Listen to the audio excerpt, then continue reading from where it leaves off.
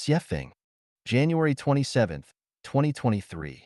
Translation edited by Chinyu. Some say, the people and events that enter our lives are there to fulfill us. I say that the true, good, beautiful, loving, trustworthy, and sincere individuals and events that come into our lives are there to fulfill us. Conversely, the fake, evil, ugly, hateful, deceitful, and hollow individuals and events that enter our lives are there to pull us towards hell.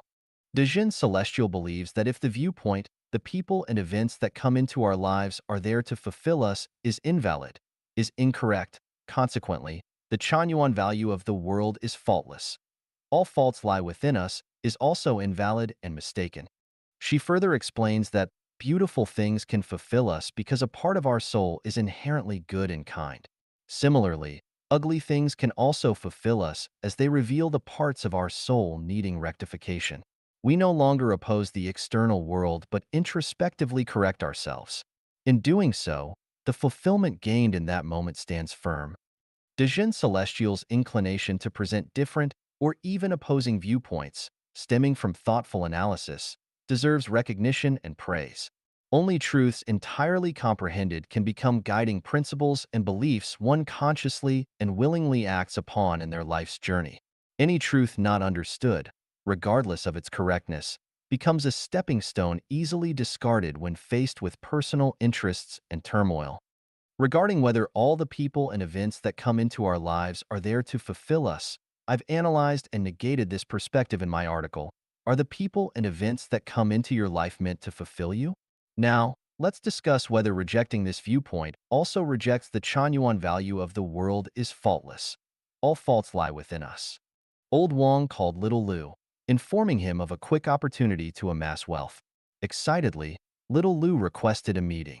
After the meeting, Old Wang advised Little Lu to sell his house to invest in the Overnight Wealth Global Financial Company, promising a doubling of profits within a year with a $100,000 investment. Overwhelmed by excitement, Little Lu invested $1 million, dreaming of turning it into $2 million in a year, so that he no longer needs to work, but merely to reap profits. However, a year later, not only did Little Lu not gain any profit, but he could not even retrieve the initial investment. The Overnight Wealth Global Financial Company had collapsed, and the CEO vanished with everyone's investments. Now, we must ask, are the people who come into our lives there to fulfill us, or do they lead us into suffering? Furthermore, where does the fault lie? Is it with the Overnight Wealth Financial Company, Old Wang, or is it within Little Lu himself?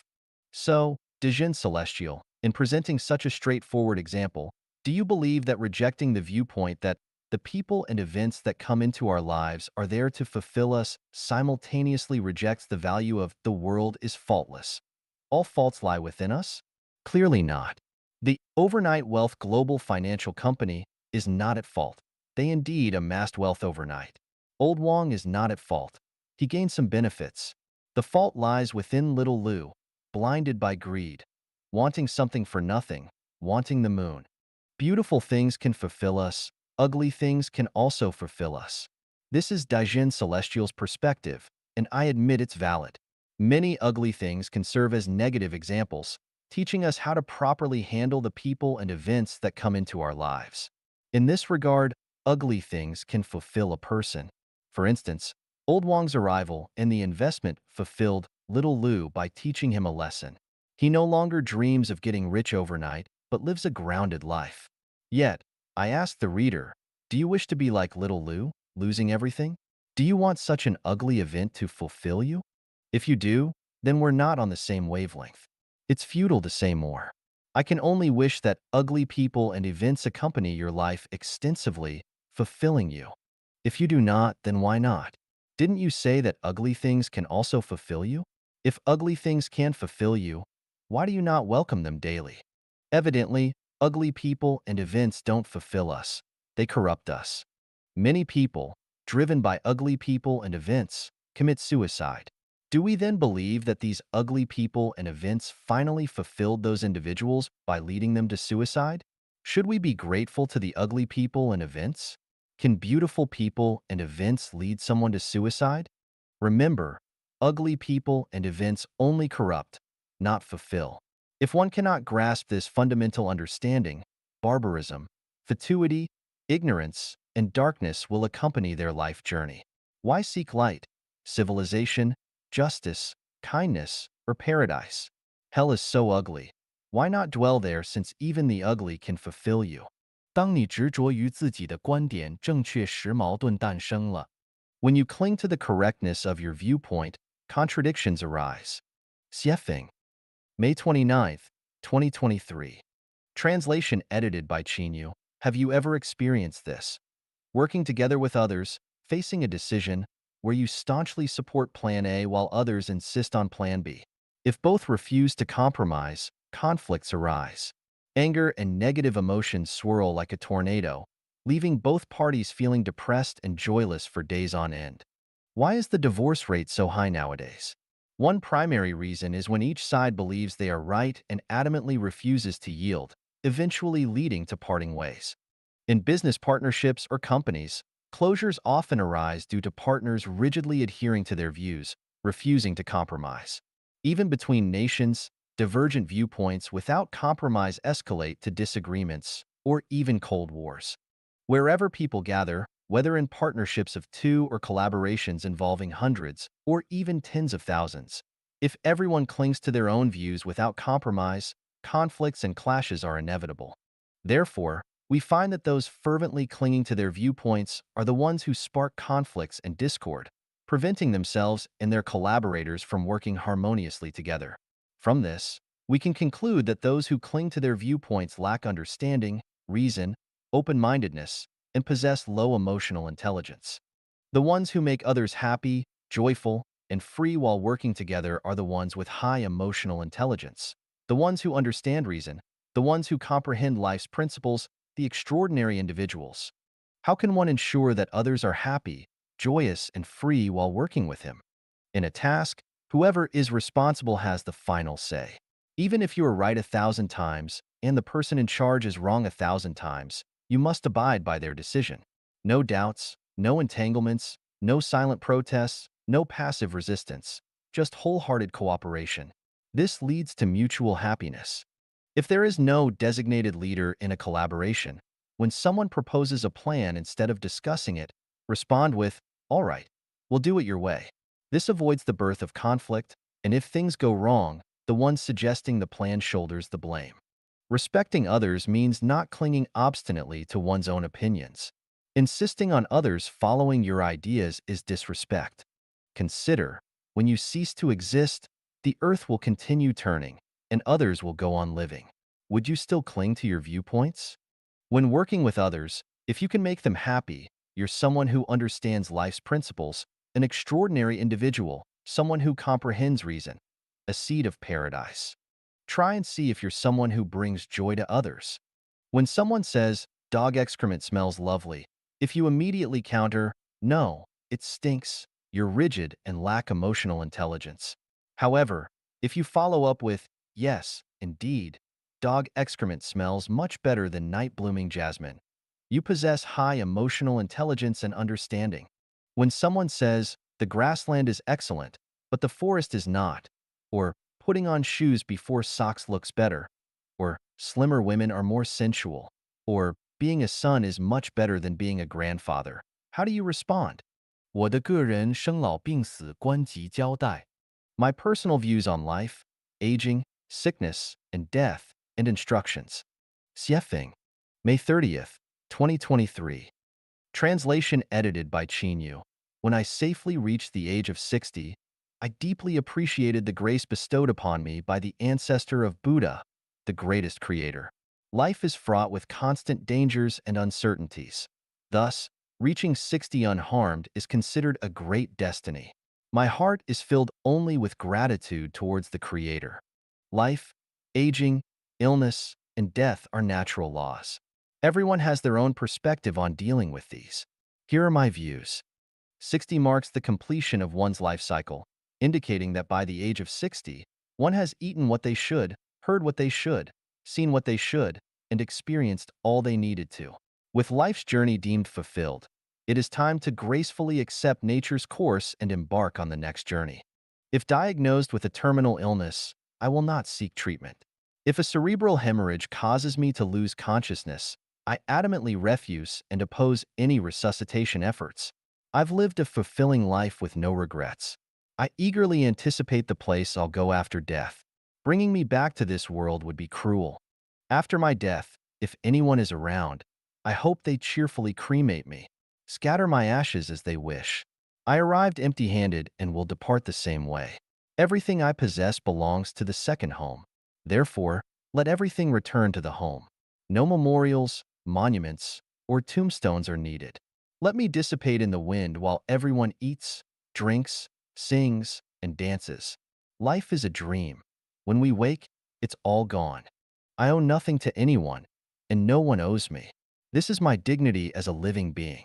If afflicted by an incurable illness, I'll utilize the Chanyuan meditation method to depart swiftly. People are not responsible for taking care of me, and I don't expect anyone to tend to me in sickness. That would strip me of my dignity as a living being, devalue my existence, and further incur debts. I don't wish to owe debts and return to this world again. I've established theories and models for a new human way of life. If anyone benefits from it, it's not my achievement. It's the grace of the ancestor Buddha, the greatest creator, and the guidance of gods, Buddhas, celestials, and saints, and the collective wisdom of past sages through tireless efforts. All glory goes to the divine and wise. I merely played a small role, doing what I should. Don't praise me. My reward is sufficient to fill my heart with gratitude. So please, do not regard me as someone deserving of praise or honor. I'm not worthy of any acclaim. People desire longevity, wishing to live to 1 or 10,000. While it's a common desire, I don't aspire for longevity. Since turning 60, I joyfully accept life's end anytime, anywhere. I have no desire to reach 100. I don't want technological or medical advancements to prolong my life. I reject organ transplants and blood transfusions. Let me finish my life journey following nature's rhythm. If I lie sick and unattended, I will not blame anyone. I have done my best for my child, never expecting him to care for me in my old age. Modern young people are already burdened enough. I don't wish to be a burden on his life's journey. If my child can live happily, that is the greatest filial piety and respect for me. I don't expect him or anyone else to take care of me in my old age. So, to anyone who knows me, don't harbor any guilt in your heart because no one owes me anything, and I haven't done anything for anyone. I joyfully accept whatever outcome nature has in store for me. I have one wish. If circumstances allow, I hope those affectionate and capable enough would take care of a Huang in her later years if I depart before her. She's given her all to Life Chanuan, the construction of the second home, possessing no personal wealth. If Life Chanuan persists, I hope everyone living in the second home treats her kindly. I persist in living because I believe I still hold value. The day I become a burden to those living, rather than being of value, is the day I suffer with every passing moment. I'd rather seek an end to this journey sooner than prolong suffering and move on to the next path. Craving life is a natural human inclination, entirely acceptable and not subject to criticism. Yet, for those dedicated to enlightenment and spiritual ascension towards heaven, this desire can obstruct the path to achieving immortality or Buddhahood. Therefore, I choose not to crave life. If I am fortunate enough to embark early on the journey to heaven, it's a divine reward, an immense blessing. These are my personal views on life, aging, illness, and death, along with my instructions. I hope everyone understands and fulfills my wishes. 心灵篇，人的思维阶梯, the ladder of human thinking. 写法, the essential difference between people lies in their thinking. We say Jesus is a god because his thinking aligns with that of a god's. We say Sakyamuni is Buddha because his thinking is that of a Buddha. Similarly, Muhammad founded Islam because he had the thinking of a saint. Laozi was able to write the Tao Te Ching because of his sage thinking. The reason why cows and horses are cows and horses is that their thinking has not reached the level of human thinking. If a fox could have human thinking, it could become a fox spirit.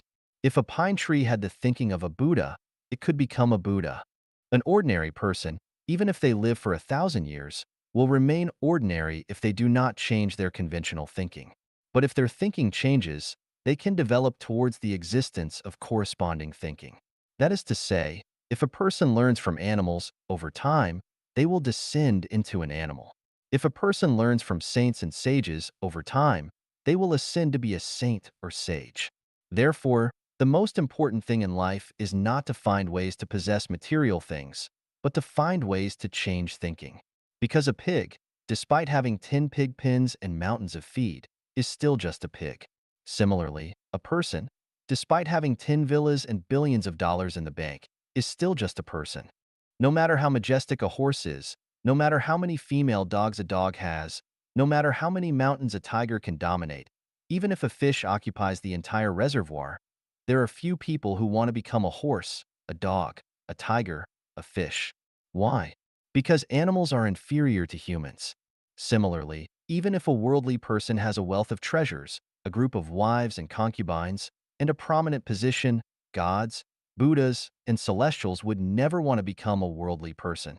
Flies find dog feces very sweet, but bees disdain it. Phoenixes would rather die than nest in eagle nests. We judge where a person comes from and where they are going based on their state of thinking. If a person's thinking throughout their life is similar to that of an animal, then it can be completely determined that he will be reincarnated as an animal after death. If the state of his thinking at the time of death was the thinking of a saint, then it can be determined that he has gone to a higher life space. Life Genuine always says that the universe is infinitely mysterious, and Xiefeng always says that the future of Life Genuine academicians is bright. This is by no means nonsense or unfounded talk. If the academicians believe in me, I will certainly reveal some of the mysteries of the universe to you in due course. This issue of thinking is one of the mysteries. Please pay high attention to it, academicians. Thinking has a ladder-like nature. I have divided human thinking into 8 rungs on this ladder. I encourage you, as academicians, to ascend these rungs step by step. Material thinking, image thinking, associative thinking, illusory thinking, visualized thinking, taiji thinking, formless thinking, holographic thinking. The highest realm of thinking is holographic thinking. This is a kind of thinking that ordinary people cannot imagine. It can be said that this is the thinking of God. The realm that Sakyamuni reached is formless thinking. The realm that Laozi reached is taiji thinking. The thinking that Muhammad reached is visualized thinking. The thinking that Zhuge Liang and others reached is illusory thinking. The thinking that Einstein and others achieved is associative thinking. The realm that artists like Beethoven reached is image thinking. The thinking of the general public is material thinking.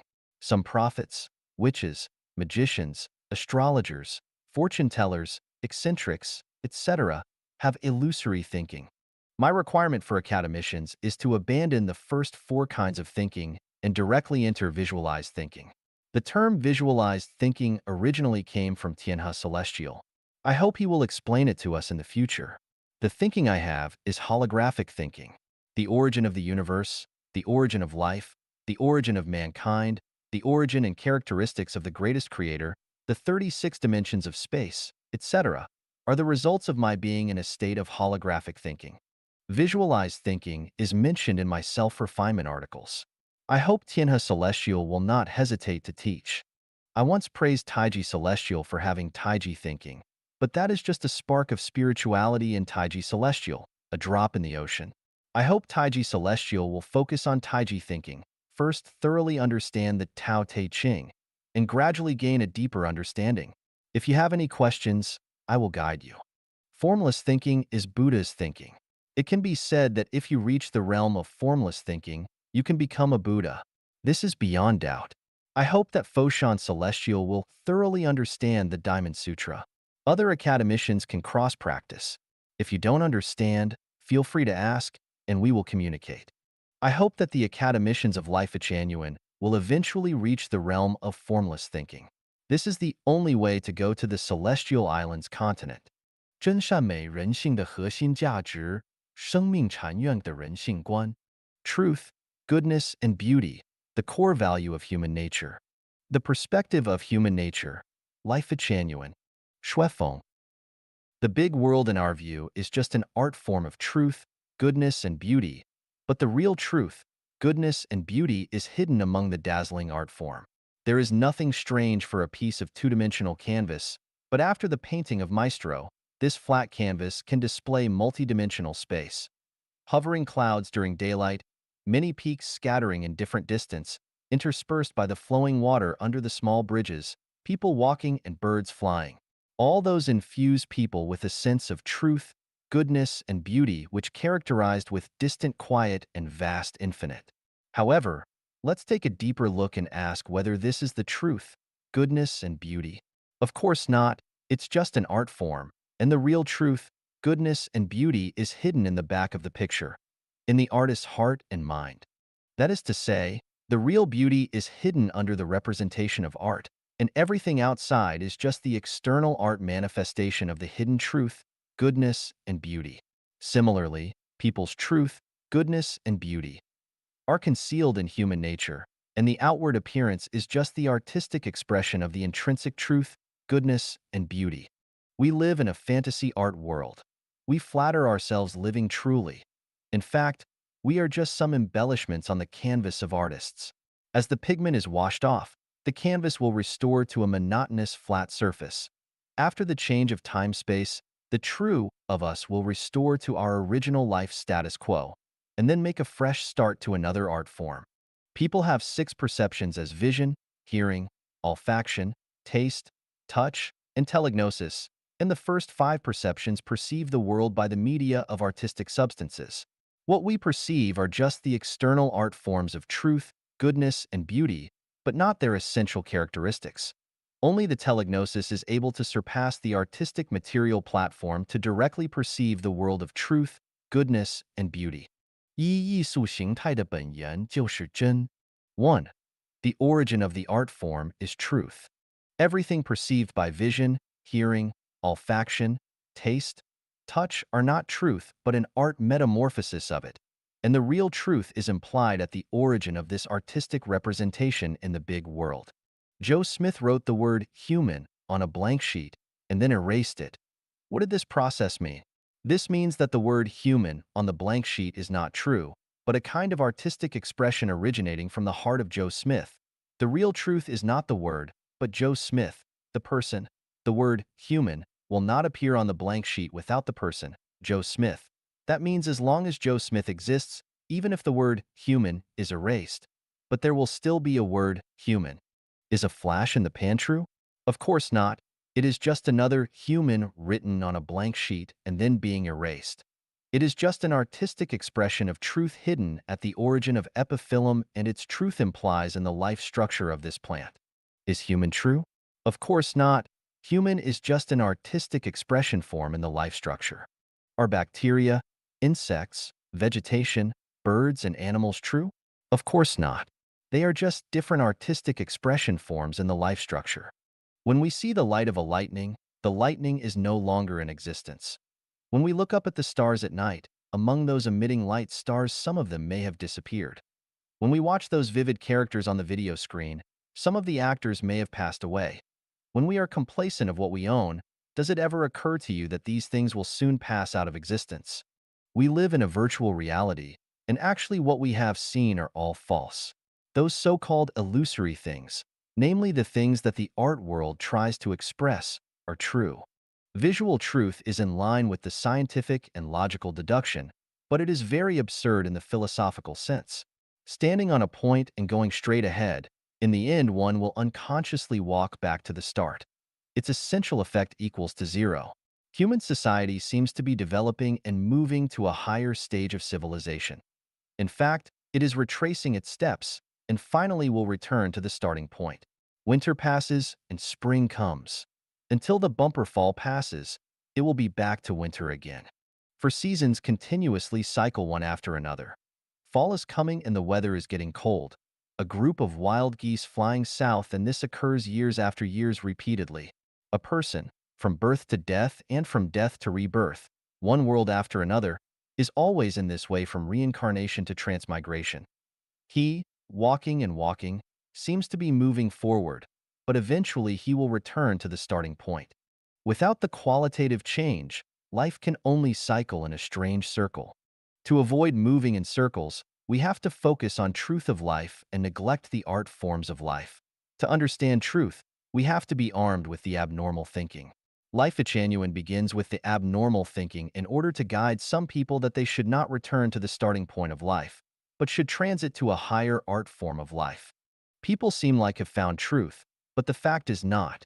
At least we can say that 98% of the people just live in the false art world and have never touched the boundary of truth. Suspended on a cliff with a withered vine in hands, a man would instinctively try to climb up and return to the starting point. If I told him, let go, let yourself fall, he would think I am non-benevolent. This is the gap between Buddha and a profane man, is also a benchmark to examine the true and false. What is the truth? The origin of art form is the truth. For everything, as long as we strip off the surface and trace the source, we will eventually find out truth. In fact, the life of Genuine has revealed truth before the people's visual field of spiritual sense. That truth is the greatest creator, and there is only one truth in the universe. That is the greatest creator, and except him, all the rest are his artistic expression forms. What we mean by seeking truth is to seek the greatest creator. Human beings have sought truth for thousands of years. Except having found the greatest creator, who dares say, I have found truth, yet?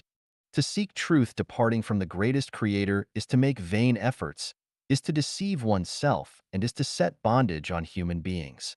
Whether philosophers, thinkers, artists, politicians, scientists, religious leaders, or any other person who seek truth departing from the greatest creator, all their efforts will be in vain and false, confusing the humanity.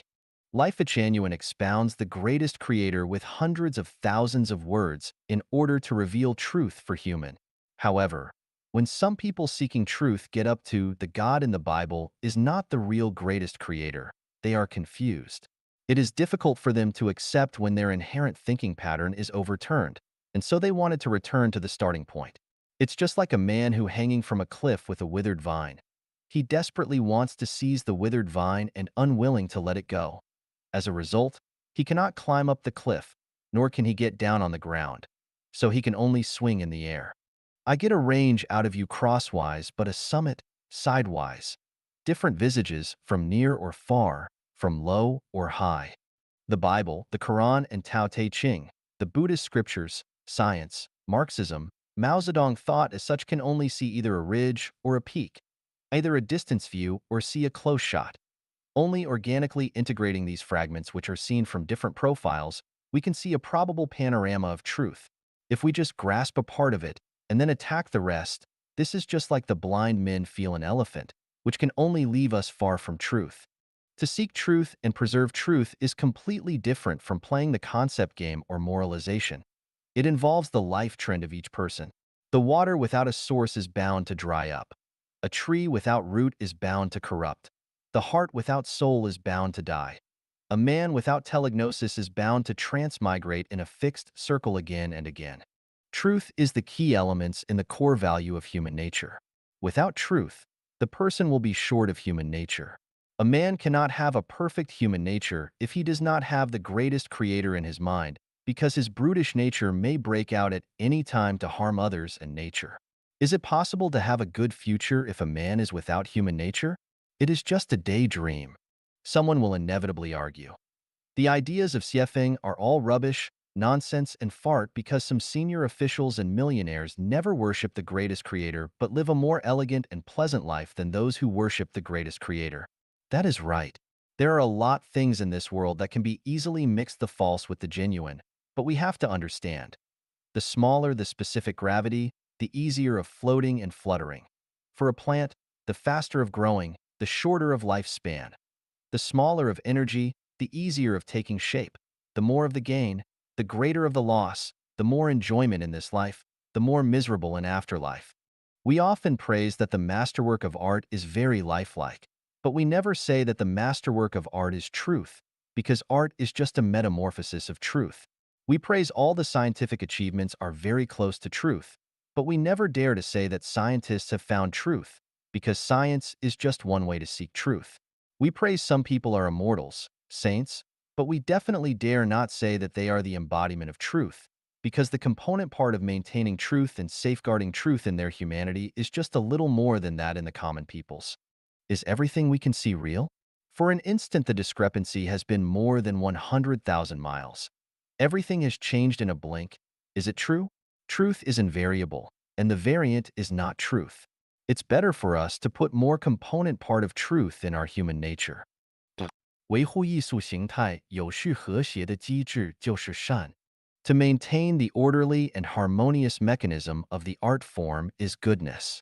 The entire material world is the artistic expression form of the recessive truth, goodness, and beauty, while the mechanism that safeguards these art forms to be orderly and harmonious is goodness. Without goodness, everything would be unordered, inordinate, ugly, unharmonious, and unbearable. The greatest creator designs the order of the universe in accordance with the law of supreme goodness. If we observe the world around us carefully, it is not difficult to find the orderliness and concordance of the big world. Voluminous celestial bodies run harmoniously without hindering others. Atmosphere and atmospheric composition of the different gases coexist together and form a harmonious whole. Oceans, rivers, lakes, and streams locate in their own position and coexist harmoniously on the earth. Mountains, valleys, plains, and hills and harmoniously constitute a beautiful landscape painting. The underground microorganisms, the insects and animals on the ground, fish in rivers and lakes and birds flying in the sky all coexist harmoniously in a total vertical crossing living space for life, which is a masterpiece of the great goodness, is the ideal and state of the goodness. For the individual of human members, the desire and behavior of trying to keep the harmonious mechanism of the big world and maintain the orderliness and concordance between oneself with the surrounding life and the ecological environment where life depends on our goodness. Specifically speaking, all the mentality that is full of the reverence to the greatest creator, the reverence for life, and the reverence to nature is goodness. All the conducts that try to safeguard the greatest creator, to maintain order, to love life and protect nature are goodness. To examine human, Chinese ethic people as an example, according to the law of goodness, order, and harmony, we can find some unkindness in our desires and behaviors. Looking back the history, we will find those emperors who did not awe God or heaven were unkind, and there would be the frequent disasters, social unrest, the rampant robbers, the ubiquitous complaints, and the unable surviving masses when those emperors governed kingdoms. On the contrary, if emperors awed God and heaven, there would be good weather, all things prosperous, honesty prevailing throughout society, people living happily, social harmony and peace. This indicates that good pratyaya grows good fruit, and bad pratyaya results in evil consequence. Comparing the leaders of the two countries, China and the United States, we find a phenomenon of a good and evil retribution. U.S. presidents, in the oath of office, always place himself humbly under the greatest creator, and the result is that the U.S. economy develops rapidly with social prosperity, the people affluence, and everyone feeling happy. In view of China, the previous leaders, in their minds, arrogantly placed themselves in the position of being a savior and never believed in the greatest creator, and the result is the suppression of human nature, the suppressed human rights, freedom giving way to power, terror haunting around. In view of the recent facts, the suppression on the personages of democracy and freedom, the rights deprivation on the religion believers, the flagrant violations on the national people's property, the indifference and control on the petitioners highlighted non-goodness of the Chinese leaders and the unkindness of the government conduct. Economic development and material wealth cannot conceal the essence of unkindness. There are always some people who think it is big goodness to solve the subsistence problem. In fact, the problem of food belongs to the property of animals, and there are the elements of free speaking and free pouring in the property human. If people have lost the right of freely expression their ideals, beliefs, thoughts, lost the right to move freely, and then the whole implication of goodness is just regarded as the food problem. Then, what is the difference between human beings with the animal in a cage? I raised 2 dogs, and I fed them enough meat, food, and pure clean water pumped from the well every day. I also allowed them to run and chase unscrupulous on the evergreen lawn surrounded by trees. Could it be said that my 2 big dogs have shared human rights? No, it is just the dog rights at most. Misgovernment makes the people rebel, because the people have to rebel, but the revolt is definitely not goodness. All the actions such as revolt, rebellion, robbery, deprivation, massacre, fighting to overthrow the dictatorship and eradication as such have destroyed the order, and all these actions are not goodness. All the mentality and actions such as launch a vengeful counterattack, scores settlement, awaiting the revenge, malicious attack, wantonly slandering, spreading rumors, stirring up trouble, encouraging hatred, provoking dissension, splitting nation, personal attacks, and fame slandering are not goodness. All the large-scale movements combining culture with politics are not goodness. All those movements such as the May 4th movement, the June 4th, and the Great Cultural Revolution destroyed goodness of human nature and natural mind, in which countless good people were treated unjustly, through which people became more and more cunning, selfish. Actions of destructing the natural environment, regardless of what high-sounding name that bannered, are not goodness because their essence is a prodigal son's behavior, which aims at destructing the homeland and foundation of descendants.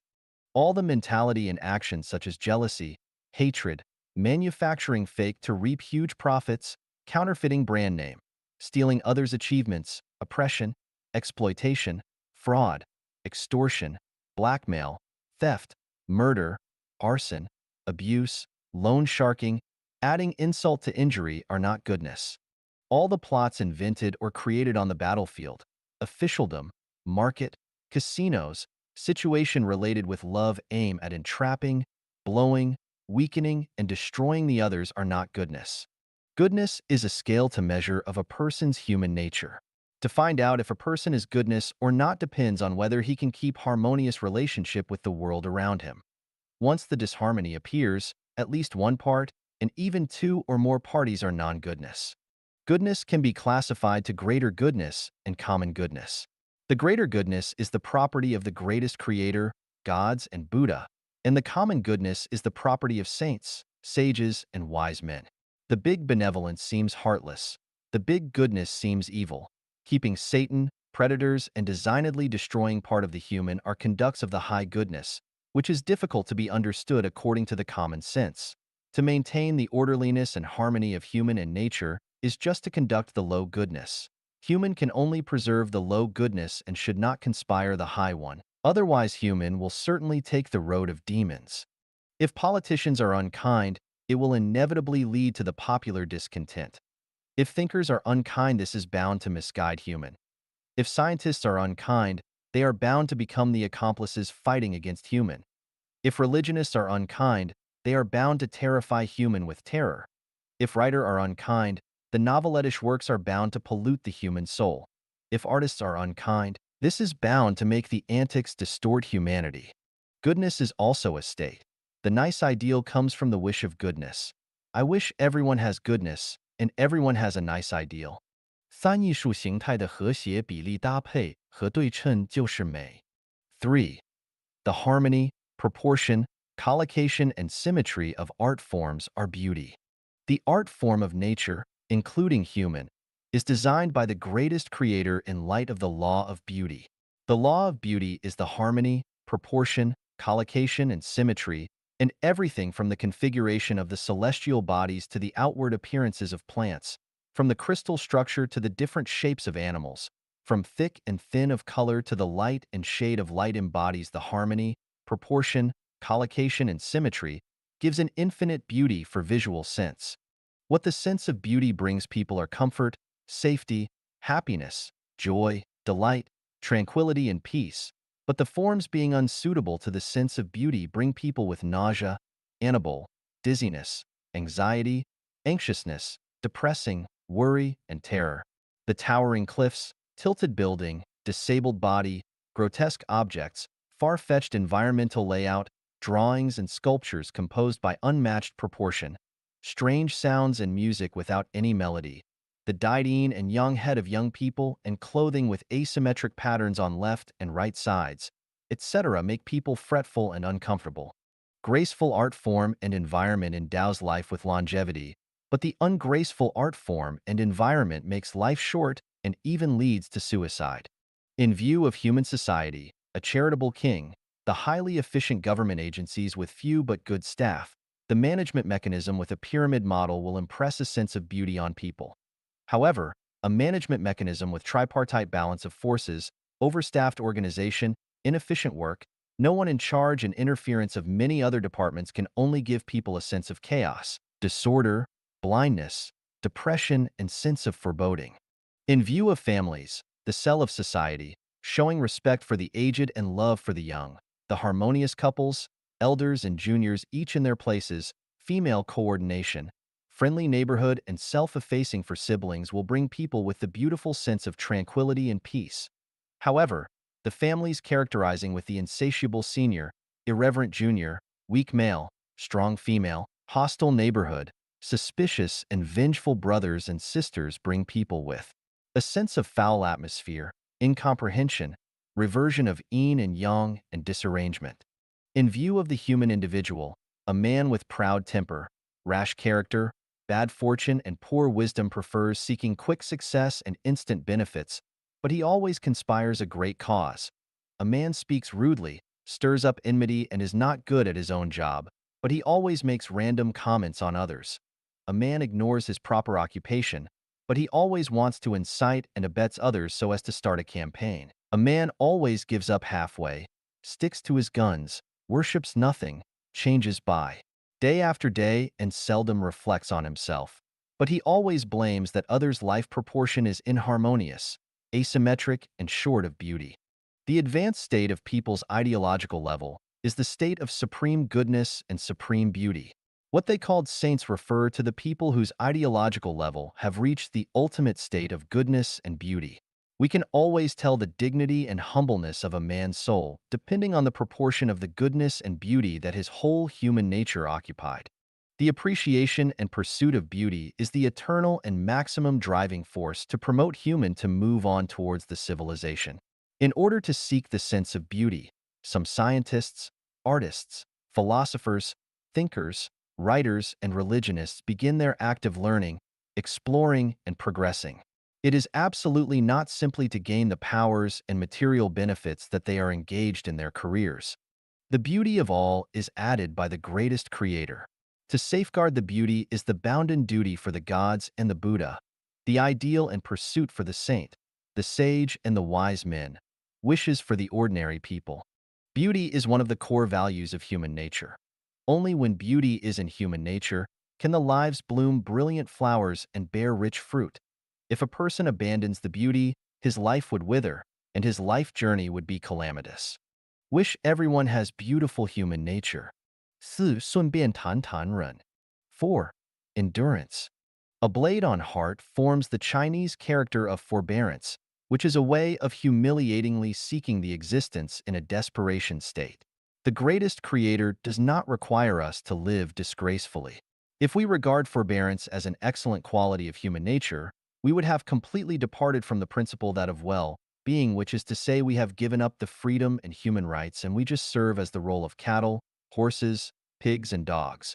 Simply asking people to endure is the smoke ball released by the autocratic power and robbers in order to maintain their own vested interests, and is the poison alluring people to commit suicide. If we break down the forbearance into suffering, tolerance, and enduring humiliation in order to carry out an important task, which appear in the humility and reconciliation, in the pursuit of truth and in the devotion of cause, that is the symbol of goodness and beauty. But if we submit to humiliation, bear our shame and ignore it pitilessly in order to survive, we will indeed become a symbol of cattle, pigs, and dogs. I often queue up at oversee. If someone wants to cut in line, others would scold and stop him immediately. In this way, everyone stands in line with a good order. But in China, if someone, especially a big guy with a frightening face, cuts in the line, few people would stand out to stop him. Why does this happen? For people have learnt to forbear and learnt to survive disgracefully. In order to survive disgracefully, and many Chinese people have played the forbearance to its extreme. They are indifferent to hooligans molesting women on the street, the evil hand of the thief reaching into the pockets of others, those evil factory owner discharging toxic water into the river, watching the selfish, lazy person to brazenly dump the rubbish in public places, seeing the people's asset entering the private pockets in disguised form, seeing a bully under the protection of a powerful person insulting the weak, seeing the merchants who are obsessed with money manufacturing the toxic food, seeing the marketing fake products, seeing people do not feel ashamed about all those things. They endure the sufferings and have self-improved and own some profound forbearing intention. So human nature has forfeited, and everyone has become the dignified monks who seem to be otherworldly. Comrades, my fellow citizens and church members, please forbear it, to forbear it forever, to forbear it until the ground and the sky are reversed, to forbear it until the right and wrong are confounded, to forbear it until the ghosts and monsters are rampant, to forbear it until the goblins in the pantry, to forbear it until the sun and the moon are dimmed, to forbear it until the seas run dry and the rocks crumble, to forbear it until one is put in a coffin and sent to crematorium, until all our free and nice human life being buried by ourselves. The famous dictum of the universe is truth, goodness, and beauty, in which I do not find the forbearance. Tao is running strictly according to the law of life. Going against the Tao, one is certain to be punished severely, whereas, following the Tao, one is bound to be rewarded. The greatest creator will definitely not prefer forbearance. Neither will the gods nor the Buddha. Forbearance is the violation and desecration of life, is the rebellion and destruction of human nature. Shall we continue to forbear? 5. Conclusion. Truth, goodness, and beauty are the origin of the art forms in the world, the attributes of the greatest creator and the core values of human nature. Truth is the origin of the art form. Goodness is an orderly and harmonious mechanism to safeguard the art form. Beauty is the harmony, proportion, collocation, and symmetry of the art form.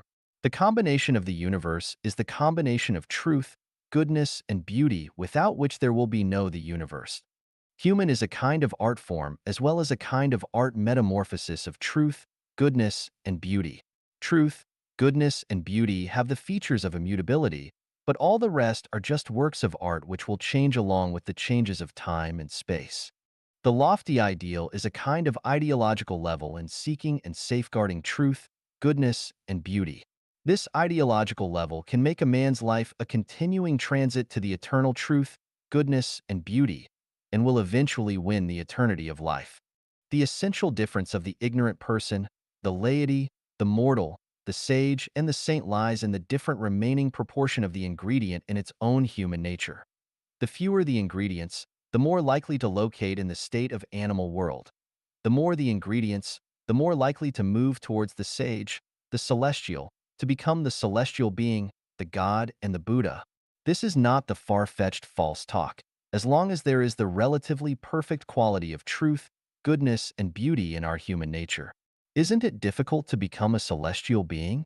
The 1,000-year world, the 10,000-year world, and Elysium world are the perfect world of truth, goodness, and beauty. If we can reach the perfect standard of truth, goodness, and beauty, it is not difficult for us to enter the high-level life space. Little strokes fell great oaks. Constant effort brings success. The pursuers of truth, goodness, and beauty need continuous gnosis and exploration, continuous insight into a profound theory. Things will be easily settled when conditions are ripe. Whether we can reach the perfect world of truth, goodness, and beauty completely depends on the secret of nature. 心灵纯美的标志. The standards of a pure and beautiful soul. Xiefeng. September 28, 2009. Perhaps you have no idea what the kingdom of heaven is like because you have never lived there. Or maybe you did live there once, but you have completely forgotten the life there, after a few cycles of transmigration. This does not matter. We still have ways to peek at the things there. First of all, we must realize that it is a joyful and free place in which there are no worries about food, clothing, living, transportation, birth, death, illness, or old age, and no interpersonal arguing or fighting in which everyone gets along with each other, and no one bullies, oppresses, hurts, or bothers anyone else. Well, that is such a beautiful place, but how can we achieve it here? By having pure and beautiful minds. When everyone's mind is that way, the place they live in will be heaven. When we look back and think of the many people whom we have met, some of them brought us delight, joy, happiness, and freedom, which indicated that their souls were pure and fair, whereas others brought us distress, trouble, anxiety, and pain, which meant that theirs were ugly. The fact is as clear as a sheet of white paper. Only those who have pure and beautiful minds can go to the kingdom of heaven, and only when we stay together with people who have pure and beautiful minds can we enjoy the blessings of the kingdom of heaven. So, how do we recognize whether a person's mind is pure and beautiful? Please refer to the following standards of a pure and beautiful soul: appreciative, praising, reverent, trustworthy, honest, kind, diligent, unsophisticated, smart and lively, clean and neat, pure, modest, open-minded, forgiving, magnanimous, selfless, positive and optimistic, passionate, humorous, gentle and amiable. Appreciation is the source of happiness and a foundation to get along harmoniously with the greatest creator, nature, and each other. Praise is the symbol of a wealthy mind for a person. Praising the greatest creator, praising nature, and praising others are the symbols of a pure and beautiful soul. Reverence means being pious and respectful. It is the symbol of being clear-minded and self-understanding. Trustworthiness is the symbol of being reliable. One who cannot be trusted is worthless. Honesty is an excellent quality which gives people a sense of dependability, stability, reliability, and comfort. Kindness is the expression of respecting life as well as a guarantee to harmonize with all life. Diligence is a virtue and is the basic guarantor of survival, as well as the means of winning respect from others. Unsophistication is the state of non-contamination, the revelation of nature, and the Buddha state. Smartness and liveliness show the vibrant life phenomena and are the oneness of nature and man, the love for nature, the love for life, and the love for existence. They are the symbols of full vitality. Cleanliness and neatness portray being civilized and well-bred. Purity reveals the state of being non-hypocritical, non-artificial, non-superficial, truth-seeking, and straight-talking. Modesty and gentility reflect serenity, profound wisdom, grace, calmness, and generosity. Open-mindedness is the intangible state of reaching the spiritual Pure Land, as well as the symbol of having a bright and beautiful future. Forgivingness is the symbol of being magnanimous, calm, and mentally healthy. Magnanimity represents the quality of being frank, forthright, radiant, and elegant. Selflessness is a state which represents asking for nothing, yet having nothing but owning everything at the same time. Positivity and optimism are the most important symbols of being healthy in spirit and mind.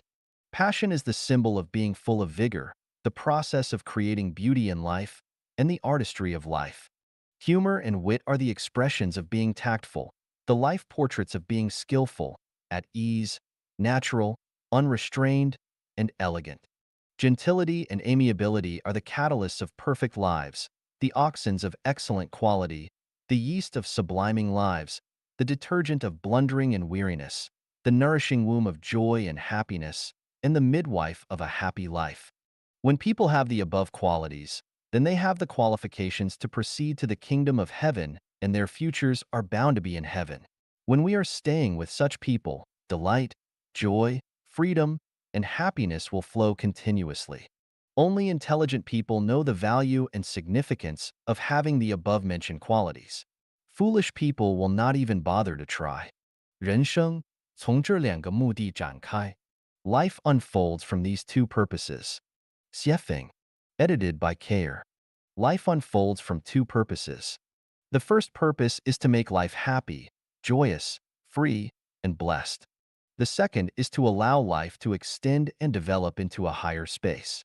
In order to make life happy, joyous, free, and blessed, we must first differentiate between those factors which do not get in life's way of obtaining those objectives and those that do. Which factors do not keep us from being happy? Thriving grass, beautiful flowers, gurgling streams, surging rivers, free-flying birds, the ever-changing clouds, the sun and the moon, the stars above and the stones below, the earth, and so on. The vast majority of phenomena of nature do not keep us from being happy. Pure friendship, sweet love, and selfless family affection do not keep us from being happy. Hard work, plain living with collective games, sound sleep, and so on do not keep us from being happy. Which ones do keep us from being happy? Chaotic disorder, jealousy, greed, quarreling and fighting, jostling against each other, paranoia and suspicions, imposing upon others, suppression and revenge, making trouble out of nothing, being capricious, unfaithfulness, deliberately showing off and other falsehoods, and wicked and ugly things keep us from being happy. Which factors do not keep us from being joyous? Learning, laboring, working, and resting do not keep us from joy. Communicating, researching, exploring, and adventures do not keep us from having joy either. Appreciation, praise, encouragement, and mutual aid do not keep us from having joy, nor do eating, drinking, exercising, or going out. Which ones do keep us from being joyous? Repression and humiliation of the human nature, dissatisfaction with the status quo, the endless pursuit of desires, the limiting and denial of our fundamental freedoms, the denunciation of human dignity, the lack of privacy, damage to our minds and bodies, and other factors keep us apart from experiencing our joy. And which factors do not keep us from being free? Nature does not restrict our freedom, nor does the greatest creator constrain it either. Difficulties and setbacks do not shackle us, and suffering and hardships do not interfere with our freedom either. Which ones do keep us from being free? It is the families, religions, political parties, and states that bind our freedoms. It is the moral preachment, all the repressions of the mind, the limitations of the five elements of space and time, the requirements to have ignorant opinions, our debts and favors, all the possessions, the frame and edge of the box section of the circle, and so on that keep us from being free.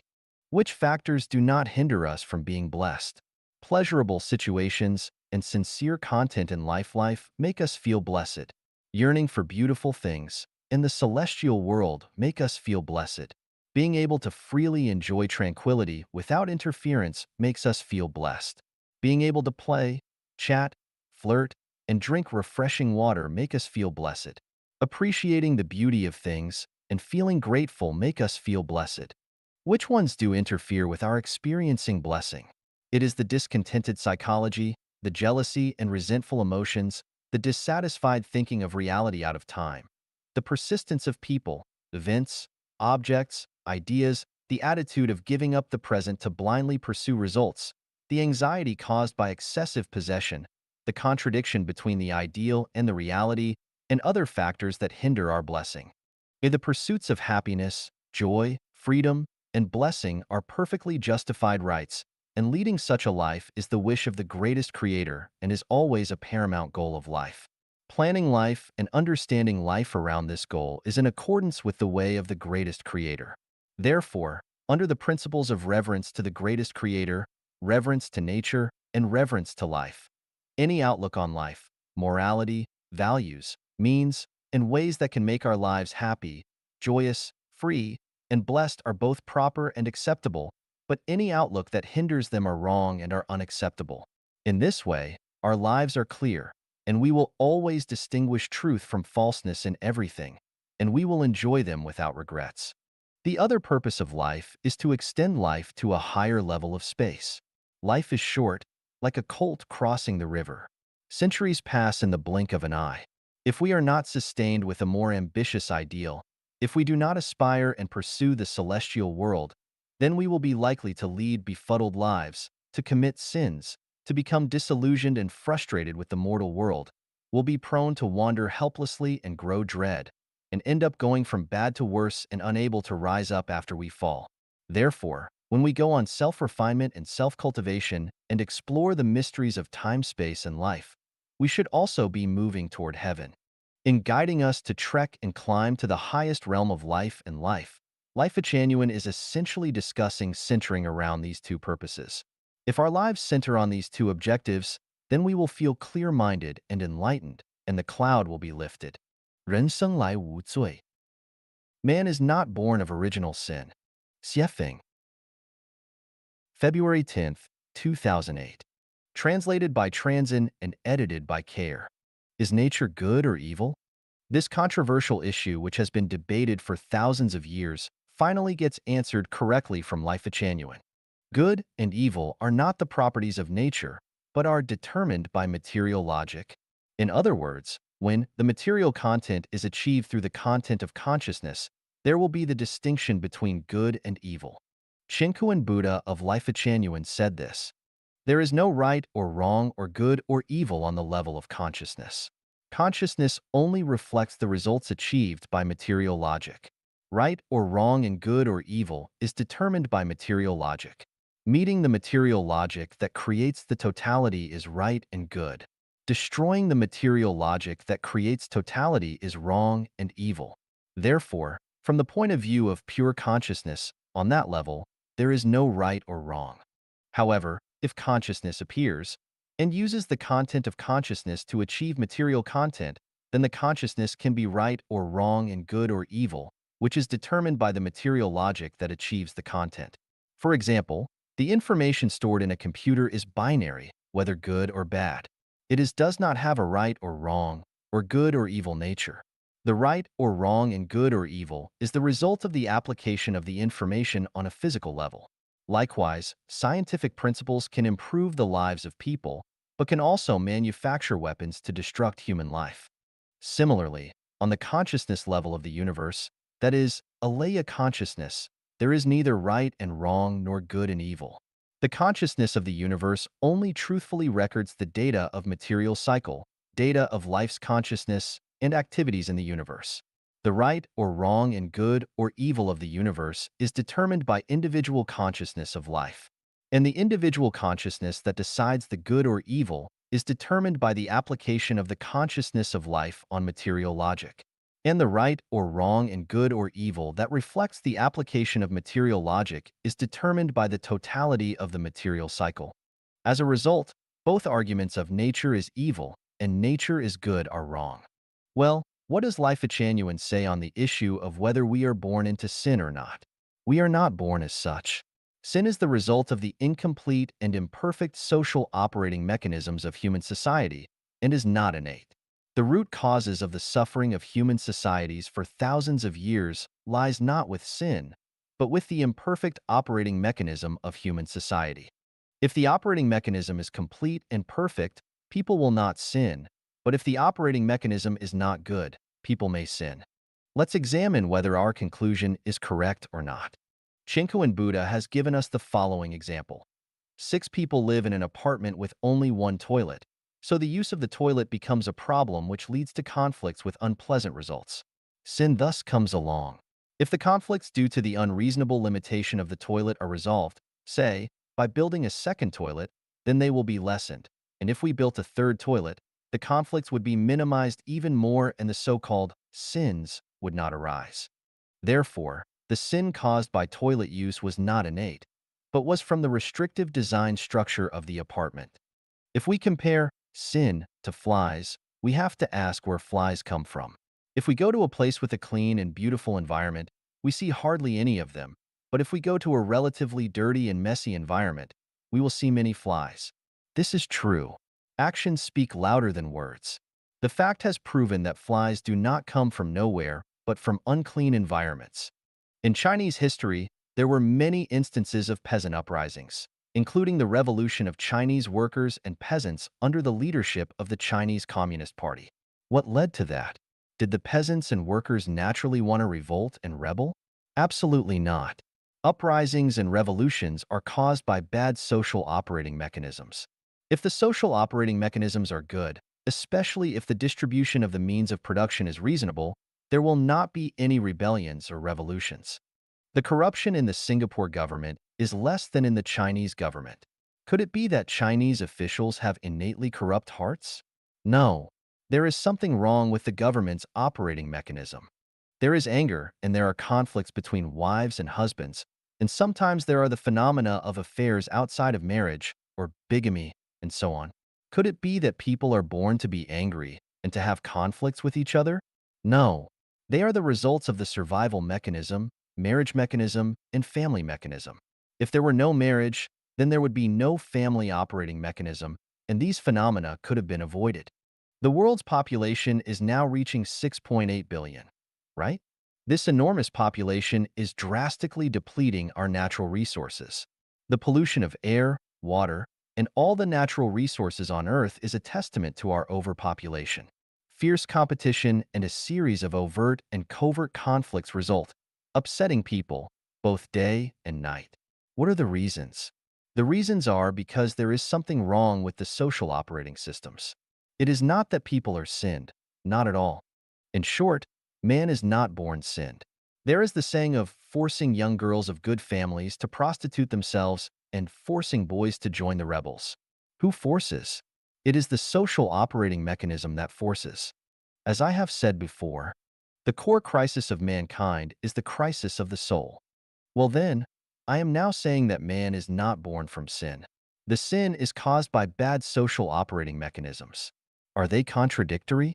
Are the Chanyuan values themselves creating paradoxes? No and no. Good social operating mechanisms need to be built by people with beautiful souls. Without beautiful souls, good social operating mechanisms can never be built. So the construction of the soul is the first requirement, but beautiful souls are not enough. We must construct a good social operating mechanism with beautiful souls. Otherwise, the beautiful souls will not be sustained for very long.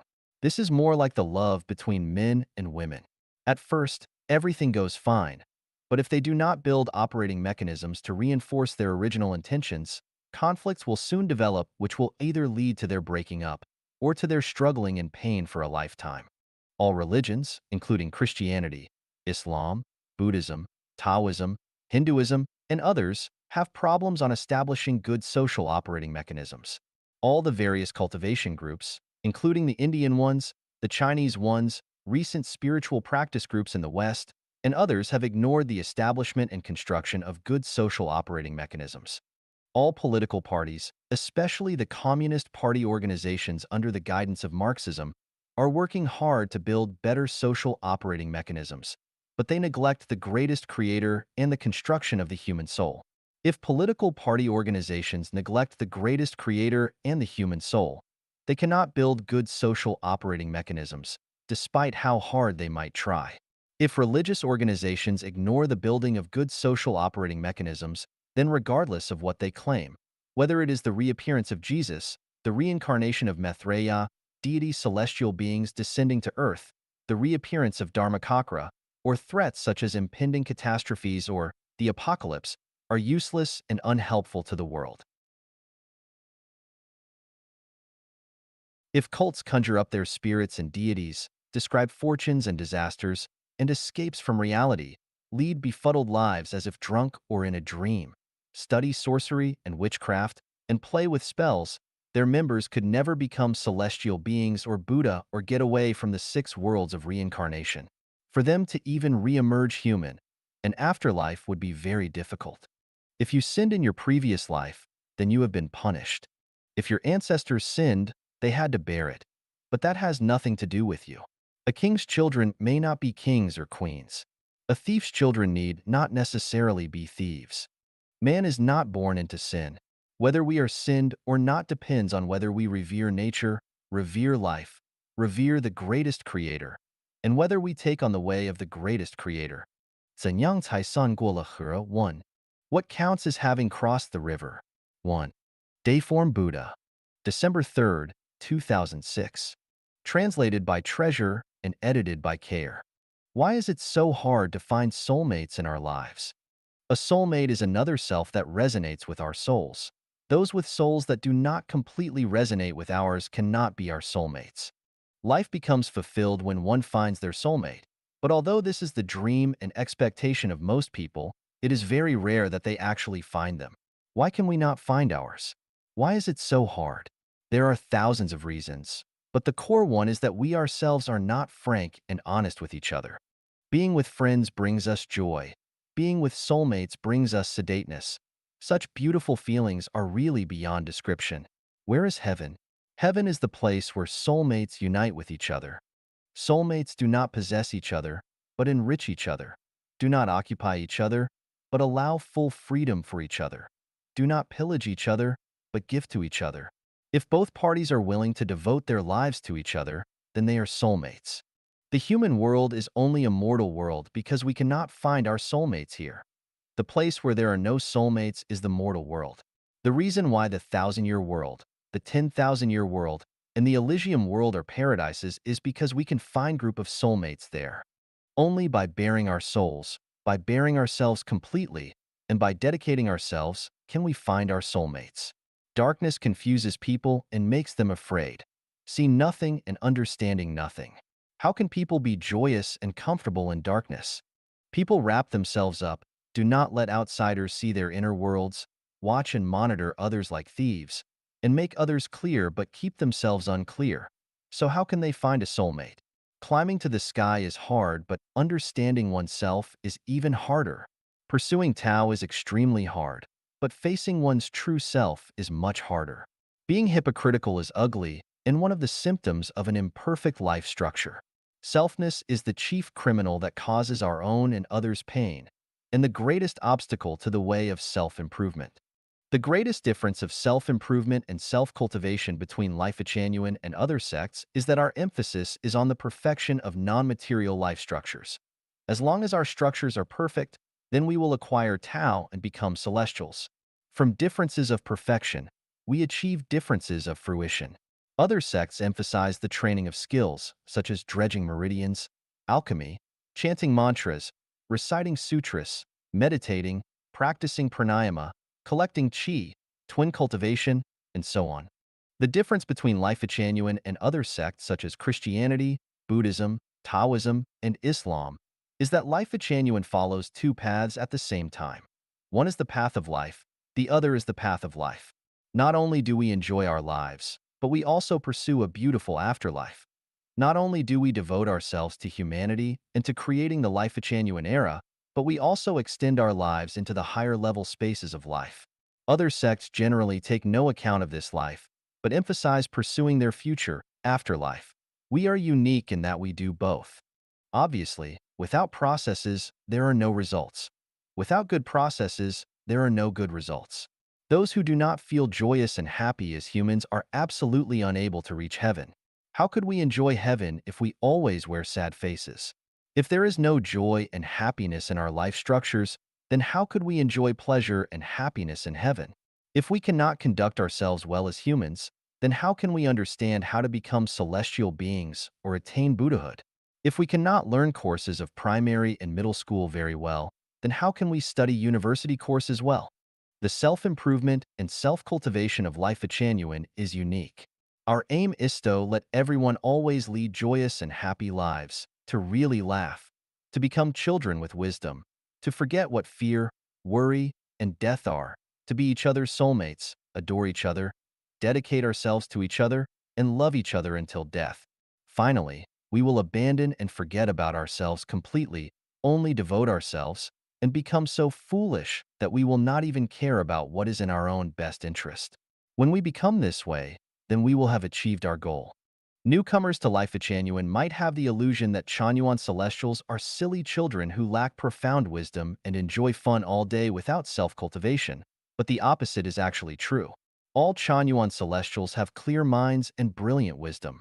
Our self-cultivation directs our core, and we attain magical powers naturally. Supreme self-cultivation is contained within human nature and nature. Gradually, our wisdom will exceed many masters, and our non-material structures will approach those of super-celestial beings. This can be stated as, the pinnacle of good writing is nothing special, it is only being just right. The pinnacle of good character is nothing unusual, it is only being one's natural self. We need to climb mountains and cross rivers on our journey. The highest mountain is the self. We need to climb over the self. If we still maintain our present selves, then we cannot become celestial beings. Where are these rivers that need to be crossed? How many are there? And what counts as having crossed one? I will explain those things in the backyard of Life Genuine. 怎样才算过了河? How can you count as having crossed the rive? 2. Dayform Buddha. December 3, 2006. There is no lack of beauty in nature. I firmly believe that there is no lack of beautiful souls among mankind. It is easy to discover the beauty of nature, but not so easy to discover the beauty of soul, because the beauty of nature is open and visible, while the beauty of man's soul is hidden. This is something sad for mankind. To hide the beautiful soul from people's view is not only discrediting the creation of nature, but also does no good to mankind. There is beauty where there is love, be it emotional love or sexual love. However, have we exhibited our love? In the thousand-year world of the heavenly kingdom, beauty exists everywhere, because in the thousand-year world love is manifested freely, and no one would conceal their love.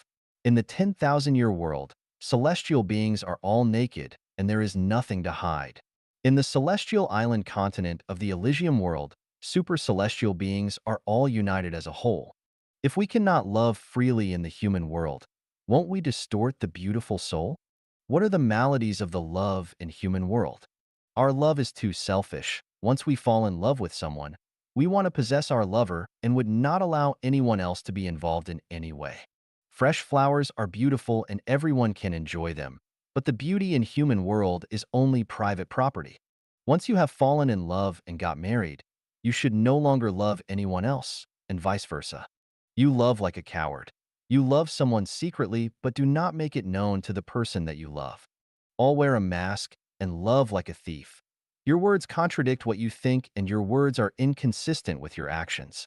Anyone who displays his love will be sniffed at by hypocrites, although they themselves also want to love and be loved. Everyone is on guard against each other. Love is beautiful, but we love secretly and with fear because we are afraid of being embarrassed and having our reputation tarnished. Countless obstacles have been placed for love, so that we do not have the courage to love although we have the desire. Once we have devoted or got the love, we have to endure the torture of spirit.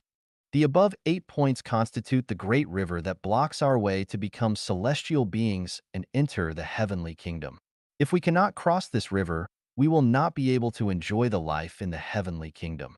This is self-evident.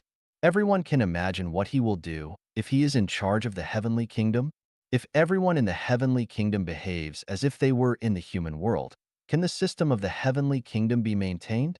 How can people go to the heavenly kingdom if they know nothing about it and conduct self-cultivation and self-refinement blindly without any direction or goal? Life Genuine is going to build a fairyland and wants everyone to conduct self-cultivation and self-refinement in imitation of the thousand-year world. However, let's imagine, if we cannot cross the river, what shall become of us even if we come to live together? We may end up as another version of the human world, or a snobbish group. Currently, the backyard of Life Genuine is a venue for self-cultivation and self-refinement. Here we only cultivate the consciousness. Are we capable of love even in this venue for cultivation of consciousness? What are we cultivating if we dare not even express our love? Why cannot we exhibit the beauty of our soul as much as we like? Why do we find it difficult to accept other people's display of their beauties? We all like honesty. Then why do we find it difficult to accept other people's honest display of their beauties? This is not our fault. The problem is that we have been bonded by the mistaken consciousness of mankind formed thousands of years ago. Habit is the second nature. This is like my experience of driving in Zimbabwe, where the cars run on the left side of the road. When I am back in China, I feel it extremely awkward and unnatural to drive on the right side. The problem does not lie with the left side habit or the right side driving, but with our failure to transform our consciousness.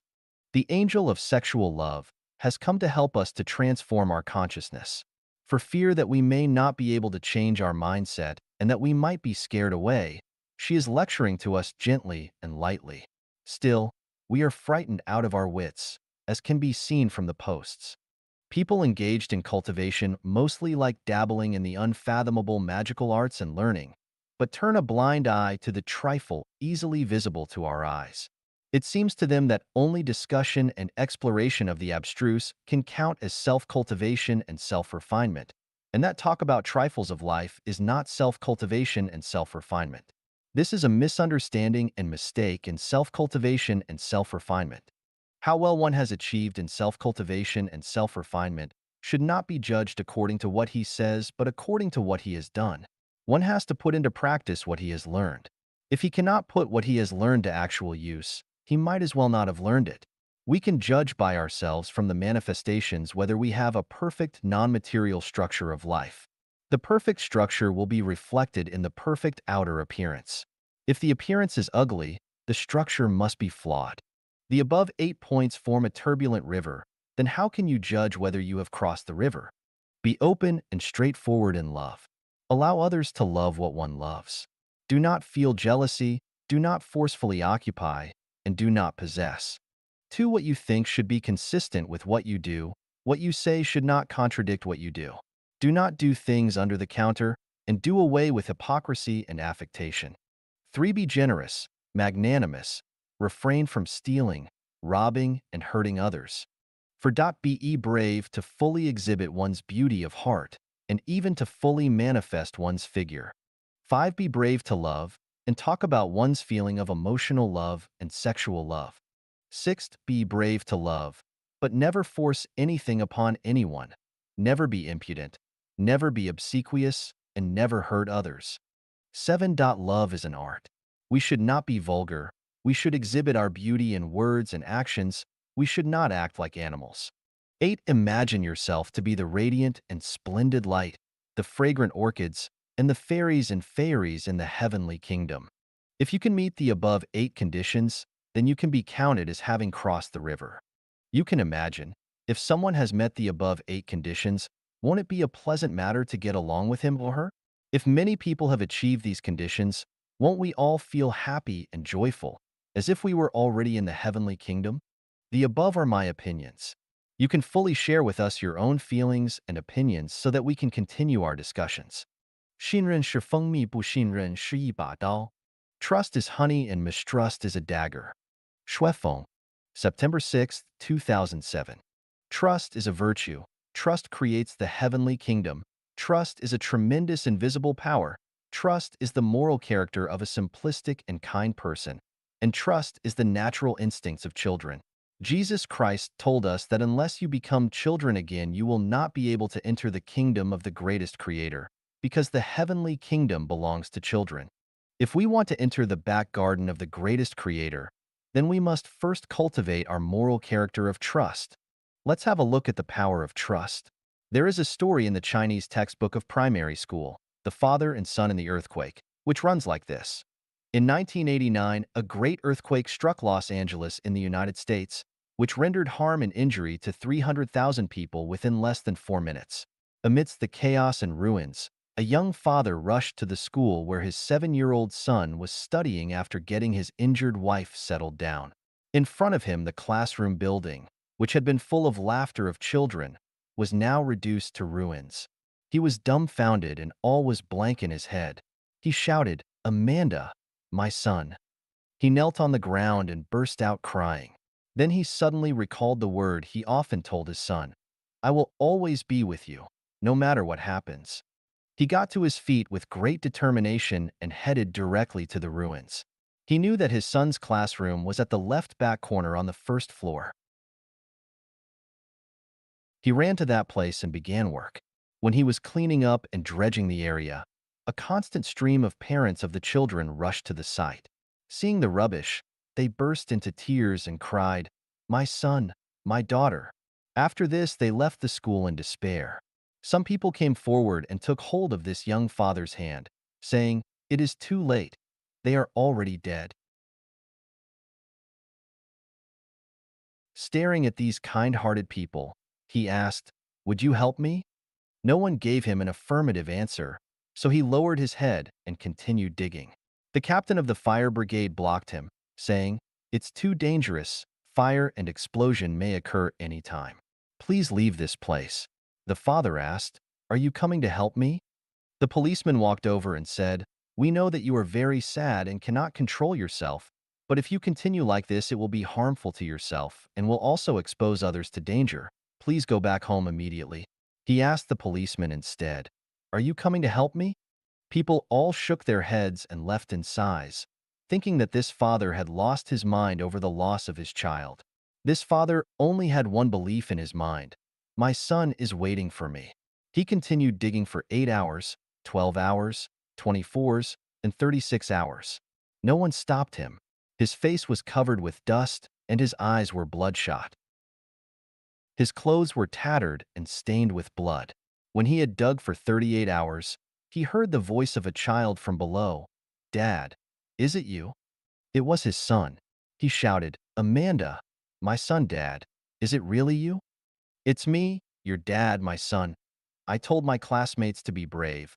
I told them as long as my dad is alive, he will come to save me, and we can all be saved, because you have told me you will be with me whatever happens. How are you now? How many children are still alive?" "There are altogether 14 classmates here. all alive. We were in the corner of the classroom and have all been spared from the earthquake because the collapsed ceiling has formed a triangle and we were not hit.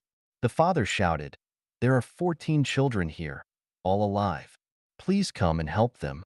People passing by made haste to help the children. 50 minutes later, a safe opening was created, and all the children were saved. This is a real story, which conveys to us a message. Faith and trust is a tremendous invisible power. With faith and trust in mind, we can survive disasters. The faith in this story can be seen in two sentences. One is said by the father, "I will always be with you no matter what happens." The other is uttered by the child, "As long as my dad is still alive, he will come to save me." The mutual trust between father and son has made it possible for them both to survive the disaster and become reunited. Just imagine, if the father had no trust in the son, neither did the son in his father, then the hope for the survival of the 14 children would have been extremely slim. There was once a couple who loved each other deeply. One day when the wife discovered that her husband had stuffed some money into the hands of a pretty woman, she became suspicious of her husband, speculating that he had been unfaithful to her and the family. Ever since then, she had always been wary of him. Any of her husband's contact with women would arouse her suspicion, and she would throw a tantrum. And her husband came to be tired of all this and ended their marriage with divorce. Who was the woman into whose hand the husband had stuffed money? You may ask. She was the husband's sister. Because the wife stood very far from them and could not see clearly, all that she could make out was a woman standing with her husband. This is the tragedy caused by mistrust. The mistrust between men can do great damage to their affections and friendship for each other and hurt each other deeply. Mistrust will cause a rift in the perfect things and turn the paradise into a hell. During the spring and autumn and the Warring State period, there was a famous person called Wu Zishu, who was a person of no trust. On his exile from the persecution of the king of Wu State, he was helped by an old fisherman who assisted him in crossing the river. After crossing the river, he was afraid that the fisherman might give him away, so he told him, "If the pursuers came here, don't tell them about my whereabouts." Hearing this, the old fisherman uttered a sigh of grief. "I feel compassion for the wrong you have been subjected to and helped you to cross the river, and yet is suspected by you. Then let me die to dispel your suspicion." With that, he killed himself by jumping into the river. Think for yourself, he had managed to save you at the risk of his own life, and yet you didn't trust him. How great is the humiliation to his noble character! A word of mistrust has caused the miserable death of a person. The mistrust between men is nothing less than a dagger that kills people without spilling blood. Wu Zishu was skeptical by nature. He had caused the death of the old fisherman, and during his subsequent fugitive life, he met with a yarn-washing woman who had sympathy with him and offered him food. This time, he once again was overwhelmed with mistrust and told the woman at his departure, "Please don't tell others your encounter with me." After this, he left but looked back only to find that the woman had already killed herself by jumping into the river with a stone in her hands. During the middle of 1980s, I went to Xinhua bookstore in Lanzhou to buy some books. While I was at the door of the bookstore, a saleswoman barred my way, saying that she wanted to have a look at my bag. Instantly, I felt the indignation and humiliation of being wronged and ill-treated, and shed tears of misery. My goodness, she has taken me for a thief. Since childhood, my grandma and parents had told me, "You should never take other people's things without permission, no matter how poor or how miserable you are." Why should I be doubted by anyone without any reason at all? Ever since, I have never been to the Xinhua bookstore in Lanzhou. 3 years ago, when I was shopping at a supermarket of the MT Pleasant Business Center in Harare, I handed at the checkout counter a stack of money about over 100,000 yuan to a black cashier. He put the money inside the cash register without counting it. I asked him, "Why don't you count it?" He answered, "I trust you." I was so moved and overjoyed at the time, as if I was already in the heavenly kingdom. I would have hugged and kissed him. Ever since I have a greater liking for Harare and the people there in Zimbabwe. I hope that people shall build the basic trust in each other. Only with trust can people build close relations with each other, and only with trust can people build a bright future. Ungrounded mistrust is a sharp killing dagger. Please Please don't raise the butchering dagger recklessly. 要想没有痛苦改变人生观价值观.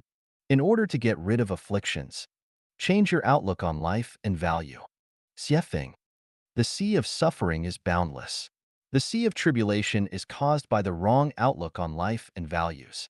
To get yourself away from the abyss of suffering, you must thoroughly change your wrong outlook on life and values. One cannot get rid of the worries and troubles of life by possessing more money, greater fame, higher position, or more beauties. On the contrary, such possessions can only add to one's distress, which will increase with the increase of your possession of these things. The traditional family is a sea of misery. The affliction between husband and wife originates from the mutual possession, the necessary results of which are afflictions. The ultimate way to eliminate distress is to give up possession and have nothing. Life is but a journey of life in the human world. The more one wants to possess, the more tiring the journey would be. To get rid of distresses, we must change the traditional outlook on life and values. Learn to be independent. Do not try to control others or have yourself controlled by others. Traditional culture always emphasizes mutual dependence. Actually, once man attempts to depend on something, he will try to manage and control the thing he depends upon, which will necessarily lead to afflictions. For example, if husband and wife always depend on each other and always try to use their own outlook on life and values to transform the other party, and always attempt to have the other party act and behave according to their own wills, then both parties will be landed in a miserable situation. Therefore, man must learn to be independent. The earlier one becomes independent, the less distress one will suffer. Give up possession and believe in and rely on the home without marriage and family. According to traditional outlook on life, the more one possesses, the better one fares. As a result, man is always trying various means to amass possessions all his life. For this purpose, he is always kept on the run, attracted by the possession of money and property, fame and possession, and lovers, and so on. In fact, possession is not a very good thing. Once one possesses something, he will become the slave of the thing that he possesses. In particular, man should not own each other. The outlook on life that you are mine is wrong, because the one that is possessed will feel that his liberty of life is restricted, and will as a result rebel consciously or unconsciously, which will necessarily lead to afflictions for both parties. Chanyuan Celestial already owns the home without marriage and family, which takes care of their food, clothing, shelter, transportation, life, health, and death. So they should love the home, rely on the home, and shift completely from the reliance on man to reliance on and belief in the home. Be responsible for yourself instead of complaining against others. I am doing this all for your good. This is a wrong outlook on life, which has actually added invisible burden of spirit and soul on people served, and also has brought many worries and unhappiness to oneself. Man should first be responsible for himself. Only if one is happy and pleasant himself can he bring happiness and pleasure to others. A person who is unhappy and unpleasant himself can never bring happiness and pleasure to others no matter how sincerely he has been working for the good of others. If you feel that you are doing things for the good of others, then you are placing a hope and expectation on them. When they do not conform to your will in their actions and words, you will surely feel unbearable, miserable, resentful, and desperate. Facts have proved that one of the major sources of the misery of life is the outlook on life that one should first be responsible for others instead of for oneself. Do not dwell on the past, but look forward to the future. Whatever you have achieved in the past, it is only the track of your life and the arrangement of fate, and you cannot help it. The bodhisattvas do not pride themselves on the merits and virtues. When you have spent your time and youth for others, they are also spending their time and youth for themselves. It is not a matter of who owes who.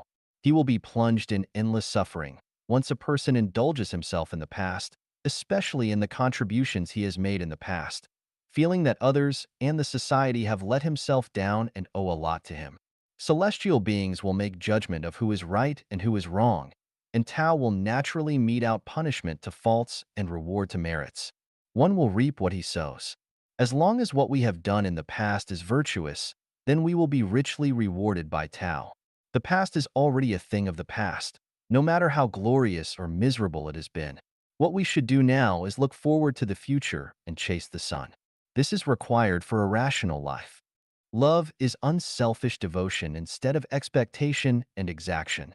The greatest creator is love by nature. Love is the source of freedom and happiness. If we have a heart of love, we should most willingly devote ourselves without any regret or resentment. We should not place any hope on or attach any condition to the one we love. We should not regard love as an investment and expect repayment now or in the future from the one we love, or hope to get something out of the one we love. Actually, if we have realized that love is unselfish devotion and practice such kind of love, we will naturally be requited with love. If we are not repaid with love, we must make a check of ourselves to find out whether our love is pure and untainted. If we attempt to hold somebody in bondage in the name of love, or try to have the one we love do things according to our own wills, then we have misunderstood love. Man, it is easy to know and understand others, but difficult to know and understand ourselves. When we are suffering the torture of distress for what we feel are right, we are actually having a distorted outlook on life and values. In this situation, complaining will not contribute to the solution of problems. To get out of misery and pain, one has to completely change his values and form a correct outlook on life and value. Only if one has established correct outlook on life and values, he will immediately feel the joy, happiness, freedom, and blessing, and will have a bright and splendid future. 埋怨是一支毒箭. Complaint is a poisonous arrow. 泄愤.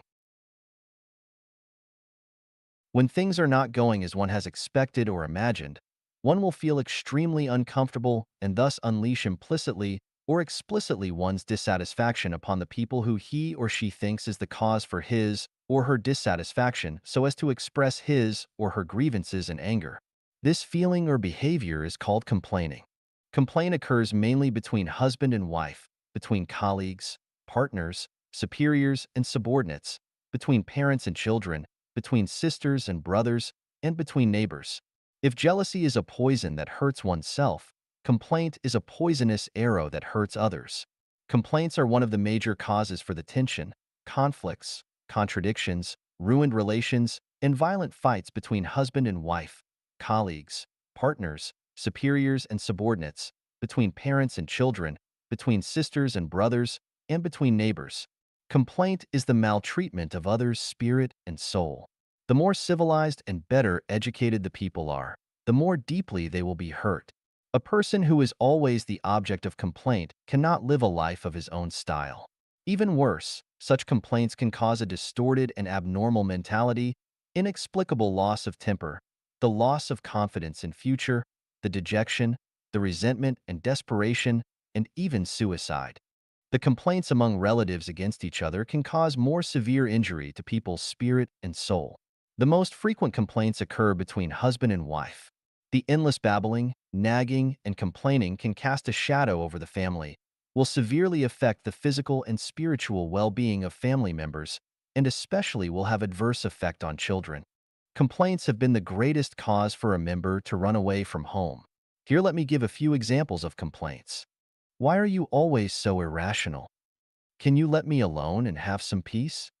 Would you end up in trouble and distress of today if you had followed my advice? I have told you again and again, but you would never listen. I would be more than blessed if you were like Xiao Wang. Why can't you draw lessons from past mistakes? You are making the same mistakes again and again. It's all your fault if it were not for you. Should things have fared so badly? He is such a useless person who can never do anything well. If it were not for you, I would not have been landed in such a miserable situation. It's all your fault. All these are complaints, which are extremely harmful. A person who complains against others always believes that he is in reason, he is in the right, and he is wiser than others. Actually, it is only latter wit. He shifts all the blames onto the other person to ensure his own peace of mind, which is a sign of selfishness. Thus, few people who complain against others are sane themselves. They are born with a deficiency of a heart of mercy. What is there to complain about? Everyone has his strengths and weaknesses, everyone is faced with his own difficulties, and has the objective causes for not having done something well. Something may be as easy for someone as turning his palm over, but may be extremely difficult for others, for whom the spirit is willing but the flesh is weak. So mutual understanding and consideration are needed. The purpose of life is to attain joy, happiness, freedom, and blessing. Can complaining bring you the joy and happiness? Do what you should do and take the road that you should take. Why do you have to complain against others? Do not keep raking up the unhappy things in the past, unless you want others to suffer and wish to maltreat and punish them. The husband and wife can break company in a good manner instead of complaining endlessly if they feel incompatible with each other, thus letting each other go their own way. There is no need to subject each other to the maltreatment and torture of soul and spirit every day. In the paradise there is no jealousy. In the same way, there is no complaining in the 1,000-year world, 10,000-year world, and celestial island continent of the paradise. All those wishing to have a beautiful future and long for the heavenly kingdom must not be jealous of each other and must not complain against each other. It is absolutely impossible to go to the heavenly kingdom if those engaged in self-cultivation and self-refinery do not get rid of jealousy and complaining. Man is a solitary traveler. Everyone should bear consequence for everything he does. It is not reasonable at all to complain against others. We should understand how wonderful it is to have someone accompany us on our journey of life. It simply does not matter if we have screwed things up. Life itself is a game. No matter what happens, what really counts is to have a joyful and happy life.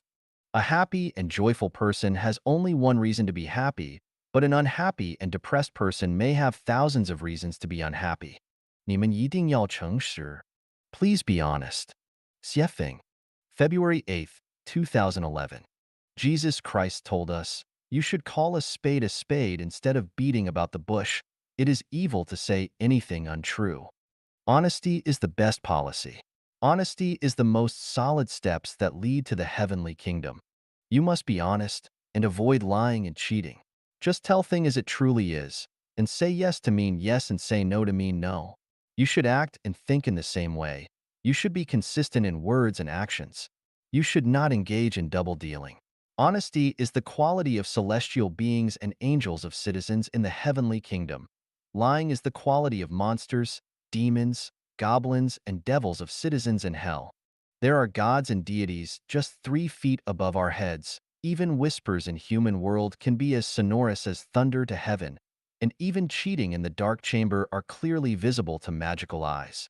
Please keep in mind that gods and deities can pierce all your mental activities. A clever person may fall victim to his own cleverness. Any person who resorts to cheating may eventually become the victim of cheating. In this home of ours, we must be honest to the guide. The more honest we are, the greater benefit we will have. The less honest we are, the greater losses we will suffer. If you tell a lie, I can see most clearly, no matter how good a disguise you have put on. Even if you have temporarily hoodwinked me, you will be exposed very soon and I will see through you. When I know that you are a dishonest soul, you are already worthless in my heart. If you cheat me, I will also cheat you, and I will treat you in the same way as you have treated me. When you are extremely pleased with the thought that the guide does not know he has been hoodwinked by your blandishments, I can actually see clearly through all your trickery but just feign foolishness and let you display your smartness. Eventually, the fool is not the guide, but you who think you are the cleverest. The honest person is the most intelligent. The dishonest person is the most foolish. We should not beat about the bush. We should seek truth from fact and tell thing as it really is. The honest people may suffer temporary losses but will eventually be richly rewarded. The dishonest people may be pleased with temporary success but will ultimately be dealt with severe punishment. Be honest to an honest person. Be dishonest to a dishonest person. But keep in mind, we should be most honest to the greatest creator. We must be most honest to God, Buddha, celestial and sages. We must be most honest to our superior. We must be most honest to the guide of life and life. 紧盯真善美躲避假而丑. Pursue sincerity, kindness, and beauty, and shy away from falsity, evil, and ugliness. Xiefeng, May 22nd, 2010. The theory of Taiji tells us, the created universe carries the yin at its back and the yang in front. Sincerity coexists with falsity, kindness with evil, beauty with ugliness, love with hate. life with death, disaster with blessing, honor with disgrace. The unity of opposites is the fundamental law of the universe. There is nothing absolute, and things are all relative. This is true of the whole universe, the society, everything, every object, every person, and every phenomenon. The people that are heading for heaven are those who pursue sincerity, kindness, and beauty, and consciously shy away from falsity, evil, and ugliness, and chase the sun and escape the darkness. No matter whether they observe the universe, nature, and human society, or everything, every object, every phenomenon, or every person, they can always see their sincerity, kindness, beauty, love, faith, and honesty, and ignore their falsity, evil, ugliness, resentment, and hypocrisy. They look forward to the heaven and pay no attention to the hell, because they understand the law of attraction. Whatever consciousness of soul a person has, and whatever reality that person will perceive. They also understand that birds of a feather flock together, that a person with an ugly soul can only see an ugly world, and a person with a beautiful soul can see a beautiful world. For this purpose, I have 8 requirements for Chanyuan celestials. Do not search for and highlight the dark side of the society, but search for and highlight the bright side of the society. Do not expose the ugly side of human nature, but highlight the beautiful side of human nature. Be ready to compliment rather than find fault. Keep a distance from those who like grumbling, who spread rumor and gossips, who are listless and dispirited, who are arrogant and conceited, who are extremely selfish, who are sorrowful, and who are negative and pessimistic. Associate with those who are youthful, who are humble and hopeful, who are optimistic and generous, and who are the closest to the greatest Creator. Listen more often to beautiful words and soothing and melodious music, and less often to noises. Watch and read more often the film, television, newspapers, magazines, and network information that exhibit sincerity, kindness, beauty, love, faith, and honesty, but less often those that exhibit murder, violence, and the ugly side of society and human nature. Read more often my account of the 1,000-year world, 10,000-year world, and celestial island continent of the Elysium world, and pay less attention to the unfortunate state in the human world, animal world, and hell. Communicate more with nature and do not associate with those in the secular world who are greedy, selfish, and deceitful. Try hard to guide consciousness toward simplicity, order, and harmony, and refrain from probing into things that are profound, grotesque, quaint, absurd, and other unnatural and disorderly things. Maintain an optimistic, active, and positive attitude toward everything, and reject the passive, pessimistic, and negative attitude. The orderly consciousness creates an orderly world. The beautiful soul creates a beautiful life. If you have an evil eye, everything around will be evil. If you have a heart of Buddha, you can see Buddha everywhere.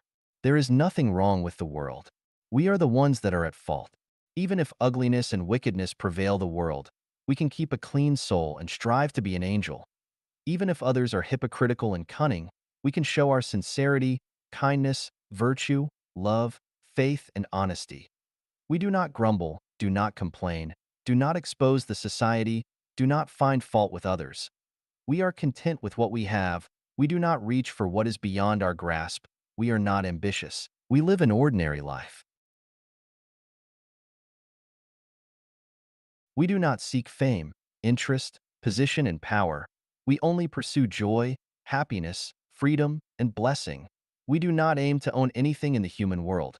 Our only purpose is to move forward 1,000-year world, 10,000-year worlds, and celestial island continent of the Elysium world. Pursue sincerity, kindness, and beauty and shy away from falsity, evil, and ugliness. Be pious to Buddhahood and run toward the celestial island continent. 在上帝的王国里永远不能傲慢. Never be arrogant in the kingdom of the greatest creator. Xiefeng, May 1st, 2012. Translated by Tsong Long. Everyone who lives in the second home, now new oasis for life, should always remember that everything we get from the community is a gift bestowed by the greatest creator. Compared to his mercy, what we do for the second home is nothing. Therefore, we should always keep a humble attitude and never be arrogant. Arrogance is a characteristic which matches neither a Chanyuan celestial's quality nor is it in harmony with life in the kingdom of the greatest creator. Arrogance is a quality of the devil, not that of Buddha.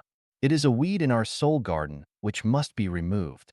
Therefore, no matter how knowledgeable we are or how much we have contributed to the second home, even if we are very intelligent and capable, we should never be arrogant. The symbols of arrogance are to think that the second home would not still exist without us, to think that we play a very important role and the second home will not be able to sustain without us, to think that we are very wise and intelligent, superior to our brothers and sisters, to take everything for granted and think that the community should meet all our requirements. If there is any request that cannot be satisfied, we get upset and become pessimistic. To think very highly of ourselves and condemn and criticize other brothers and sisters. To think that our brothers and sisters are not as outstanding as we, and become lazy and no longer participate actively in the building of the second home. To think that the second home owes us, are not willing to accept criticism, and always think that we are right.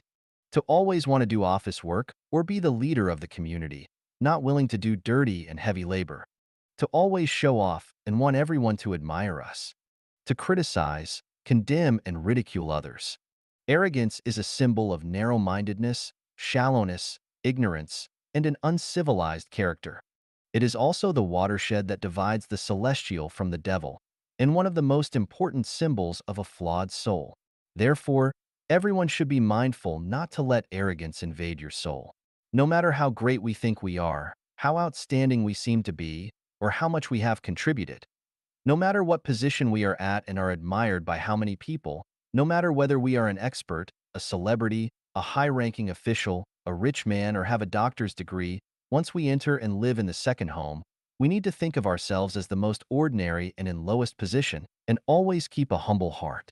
We enter the second home not for position, fame, and power, material comforts, beautiful women, or handsome men, and not for glorifying our ancestors or passing a good reputation to 100 future generations.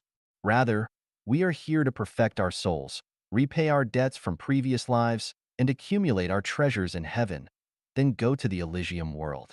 Once we have a feeling of arrogance, we will not be able to go forward, and we will make mistakes and ruin our futures. It will also become an obstacle to building our ideal community. Eventually, all our most beautiful dreams will become void, and we will regret that forever. Please, always return to the starting point and fly in the space of the Pure Land. You will see different scenery. It is also one of the best ways to reach heaven. 修行路上一定要点亮心中的神灯. Light the sacred lamp in your heart. Xiefeng. January 10th, 2011. Translated by Tsong Long and edited by Care. We can face problems or stumble into traps when we walk in the dark. More seriously, we could take a wrong turn and be lead away from our destination. It is only when we walk in the sunlight or shine a lamp to brighten our way that we are able to reach our destination, one step at a time. As cultivators, we must first learn where we want to go. Then, we need to follow this path and not be distracted or misled by anything along the way. We need to discard anything that hinders us from moving forward, because if we are attached to something we own or are unwilling to surrender things that are unnecessary, our trip would be delayed or end prematurely. We would never reach our destination, and the result of such poor cultivation would be that all our energy and effort are wasted. The two objectives for the cultivation of a Chanyuan Celestial are very clear. The first is to lead a happy, joyful, free, and blessed life, and the second is to extend their life to heaven, 1,000-year world, 10,000-year world, and Elysium world. The only way to reach these goals is to initiate a new era for humankind where the talented will be put to good use and the whole world will be one family. No one would pocket anything found on the ground, and doors are not bolted at night, and everything is in harmony and the weather is very pleasant. This is also an era when all citizens of the earth will enjoy happiness and freedom. What we do to realize this dream is embodied in the building of the Life of Chanyuan cause, especially the second home, now new oasis for life. In short, helping to build Life of Chanyuan is the best way to self-cultivate. The difficult problems of the world must be dealt with while they are yet easy. The great problems of the world must be dealt with while they are yet small. If we do not focus our efforts on small things, we will not be able to realize our beautiful dreams. And if we do not combine theory with practice, or if we say one thing but do another, we will only be cheating ourselves and others. That is the trick of the wicked. We need to light the sacred lamp in our hearts. Otherwise, where and how should we go? How do we light the lamp? Trust in the greatest creator. Trust Jesus Christ, Buddha Sakyamuni, Lao Tzu, and Prophet Muhammad. Trust reality, science, logic, and your spiritual perception. Trust the roadmap given by the spiritual guide, Xiefeng. If we do not have the above trusts, we are not lighting the sacred lamp in our hearts. Whoever finds it too difficult to embrace these trusts is suggested not to apply for a Chanyuan Celestial. Whoever is invited to surrender their title and follow what they feel is a better, more suitable path. Do not waste your precious time and the energy of the second home. Be very clear about what you want. The sage embraces the one and becomes the model of the world. We will not desire everything and be greedy. We will not want both a raincoat and an umbrella.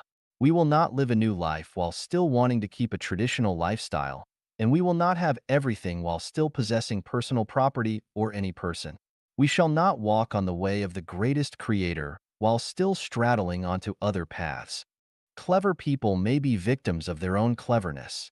One who does not listen to the teachings of Jesus Christ will not reach the kingdom of the greatest creator, and those who do not listen to the teachings of Buddha Sakyamuni will never reach Elysium world. Anyone who does not listen to the teachings of Lao Tzu will not evolve into a celestial, and those who do not walk according to the roadmap of the spiritual guide will not get to 1,000-year word, 10,000-year world, or the celestial islands continent, part of the Elysium world. Listen or do not listen. Follow or do not follow. Everyone is responsible for their own future. 禅院草一定要学会宽恕别人. Chanyuan Celestials must learn to forgive others.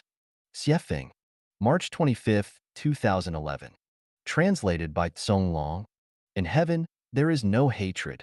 One who carries hatred can never go to heaven. I came from the lowest space of heaven, 1,000-year world, where hatred doesn't exist.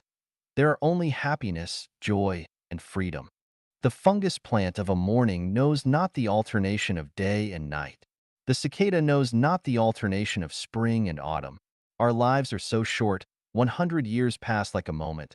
We don't even have enough time to pursue happiness, joy, and freedom.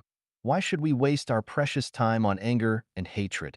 We have established the second home, now new oasis for life, which is the transfer station from the earth to heaven. Everything in the second home will be copied and practiced according to the life in 1,000-year world. Those who have lived in the second home for quite long time have more or less experienced the beauty of heaven. I told everyone by fact that as long as you follow my map to heaven, you will not only get at 1,000-year world one day, you can go further to 10,000-year world and the Elysium world. You must forgive others, which is the minimum requirement to enter heaven. Nobody is perfect. We ourselves are not perfect. Therefore, we could not avoid hurting others or being hurt in our lifetime. If we think from other people's perspective and feel for them, and as long as we treat others with sincerity and we forgive others, the door of heaven will be open for us. Do not take the past to your heart, which will merely consume your energy and precious time. It is not worthy to fuss over other people's imperfection. Even if you take revenge, it is just a satisfaction of your vanity, which is no value and used to your life quality and its sublimation.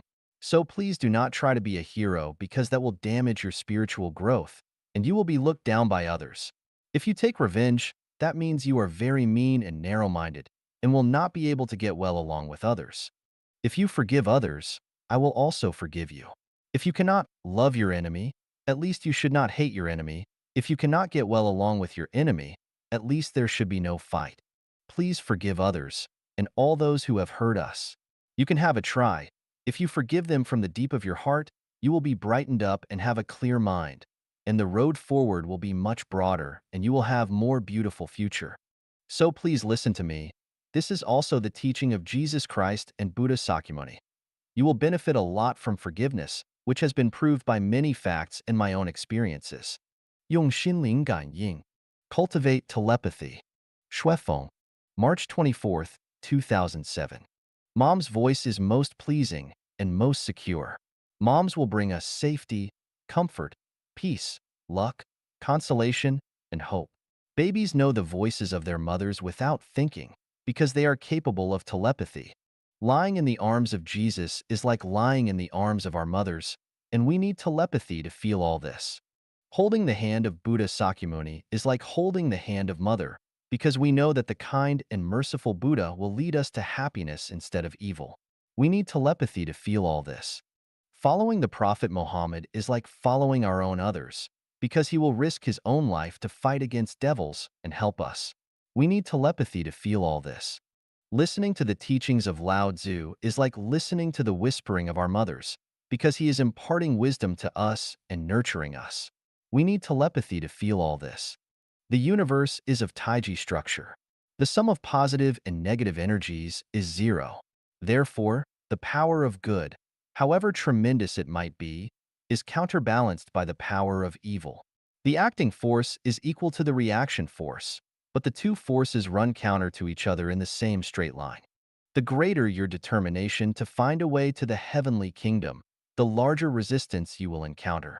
You must be vigilant against the wise people or people practicing magical arts, because they are probably the mouthpiece for devils. You must watch out for people capable of communicating with psychic energy, because they will confuse your soul and bring you into a puzzling and chaotic world. You must beware of those who speak insolently, because they are sons and grandsons of devils. You must keep a distance from this consumed by jealousy, because they have an ugly soul. Do not wallow in the mire with evil persons, because they will pollute your souls and ultimately destroy your life. Do not allow yourself to be led by the nose as to what is good and what is bad. You must depend on your telepathy. 拓宽希望和幸福的空间. Expand the space of hope and happiness. Xiefeng, March 4th, 2011. Translated by Tsong Long and edited by Care. When one's hope quenches, they will be in despair. Once one is in despair, a life of joy and happiness also goes away. One mother put all her hopes on her only son. Unfortunately, one day he had a car accident and died, and she was in despair. She was not so depressed and transferred all her hopes onto her other son. Unfortunately, when she was getting old, the other son died of an illness, and so she too was sad and in deep despair. A third mother raised 6 children, and when she became old, none of her children were willing to take care of her, and so she was also in the depths of despair. A nun who went from Europe to Africa never stopped adopting orphans. Wherever she goes, she always has about 20 children around her, so she never suffers from despair. When one is alone and friendless, it is easy for them to become depressed and in despair. But why will you become alone and friendless when the world is so big and there are so many people? Who has caused you to be alone and friendless? It is yourself and your narrow-mindedness. When we put all our hopes on marriage and a traditional family, once it breaks apart and we separate from our family members, we are doomed to suffer loneliness. However, if we do not put our hopes on marriage and a traditional family, but on trust in the greatest creator, the well-being of humanity, and the way towards paradise, will we still feel lonely? Therefore, loneliness and despair are not issues of reality, but issues of one's consciousness. One who is narrow-minded, selfish, and only treat his or her bloodkin as family, and one who has only put his or her hopes on a small range of people will most definitely suffer from loneliness and despair. The intention of getting married is also a misdirection of in thinking. The thought and behavior that put your happiness and well-being on a particular man or a woman will certainly cause you misery when that person leaves or betrays you. Please expand your space of hope and find more kin and close friends. 做不到平凡难以非凡. It is hard to become extraordinary if you cannot be ordinary. Xiefeng, March 18th, 2012. Translated by Tsong Long and edited by Care. Ordinary means common and normal, that one does not have any special abilities or talents. Extraordinary means not common, but outstanding, that one has an extremely special or good quality. Most people are ordinary, but a few great people are extraordinary. The behavior of an ordinary person does not show any special qualities, and everything they do is very common and usual. But one who is extraordinary demonstrates uniqueness and distinction, and their behavior is special. Everything about the ordinary is foreseeable. However, that of the extraordinary is often hard to understand or describe. The ordinary is like a flower on the meadow, while the extraordinary is like a blooming exotic flower on the cliffs. In ordinary, there is extraordinary. Extraordinary comes from ordinary.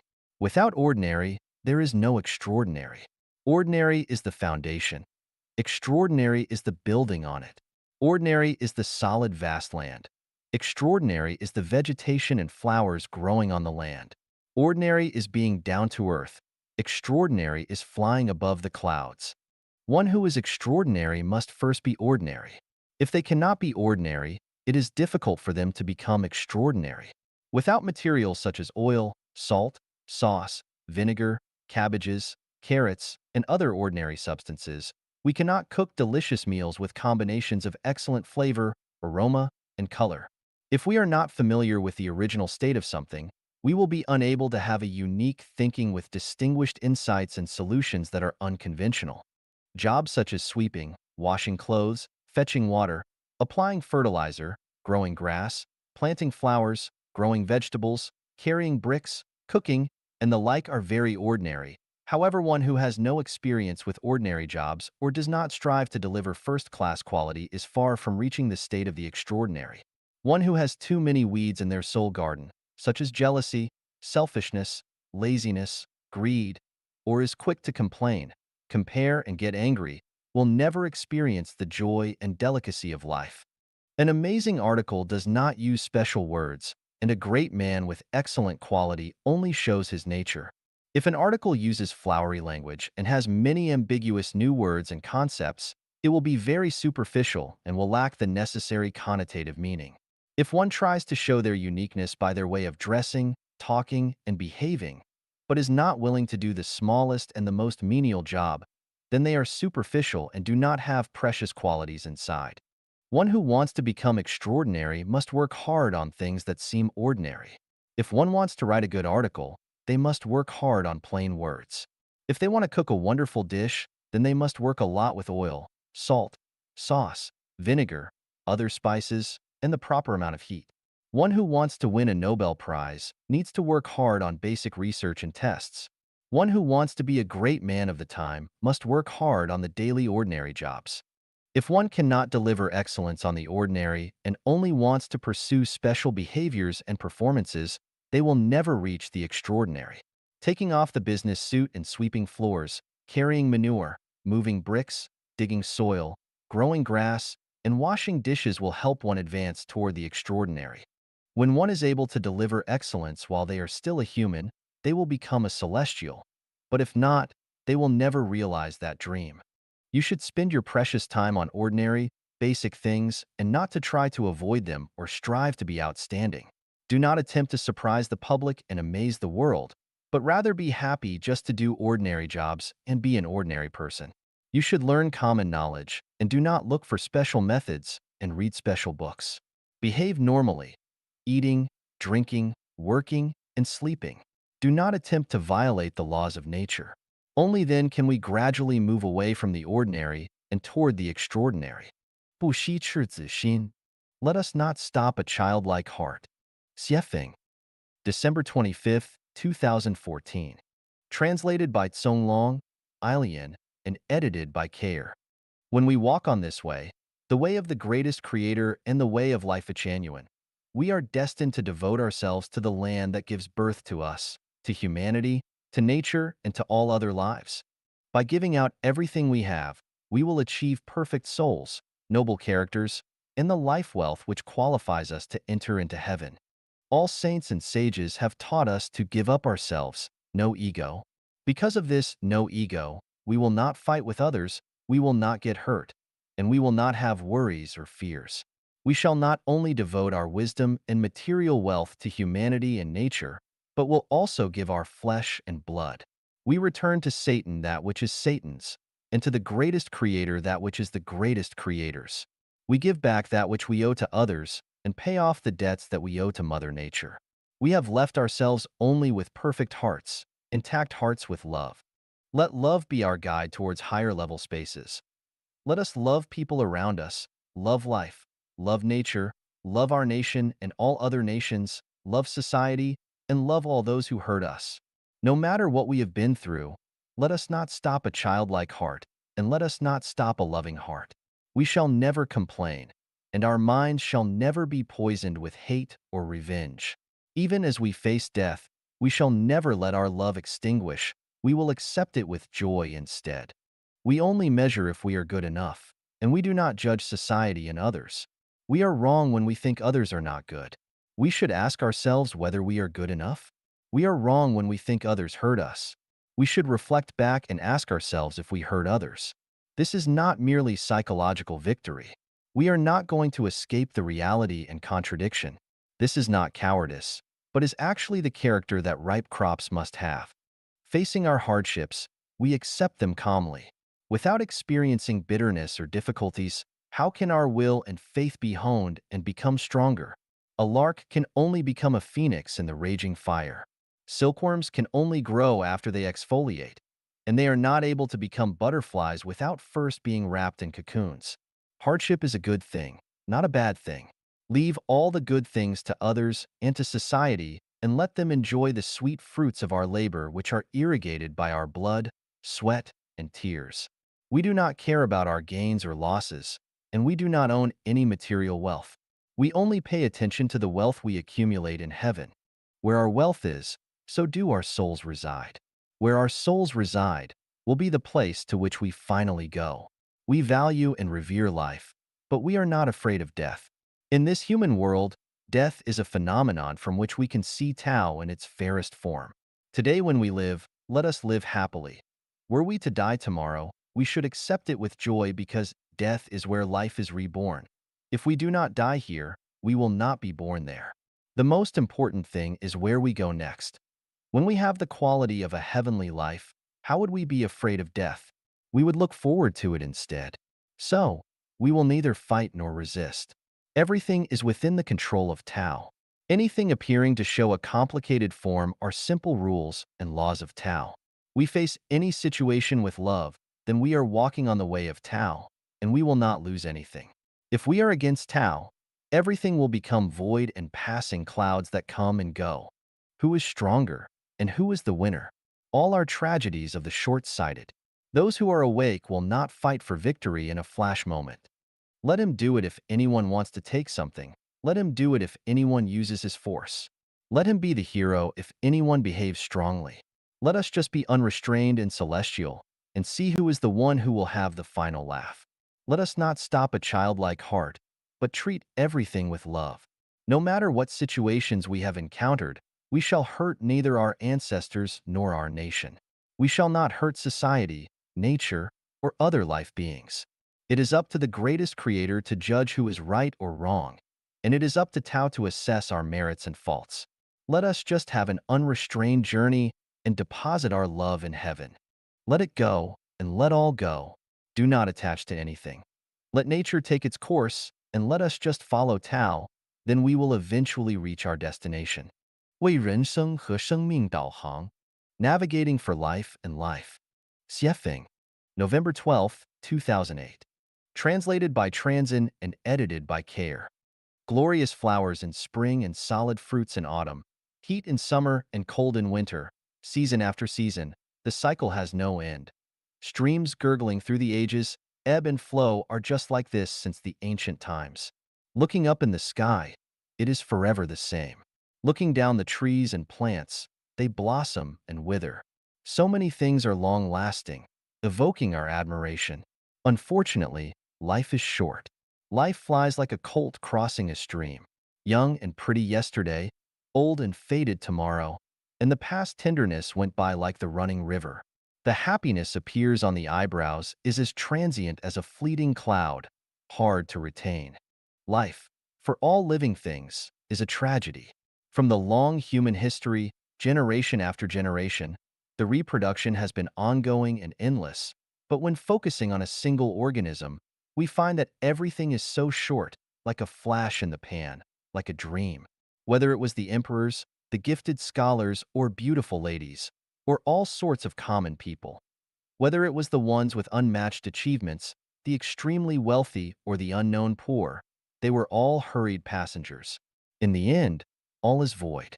When life shows its dark, mean, dirty, and hypocritical face, the course of life is a kind of unspeakable pain and anxiety and a tragedy.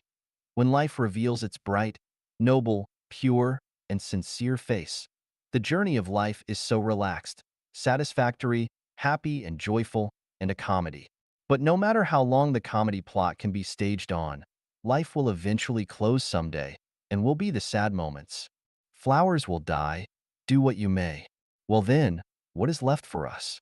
What is the point of the things, people, achievements, principles once we were persistent in? Trials and hardships rush around. What do we gain in the end? What is the value and meaning of life? To turn the life tragedy into life comedy has been the dream earnestly pursued by the sages and saints. Throughout the ages, whether insignificant or great, ordinary or extraordinary people, they went wave upon wave and tried to unveil this ancient mystery, guiding the short life to reach the eternal shore, cloaking the joyful, splendid dress for the tragic life, extending the limited trip to unlimited broad life field.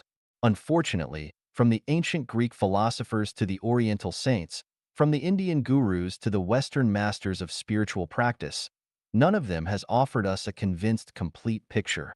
Even the great Buddha had not illustrated all. The Holy Christ did not give us a clear path either. Thousands of years of human tragedy urged us to continue exploring and trekking along the path taken by our ancestors. Where is the path best life path leading to heaven? What will be sight at the end of life?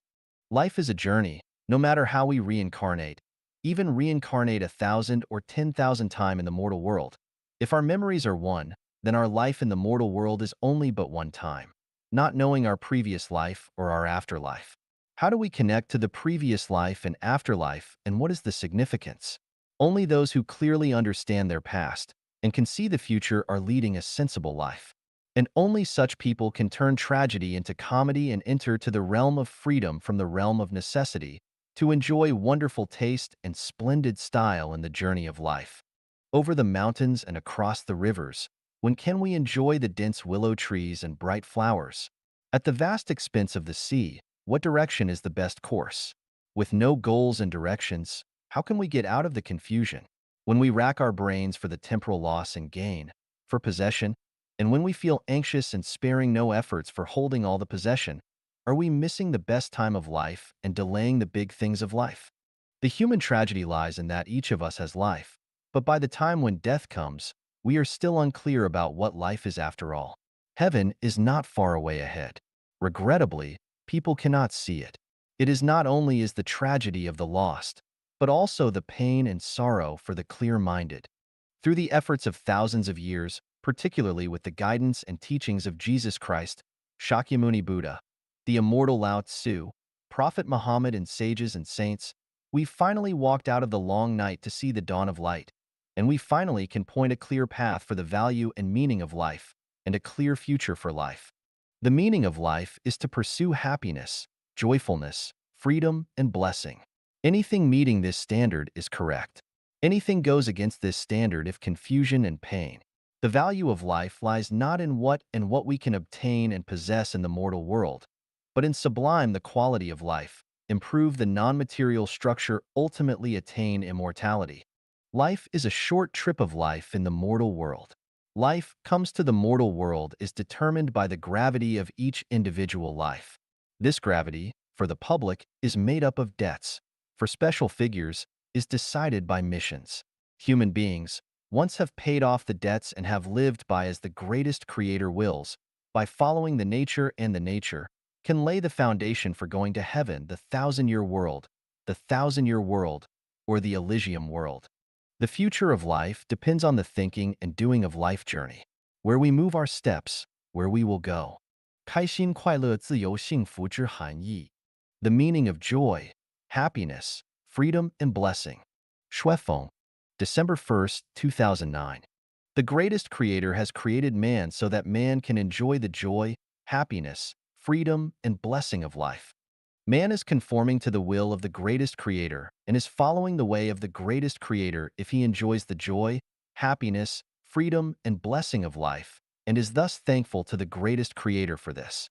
The main value and significance of life is the pursuit of joy, happiness, freedom, and blessing, the full enjoyment of joy, happiness, freedom, and blessing on the journey of life, and consequently the love for life, for nature, and the gratitude for others, and the cultivation of the morality of man.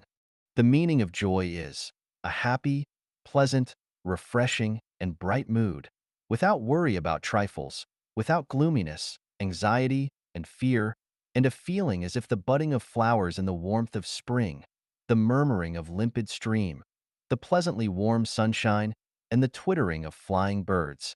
The meaning of happiness, a feeling of satisfaction, pleasantness, comfort, and sweetness, without trouble, suffering, complaint, and hatred, as if one is among the riot of flowers, where the butterflies are flying around, the dragons and phoenixes are presenting auspiciousness, and the two sexes are in great harmony. The meaning of freedom, a state in which one is free from any bondage, obstacle, fear, birth and death, honor and disgrace, fame and gain, worry, debt, and enmity, and in which one is unrestrained and follow the predestined relations. The meaning of blessing, a state in which one feels serenity, auspiciousness, elegance, and contentment, in which one is not disturbed by noise and overworked by official correspondence, and in which one is not worried about livelihood and future, and in which one reaches all thing with consciousness and masters everything with wisdom. The effective way for the attainment of joy. Open your mind, without any reservation and cheating, to the greatest creator, God, Buddha, relatives, friends, and the society. The effective way for the attainment of happiness. Content with your own lot, unselfish, free of ego, impartial, and diligent. The effective way for the attainment of freedom. Reverence and esteem for the greatest creator, God, and Buddhas, adherence to laws and regulations, and free of debts. The effective way for the attainment of blessing. Unconditional giving and unselfish devotion. Having understood the meanings of joy, happiness, freedom, and blessing and mastered the effective way for the attainment of joy, happiness, freedom, and blessing, you will most surely have a joyful, happy, free, and blessed life if you persevere and persist. 良心缺失的标志. Conscience, the mark of the deficiency of conscience. 说风, March 19, 2010. Good conscience, as is suggested by its name, means a kind heart. Man is distinguished from birds and beasts in that man has a conscience. Without a conscience, a man is no different from birds and beasts. The real connotation of conscience. An invisible self-disciplinary moral court rooted by the greatest creator in the life structure of man to enable man to congenitally distinguish between right and wrong and good and evil. Conscience is the natural attributes possessed by man. Like the eyes of a person, conscience has nothing to do with a person's position, fame, property, appearance, age, gender, knowledge, and wisdom. Conscience is a natural norm to maintain the harmony between man and God, man and nature, man and society, and man. Once conscience is absent, there will occur a series of conflicts and contradictions between man and God, man and nature, man and society, and man.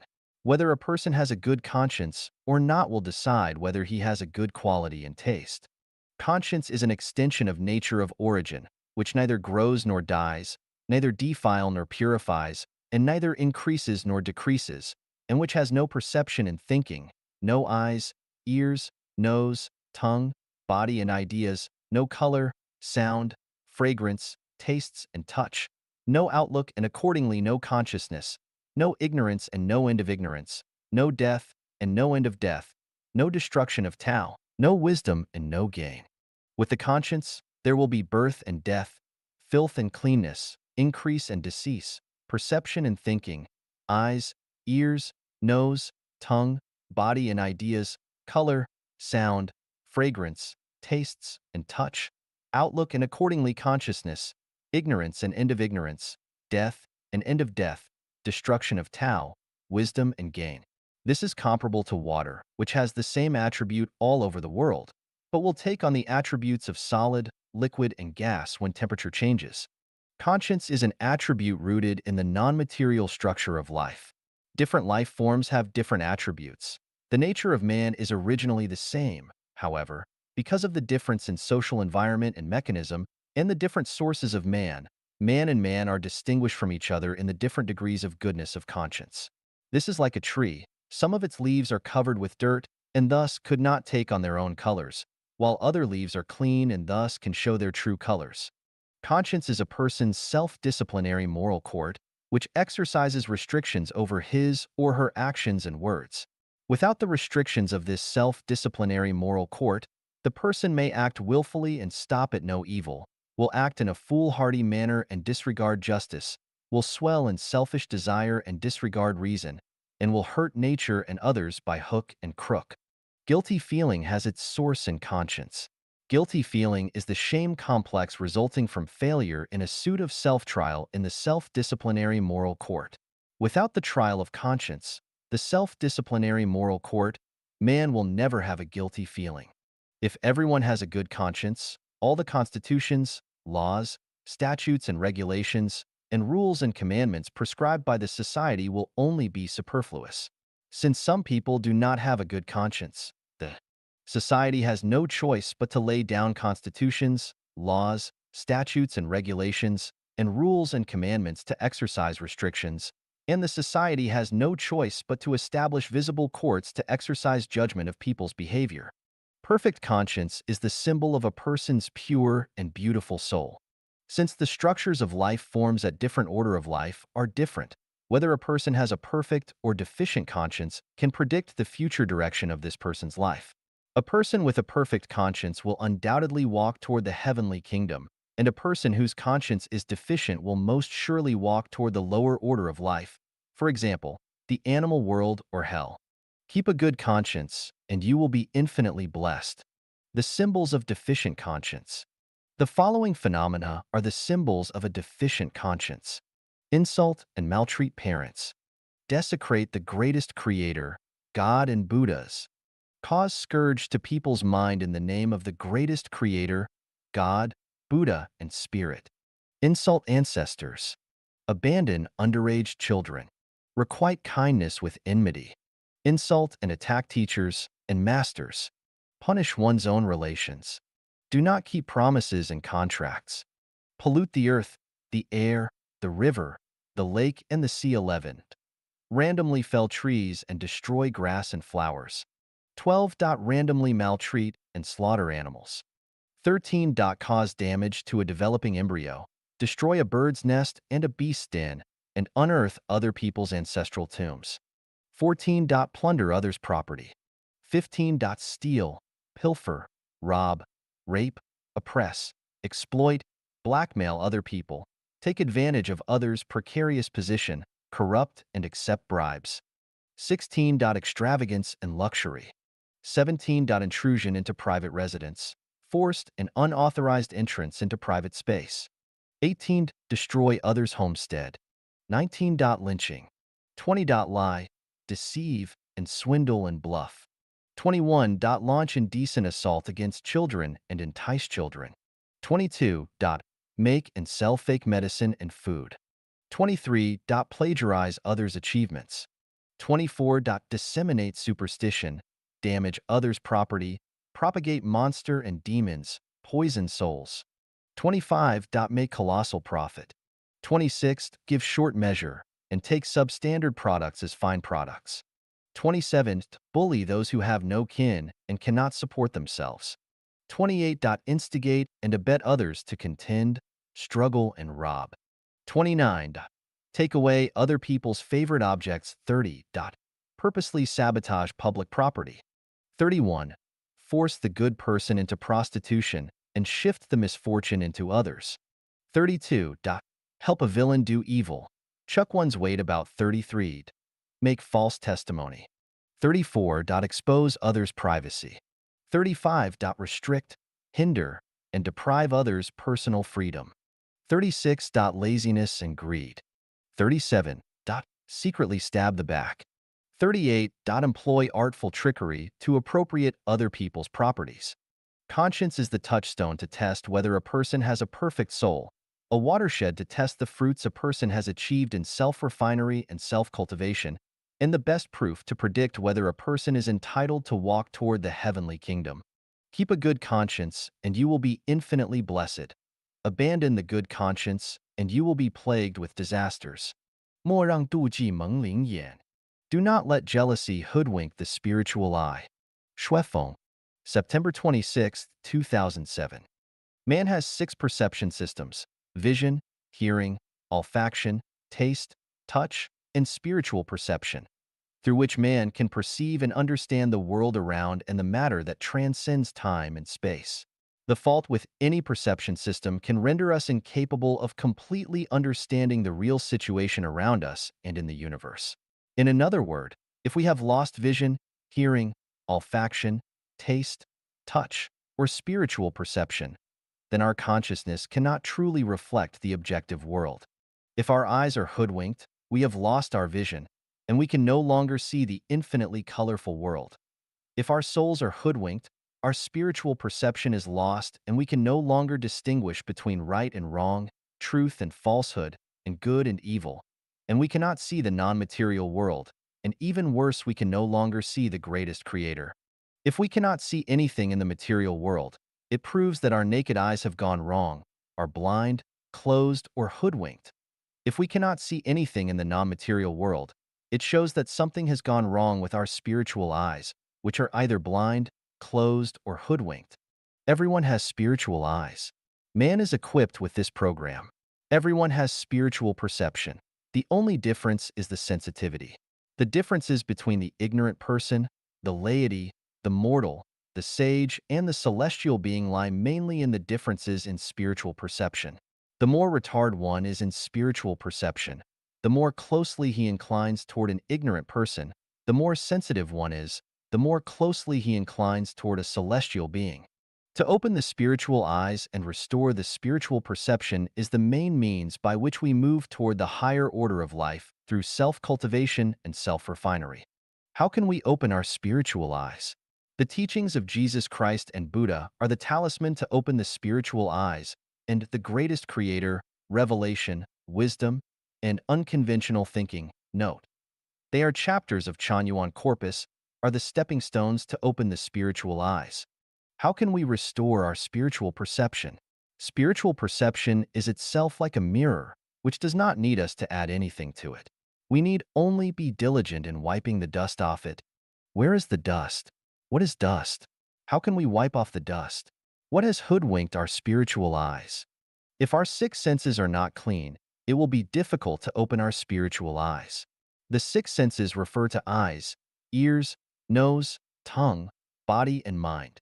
That our 6 senses are not clean means that we have evil in our mind, which prevents us from seeing what we should have seen but allows us to see what we should not have seen, which prevents us from hearing what we should have heard but allows us to hear what we should not have heard, and which prevents from contemplating what we should think over but allows us to contemplate what we should not have thought over.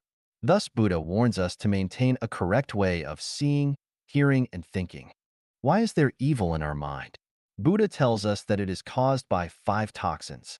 What are 5 toxins? Greed, anger, infatuation, slander, and suspicion. The Chinese idiom addiction to 5 toxins is understood by some as eating, drinking, whoring, gambling, and smoking, and by some as cheating, hoodwinking, swindling, abduction, and theft. In fact, the 5 toxins should refer to greed, anger, infatuation, slander, and suspicion. The 5 toxins are the dust that should be wiped off frequently. Here I would like to add another toxin, jealousy, which also needs to be wiped off frequently. What is jealousy? Jealousy is the inexplicable indignant resentment and feeling of taboo arising from within as a result of one's failure to obtain what others are in possession of. Why is jealousy also a toxin? Because jealousy can cause the distortion and abnormality of soul. Because of jealousy, one will create trouble out of nothing, disturb harmony and peace, create friction, contradictions and wars, sow discord among people, and injure life for no reason at all.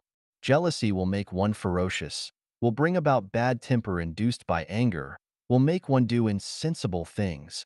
In a word, jealousy will hoodwink people's spiritual eyes and distort the real nature of matter, and lead them astray and lead them to evil. Take myself as an example. Shuefeng has become the target of many people's anger, jealousy, and hostility simply because he has said he is the person with the highest wisdom, the greatest man in the history, the messenger of the greatest creator, and the incarnation of Jesus Christ and Buddha. As a result, they make themselves the enemy of Shui Feng. Why should they do this? The deepest root for this is jealousy. Because of jealousy, they won't listen to what Shui Feng has to say, and even if they listen to him, they don't do so with a correct attitude, but with a heart of evil. Because they listen with a heart of evil, they fail to see the whole forest because of a few trees. Many women have been attracted to Shui Feng. The love between people should be something sincere, kind, and beautiful, but this has also become the causes for many people's angers. Many people are thus simmering with inexplicable, overwhelming indignation. What are the causes? It is because of jealousy. The bright universe is overcast with dense dark clouds. The peaceful world is thus turned into a gloomy mess. Because of jealousy, the smooth life is filled with twists and turns. Because of jealousy, the pure soul is defiled. You can now believe that the building of life Echanuan is the best way of self-refinery and self-cultivation. I have created a lot of steep mountains and tortuous rivers. If you have swum across these rivers and scaled these mountains, you will see beautiful flowers in front of you. If you cannot scale these mountains and cross these rivers, you will not be able to enjoy the picturesque scenery beyond, and you can only stay where you are and cannot move forward in transmigration. Then will you still be jealous? Please wipe off the dust of jealousy regular, otherwise, it will be difficult to open the spiritual eyes and restore the spiritual perception. Don't let jealousy hoodwink the spiritual eyes. 天堂里没有嫉妒. There is no jealousy in the paradise. Dayform Celestial. Translated by Tsong Long and edited by Care. Jealousy is a symbol of a flawed, non-material structure of life. It is an illness of one's soul. It is also the ugly side of human nature. Jealousy does not only hurt oneself, it also hurts one's family, a group, and society. Having an inexplicable feeling of hatred because others have better capability, appearance, fame, position, house, wealth, family and living environment, and etc. is called jealousy. Jealousy has an enormous destructive power. Jealousy is a kind of poison which will destroy one's immune system, makes one exhausted. It will break the harmony of small family and group and cause pain. It will pollute the entire society and make it develop towards ignorance and violence. Jealousy is a dark emotion, and it is afraid of being exposed. When jealousy is bursting from reason, it will appear as hatred, fight, blasphemy, vandalism, hysteria, and makes the harmonious and auspicious atmosphere freeze in a moment. Jealousy is a sharp and underhanded knife. Its essence is very vicious and cruel. It will look for every opportunity to put the other person to death. Jealousy is a quality of demon. Some examples of jealousy are: you are riding a bicycle, but feel upset and unhappy when seeing those who are driving cars. It is a sign of jealousy. See a woman dressed smart and beautiful. You gave her a contemptuous look. It is a sign of jealousy. Your husband or wife is with someone else. Your face looks gloomy. It is a sign of jealousy. See others get promotion, move to a house, buy a new car, or become rich. You say, so what? It is a sign of jealousy.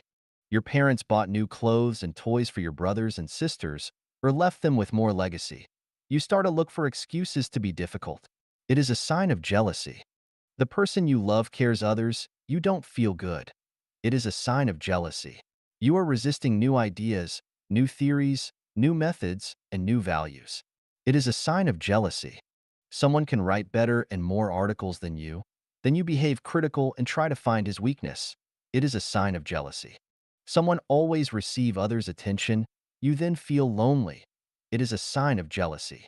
Someone was greeted by the president of your country or got a reward. You say, why show off? It is just a meeting with the president, and a small reward is nothing. It is a sign of jealousy.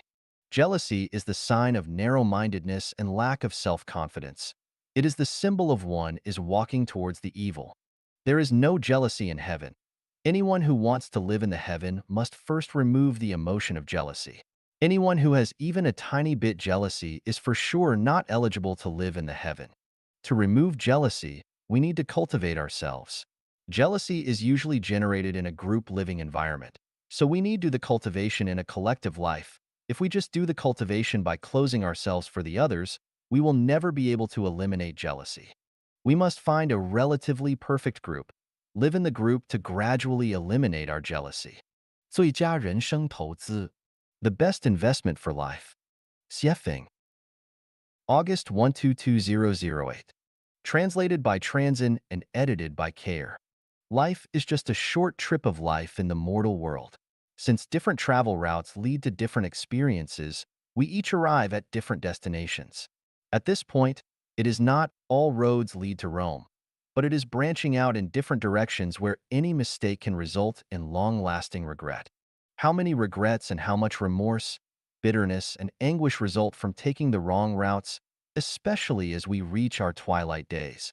The kinds of sadness, desolation, frustration, and remorse interweave into the pathos of the life song as all the tears dry and only the last breaths remain. There is no way to go back and start again. To whom shall we complain? To whom shall we sigh? We can do nothing but regret. Tragedy can be avoided. It depends on how we choose our route of life. In terms of the modern commodity economic concept, it is how to best invest in your life. The greatest creator has given each of us enough capital, such as time, energy, youth, vitality, freedom of consciousness, health, and so on. So how and where should we invest it? Nature is the same, but people vary. Everyone has his or her own ideal, and they cannot all resonate in the same key.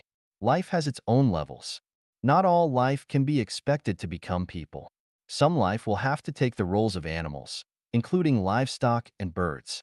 In the travel routes of life, some will have to choose deserts, gully hills, the wilderness, jungles, or steep cliffs. The best life route is only to be understood and chosen by a small number of people. Those who see clearly will see more clearly, but those who do not will be even more confused. In the terms of life genuine values, the best travel route is the one to trek and climb to the highest realms of life and life. Our entire daily lives are to make life happy, joyous, free, and blessed, and to prepare to arrive at our destination near the thousand-year world, the 10,000-year world, and the Elysium celestial island continent. When we know where to go and how to reach our goal, our lives becomes clear, as do our minds. The rest is the question of how to direct our life investment. When we invest our time, energy, youth, and other capital into any project that makes it impossible for us to be happy, joyous, free, and blessed, and impossible for us to attain our ultimate aspiration towards heaven, then we must not invest more capital into it. Everything is made clear. The best investment of life is to invest our capital into something that can make our lives happy, joyous, free, and blessed, and to steer our life destinations toward the thousand-year world, the 10,000-year world, and the Elysium celestial island continent of heaven. Apart from this, all other investments are filled with confusion, regret, loneliness, boredom, bitterness, and pain, lose all our capital, and offer no return in the end. Even more, our investment mistakes may commit boundless sins which cannot be redeemed even after several reincarnations. Let us analyze which of several life investment projects is the best. We will examine life investments for these 8 popular purposes. Religion.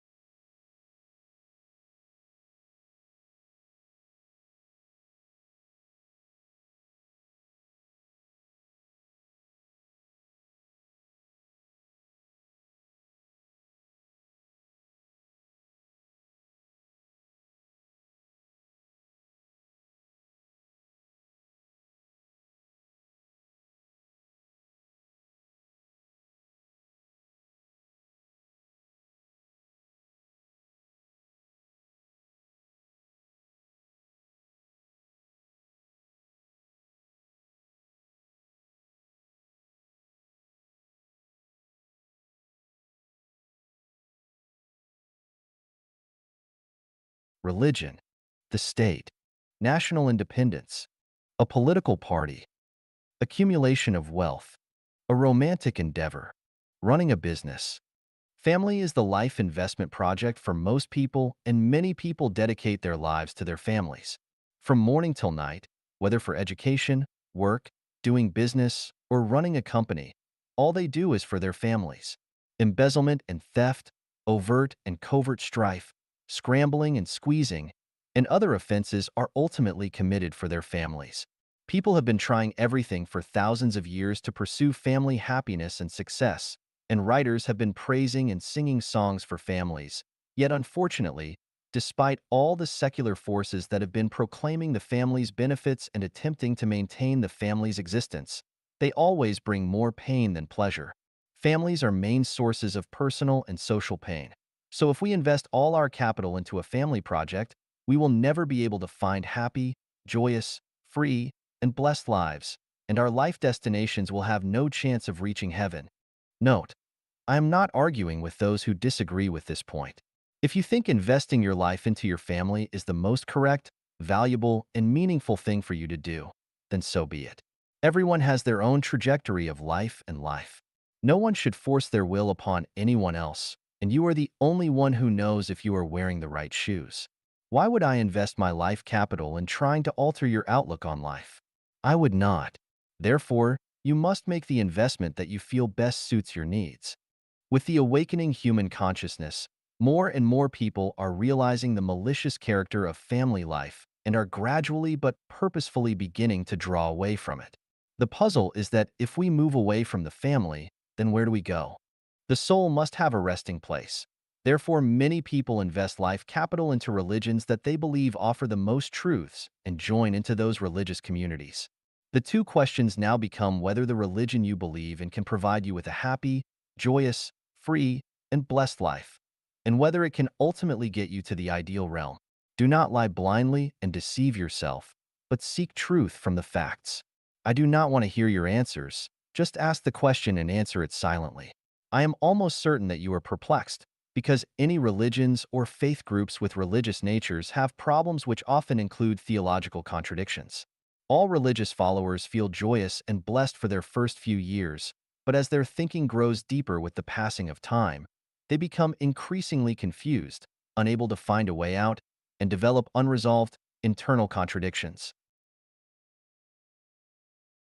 Unless you become a religious gambler or a religious fanatic with a confused mind and soul, or you want to achieve your non-religious purposes through the religious establishment, then if you face reality and seek the truth from the facts, you cannot stay in any religion for very long. Therefore, it is my opinion that if we invest all of our life capital into religious beliefs and activities, it would not be the best investment of life. But of course, if you believe that religion is the best investment of life, so be it. No matter what play it is, someone has to perform in it. Some people invest their life capital into the project of safeguarding the state. Is it worthwhile? That depends. To people who benefit from the existence of the state, yes, but for people who suffer from the existence of the state, no. The existence of the state is a good thing for the authority, but for the majority of the people, it causes suffering. If there were only one state led by one government in the world, there would be many advantages to the common people. What I mean to say is that putting our life capital into the project of maintaining the state is not the best investment of life. But of course, if you trust that this is the best investment of life, then invest as much as you wish, but as time has proven, you cannot force me to stand up for your interests and values. Similarly, investing your life capital to a national independence project is not your best investment either. The formation of the European Union was a sign of civilization's progress, but the collapse of the Soviet Union was a sign of its retrogression. Recently, Georgia and Russia have fought and killed each other's people. National independence is the root of suffering. Similarly, the hardships of the people suffering in Zimbabwe was also caused by national independence. In fact, patriotism and national pride are both narrow and complex. Investing life's capital into these narrow, divisive projects is certainly not the best investment. Is the best investment of life to invest life's capital into organizing political parties against the government or strife against other political parties? Some people say, Politics is dirty. It is as if to say that politics is to do the most shameful things for the most honorable reasons. Those noble ends justify ignoble means. I am a political layman, but I feel that investing life's capital into projects involving politics does not seem to be the best investment of life. Many people invest life's capital into projects that bring them money. Honestly speaking, money is a good thing. It can indeed bring happiness, joy, freedom, and blessings. A life without money is hard to live. Here's the question. Money can twist one's soul, and once one is possessed by money, they will use any and all means to acquire more, by hook or by crook. His or her soul will become increasingly ugly, and that is why Jesus Christ said that it is easier for a camel to go through the eye of a needle than for a rich man to enter the kingdom of God. Just look around. The more money that people accumulate, the greedier they become. Their occasional, generous activities of sharing a feather is either to gain fame to consolidate their wealth or to increase their wealth in other ways. Therefore, investing your life's capital into projects generating wealth is definitely not the best investment. How about investing your life's capital into a romantic endeavor?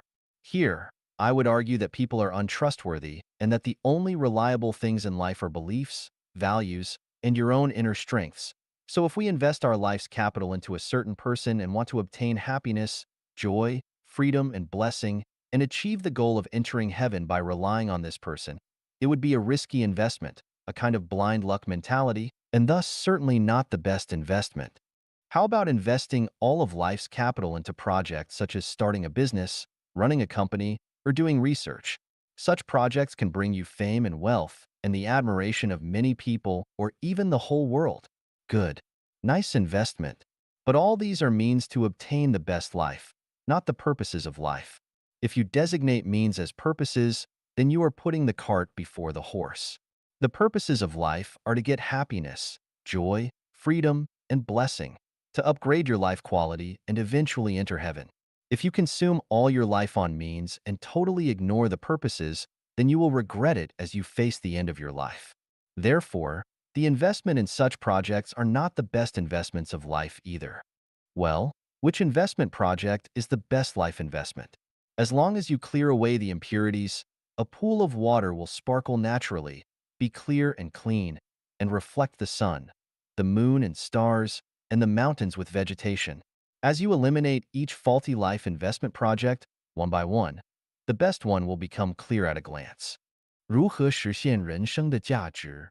How to realize the value of life. Xiefeng, August 232011. Translated by Transin and edited by Care. Everything in the universe has value. There is no waste. As one of the 10,000 types of spiritual life of the universe, people have their own value. Well then, what is our value and how do we achieve it? The fundamental value of our existence is to please the greatest creator.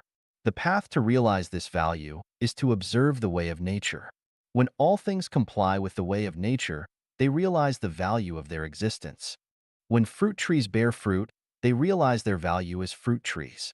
When flowers bloom flowers, they realize their value as flowers.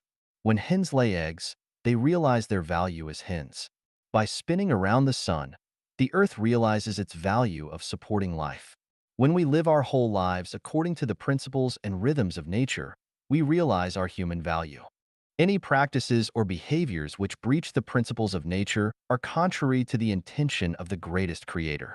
Not only will they not achieve their own value, but they will also be punished by the law. If roosters learn to lay eggs and hens learn to crow, neither will achieve their own value, and they will be punished. As a person, you need to live out your childhood excitement during your childhood, your youthful charm when you are young, your middle-age style at midlife, and your old age with calm restraint. When everything goes naturally, then you will have realized your value as a person. But we can be lured by devils and demons to give birth to many ideas, requirements, and behaviors that are outside of nature. This is the problem with people. For instance, the idea and practice of, to achieve a career, is against the principles of nature.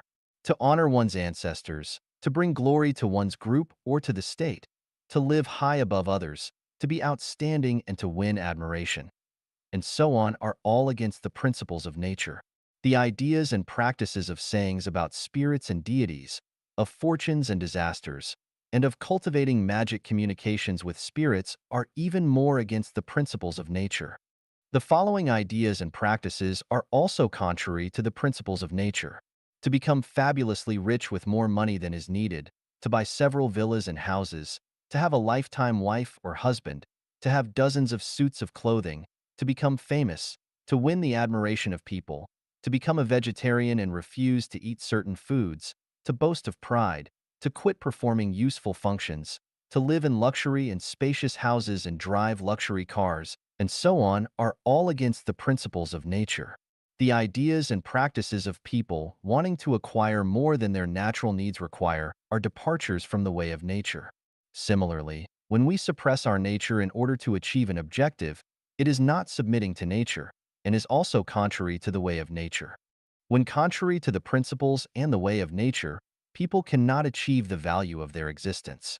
In commodity societies, people frantically pursue material enjoyment and amass wealth. This is a significant departure from the Tao of nature.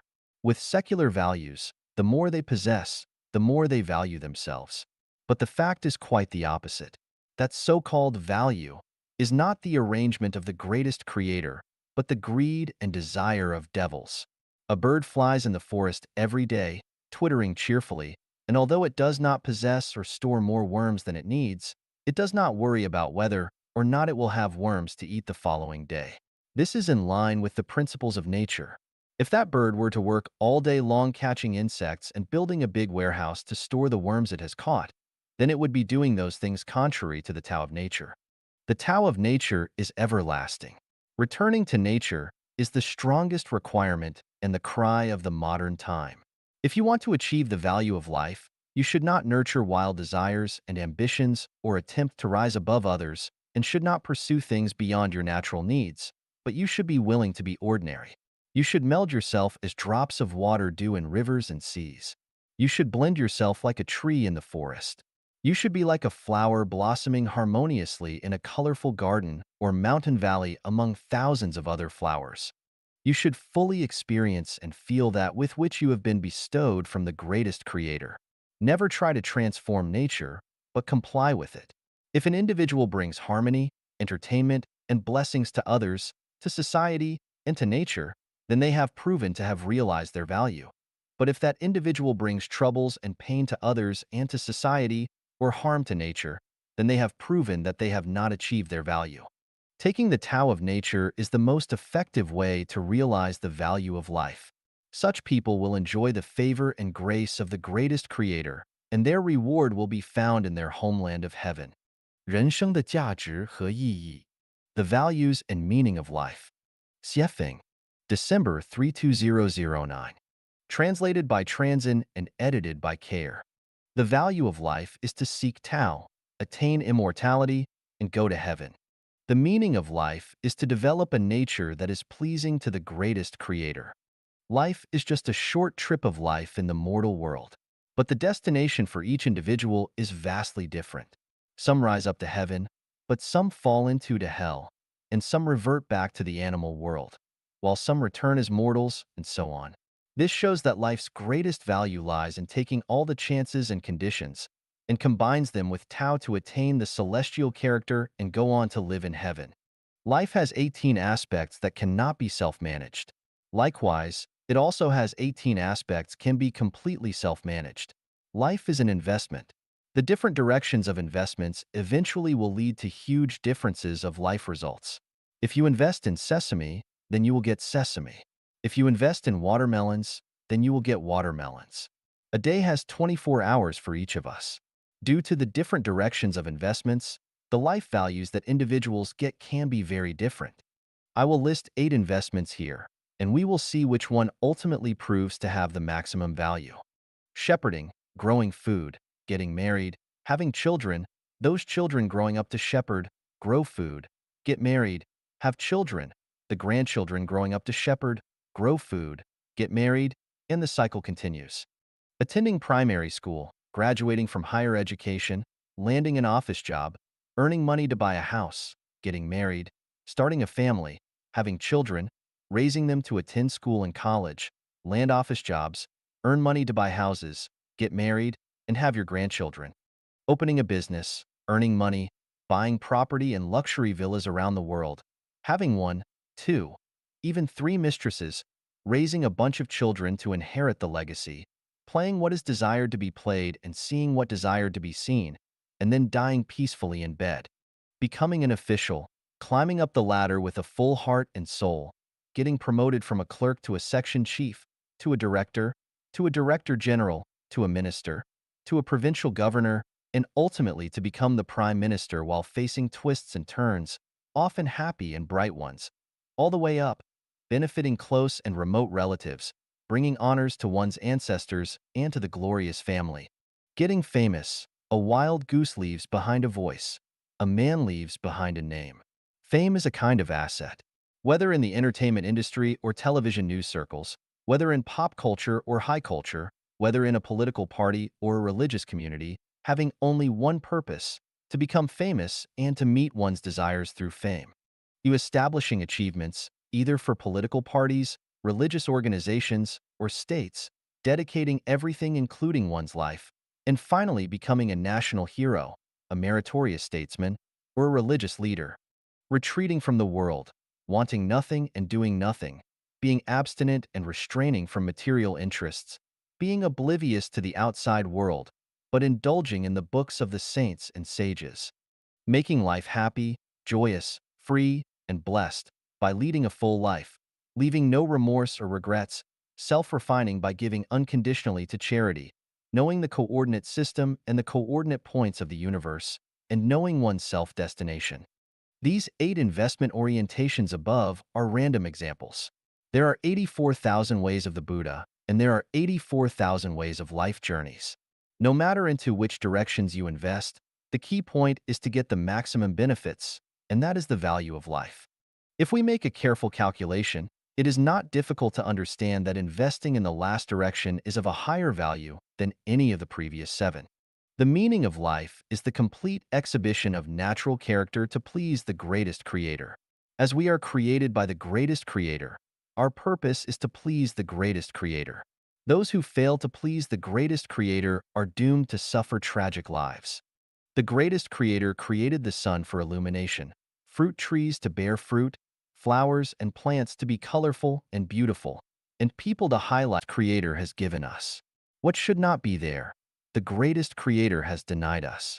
Additional wants and desires are contrary to the will of and cannot please the greatest creator. The values of life are to seek Tao, attain immortality, and go to heaven. The meaning of life is to exhibit a nature that will please the greatest creator. Believe it or not, 心灵受伤是因为有我.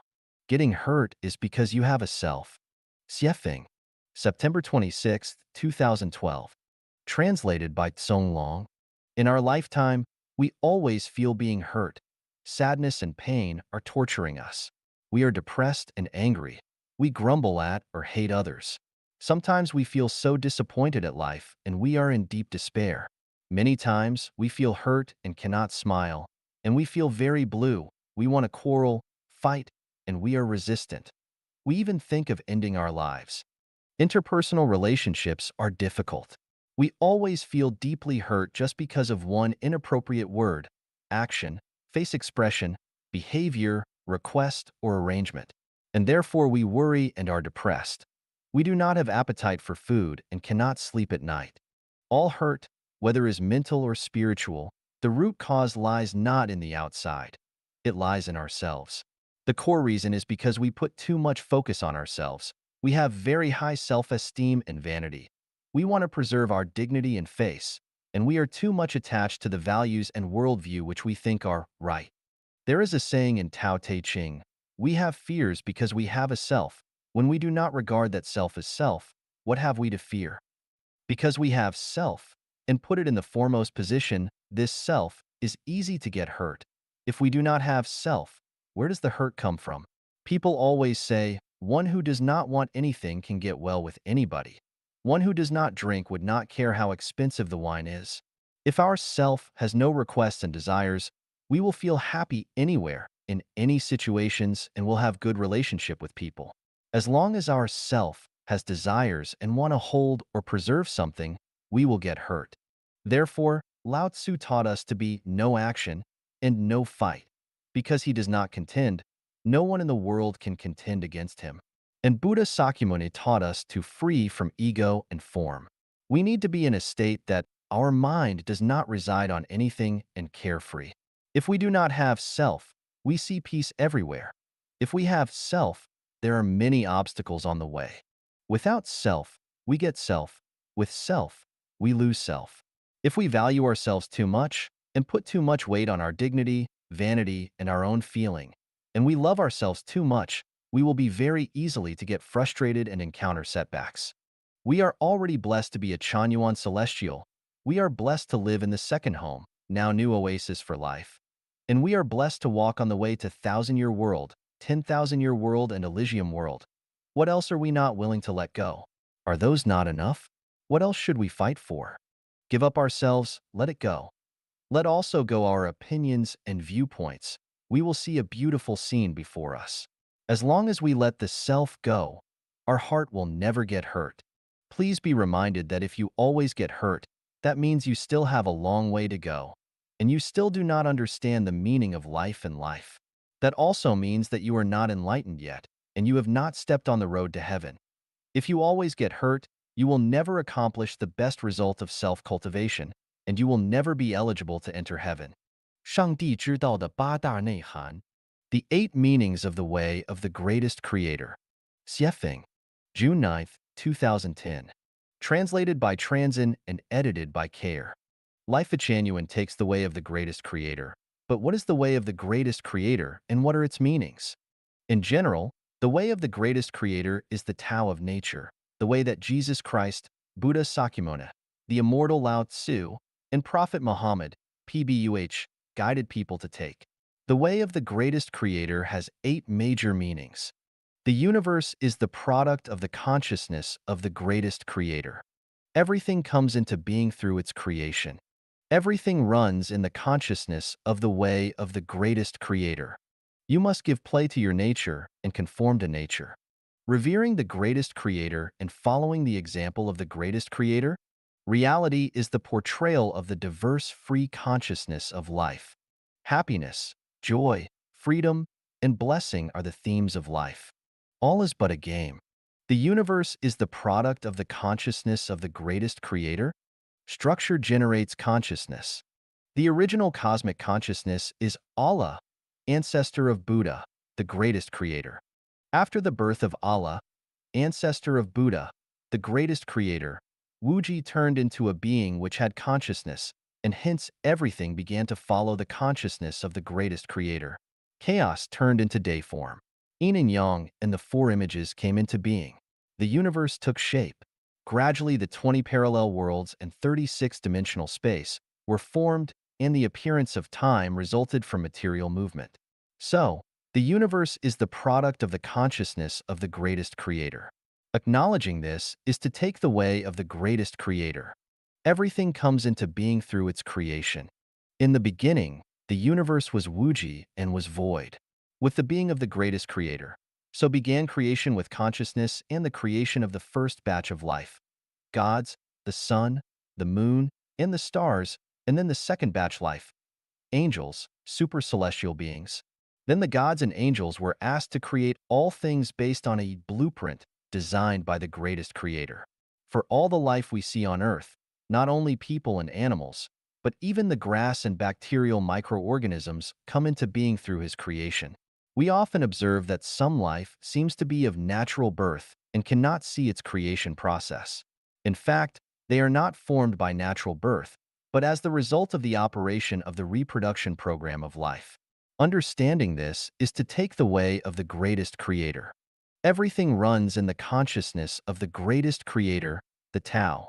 The sunrise and sunset, the ebb and flow, the blooming and fading of flowers, the changing of seasons. Who arranges and controls all these things? The answer is Tao. The intercourse of a man and woman gives birth to fertilized ovum which gradually develops in the womb of the mother to eventually form a complete human body with eyes, a nose, hair, hands, and feet. After 9 months pregnancy and giving birth to a child comes infancy, childhood, youth, adulthood, old age, deterioration, and death. Who arranges and controls this? The answer is also Tao. As long as we conduct mediations and read our revelations, we will find that everything in time and space is in the arrangement and control of Tao. Where does the Tao with the 8 characteristics come from? We can ask the question this way. The normal operation of human society relies on the maintenance of constitutions, laws, rules, and regulations. Where do they come from? Undoubtedly, they are developed by people. People are operating them from behind, and here is the answer. The law that maintains the effective operation of all things in the universe, Tao, was developed by the greatest creator. Someone is operating the Tao from behind, and this someone is the greatest creator. Constitutions and laws reflect the people's consciousness. Therefore, Tao reflects the consciousness of the greatest creator. Conversely, the consciousness of the greatest creator is Tao. All things move in Tao, that is, all things move in the consciousness of the greatest creator. Recognizing this is to take the way of the greatest creator.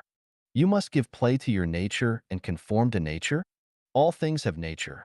Mountains have mountain nature, water has water nature, gods have god nature, devils have devil nature, people have human nature, and beasts have beast nature. Where do the natures of all things come from? The answer is that the natures of all things come from their structures. The kinds of structures determine the kinds of natures.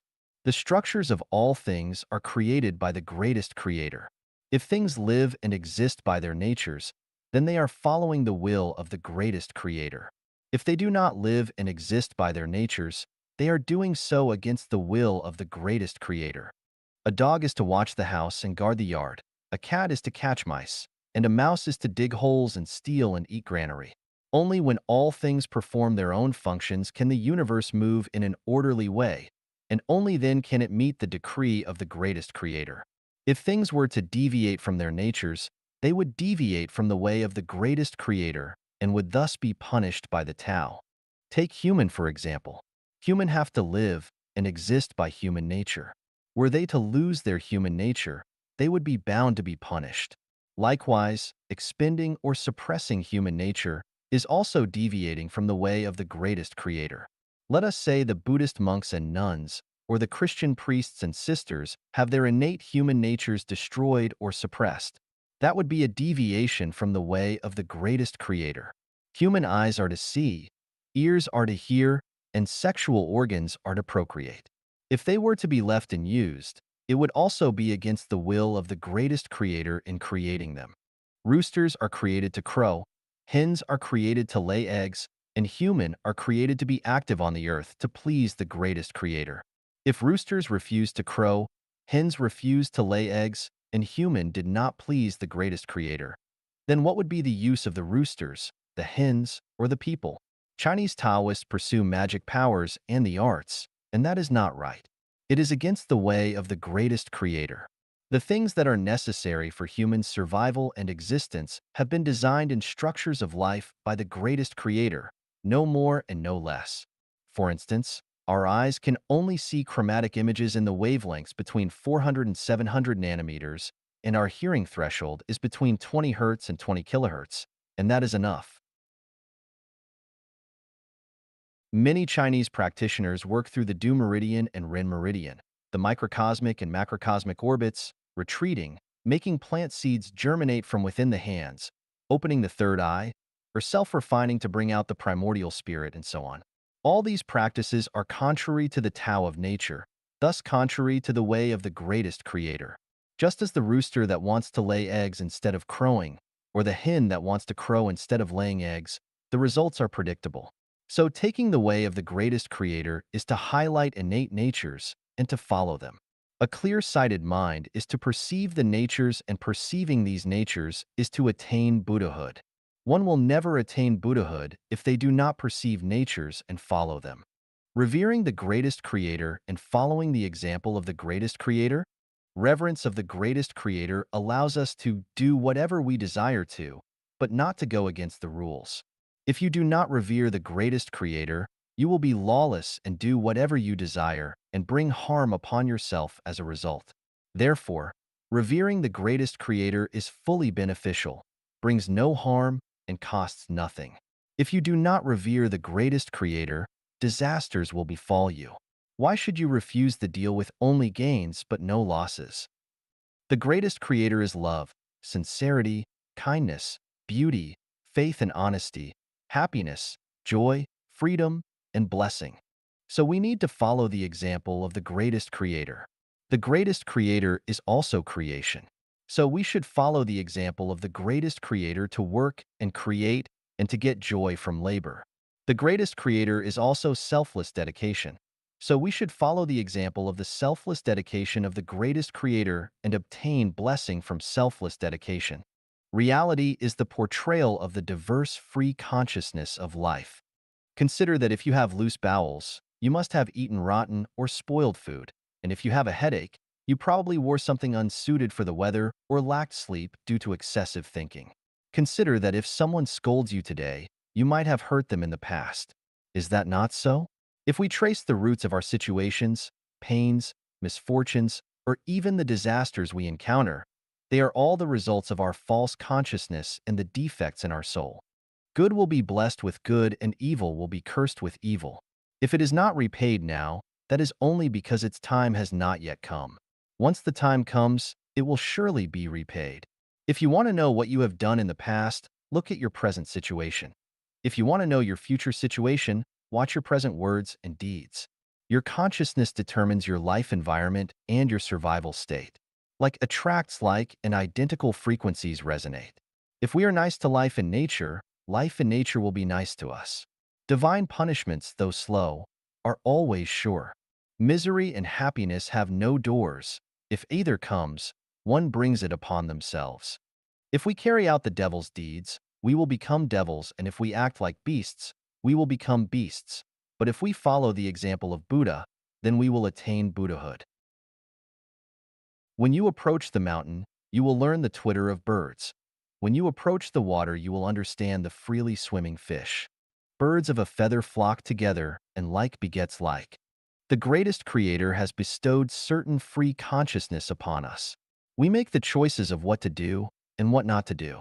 All of us are responsible for our choices. Reality is the portrayal of various free consciousness of life. We have neither heaven, the earth, society, nor others to blame. If something seems wrong, it is neither with the universe nor the world, but with you.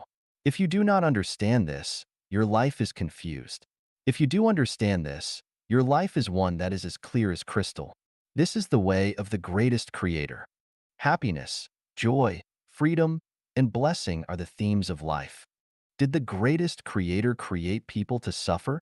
No, definitely not. Was it for them to fight and kill each other, contend for power, cheat on each other, conspire against each other, and to worry and be miserable? No, definitely not. The greatest creator created people to lead happy, joyful, free, and blessed lives. We see the blue sky and white clouds, the blossoming of all kinds of flowers and birds twittering cheerfully. These are designed to please our minds and bodies. I guess the adults reading this have enjoyed physical love? How does that feel? Wonderful, right? The greatest creator designed organs and senses to let us enjoy life. These facts prove eloquently that the greatest creator loves us. The greatest creator is compassionate and wants us to lead happy, joyful, free, and blessed lives.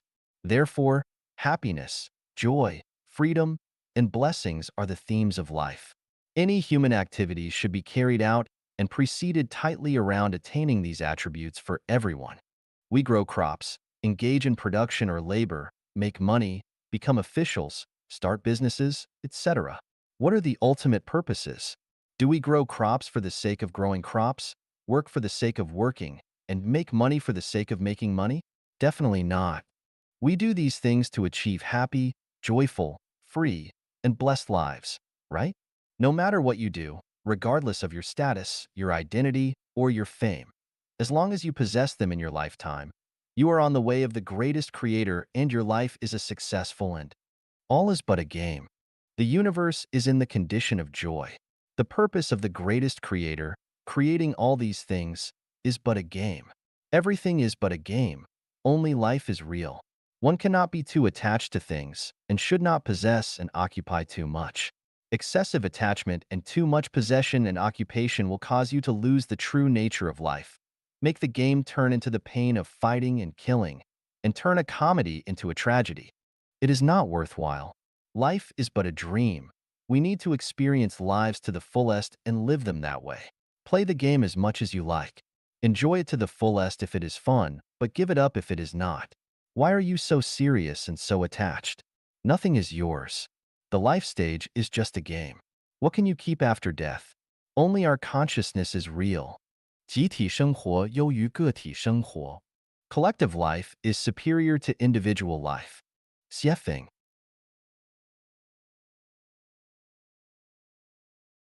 The collective life discussed here refers to a mode of existence in which many people live together according to communist principles. The individual life mentioned here is defined as a mode of existence in which each person lives independently according to capitalist principles. Family life is capitalist in nature, although it takes the form of communism. Individual life befits the selfish person, while collective life is ideal for unselfish people. If you are barbarous, ignorant, selfish, narrow-minded, insidious, jealous, resentful, and have bad habits, then you had better live an individual life. On the other hand, if you are civilized, well-educated, public-minded and unselfish, open-minded, kind, loving, and merciful, and are free of mental or physiological defections, then collective life suits you the best. The collective life is superior to individual life mainly in the following 8 aspects. Collective life is more colorful than individual life. People leading a collective life are less likely to suffer depression and other mental illnesses. Collective life is safer than individual life and has less anxiety and fear. Collective life is not monotonous and tedious. Individual life often leads to depression and isolation. Collective life allows people to have more leisure time for entertainment and cultivation because of the division of labor and cooperation.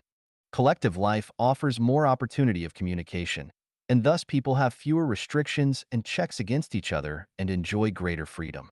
Collective life operates on the principle of sharing weal and woe between members, and thus people have less pressure of life and can achieve happiness more easily. Collective life is the necessary road that leads life to higher level of life spaces.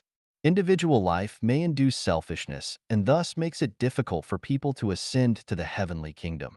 Jesus Christ warns us that it is more difficult for wealthy people to go to the paradise than for the camel to pass through the hole of the needle. Why? Because wealthy people are not willing to lead a collective life. Wealthy people would not have others share their happiness. It is absolutely impossible for a person to go to the heavenly kingdom if he or she is not willing to share his wealth with others, because life in there is not individual life but collective life. There are neither rich people nor poor people in the heavenly kingdom. Only those who love collective life and blend themselves in the collective life can have the hope to enter the paradise. The more perfect non-material structure of life a person has, the greater love and passion this person will have for collective life. The more flawed non-material structure of life a person has, the greater love and passion this person will have for individual life, and the more difficult it is for him to blend into collective life. It is based upon profound and sound consideration that Life Genuine puts forward the proposal that Chanyuan Celestials lead a collective life. Cultivation is conducted completely in accordance with the need of heavenly kingdom and the teachings of Jesus Christ and Buddha Sakyamuni. Life Genuine is leading people to live in heavenly kingdom in an all-round manner. It is necessary not only to be sensible, increase wisdom, enhance the taste of life, we must also continuously promote the consciousness of paradise in our daily life, and develop and form the good habit to familiarize ourselves with and adapt to the life in heavenly kingdom. Whether Xiefeng has spoken the truth, you can tell it from your own heart. You can read about the thoughts of all saints and sages in history. You can check it against and contrast it with the teachings of Jesus Christ, of Buddha Sakyamuni, and of celestial being Lao Tzu. You can use your spiritual perception. If you have done these seriously, you will understand why Life Genuine asks that everyone long for collective life and live a collective life. Not everyone is qualified, or meets the condition to lead the collective life. A person that has not been influenced by the values of life genuine will find it difficult to live in collective life and will soon be eliminated. A selfish, arrogant, irrational, narrow-minded, faulty, mentally and psychologically handicapped, dishonest, and ill-bred person will find it very difficult to stay in the second home.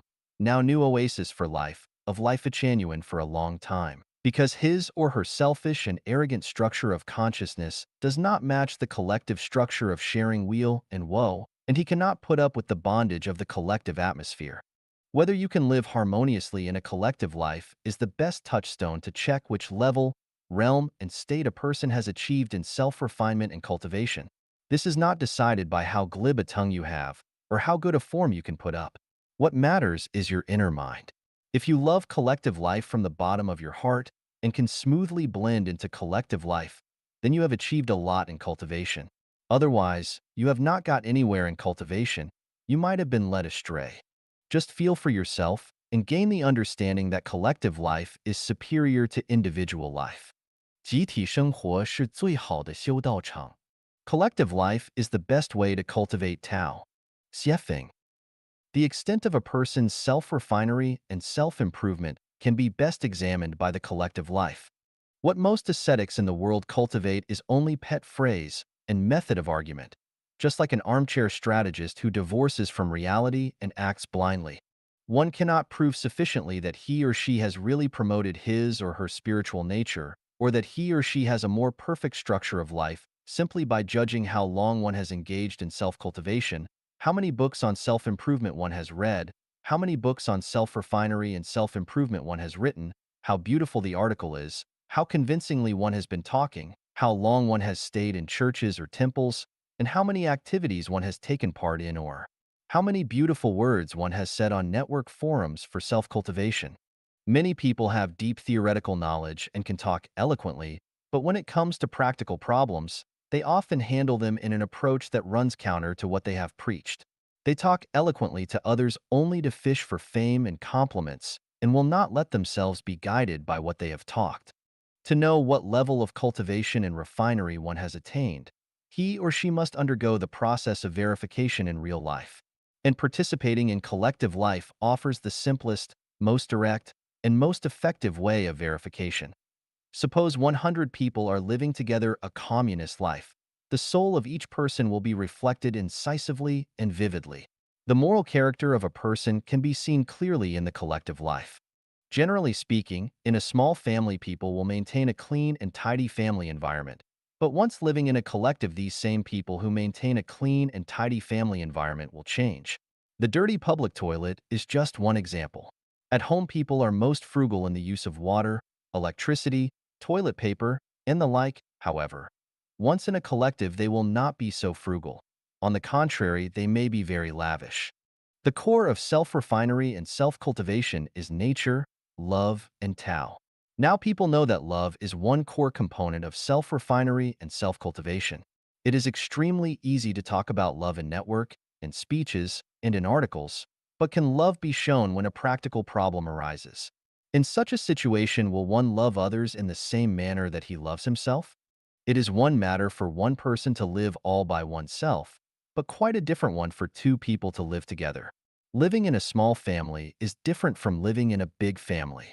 A person with a beautiful heart and soul can live naturally and peacefully either by oneself or in a collective, while a person with a flawed heart and soul may live normally all by oneself, but will have trouble when living with another person and is totally incompatible with a collective life, where he or she may become the source of disputes. The lack of collective life in this world has made it difficult for people to quickly optimize their souls. Without the tempering and test of collective life, it will be difficult for a person to perfect his or her soul. Without the examination of collective life, no one can be clear whether his or her soul is relatively perfect. Collective life is the best venue for the cultivation of Tao.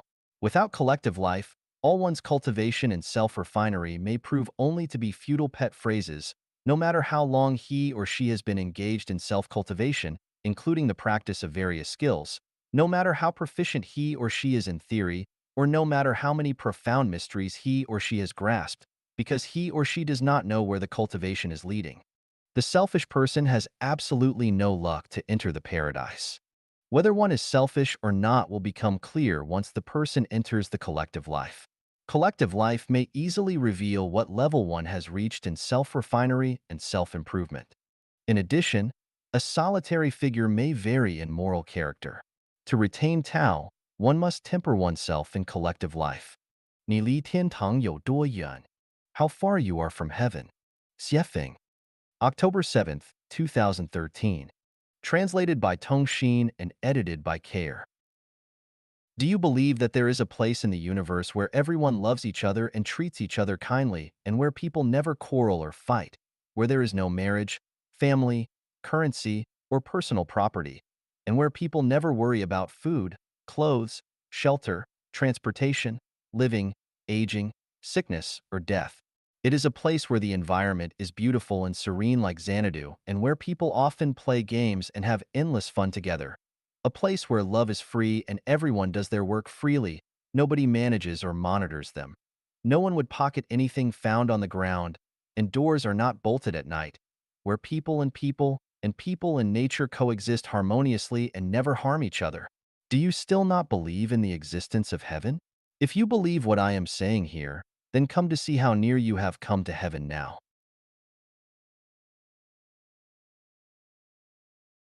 If you do not believe that you are made by the greatest creator, but rather by your parents, then you are endlessly far from heaven. If you never save wealth in heaven, then you are 108,000 kilometers away from heaven. 108,000 kilometers is a Chinese proverb to describe a tremendous distance between two places, that if you did not pay off your debts from all previous lives, then you are still very far from heaven. If you think marriage, family, and relatives are the biggest wealth in your life, then you are quite far from heaven. If you think the biggest pride and honor in life is to own money, power, and fame, then you are still very far from heaven. If there are still poisonous weeds like jealousy, complaining, anger, possession, control, hypocrisy, selfishness, greed, pride, laziness, comparison, precaution, meanness, cruelty, extravagance, waste, or resentment growing in your soul garden, then you are very far from heaven. If you never know what confession and apology are, then you are very far from heaven. If you never know about gratitude, then you are very far from heaven. If you still covet your personal property, then you are very far from heaven.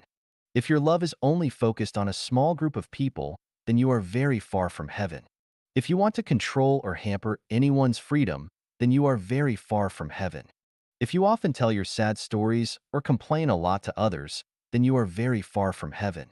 If you have not returned to a childlike state, then you are very far from heaven. If the above situations do not exist, then you are just one step away from heaven. Why can you not see the scenery of heaven? Because you are too far from it. If you try to get close to heaven, step by step, the scenery will become clearer. Eventually you will see heaven. Just have a try if you do not believe me.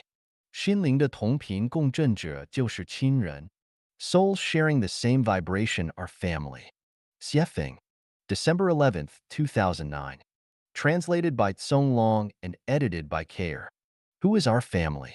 Jesus told us, "For whosoever does the pleasure of my Father in heaven, he is my brother and sister and mother." Matthew 12:50. Jesus Christ is the road, the truth, and the life. When we follow his teachings, we will be reborn in heaven, and we will know that whoever lives in the will of the greatest creator is our family. I am the embodiment of Jesus Christ in this era, an era for reaping the ripe crops. Let me tell you again, whoever meets the following standards are our family. A one who reveres the greatest creator and walks on his way. One who reveres life, reveres nature, loves life, and loves peace. One with whom we can share weal and woe, one who cares for us, never oppresses us, never exploits us, and never bullies us. One who speaks gently, never shouts at us, never complains, never laughs at us, never insults us, and never discourages us. One who can forgive our mistakes and makes us smile. One who never quarrels or fights with us, but always is willing to sacrifice his or her interests for us. One who brings happiness, joy, fun, and freedom. One who is close but never harms us. In short, whoever shares the same vibration is our family. Family is the one we can care for and love, and the one who is caring and loving. When we are with our family, we should have no troubles or worries, and never feel lonely or isolated. When we are with our family, there are no quarrels or fights and no anxieties or fears. Wherever we are, as long as we are with our family, our life is beautiful and happy, and our future is blessed. We should redefine the traditional family concept, which is merely based on the blood relationship, and build up a new family theory. Let us make everyone have more families in the journey of life and make their lives even more beautiful. 自私是通往天国的一道屏障. Selfishness is the stumbling block to heaven. Xiefeng, April 3rd, 2011. Translated by Tsong Long. You can feel the vastness of the universe when you have a selfless mind, and you have so much worry if you are selfish.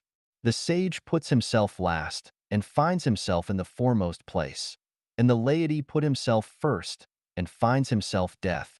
I often observe the people surrounding me. Many people often have emotions as worry, angry, feeling unsettled, anxious, discontent, jealous, hate, complain, depressed, pessimistic, and etc. They are very hard to please. The root cause of the above situations is selfishness. In heaven, nobody is selfish. That is why heaven is a place with peace, harmony, and happiness. I have established a transit station on our way to heaven, the second home, now new oasis for life, of Life Genuine. One of my objectives is to eliminate the selfishness in humans' nature. In the old lifestyle, it is very difficult to remove selfishness. For example, anyone who lives in marriage and family is selfish because they have to be selfish. While in the second home, I first request Chanyuan Celestials to break marriage and family and give up their personal property. Moreover, the management style of the second home is paradise management. There is no power, position, fame, or wealth to chase after. Nobody attaches to anyone, and there is no special relationship between two persons.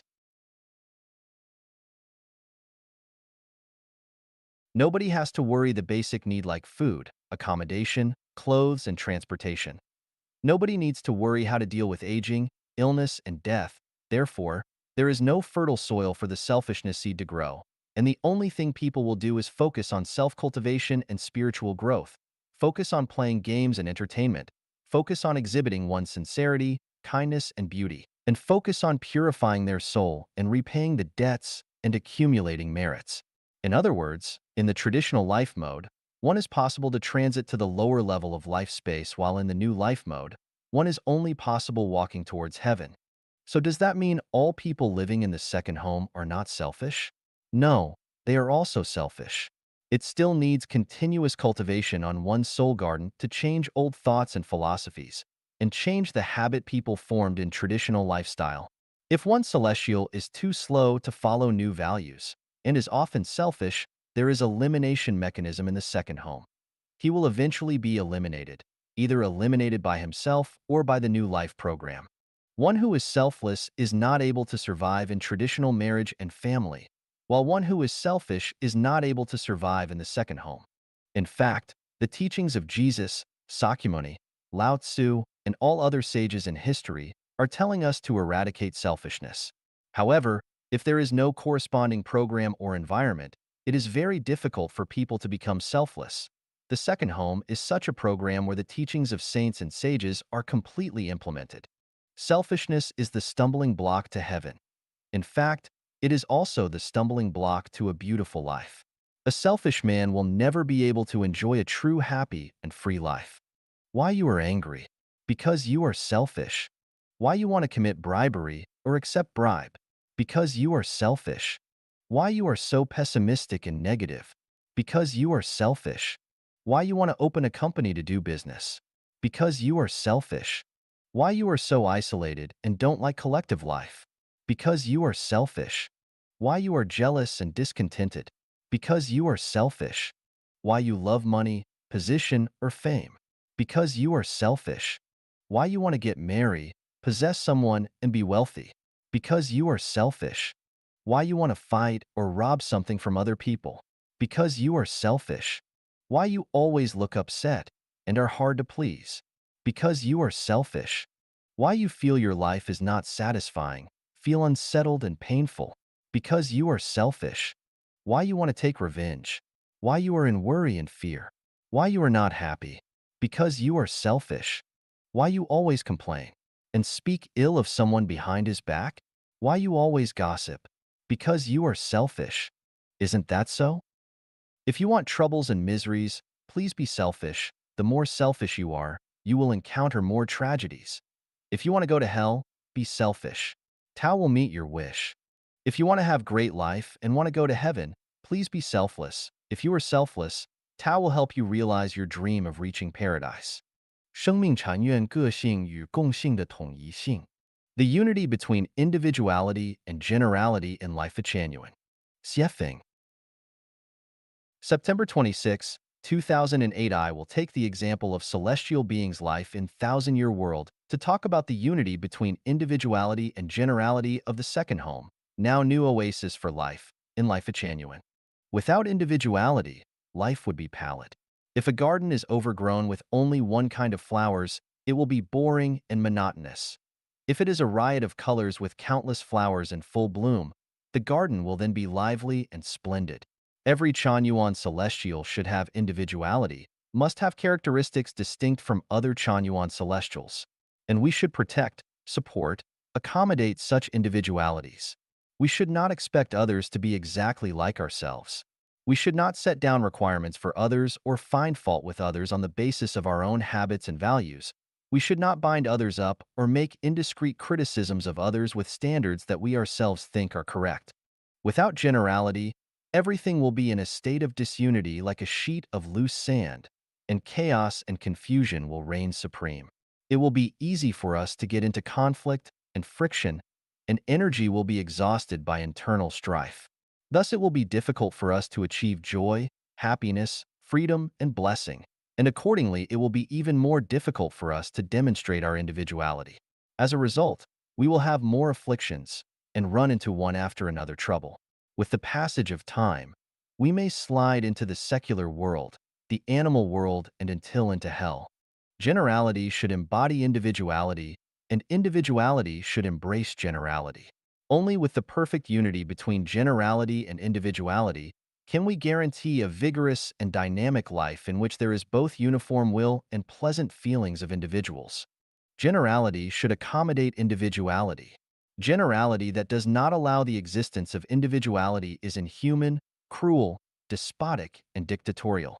Life genuine should consistently be on guard against this trend. When individuality gets into conflict with generality, individuality should give way to generality. The individuality that does not conform to generality is a law unto itself, is immoral and radical, and will do harm to the collective. Such individuality is a morbidity that reflects a distorted soul and indicates the deformity of non-material structure. The reason that people in the thousand-year world live a more joyful and pleasant and freer and more blessed life than people in the human world is because of the perfect unity between individuality and generality. The fewer conflicts and contradictions there are between generality and individuality, the better the quality of life will be, the more interesting a life everyone will have, and the greater the freedom will be. The more conflicts and contradictions there are between generality and individuality, the lower the quality of life will be, the poorer the character of life will be, and the more afflictions and troubles everyone will have. The generality of human society is maintained mainly through constitutions, laws and statutes, army, and police. Without these compulsory measures, human society will be plunged into confusion and chaos and will be governed by law of the jungle existing in the animal world, by which the strong prey upon the weak. The generality of life genuine is maintained mainly through life genuine values. No constitution, laws and statutes, or army and police are needed. The generality is realized completely by the same frequency resonance of soul under life genuine values, and completely by everyone's free will and volition. No compulsory and mandatory measures shall be employed. Everyone who conducts self-refinement and self-cultivation in order to live in the better spaces of life must have a good understanding of the perfect unity between generality and individuality, and must maintain individuality and at the same time conform to generality. Anyone who places excessive emphasis on individuality can never reach the higher spaces of life.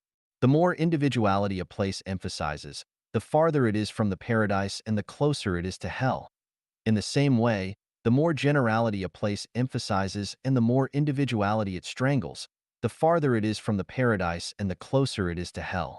Everyone should understand that human society is a place that emphasizes individuality. You come from human society, so it is only natural that you want to fully exhibit and maintain your individuality. However, if you don't pay attention to generality and cannot fully display your individuality, you will be distressed, you will be furious, and you will be revengeful. You will mistreat others as well as yourself, and you will even kill yourself. Thus, as a member of human society, we are innately psychologically deformed and innately handicapped in the non-material structure of our life. Then what should we do? Collective life is the best venue to cultivate the way. We must cultivate and refine ourselves by blending ourselves into the collective life and get rid of the individuality that does not conform to generality in the same way as we prune the superfluous branches from a tree. When you live alone, when you are single, when you live in the secular family, you may feel wonderful. You may feel you are perfect and flawless. However, once you live in the collective, you will have your defections and deficiencies exposed. You will feel completely incompatible with the collective life. You will find it difficult to get along with people harmoniously. You will cause distress to others, and you will feel that others do not love you and do not care for you. When such things happen, you should find problems in yourself instead of in the collective. For example, when everyone is having a good time but you choose to go to sleep and then complain that others have made noises and interrupted you, that's where you have gone wrong, because your individuality is not incorporated into the generality. On the other hand, you are equally wrong when everyone else is having a rest but you choose to have some fun and make a lot of noise. Maybe someone would ask, I do not want to be a part of the collective, and I do not cause distress and troubles to other people. I only concentrate myself on my own cultivation, and I only go to the place that I yearn for. Isn't that permissible? Yes, it's permissible. The space for life is infinitely expansive, and whatever consciousness you may, and you will go to the corresponding space for life. But you cannot go to the paradise, because in the paradise there is no place for a lonely ranger. Even if you can do whatever you want in Celestial Island Continent, you must still follow the generality of Celestial Island Continent. You must associate with the collective. You must live peacefully with any celestial being. You should not behave as in the human world, getting along well with only a few good friends you have chosen but ignore others. Even if you are a star, you must exist in a galaxy, and you must observe the generality of the galaxy, otherwise you will be doomed. The more one stresses individuality, the more distress and trouble they will have, the greater destruction they will bring to society and collective, the more lonely and solitary they will feel, the more easily their soul will be distorted, and the more abnormal mentality they will have. The less conflicts and contradiction a person suffers in individuality and generality, the more pleasant and happier they will be, the more serene a mind they will have, and the more likely they will achieve the spiritual state of a celestial being and Buddha. A person who suffers greater conflicts and contradiction between generality and individuality will become devils, monsters, and demons. The generality of the universe is Tao. The core of Tao is the greatest creator. Worshipping the greatest creator and following his way means the perfect and harmonious unity between your own individuality and the universe's generality. Only people who have harmoniously and perfectly united their individualities and the universe's generality are clear-headed people and can have a bright prospect. If you have deviated this general principle and direction, you will not have a beautiful prospect no matter how much effort you have made for your own cultivation. The generality of human society is fame and gain. Every pursuit of fame and gain, by whatever means, is compatible with the generality of human society.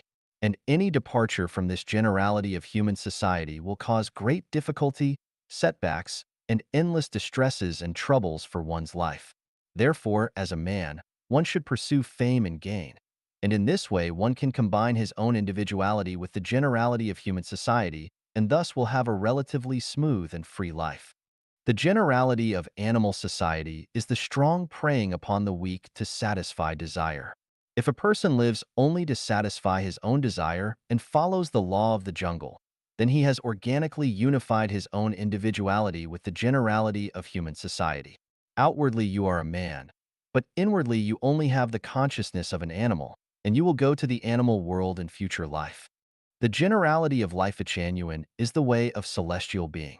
Anyone who seeks joy, happiness, freedom, and blessing looks forward to thousand-year world, 10,000-year world, and celestial island continent of the Elysium world, and enthusiastically involves himself in pioneering the era of life genuine is a person who has perfectly and harmoniously united his own individuality with the generality of life genuine.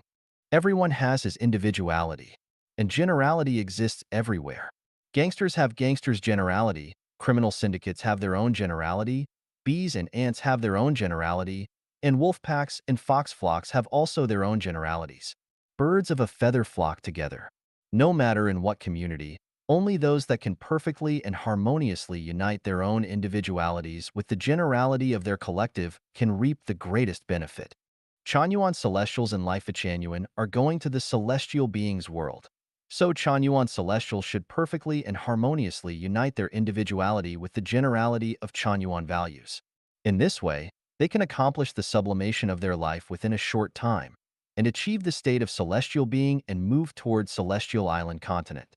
雪峰羡慕的八种人 8 kinds of people that Xiefeng admires. Shuefeng, March 29, 2008. There are 8 kinds of people that I admire in the human world. People without debts.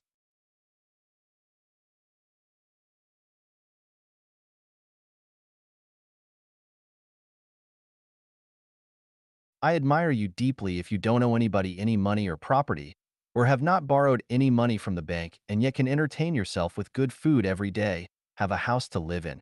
At night you raise your head to appreciate the stars and moon. During the day you look casually at the clouds drifting, gathering and scattering in the sky, and go sightseeing or visit friends and relatives during spare time. You are leading a life of celestial beings. It does not matter if you do not have villa or expensive car, do not have deposits in the bank, cannot afford famous brand clothes and shoes, do not have great fame or position, cannot afford the meals in a hotel, and cannot prepare any decent dishes to entertain guests. I admire you as long as you are calm and serene in mind. Do you know that there are many people who are still worried about and on the run for their livelihood? People with good health. You are blessed, because a good and sound health is something that cannot be bought even with mountains of silver and gold. You have had all the treasures endowed to you by heaven. Just have a look at those handicapped and diseased people and have a look at yourself, and you will understand how blessed you are. And they will admire you most. People who are not married. You have the greatest freedom among people on the earth. You can look at anyone you want. You can get up anytime you like. You can give your money to anyone you would like to give. There is no one to supervise you, restrict you, and be on guard against you. What a good fate you were born with. Just take a look at those who have got married. Don't be fooled by their smiling faces. Inwardly, they are extremely distressed. Thus, I admire you greatly. People who do not admire others. You are extremely great and wise to admire nobody. Most of people's distresses are rooted in their inclination to make comparisons with others. If you don't admire others, then I should tell you, you are a man with the wisdom of celestial beings. It is the happiest thing to get on with you. You are being yourself, going your own way, blossoming your own flowers, bearing your own fruit, and living by modeling after nature. You understand the way of the greatest creator. Thus you are most admired. People with confidence. I admire you greatly. Your life is full of fun and interest. Yin and yang blend to make up Tao. So you fully understand the meaning of Tao. You do not intend to possess or control each other and are still attached to each other. You have your love all your life. You have great fun and happiness when being together, and you miss each other day and night when being apart. How well do you understand life and how admired you are? People who know how to be an ordinary person. How many people have idled away their beautiful time of life in seeking the extraordinary? In order to pursue the extraordinary, they are overburdened with debts. They go off into wild flights of fancy and go astray in search of shortcuts. They resort to trickery and hoodwinking. They go to the most extreme lengths and even end up in prison. However, You can retain a calm mind for being ordinary and settle down to an ordinary life. You enjoy simple food heartily as if you are enjoying delicacies. You work and rest as the sun rises and sets. You really know what to enjoy. You must have fully understood the philosophy of life, or you must have come from the heavenly kingdom. How admired you are! People who have same-sex bosom friends. In our life, it is especially difficult to find a bosom friend, a person whom you can turn to in the middle of night to share your feeling, or someone to whom you can place your trust and share your secrets, or someone who would jump in front of you to block the strike of a cobra, or someone who is still close to you with smiling face even if you have sworn at him or kicked him, or someone who can share weal and woe with you. Oh, how blessed you are and how I admire you. People capable of entertainment. People in the paradise all know how to play and entertain. People who do not know how to play and entertain are dull and boring, and thus have no chance to go to the heavenly kingdom. You are diamond among people if you are both knowledgeable and profoundly wise and humorous, and can always bring happiness and pleasure to others. To be with you is to be with happiness and joy. To live with you is like living in the heavenly kingdom. How can I help not admiring you? If you are the incarnation of all the above 8 qualities, you are undoubtedly an angel, and I will not only admire you but will also follow you closely. 直面真实, face the reality. 写评, September 24th, 2010. Translated by Tsong Long and edited by Care. Are you suffering? Do you have troubles, worries, and fears? Do you want to get away from your sufferings and go to a place which provides you with freedom and happiness? If the answer is yes, let me tell you a way which can end your sufferings and lead you to heaven. Face the reality. What is facing the reality? That is to be aware that we are imperfect. All our sufferings are due to imperfections in ourselves. The world is not wrong, but we are wrong. There is not a single soul in the universe that is treated unjustly. We need to be honest with ourselves and face our imperfections. If we are not happy, we must find the reason within, but not complain about other people and society. It is very easy to find excuses for ourselves and condemn others, but if you do so, your sufferings will never end. One who never admits his imperfections and always blame others when having troubles and pains will never get real happiness, joy, freedom, and blessings, and he will never reach heaven either. I have witnessed all misfortunes throughout the world and have carefully observed and thought about the sufferings of humanity. I have therefore concluded that the root causes of all tragedies are ourselves. What is even worse is that we are not willing to face the truth and admit that we have flaws. Instead, we complain and point our finger at others. This kind of life is too hypocritical, too unreal, too superficial, and too unfortunate.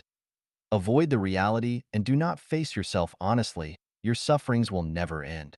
感谢你们上帝的子民. Thank you, the children of the greatest creator. Xiefeng. April 22nd, 2014, translated by Tsong Long and I. Life Genuine has been enduring a period of suffering since November 2013.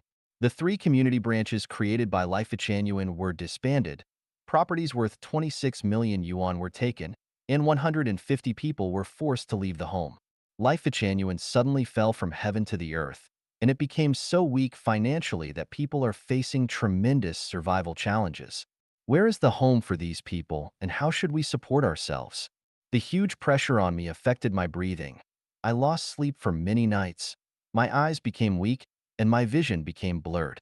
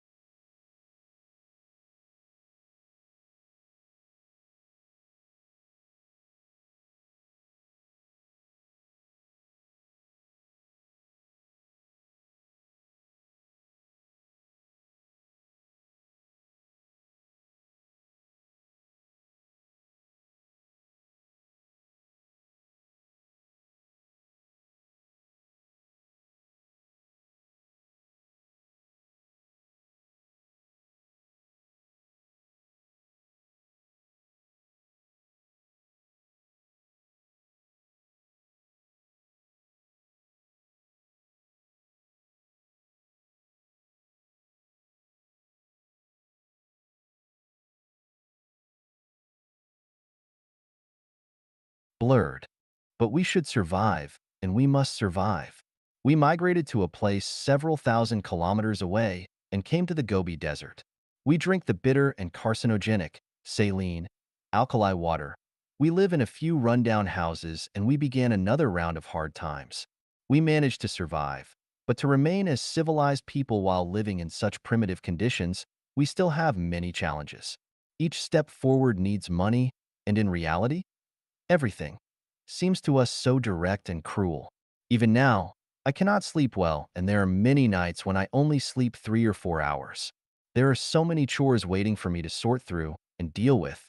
How can I manage to sleep? The Constitution and laws only maintain slavery. They do not protect human dignity.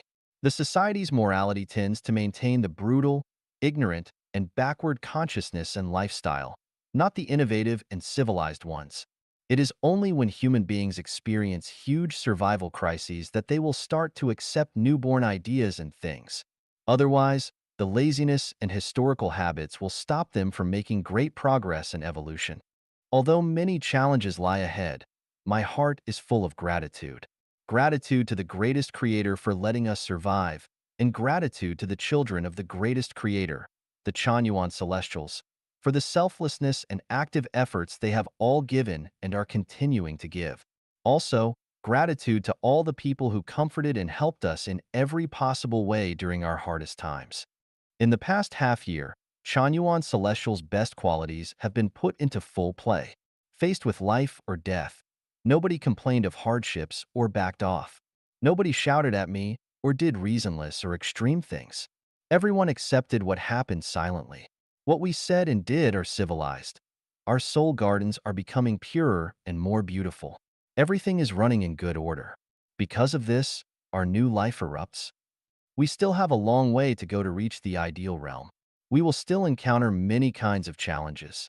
However, no matter how many difficulties and obstacles we encounter, I hope the children of the greatest creator will always be civilized and maintain good behavior, never hurt Mother Nature, any living beings, society, or any nations. Please keep the purification of your soul garden as the first priority. Do not be selfish, jealous, greedy, arrogant, possessive, or fearful. Let nature take its course. Keep the inner peace and firmly believe in the greatest creator and in karma. Try your best with everything in your daily life and stand to the original intention. Let us continue to climb to the highest states of life and life. 入住生命绿洲仙草每日祈祷词 Daily prayer for celestials settling in the new oasis for life. Xiefeng, December 16th, 2009. Translated by Treasure and edited by Care. Supreme Leader of the Universe. Allah, Ancestor of Buddha, Greatest Creator. Thank you for creating the unprecedented new oasis for life for us. The transfer station from the mortal world to the kingdom of heaven. A copy of the thousand-year world of heaven on earth. A new mode of life for humanity and future. And the base of self-improvement and self-cultivation for me to be reborn and become a super celestial being. It was through your grace that I was allowed to join the new oasis for life. I will cherish this rare opportunity that is difficult to find across thousands of years and will devote all of my body, soul, spirit, and will power to it, and strive to achieve a phoenix nirvana and to accomplish the spiritual state of immortality. Once starting this journey to the kingdom of heaven, I will proceed without hesitation, never falter, and never stop advancing forward until my ultimate goal is reached. I pray for your constant surveillance, protection, and blessing, and that you will constantly guide me to overcome all difficulties to realize my long-cherished dream. In the new oasis for life, I will regard all celestials as family members and overcome jealousy, complaining, fickleness, and hypocrisy. Bring my qualities of sincerity, kindness, beauty, love, faith, and honesty into full play. Strive to bring joy, happiness, freedom, and blessings to all my beloved relatives in our homeland. Never argue, compete, rob, or fight for anything, and be the first to bear hardship, but the last to enjoy fruition. My thoughts will match my words, and my words and deeds will be consistent. In the new oasis for life, I will always work hard and never slack off or shirk my duties, be neither impractical nor crazy, nor compare myself to others or fuss with them. Keep my dedication first and my comfort last. Strive to deliver premium quality in whatever I do. Lead a thrifty and simple life with neither waste nor extravagance, and avoid greed, grumbling, and complaining. In the new oasis for life, I will gradually achieve the state of possessing nothing, dedicating everything to the oasis, which is the most magnificent career of humanity, regarding the oasis as my life, and is all that I have, and will align my greatest ideals and wishes to those of the oasis. I will strive to make the oasis more and more perfect and to prosper gradually with my efforts. In the new oasis for life, I will blend my individuality into commonness, endeavor to conquer and abandon my idiosyncrasies and bad hobbies that contradict the commonness of the oasis and reject them all, but keep and develop my individuality that is consistent with the commonness of the oasis. I will be an exotic and distinctive flower in the garden of the oasis, sending out my own unique fragrance. In the new oasis for life, I will maintain the 800 values for new era human beings and devote myself to a new life with new values, a new outlook on life, and a new worldview. Abandon old ideas, accept new ones, improve myself as a new human being, act from my own behavior, and do my little bit to help, and dedicate selflessly for the whole of humanity entering into the Life-Genuine era. In the new oasis for life, I will follow the teachings of Jesus Christ, Buddha Sakyamuni, Celestial Lao Tzu, and Prophet Muhammad, PBUH, and learn the lessons of the saints and sages of humanity throughout the ages with an open mind. Endeavor to perfect my own qualities, and strive to become a high-quality member with lofty ideals, good self-cultivation, great literacy, and high moral character. I will enrich my connotation, behave elegantly, and talk culturally in order to devote myself wholeheartedly to serve the kind, diligent, honest, and trustworthy masses in the world all my life with the wisdom of Buddha Sakyamuni and the sentiments of Guanyin Bodhisattva, and give all that I can until my heart ceases to beat.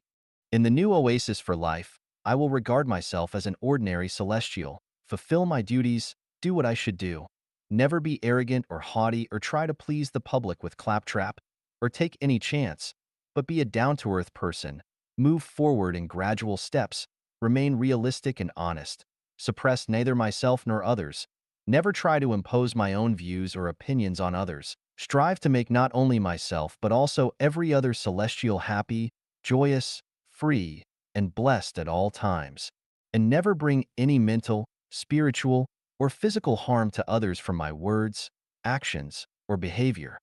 In the new oasis for life, I will do my best to bring my qualities of sincerity, kindness, beauty, love, faith, and honesty into full play. Maintain these beliefs under all hardships, always treat everyone with a positive and optimistic attitude. Never pollute another's spirit or soul with pessimistic or negative moods, and make efforts to create a harmonious, peaceful, warm, and pleasing atmosphere, and calm and gentle surroundings in the oasis. Dear ancestor of Buddha, greatest creator, I will meditate on the revelations that you reveal to me through everything in nature every day and will follow your will of creating. Take things as they are, associate with others by following predestined relationships, act in accordance with my nature, and take advantage of opportunities as they arise. I will reflect on myself, not blame or criticize others, be grateful for everything without complaints in my heart, live my life by conforming to nature while never desiring oddities, concentrate on improving my consciousness without pursuing supernatural powers, enrich my understanding without pursuing illusory forms, and adhere to facts, science, logic, and spiritual perception without superstition, blind obedience, belief in nonsense, or praise for high talk. Reverential ancestor of Buddha, greatest creator, I trust in you fully and never doubt you. I am willing to take your way firmly, place my life in your hands, accept your guidance and dispatches, live every day's life full of enthusiasm and vitality, and be your favorite little baby. I pray for you to guide me, encourage me, and give me courage and energy constantly that I might overcome all difficulties, accumulate merits and virtues, and finally reach your back garden, the Elysium Celestial Islands continent. Grandpa, greatest creator, may your will be manifested unimpededly throughout all time and space. I pray for you to fulfill my wishes in the name of Jesus Christ and Buddha Sakyamuni. Amen. 在第二家园要与黎明共舞. People in the second home, now new oasis for life, shall dance with dawn. Shuefeng, March 24th, 2012. Dawn represents the advent of a new day. Yesterday, be it sunny or gloomy, has been chased away by the dawn of today. Getting up at dawn has been a precept since ancient times. When the first rays of the morning sun appear on the horizon, a new day and a new self are born. By welcoming the dawn and dancing with dawn, we will begin another wonderful day and the wonderful life. In the past 19 years, I have been living in a world of twittering birds and fragrant flowers where the weather is spring all the year around. Every day, when birds start chirping, I will get up full of joy and confidence. Getting up early makes people feel refreshed and exhilarated. I know a person who gets up at the flush of dawn and dances with the rising sun is bound to have a beautiful life and future. I have continued my habit in the second home. During the half year since the establishment of the fourth branch, dozens of Chanyuan celestials have all been dancing with the dawn. At 7 in the morning, people are beginning a day's diligent work. The home is changing every day. It is becoming more and more beautiful and more plentiful. Recently, when I walk out my room at 7 in the morning, the sisters and brothers in the third subunit have already begun their labor. When I enter the courtyard, 4 sisters are doing the cleaning. Some are watering the flowers and grass. 3 brothers are attending to the vegetables in the field. People working in the kitchen have prepared boiled water. The sister that feed chickens and ducks are feeding the chickens and ducks and collecting eggs. The sister that take charge of laundering are drying clothes on lines. More than a dozen sisters and brothers engaged in the expansion of the home have begun the onerous work. Sisters responsible for network are entering the website and beginning the building of spirit and soul. I stroll in the courtyard, feeling the air extremely refreshing. The home is full of youthful spirit, vigor, and vitality. In the home, people who get up later than 7 are regarded as lazy. There are no holidays and festivals or weekends in the home, because dawn always comes unfailingly. The sun never has holidays, festivals, or weekends and Sundays. Since we are following the way of nature, we should abide by the rhythm of nature, getting up day after day and year after year at the rising of the sun and finishing working at the setting of the sun. We Chanyuan celestials do not pursue magical arts, theurgy, or special skills, and do not seek shortcuts. We are the most ordinary and commonplace people under heaven. All our pursuit of happiness depends on the favor of the greatest creator in the macroscopic level and on our own persistent creation in the microscopic level. We do not bet on stocks. We do not engage in trade. We do not rely on earning surplus value of other people. We do not rely on exploitation and oppression. We do not resort to speculation. We do not deal in selling and buying. We do not harangue. And we do not make research into magical arts. We work hard and create our ideal future with our own hands. We must therefore dance with dawn. Early morning is beautiful. Dawn is hope. There is dawn every day. As long as we dance with dawn every day, we shall not worry about any aspects of our life, and we are bound to have a splendid future. Dear sisters, brothers, relatives, and lovers, let's dance with dawn. Let's get up before 7 every day. As long as every one of us can persist in this habit, we are bound to lead a happy, pleasant, free, and blessed life. And we are bound to march toward the 1,000-year world, 10,000-year world, and celestial island continent of the Elysium world. Xinjing, Heart Sutra, translated by Treasure and edited by Care. When Bodhisattva Avalokiteshvara, Lord who looks down with compassion, attained enlightenment through his profound wisdom, he realized that all forms, feelings, thoughts, behaviors, and cognitions are only illusions. With this realization, he moved beyond all suffering and difficulty. Sariputra, therefore, the tangible comes from the invisible which contains it. There are no essential differences between the two, and the same applies for feelings, thoughts, behavior, and cognition. No matter which of the above, none of their natures have birth or death, being or non-being, defilement or purity, or increasing or decreasing. Therefore, the nature of the world and of life is invisible. Neither any individuals nor any of their sensations listed above really exist. Thinking and our physical perceptions of seeing, hearing, smelling, tasting, and feeling mislead us into our illusions and apply questions to our cognitions about good versus evil, ego versus non-ego, wise versus unwise, life versus death, and attainment versus non-attainment of supreme dharma. All of these perceptions are only illusions. The Bodhisattva relied on the wisdom that could bring him to the shores of freedom. He was entirely free from worry and thus overcame all fears and all that upset him, leaving behind this distorted, illusory world and ultimately attaining nirvana. All Buddhas of the past, present, and future have and will continue to rely on that same wisdom to bring them to the shores of freedom, to attain supreme authentic wisdom ultimately. Therefore, know that wisdom that can bring us to the shore of freedom is a great spiritual mantra, a great bright mantra, a supreme mantra, an unequaled mantra. It can remove all suffering. It is genuine and not false. It reads, "Go, go, go. Go to the other shore with transcending wisdom. Go to the realm of freedom. Go to attain enlightenment soon. Just go." 勤奋做事，勤俭持言. Work diligently and operate the home on a thrifty basis. Xiefeng. October 19th, 2010. Sisters, brothers, relatives, and lovers living permanently in the home. First, we should know that we come to the second home, now new oasis for life, to initiate the new way of life for mankind, and to pay back our debts and accumulate the wealth to go to the heavenly kingdom instead of simply enjoying happiness. Second, we should understand that half of our living expenses rely on the contribution from sisters and brothers, because currently we are not self-sufficient enough.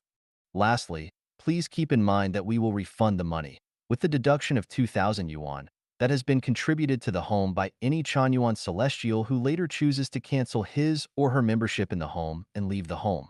We should understand there is no free pie falling from the sky, and we should work to earn anything. We should not leave things to chance and try to enjoy what others have earned through hard work.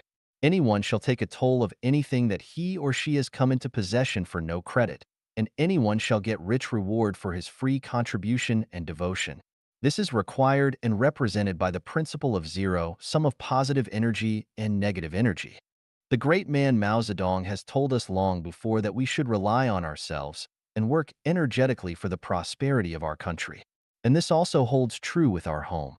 We will work diligently with our dexterous hands and beautiful soul to create the ideal home that belongs to us, and we shall never count us others or the society to provide us with material guarantee. No, we should never have such a mentality. If so, we will become slaves and puppets and vassals to be ordered about by others. If we have such a mentality, we will never get freedom. In addition, Jesus Christ has long warned us that if we owe the human world money, even if a cent, we will not be able to leave the human world, and we will have difficulty in realizing our wonderful ideals. We thank Buddha and the greatest creator for this beautiful home we now have. We should be grateful. We should be greatly grateful. We should value and cherish. We shall work hard and run the home on a thrifty basis. All sisters and brothers permanently living in the home shall not be lazy and should not gain advantage by trickery. We should learn from Shanxi and Indi, the two people in the home who are nearing their 80s. They are still working diligently for the home. This year they have pulled out almost all the grass in the cornfield in the Chengxian Valley that was the height of man. We shall also learn from Xuanda and Edi, who willingly bear the burden of hard work and are working for more than 10 hours every day. There are many such Chanyuan celestials who are working hard and conscientiously for the home.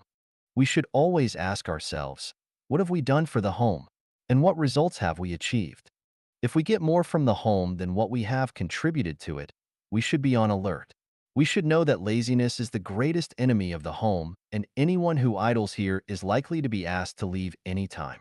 Therefore, we shall try to do as much as we can. We shall get out of the shadow of living on the donations as early as possible. Currently, the home shall keep a strict budgeting and shall not waste on anything. We should back all the unnecessary expenditures, and this can only be achieved through the highly voluntary action of every brother and sister. Thank the greatest creator for his mercy, and thank Tao for its arrangement. In recent days, we have decided to sow rapeseeds. The weather was fine, so the home has successfully sowed rapeseeds on several acres. Today, it is raining again. Just see how kind the greatest creator has been to us. In the last few months, Yunnan has suffered severe drought that has not been seen for 100 years. However, the home has enjoyed favorable weather, except for a dozen days, during which the water was a little scarce. And this shows that Jesus Christ is with us, Buddha Sakyamuni is with us, Celestial Lao Tzu is with us, and Buddha and the greatest creator is with us. Practice has proved that as long as we follow the way of the greatest creator and follow the roadmap of the guide strictly, Buddha and the greatest creator shall protect us, and we will have a more and more beautiful future, and our prospect will be infinitely splendid. If we work hard and run the home on a thrifty basis, we will not only reap very rich spiritual wealth, soul wealth, but also sufficient material wealth. 第二家园实践证明了什么? What has the practice of the second home, now new oasis for life, proved? Xiefeng. February 18, 2010. Life Genuine has successfully created the second home as the pattern of man's new life. During 10 months of practice of the second home, especially the celebration of the Spring Festival in 2010 by nearly 60 people, people enjoyed joy, pleasure, freedom, happiness, good luck, auspiciousness, coziness, peace, and elegance. No one has lost temper, no one feels unhappy, no one feels unpleasant, and no one feels unsatisfied. The facts have proved that the life pattern of the second home is civilized, elegant, advanced, and humanistic. It is a great leap in mankind's thinking and man's pattern of life. The practice of the second home has realized 8 ideals: disintegration of marriage and family, elimination of private ownership, realization of the ideal of everyone having nothing and yet possessing everything, realization of the communist ideal of from each according to his ability and to each according to his need, realization of the greatest creator's kingdom without marriage predicted by Jesus, realization of Lao Tzu's ideal of Tao modeling itself after nature, realization of the ideal of each displaying his or her own special skills, like 8 Chinese immortals crossing the sea, realization of the social ideal of no one pocketing anything found on the ground and no one bolting the door at night, realization of the ideal of everyone enjoying happiness, pleasure, freedom, and blessing, realization of the harmony between man and nature. The practice of the second home has proved that the following 9 values are correct. Following the way of the greatest creator is the fundamental prerequisite and guarantee for man as a whole and man as an individual to acquire a happy life. All crises faced by man can be solved if the crisis of man's soul is solved. Marriage and family is endless sea of suffering. Outside marriage and family, you are far away from the sea of tribulation. Holographic theory and holographic management mechanism conforms most to human character and nature. Collective life is the best venue for self-refinery and self-cultivation. Entering the second home and actively participating in the building of the era of life genuine for mankind is the most direct and most effective way of self-refinery and self-cultivation to realize the ideal of life and life. The core of self-refinery and self-cultivation is none other than the sublimation of soul and the perfection of consciousness. Uphold 800 values for new era human being, and you can get everything that you need. The teachings of Jesus Christ, Buddha Sakyamuni, Celestial Lao Tzu, and Prophet Muhammad are correct. Facts have eloquently proved that becoming a Chanyuan celestial is a happy thing, and living in the second home is the best way to scale the highest realm of life and life. It is difficult to start a business, but more difficult to safeguard what one has already accomplished. It is easy to attain the Tao, but difficult to maintain it. Therefore, we must know clearly that although the Chanyuan values are correct, and although we have successfully created the second home and have successfully put it into practice, Chanyuan values are still not perfect, the second home is not yet ideal, and everything is still extremely weak. We cannot stand the test of huge rainstorms and waves. If we slacken our efforts, it is very likely that the Garden of Eden may vanish into thin air. It is not time yet to lie down and relax, not yet time to slacken our will and enjoy comfort and ease. Every Chanyuan celestial should work even harder and forge ahead, and conduct self-refinery and self-cultivation as if walking on tightrope and thin ice. We are now all sensible Chanyuan celestials with clear and logical thinking. We should be clear that understanding principles is one thing, but putting them into practice in our daily production and life is quite another thing. If when conducting self-refinery, we do not make efforts in each word and action, and when conducting self-cultivation, we do not make efforts in every idea and will, then the principles that we have understood would be useless pet phrases.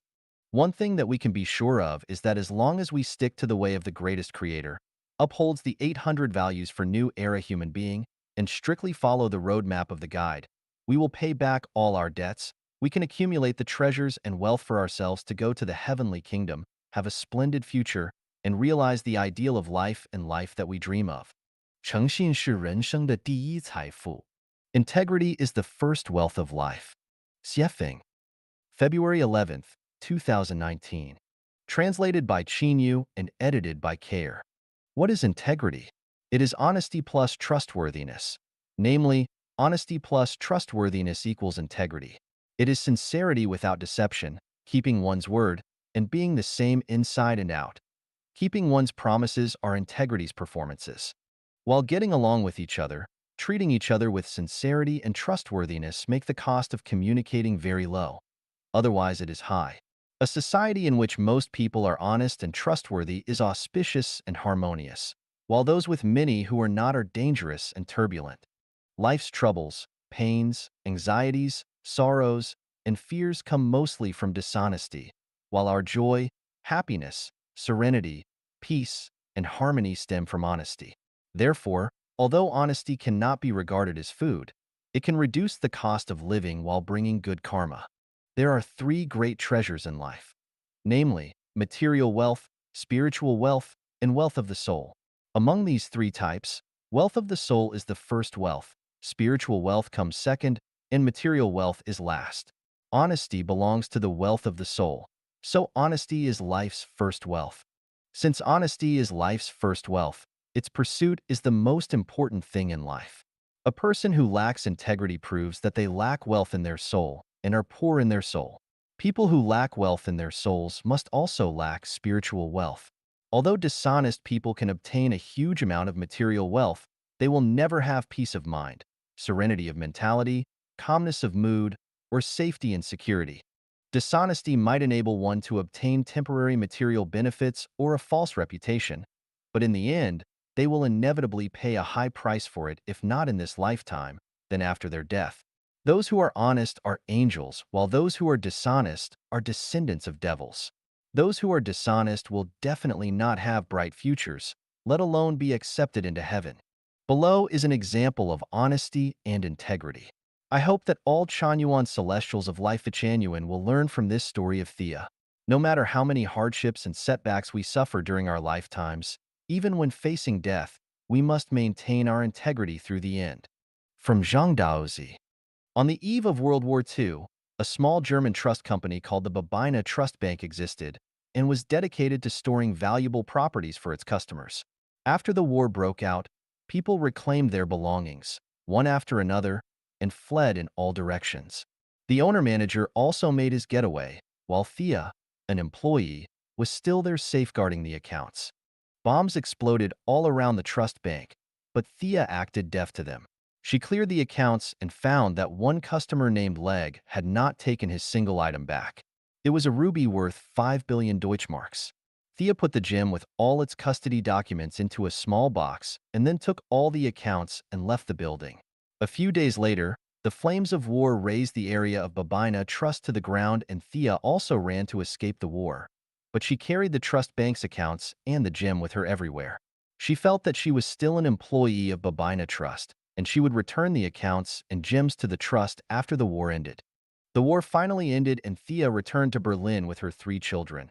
However, the owner-manager of the Babina Trust had died during the war and the trust bank no longer existed, though Thea still kept the accounts and the gem. Because the gem was entrusted by the customer and the customer did not take the gem back, she had to keep it for the customer in order to maintain the trust bank's credibility. For many years, Thea could not find a job. She and her 3 children had been living in extreme poverty. In fact, Leg, who had entrusted the trust bank to keep the gem, also died in the war. The priceless ruby had long been unclaimed and Thea could have sold it quietly and lived a life of good food and clothing, but she did not. She felt that it was the customer's property. She could only protect it with no improper thoughts about its value. In 1978, the local government established a war museum to collect relics of World War II from the community. Thea took the trust bank accounts and the ruby to the government, which worked hard to help Thea locate Leg's grandson, Doyle. Dolly got the gem and promised to give half the value of the gem to her after he sold it, but she politely declined, saying that she would only charge a modest storage fee for all those years. Thea's story appeared in newspapers, and some readers were so moved by her integrity that they suggested she be appointed as the general counsel of the Chamber of Commerce, which she declined by reason of her advanced age. Later, several large trust companies approached her and asked her to be their honorary presidents, but she also declined them. When Thea eventually passed away, several companies found her son Chris and asked to buy her name to brand their trust company with it. Chris could not decide which one to go with, so he took bids on it. In the end, the Plato Trust Company obtained the naming right of Thea at the sky-high price of 8 billion Deutschmarks. Many people wondered how a name could have such value, but the president of Plato said that Thea is no longer just a person's name, but represents a kind of entrepreneurial spirit, a kind of integrity that is more valuable than gems, and that this honor would be well worth the 8 billion marks. Soon, the Plato Trust Company was renamed the Thea Trust Company, and its transaction volume increased steadily. Integrity can create value because integrity itself is priceless. When you regard integrity as belief and responsibility, you will win people's support and trust, and endless wealth will be produced as a result. Looking back on China's 40 years of reforms, what is lacking or missing in officialdom, business, and financial circles is that priceless word, integrity. Is it not worthy of everyone's pondering? 通过扮演好角色提升情商. Improve emotional intelligence by playing one's role well. Xiefeng. August 16, 2019. Translated by Qinyu and edited by Care. Emotional intelligence refers to a person's ability to control their emotions in dealing with society, nature, and others, as well as having the courage to overcome their difficulties. Even with a high SQ, spiritual quotient, and IQ, intelligence quotient, if one's EQ, emotional quotient, is low, they will be frustrated everywhere in their work and life and will feel like a big fish in a small pond. Even if they achieve great success in their chosen field, they will not be happy and distress will follow them everywhere.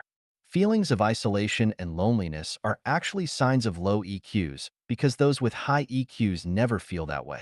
Improving one's EQ is tantamount to improving one's happiness index, which is tantamount to broadening one's own path and range of happiness, joy, freedom, and blessing. There are many ways to improve one's EQ. I will only talk about one way, that is, to play your role well. How does one play their role well? Let us examine my own practice as an example to consider. In the past 2 years, I have operated a small inn in BC, Canada. Last year, the guests rated us with an overall score of 8.8 out of 10. So far, this year's score is 9.1. 8 items are scored. The scores on other items might be high or low, but the scores for the owner are almost all 10s. That is, the scores for me are all very high. How do I do this? I entered my role and always played seriously. When I serve the guests, I regard myself completely as a waiter. When they arrive, I run quickly to greet them, regardless of their age or appearance. I open the doors for them and I am attentive at the tables. I brew and pour tea and coffee for them and I toast bread for them. No matter what questions or requests they might raise, I do my best to answer and respond to them as humbly as I can. Even when they are serious, I face them with a smile. When they are about to leave, I wave them off reluctantly and give them my blessings. Recently, an 80-year-old man who came for accommodations told me that a pair of his trousers was soiled and asked if I could wash them for him. I agreed to do so, but after I took out the trousers, I saw that they were stained with feces inside and out, and they really stank.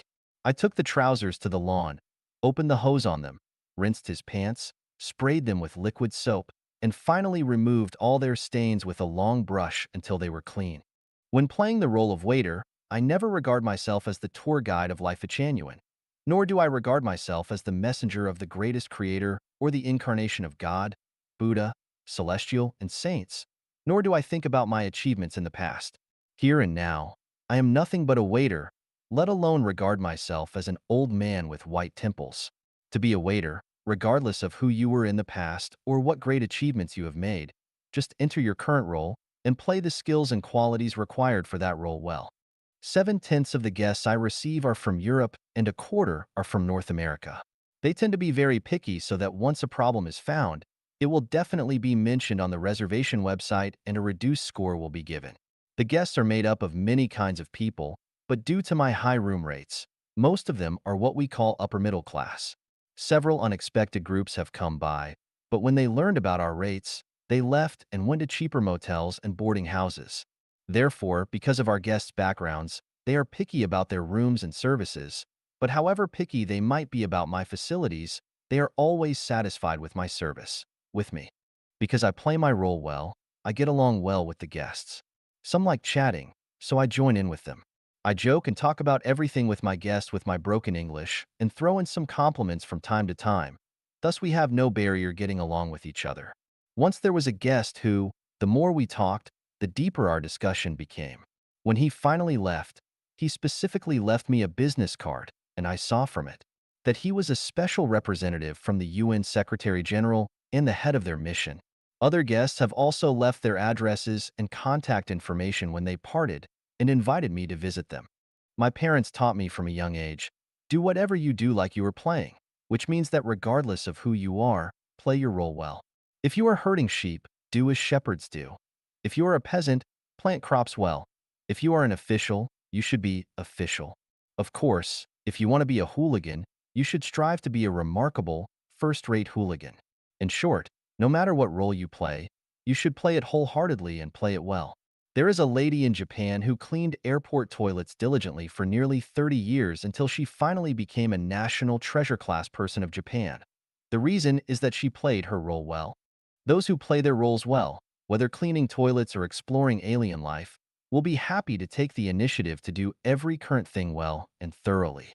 If they are sighing, grumbling, complaining, frowning, or cursing while they are working, there is no doubt that they are not playing their role well. Those who cannot play their roles well cannot be expected to play other roles well either. Those who cannot do simple things well cannot be expected to do complex things well, and those who cannot do small things well cannot be expected to do big things well. Those who cannot play their parts well will have inharmonious relationships with the people around them. First of all, their immediate bosses will definitely not like them and will kick them out at their first opportunity. Secondly, their colleagues will not like them and will be unwilling to interact and work with them. This is a manifestation of low EQ. Even if we have the ability to poke holes in the sky, if our trajectory of life places us in the role of cleaning out cesspools, then we must not resent its being smelly and dirty, but dig out the dung happily, every day. Do not feel that your talents are unrecognized. Do not blame the greatest creator for being unjust. And do not blame the world for there being no wise person to discover that you are a swift horse. The best way to have a bright future is to play your current role well. In this way, your EQ will increase gradually but definitely. Absolutely beautiful things can only be enjoyed by absolutely beautiful lives. If you want to obtain something you desire, the most reliable way is to match your abilities with your qualities. If they are matched, it will come. If they are not matched, you can only sigh. 埋怨抱怨是杀亲杀情杀爱利器. Grumbling and complaining are weapons that kill kinship, affection, and love. Xiefeng, September 19th, 2019. Translated by Chinyu and edited by Care.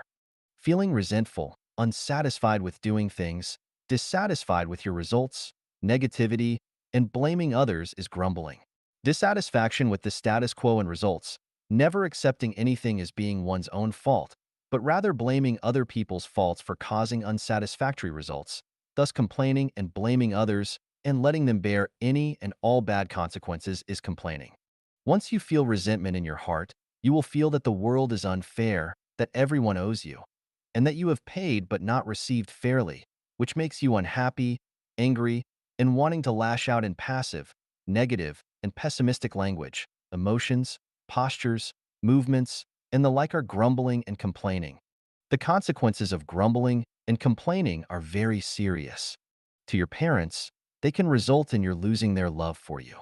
To your children, they can cause you to lose their filial piety. To your spouse, they can lead to divorce. To siblings, they can cause your relationships with them to break down. To friends, they can cause your loss of friendship with them, even turning it into enmity. To the ancestor of Buddha, the greatest creator, they can cause you to lose your spirituality. To gods, Buddha, celestials, and saints, they can send you into darkness. To superiors and bosses, they can get you demoted or fired from your job. To your colleagues, they can cause you to lose their help when you need it. To society, they can drive you to despair. To spirits, they can lead you to disasters. Therefore, grumbling and complaining are weapons that kill kinship, affection, and love. Besides, they will make oneself toxic and lose their spiritual light, will bury hidden dangers and disasters along one's way forward, will make one lose their demeanor, temperament, morality, beauty, will create countless obstacles and thorns to oneself, and will put one into vicious circles of negativity, passivity, and pessimism which will get worse with time until one's bright future gets destroyed. Grumbling and complaining are very harmful, and they do nobody any good. An ambitious, emotional, and caring person is not afraid of difficulties, hardships, suffering, hard work, facing desperation, or bearing heavy burdens. But they are always afraid of being grumbled and complained at by the people who are closest to them, especially by their relatives and friends. Once they are exposed to these negative individuals, they will gradually lose their confidence and courage, become frustrated, dispirited, lose patience and love. Their soft tempers will gradually become irritable, and they will gradually lose their reasonability. Therefore, grumbling and complaining are crimes. They spoil good atmospheres, bring waves to calm waters, and destroy all good things. Let me give some examples of grumbling and complaining. My parents didn't give me a conducive environment for my growth. Kid, why do you disappoint me so? Heaven is unfair to me. Were it not for you and this family, I would live much better than I do. If there really were a greatest creator, there would not be such cruelty in this world. The reason I was fired was not because I was incapable, but because my boss was short-sighted and failed to recognize my talent. I am sad because the place into which I have poured all of my body and soul offer me no warmth or solace. There is no true love or affection in this world. My mother's door is the only one that is always open for me. Were it not for you, I would not have become so wretched. Were it not for you, I would not have become as evil as I am. Those are some examples of grumbling and complaining. All stylites should rid themselves of their emotions and psychology of believing those ways. Once you stop it and replace those attitudes with affirmations and praises, then all good things will come your way, the rough wind and rain will gradually cease, and the bright sun will shine on the road in front of you. How does one get rid of grumbling and complaining? Remember this Chanyuan value. The world is faultless. All faults lie within us. When you believe that you are treated unfairly, are suffering, overworked, having to over-endure, are abandoned by others, are suppressed, or feel unhappy or desperate, remember that none of these things are caused by the injustice of the ancestor of Buddha, the greatest creator, the inaction of gods, Buddha, celestials, or saints, the injustice of society, too many bad people in the world, or that others are misunderstanding you.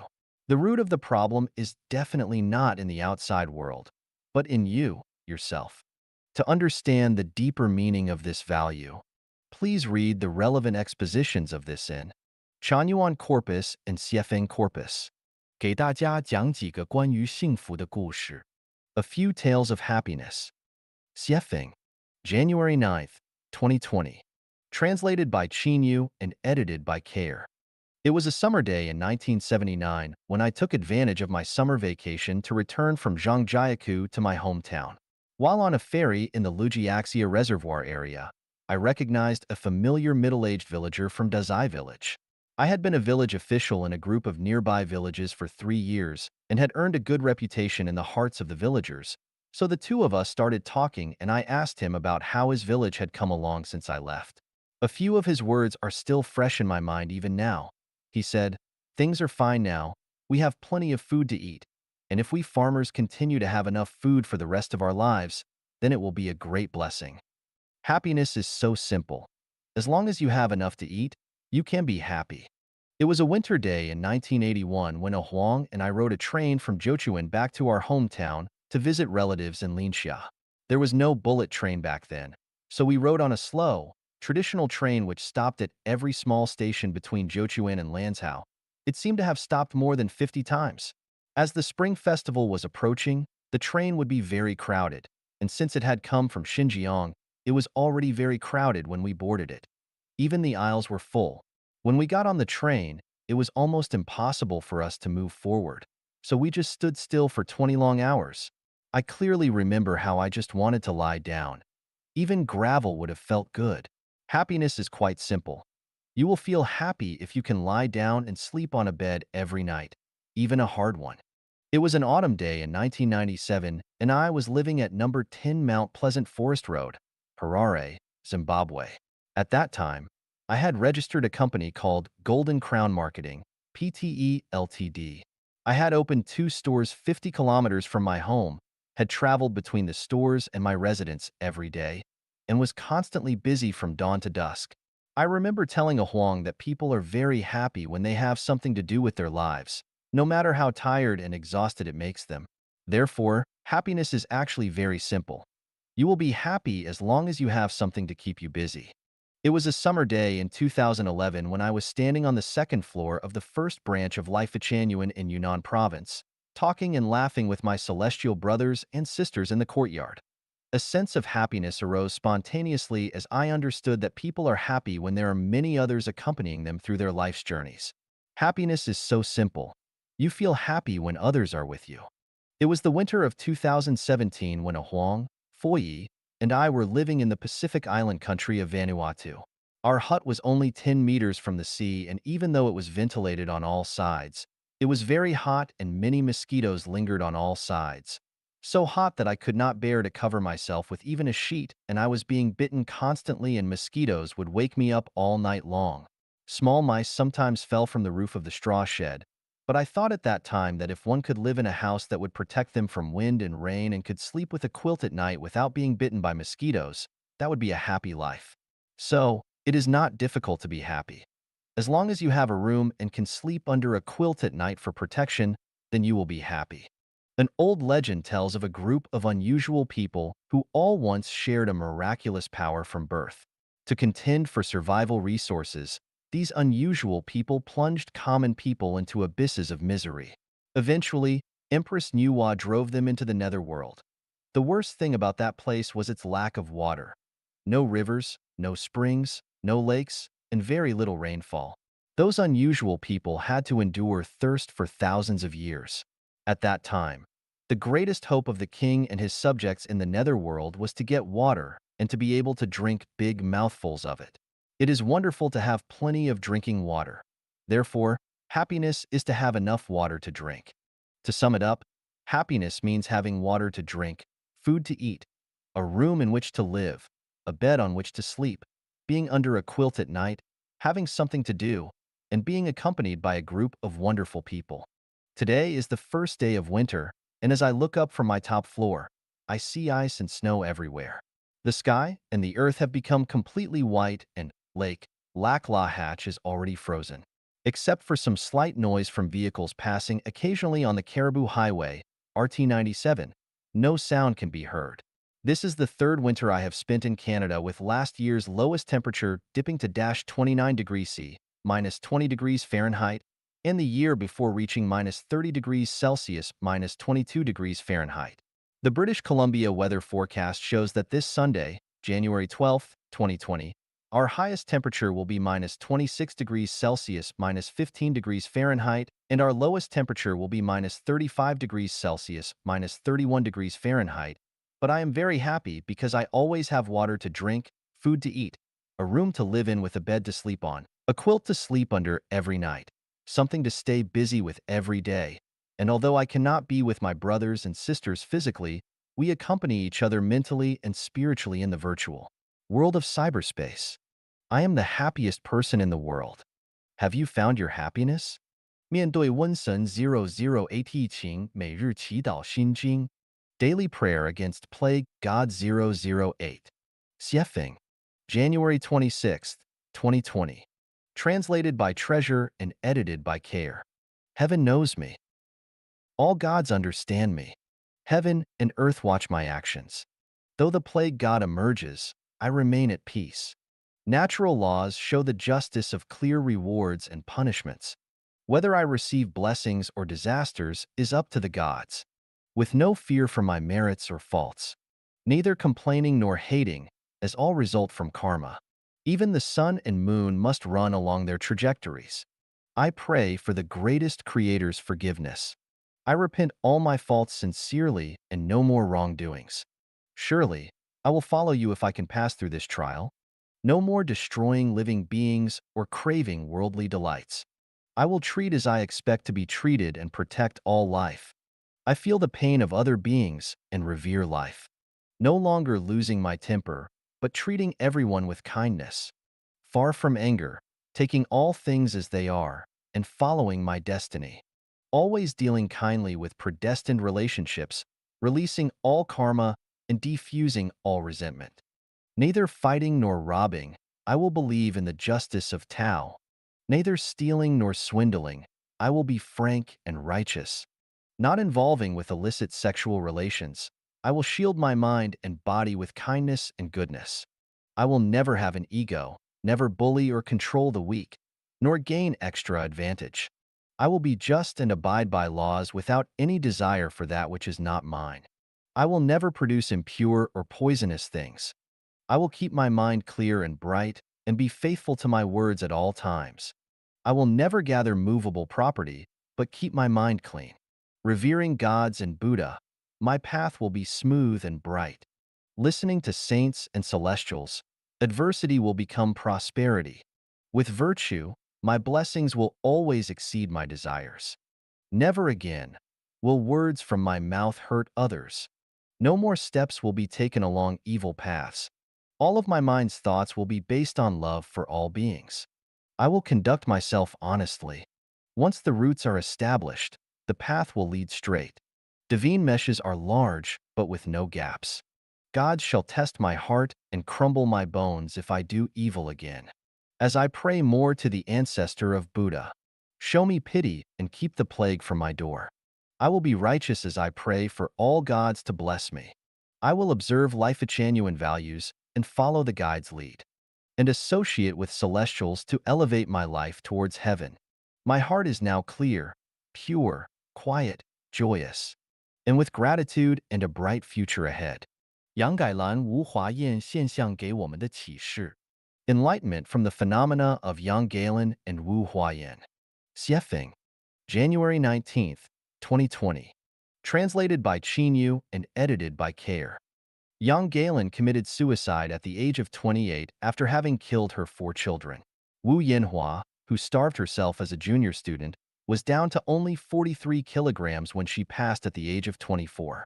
The death of Yang Galen and Wu Huayan is a common social phenomenon. Yet these two events were simultaneously extreme and yet typical. In fact, plenty of similar phenomena exist, though we rarely hear of them. Reading the books without words is to read everything, including people, society, and phenomena, so as to gain enlightenment from them. It is the original work without artificial processing from which you can derive the most authentic information and enlightenment of an opening spiritual sense. From their roots, these kinds of tragedies have their own internal causal logic, which can be said to be under fate's control. I do not want to explain this here, lest I appear to lack humanity and sympathy, so today I will simply analyze the external logic of her tragedy. Although the internal causes represent decisive factors in the developments and changes of things, without the activation and catalysis of any external cause, the internal cause can be suppressed or even ultimately transformed. This is like a time bomb. As long as it is not detonated, it will not explode and can be diffused slowly. So, what is the culprit that led to the tragedies of Yang Galen and Wu Huayan? The answer is the traditional life pattern. Yang Galen had to take care of her father and grandmother while raising her own 4 children. Her husband was too honest to make money. Even her relatives, friends, neighbors, and the villagers had their own difficulties and were unable to help her very much.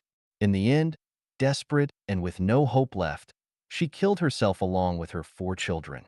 For this, we cannot reproach or blame her.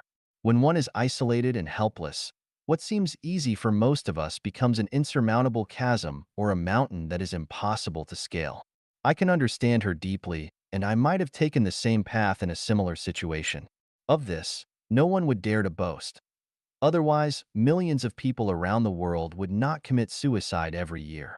Wu Huayan's parents had passed away, her younger brother was young and suffering from mental illness, and she was physically weak. For 5 years, she had only eaten the rice mixed with chili that she could barely afford. At 24 years old, her body was devastated from poverty. Most who encounter such predicaments would simply collapse. Now let us suppose that if Yang and Wu had lived in the new oasis for life created by Life Genuine, this kind of tragedy would never have happened. In traditional families, once the most important breadwinner gets sick or passes away, the family falls upon hard times. Relatives, friends, neighbors, and villagers will only offer slight comfort and give breadcrumbs at most, but they cannot solve their fundamental problem.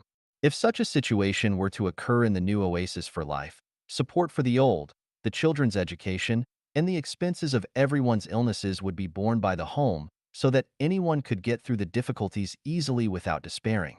The working people in China always place their expectations for better lives on wise emperors or clean and efficient governments. This is wrong thinking. For thousands of years and even into the modern era, tragedies are still happening.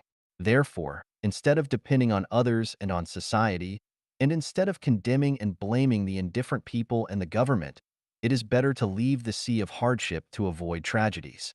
Anyone can take this road easily, that is, by not marrying, but by incorporating themselves into another mode of production and life in the new oasis for life created by Life Genuine. In this way, they will get another life which can even be said to be a paradisiacal one. The greatest creator, gods, Buddha, celestials, and saints have always cared about everyone, including the workers. They have pointed out a clear path for us and created the most idyllic life mode by which we can all lead good lives. But people neither listen nor follow. This is not because the greatest creator, gods, Buddha, celestials, and saints are merciless, but is because we deserve it. We blame neither them nor society or others. If we want to blame anyone, then we must blame ourselves. We all have our own selfish calculations, and our selfishness decides everything. 如何处理理想和现实之间的矛盾 Resolving the contradictions between reality and the ideal. Xiefeng, December 20th, 2019. Translated by Qinyu and edited by Care. The reason why I have great trouble is that I have a body. If I had no body, what trouble could I have? Tao Te Ching. Since I have a body, then I also have worries of food, clothing, housing, life, old age, sickness, death, favor, humiliation, panic, fear, and much more. If I had no body, I would have none of these worries. Since ancient times, from the east to the west, from urban to rural areas, domestic violence has always occurred.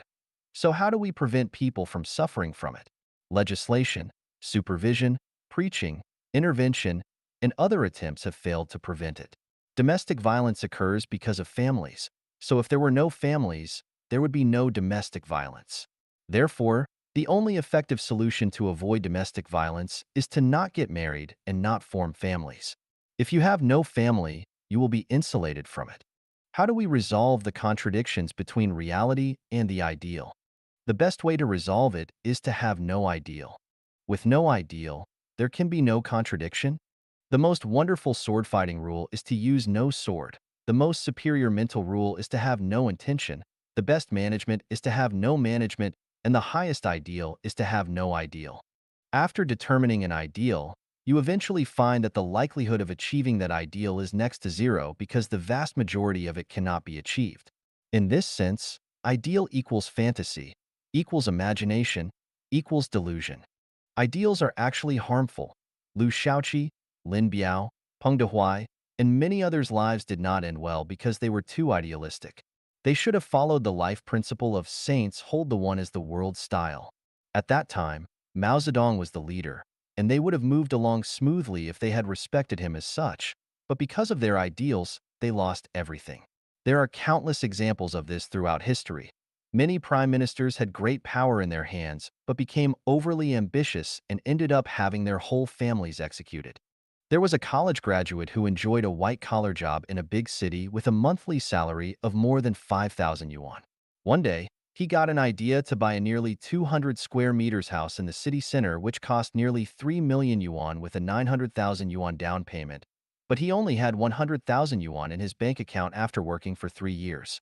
How could he buy this ideal house? He borrowed money from everywhere. First, he used the entire 500,000 yuan which his parents had accumulated over their lifetime, and then he borrowed 300,000 yuan from other relatives, friends, and neighbors. After he took a loan of 2.1 million yuan from a bank, he finally bought the house. How did he live afterwards? In order to repay his debts and the loan to the bank, he had to quit his job. How could he earn enough money to pay off his debt and bank loan by working for others? He could not. So he opened his own business. He built a workshop in the suburbs and began blending Wuliangya wine with water and raw chemical materials. He operated his business with a bad conscience. 3 years later, he had paid off all his debts and had his house renovated. Thinking that he should no longer do anything against his conscience, he went to work for a foreign-owned enterprise and became a small supervisor with a monthly salary of more than 15,000 yuan. This gave him enough money to pay the bank every month and support himself well. 2 years later, the price of houses dropped dramatically and his went from the 3 million yuan that he had paid for it, down to just 1 million yuan. Embezzlement at his company was blamed on him, and he was dismissed. With no income, he still owed the bank more than 10,000 yuan each month. He had no choice but to sell his now devalued house. After paying the full value of his house to the bank, he still owed them more than 400,000 yuan. After losing his parents' lifetime savings and all these many years of struggling, his house was gone and he was still strapped with a huge debt. This is what ideals do. If anyone is interested in visiting a prison to interview the inmates and record statistics, I estimate that half of the inmates landed there by their own extravagant ideals. People are most likely to develop great ideals when they are young and good ones when they are middle-aged. They will only see the remoteness of their ideals when they have reached my age.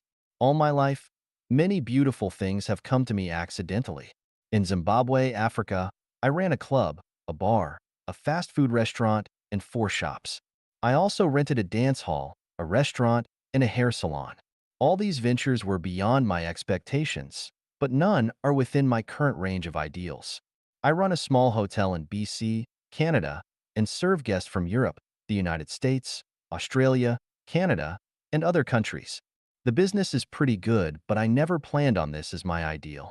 Were I asked to leave some advice for future generations, I would implore them to not have ideals. As long as you have none, you will face no contradictions between ideals and reality. If there are no contradictions, you can live a leisurely fairy life. How does one live without ideals? The answer is this: once roots are established, the way will grow therefrom.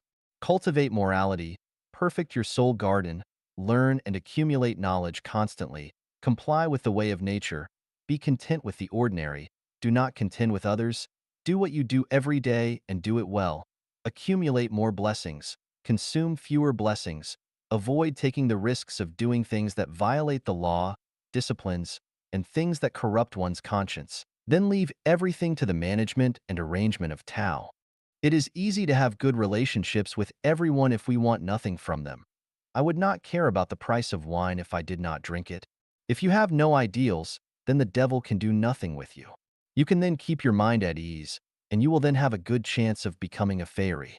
Rubbing ropes against wooden boards will cut into them, and dripping water onto stones will wear them down. So pursuers of Tao should exert their efforts consistently. Channels form when water flows and melons' pedicles fall when their fruits ripen. So people attain Tao naturally when their time is ready. 最简单、最直接的成圣之路. The simplest and most direct way to become a saint. Xiefeng. December 14th, 2020. Translated by Qinyu and edited by Care. Can a person become a saint? Of course.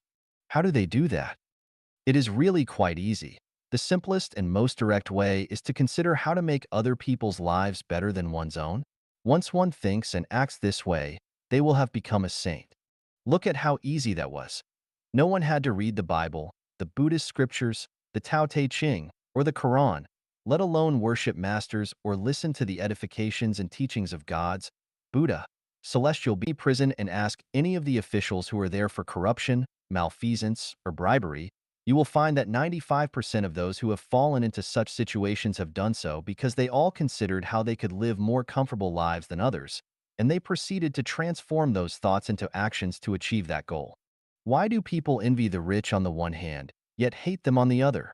Their envy is because they want to live like them, while their hate is because they make them uncomfortable, because they obviously do not and most likely never will. I have not done statistical analyses, but I am sure that most criminals commit crimes because they want to live more comfortably than others. It can be understood from this that all people who want to live more comfortably than others are committing crimes, even if only mentally. If you do not believe this, just look at what they say and do. All are committing crimes or are on the road to doing so. If you consider all those people who strongly slander and oppose the communist mode of production in life, they all want to live more comfortably than the rest of us. Why should we become saints?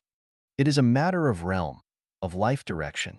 Saints will certainly not do evil and will certainly not degenerate into hell. Certainty is the life of heaven. Life is short. A century is a single frame in a movie. No matter how we try to grab something, it ends up being in vain. Why compete for the space of a snail's antler or contend for a flash of light? Why not become a saint instead? 让我们来玩装假成真的游戏. Let us play the game of pretending to be true. Xiefeng. September 19th, 2020. Translated by Chinyu and edited by Care. Holographic thinking recognizes no difference between truth and falseness, just as the subconsciousness mind does not distinguish between either. The non-material world only recognizes information but does not distinguish between those two opposites. Therefore, playing the game of pretending something to be true can be very interesting.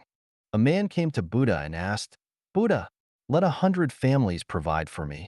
As a result, he became a beggar, and they did.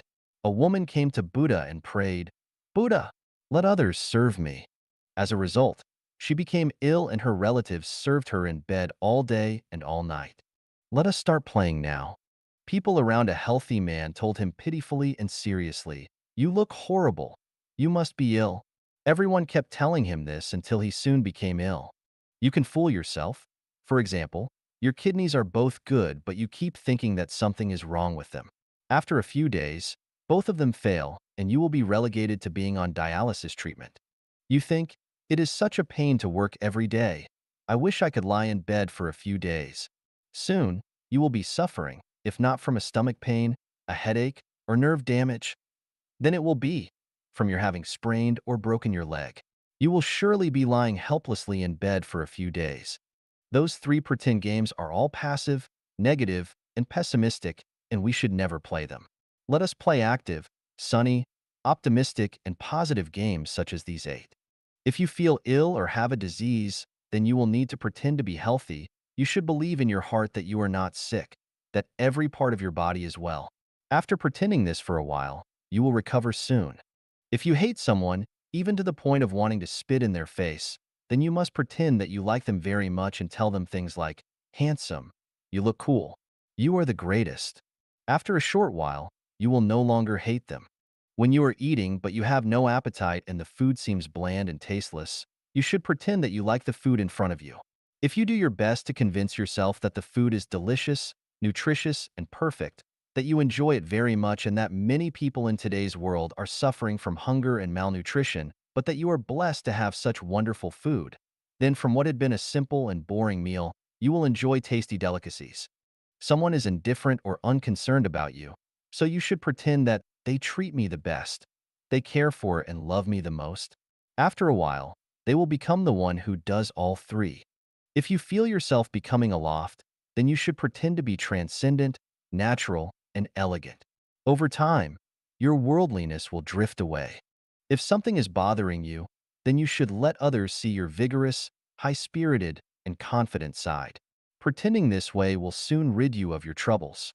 If you have expired drugs or stale food, you should think this way: panacea will be born from my old stuff. If I consume them, then all my ailments will disappear and I will also see unexpected benefits. and you will become rejuvenated and be in an amorous mood. Whatever you truly believe will be fine and good for you. When you encounter stoppages that annoy you and make you hesitant, you should think, the greatest creator loves me the most, and the ancestor of Buddha, the greatest creator, through Tao, will definitely arrange the best plan for me. Then, do not worry about it any longer, for it will surely come to pass. Keep pretending that lies are true until they become as such. You can draw inferences about other cases from these 8 instances and pretend that all ugly truths are actually beautiful lies until beautiful truths are eventually born. Such fun games require few investments but offer great benefits and are worthy of your seriously performing and enjoying them. Pretending to be true is to create a state of mind with your heart. These are the lowest levels of games that celestial beings play. We need to play them more often. 跟导游混跟导游疯. Follow the guide and play crazily with him.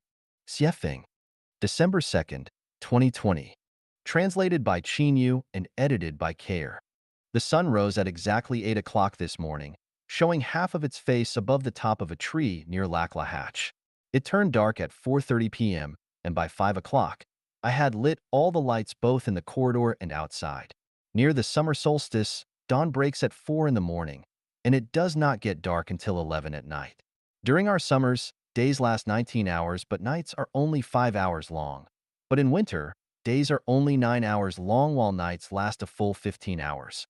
So, how much daylight and nighttime have I experienced throughout the year?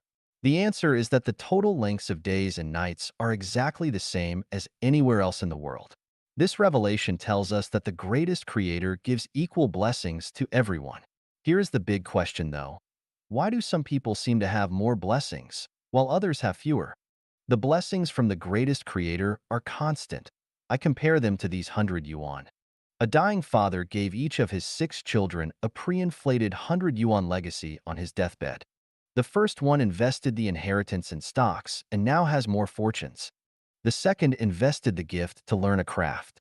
At first, the inheritance was almost gone, but after a few years of developing skills, fortune came and a comfortable life was achieved. The third one recycled the gift to a church hospital and was awarded a maintenance job in the hospital for doing so, and lived a satisfied life with a small but adequate income. The fourth one bought a set of high-end clothes and went into and out of high-grade hotels, restaurants, and casinos all day, eating, drinking, and playing. In a few years, all of the money was gone, and the recipient had to beg for food on the streets. The fifth one bought several guns with the yuan and gathered some criminals to rob people, until finally being thrown into prison. I forgot what the sixth one did, but you can figure something out. In this way, we can understand that the greatest gives everyone the same amount of blessings, but why some people have so much more than others? Since I understand this, I know that I should eat all the rice from my bowl at every meal.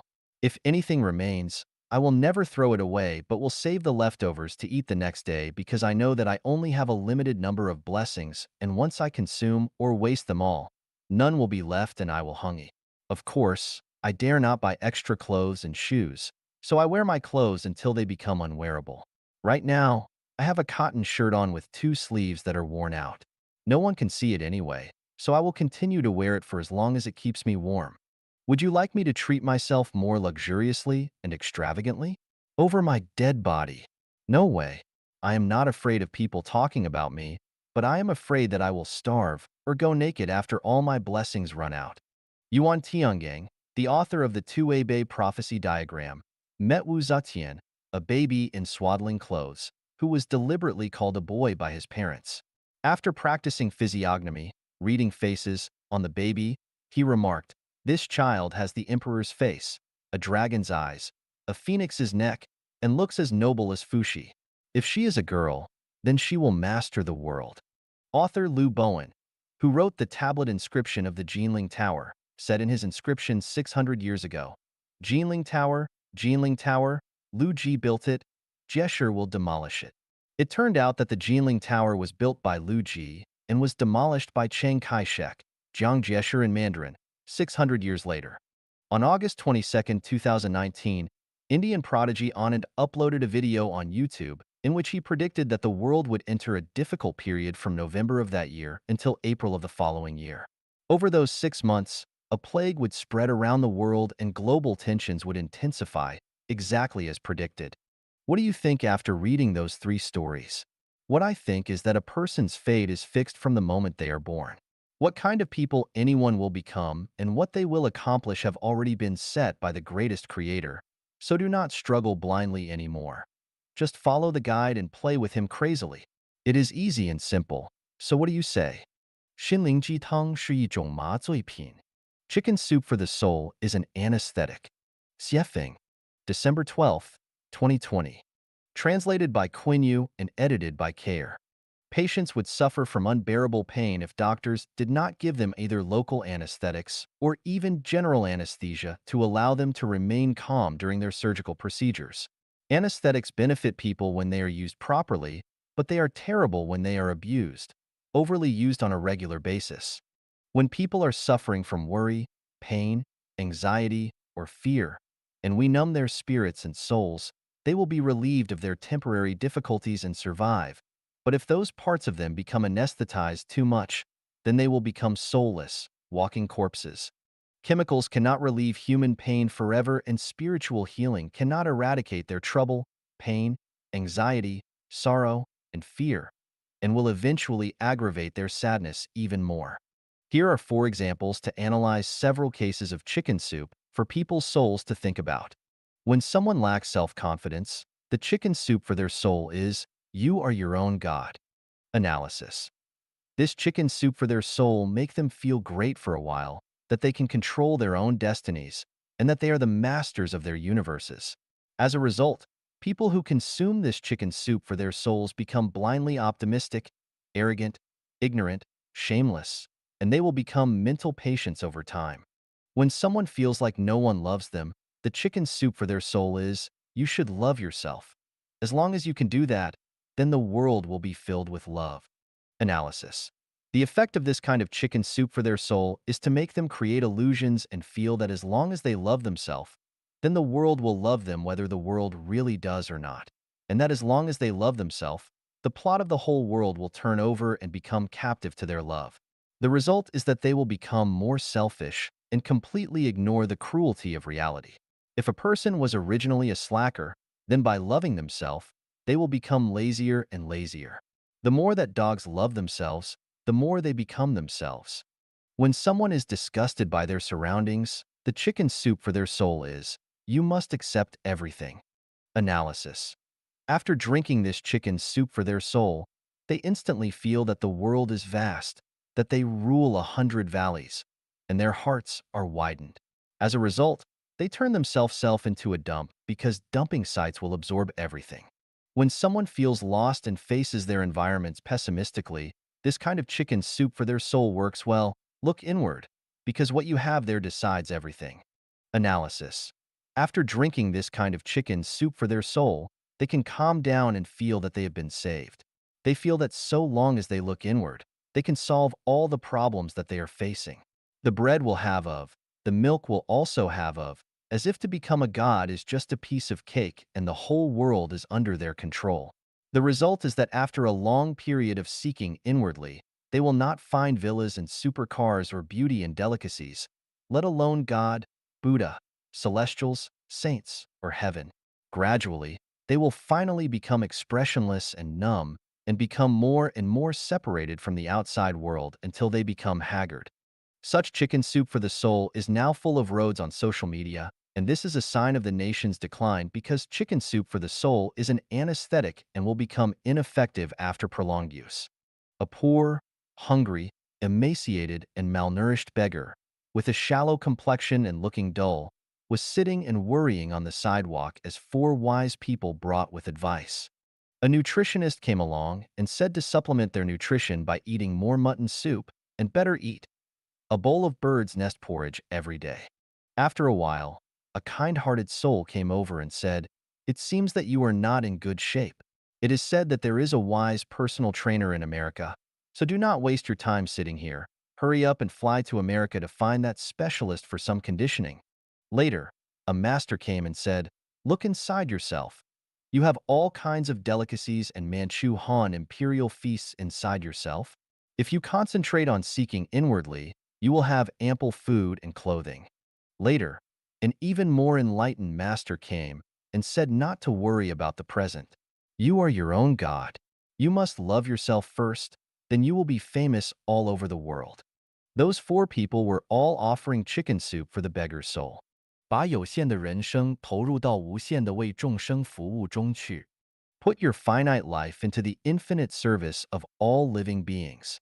Xiefeng, December 13th, 2020. Translated by Qinyu and edited by Care. The greatest values and most perfect qualities of people are embodied in their service to other living beings. The states, moral levels, and patterns of people are measured completely by the quantity and quality of their service to them.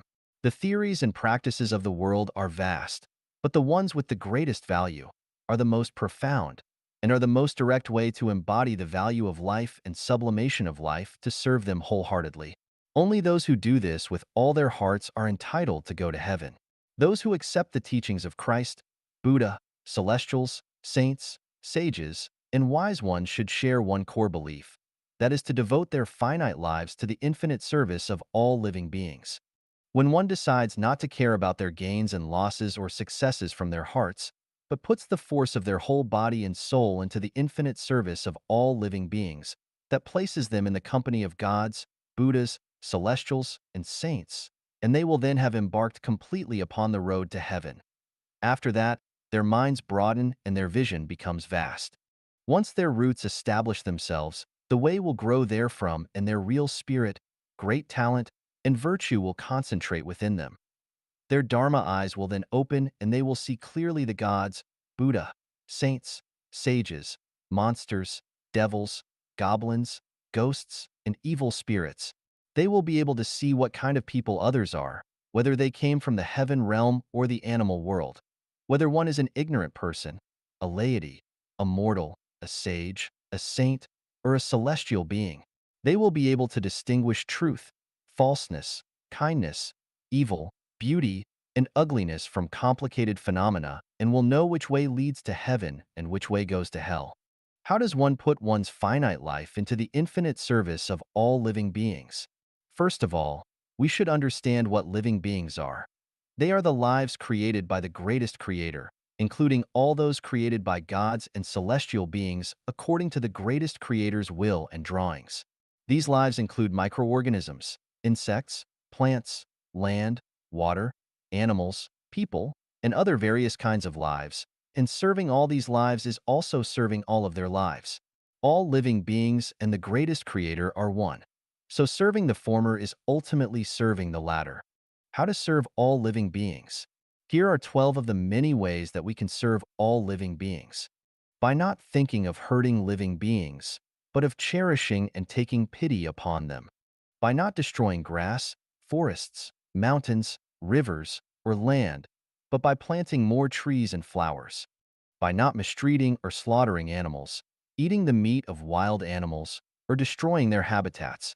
By creating suitable environments for all living beings, no lives should have their lives cut short. By showing compassion on widows, widowers, orphans, childless couples, protecting the honest, and creating living environments for the toiling masses. By remembering the deaths of Yang Galen's 6 family members every day and thinking about how to avoid the recurrence of such tragedies. By thinking about how to liberate the public from their cages of worry, pain, anxiety, sorrow, and fear, so that everyone can lead happy, joyous, free, blessed, peaceful, and content lives. By letting children enjoy happy childhoods and the elderly enjoy happy old ages. By praising and eulogizing the workers, craftsmen, scientists, artists, selfless people, and saints. By not accumulating material wealth or occupying landed properties, forests, houses, water areas, or money, but by owning nothing. By regarding other people's feelings and opinions as your own and feeling their happiness as your own. By ordaining conscience for heaven and earth, securing life and fortune for the people, propagating lost teachings from past sages, establishing peace for all future generations. When you decide to embark upon the path toward heaven, your heart should be very happy, even excited with passion, because from then on there will be no worries, pain, anxiety, sorrow, or fear, because you will have completely handed yourself to Tao and given in to the cause that you dedicate to and serve. On this road, what others do is their business. You should be neither angry, resentful, nor wrathful, and should not hinder or block others. For example, if someone dumps garbage onto a field, go to clean it up. If they continue dumping, continue cleaning it up. They dump again, you clean up again. We do not stop others from dumping garbage because that is their choice and their way. We have neither reasons nor qualifications to block them from walking their way. Without others dumping their garbage, how would we gain our merits from cleaning it up? Do not expect everyone to be saints, and do not expect evil and barbarism to disappear from the world, let alone expect them to become civilized. The mortal world is the transit station for the upper and lower levels of life. All kinds of life are playing their own script plots here so as to maintain the dynamic balance of life in the universe. Suppose there were only 100 people in the world and 99 of them followed their selfish egos. You must be that one who does not follow yours because the road of the crowd is the road to destruction. Keep a clear mind. Stick to the road of serving all living beings. Take the way of selflessness and realize that selflessness can accomplish oneself. This is the way of heaven. 上帝一直在看着每一个人. The greatest creator is always watching everyone. Xiefeng, January 1st, 2021. Translated by Qinyu and edited by Care. The Chinese sages warned us that there are divinities watching over us. I perceived the revelation that the greatest creator watches everyone when I became the guide of life genuine. From the perspective of material thinking, as well as from those of vision, hearing, tasting, smelling, and touching, we cannot simply understand the phenomenon that the greatest creator is always watching everyone. Nor is it easy to understand that from the perspective of rationality. Can the greatest creator see us all? Can the greatest creator manage it? In the public places of cities, especially in banks, stations, and traffic arteries, cameras are everywhere. All the activities of people within the scope of those cameras are recorded constantly and clearly. If anyone misbehaves within their scope, the records will find them out. Since I became the guide of life genuine, all Chanyuan celestials have come into my view. That is to say, I have watched every one of them. Wherever they are and whatever they do, I see them. I hear what everyone says, see what they do, and even know what they think. How can I do this? It is not by Dharma eyes or Buddha eyes, but simply by what they say and do. Every word that anyone says and everything that they do exposes them. If someone says and does nothing, that exposes them even more thoroughly. Why should I stare at everyone? Because I want to be able to implement my guidance consistent with their states of being. Everyone's words and actions show their inner worlds and the depths of their states of being, and I can learn from this who will go to the 1,000-year world, who will go to the 10,000 world, who will go to the Elysium Celestial Islands continent, who will continue to reincarnate, and who will fall into hell. I will adjust my guidance plan according to everyone's states. If some Chanyuan celestials cannot go to heaven no matter how they endeavor to self-cultivate, then I will give up on them as soon as possible and let them fall off my radar screen. This fact tells us that the greatest creator must be watching everyone and guiding us in ways that are not easy for us to detect or understand. The greatest creator is very observant of the words and deeds of each of us and records each of our merits and demerits without omission. From this, we will be given timely rewards and punishments. We can understand the truth that the greatest creator is always watching everyone from these three real-life phenomena. People who raise animals know that however many chickens, ducks, pigs, horses, cows, or sheep they raise, they know almost every detail of each of their animals. Which chickens lay more eggs, which ones lay fewer, which pig is fat, which one is thin, which animals are ill, and which horses have good tempers. It is so clear because the keepers watch the animals constantly. Those who have been teachers know how many students are in each of their classes and the state of each one. You should be very clear if you monitor each student constantly. A couple has 10 children, and they are basically clear about the state of each one because they always monitor them. Some parents might not be able to predict the futures of their children because they do not understand them enough.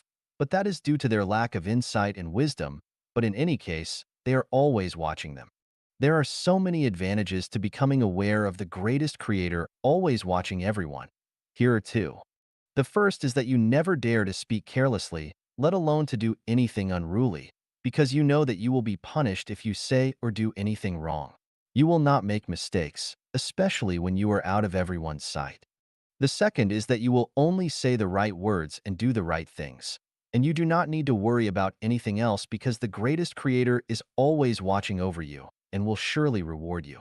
As Christ Jesus taught us, do not worry about what you will eat, drink, or wear tomorrow. First ask for the kingdom of the greatest creator and the righteousness of the greatest creator. If at every moment, especially when no one sees us, we think about the greatest creator watching us, then we will no longer dare to talk nonsense or act recklessly. In this way, life will be smoother and we will be further from hell and closer to heaven. What is more is that when we think like that, we will lose all of our worries, anxieties, and fears, and our lives will follow very wonderful paths. Realizing that the greatest creator is always watching oneself is quite different from not realizing it. If you do not believe it, try it for a period of time and learn its effect. 去生命绿洲不仅要有教养和修养，还要有涵养。A good upbringing and self-cultivation are required in the new oasis for life, and self-restraint is also required. Xiefeng. February 8th, 2017. Translated by Chinyu and edited by Peter. Upbringing is civilized politeness that is learned from family, school, and society. Self-cultivation is a civilized attitude towards others, which is developed from the level of theory, knowledge, art, thought, and other aspects that a person possesses. Self-restraint is the ability which a person with profound morals possesses to control one's emotions. We have already talked about upbringing and self-cultivation. This article will focus on the issue of self-restraint. A person who can't control his emotions is a person who has no self-restraint. This, pointing out others' defects and deficiencies, tornado in our home showed me that most of our brothers and sisters have self-restraint, which is mainly reflected in the calmness and humility of accepting suggestions and expressing gratitude when others point out their defects and deficiencies. If others point out our defects and deficiencies, not only will we not accept it, but we will also resist it and defend ourselves. This is a serious lack of self-restraint. People who lack upbringing will be thought of with disgust, people who lack self-cultivation will be despised, and people who lack self-restraint will be kept at a respectful distance. Even if the defects and deficiencies that others point out are not in line with the facts, if you defend yourself or resist, or even yell and talk about it everywhere, you are showing no self-restraint. It is clear that you have been misunderstood and misinterpreted, but if you must still accept it with a modest and calm attitude and express your gratitude, that is the expression of profound self-restraint. We can only sail in deep water, and only when we have self-restraint can people respect us and be willing to walk with us. How can we have self-restraint? Set up Mahayana's wish great vow. Follow the ancient and modern saints. Do not treat yourself as noble. Do not lose your temper. Do not bully honest people. Do not make fun of others. Do not be unreasonable. Do not be unforgiving. Do not make casual promises. Do not impose your will on others. Do not cry and shout. Do not have loose lips. Do not shut yourself up. Do not ask for help easily. Do not make trouble without a reason. Do not interrupt others casually. Do not always teach others. Do not behave badly. Do not act grumpily. Do not look sloppy and messy. And do not hurt people with words. The future new oasis for life will no longer be like the original second home. You cannot stay long without a good upbringing, self-cultivation, and self-restraint. Please make the effort. 付出奉献不要带有目的. Give and devote unconditionally. Xiefeng. February 21st, 2017. Translated by Chinyu and edited by Peter. The devotion that comes from selfless almsgiving is not done to attain any material object or purpose. When it is because there is no object and purpose to this devotion, the merit of formless almsgiving is the greatest form of devotion, which to some can be inconceivable. There are various forms of devotion. Anyone who selflessly gives away one's material, spiritual, and soul wealth shows devotion. Devotion without a purpose is impossible for ordinary people. The devotion of the world has a utilitarian purpose. After giving, people have a kind of expectation, expecting to achieve one's own goal, expecting to realize one's own ideal. The devotion of those with the Mahayana wish is not purposeful. They just give and never expect to get anything in return or achieve any goal. Devotion for a purpose is because you don't understand the way of the greatest creator. The way of the greatest creator is just and fair. If you don't believe in the greatest creator and the fairness of the way of the greatest creator, you will not be able to be devoted without some purpose. Only by being selfless can you reach your goal, and only by being selfless can you accomplish this yourself. The more selfless you are, the more you can enjoy everything. The more selfless you are, the more you can experience happiness and freedom. If you are truly unselfish and selfless, you are a celestial being or Buddha, or even a god. The sum of the positive and negative energies of the universe is zero. The more you give, the more you will receive and enjoy. As long as you give, your receiving won't go away, you will definitely receive. If it weren't like this, the universe would have disappeared long ago. To obtain the blessings of the kingdom of heaven, we must give all our life. If we want to get the blessings of the kingdom of heaven by just giving a little, it definitely won't do. We need to give ourselves completely. Don't expect to get anything or achieve any goal. Just pay and give and leave the rest to the management of Tao, if you believe that Tao is fair. In reality, we are often confused by a phenomenon, that is, many people seem to have paid but did not get anything in return, so they feel that the Tao is unreliable. Since the Tao is unreliable, they use human ingenuity, dexterity, and cleverness, which is the cognition of the mortal eye. If you have the Dharma eye and the Buddha eye, you will see that once you have devoted yourself, you will get a corresponding gain. If you pay by money, you may not get money, you may get health and safety, or your bad causal trajectory might be changed. You may get your wealth stored in heaven, which you will enjoy in heaven after your death, and so on. We should give and make devotion without considering what others will do. You give yours and others give theirs.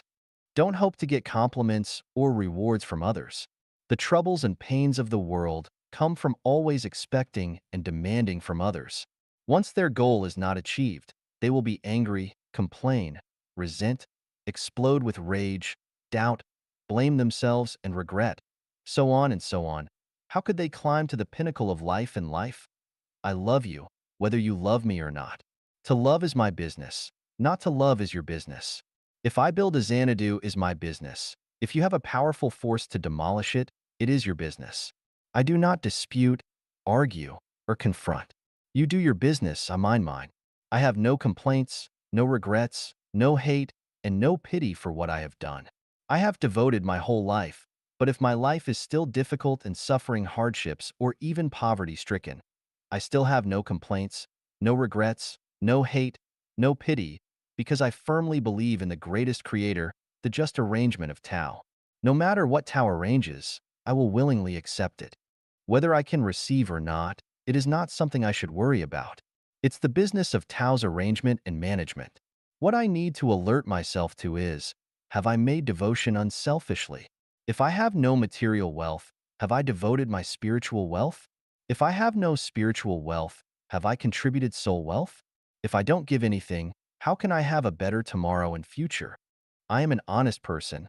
I don't have deep wisdom, profound knowledge, and impressive skills.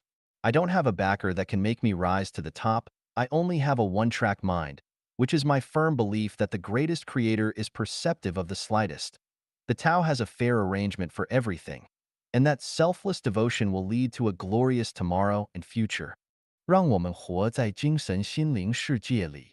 Let us live in the spiritual world and soul world. Xiefeng, April 5th, 2017. Translated by Qinyu and edited by Peter. There are three worlds in life: the material world, the spiritual world, and the soul world. The world in which people are busy with food, clothing, shelter, transportation, birth, old age, sickness, death, fame and fortune, and status is the material world.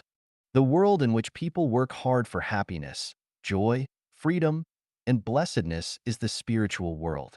The world in which people pay and devote selflessly and unselfishly for joy, bliss, light, and auspiciousness is the soul world. A person, as long as he has always been busy with food, clothing, shelter, birth, old age, sickness, death, money, power, fame, and profit, is living in the material world. A person, as long as he is working hard for happiness, joy, freedom, and blessedness, is living in the spiritual world. A person, as long as he is selflessly, unselfishly, and joyfully paying and devoting, must be living in the soul world. The material world is heavy, the spiritual world is light, and the soul world is ethereal. Animals live in the material world, humans live in the spiritual world, and celestial beings, Buddhas, and angels live in the soul world. The life that lives in trouble, pain, anxiety, sorrow, worry, and fear for a lifetime lives in the material world.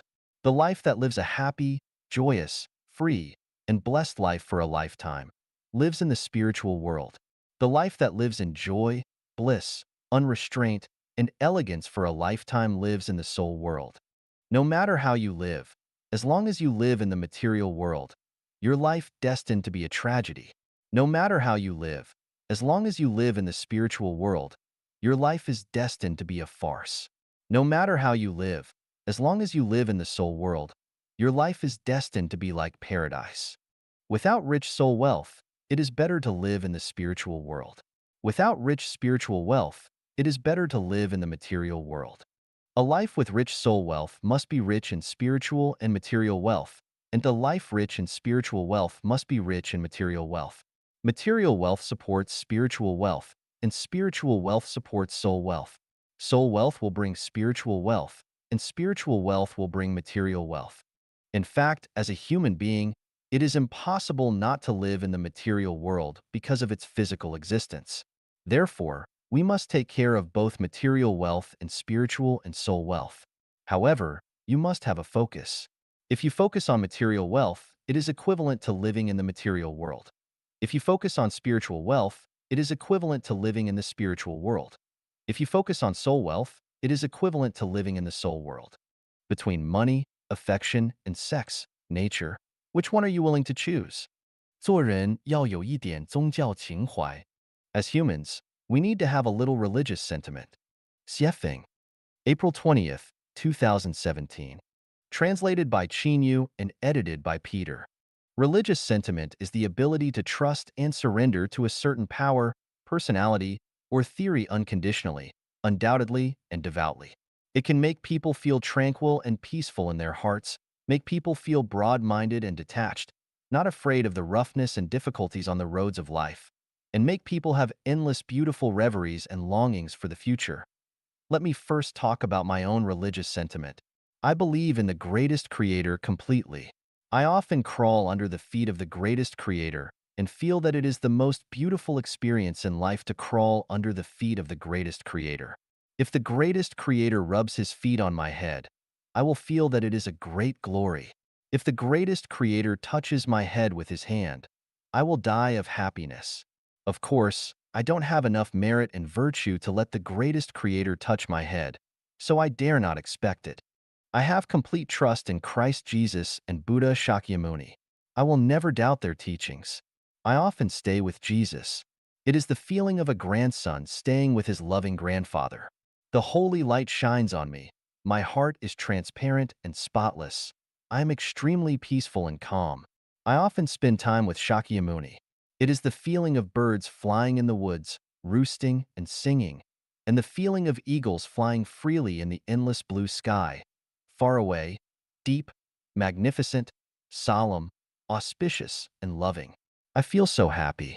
I'm a little bit naughty while staying with Lao Tzu. It's common to pull his beard.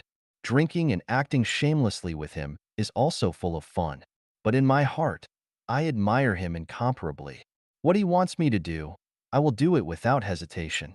He is so kind, amiable, natural, peaceful, also humorous, unrestrained, and elegant. It is precisely because of my religious sentiment that I have embarked on the road of establishing Life Genuine since 2001. In the beginning, it was not called Life Genuine, but the journey to transcending time and space. Since then, for 17 years, I have not stopped going forward, working hard every day, never slacking off. I never consider whether I will encounter trouble or even be decapitated if I go this way. Over the past 17 years, I have experienced countless setbacks and blows, and it is common for me to be insulted, abused, and framed. Some kind people have reminded me, be careful. Be careful of being thrown into jail by the government. I have said that everything runs in the Tao. I have given my life to the greatest creator and my life to the management of Tao. As for what retribution or result I will get, that is not something I should consider. I just follow the will of the greatest creator and the teachings of gods, Buddhas, celestial beings, and saints. As for whether I might be arrested and put in prison or even beheaded, I don't care. I am more than 60 years old, and I have lived peacefully and healthfully to the age of 60. I am grateful and contented. In fact, I still think that I'm just a child, and playing naughtily and jokingly with other Chanyuan celestials is still my sense of fun, appeal, and entertainment. Having religious sentiments or not can make people completely different from each other. With a little religious sentiment, people live steadfastly, sincerely, honestly, ingeniously, peacefully, tranquilly, abundantly, calmly, and transcendentally. If people don't have any religious sentiments, they will live worriedly, impetuously, anxiously, fearfully, suspiciously, and distrustfully everywhere, always on guard and vigilant, not tranquil in mind, always with the feeling of sitting on pins and needles, or complacent and arrogant, bluffing, feeling that their talents are unrecognized, the world is unfair. In short, they cannot get any peace of mind. People are willing to surrender if they have a bit of religious sentiment. Surrender is not a bad thing. I surrender to the greatest creator, surrender to Jesus, Shakyamuni, and have even surrendered to Avalokitesvara Bodhisattva many times. I don't think there is anything wrong with that. Their EQ, IQ, and SQ are all higher than mine, so why not surrender? When surrendering to the greatest creator, gods, Buddhas, and celestial beings, on the contrary, I feel that the world is vast. I am free and at peace, so why not surrender? I am even willing to surrender to an ordinary person. If he is selfless, unselfish, has lofty ideals, and is working hard on putting them into practice. If I surrender, I have no doubts. But what if the person you surrendered to is wrong? My philosophy is this. Since his EQ, IQ, and SQ are higher than mine, he cannot be wrong, and even if he is wrong, what does it matter? Wouldn't I make a mistake if I do the same with my EQ, IQ, and SQ? Besides, what is wrong? What is right? What was wrong at one time is totally right several years or several hundred years later. And what was thought to be right at another time is totally wrong after decades of years or several hundred years. People do cultivate some religious sentiment. We have nothing great in ourselves. Don't think that we have understood the mysteries of the universe, and we can guide the world just because we have some skills. When facing the universe, we are too small. We can't tell the difference between good and evil, right and wrong. The universe, the grand script, is too complicated, too mysterious, and too subtle. I have studied with great concentration for 17 years and still feel that I have only got to know and understand a drop of water in the ocean. Only pious belief, with a little religious sentiment, can lead us to a smooth road and let us step into a bright future. 随天性而行, living in accordance with our nature. Xiefeng, April 19th, 2018. Translated by Qinyu and edited by Peter. Nature is the nature of our origin, which is the original characteristic that the greatest creator gives to each life. To follow one's nature is to live according to the nature of our origin. Why should we follow our nature? Because only by living according to our nature of origin can you live according to your true colors and live your life as yourself. Only by living as yourself can you live a life that will not have been in vain and that will conform to the Creator's intention. A person is a complex part of society. A person's life is restricted by various social factors. If he cannot break through the shackles of these various factors and live according to his own nature, his life will be a tragedy. Not many people really live out their lives as themselves, and everyone cannot get what they really yearn for because our words and deeds are restricted and our inner desires are suppressed by reality. In this sense, people are slaves of factors related to themselves, not the masters of their own lives. What factors restrict one's nature? Many. All factors that relate to oneself more or less restrict the blooming of one's nature, such as parents, children, husband and wife, siblings, culture, wave, groups to which one belongs, such as companies, political parties, religious groups, and governments, country, etc. Next, I will only talk about the constraints imposed on human nature by the three factors of husband and wife, culture, and country. All married people understand that since you have a husband or wife, your free nature is restricted, and you can no longer do whatever you want with your free will. If you want to give some money to your parents, is that okay? If you want to date a classmate of the opposite sex, is it okay? If you want to sit by the beach alone on Sunday, is it okay? If you want to eat steamed buns every day, is it okay? If you want to, so on and so on, the marriage will not work. You have to take care of the other person's emotions, you have to consider the other person's requirements, and you have to consider the other person's habits and hobbies. You are no longer yourself. You can no longer find yourself, and you are a mixture of yourself and the other person. Everyone has grown up in the culture of their own nationality. Culture has already subtly infiltrated our blood cells and our consciousness. We have already become slaves of our own culture before we know it. It has already invisibly controlled our horizon and thinking and restricted our words and deeds. The cultural devil has long been lurking in our values, outlook on life, and outlook on the universe. Its invisible power controls our thoughts, our hands, and feet, and we are totally unaware that our own nature has long been ruled by the culture that we are familiar with. For example, find one's origin, return to the birth family. Fallen leaves return to the roots. To revert to one's origin is a component of the Chinese culture.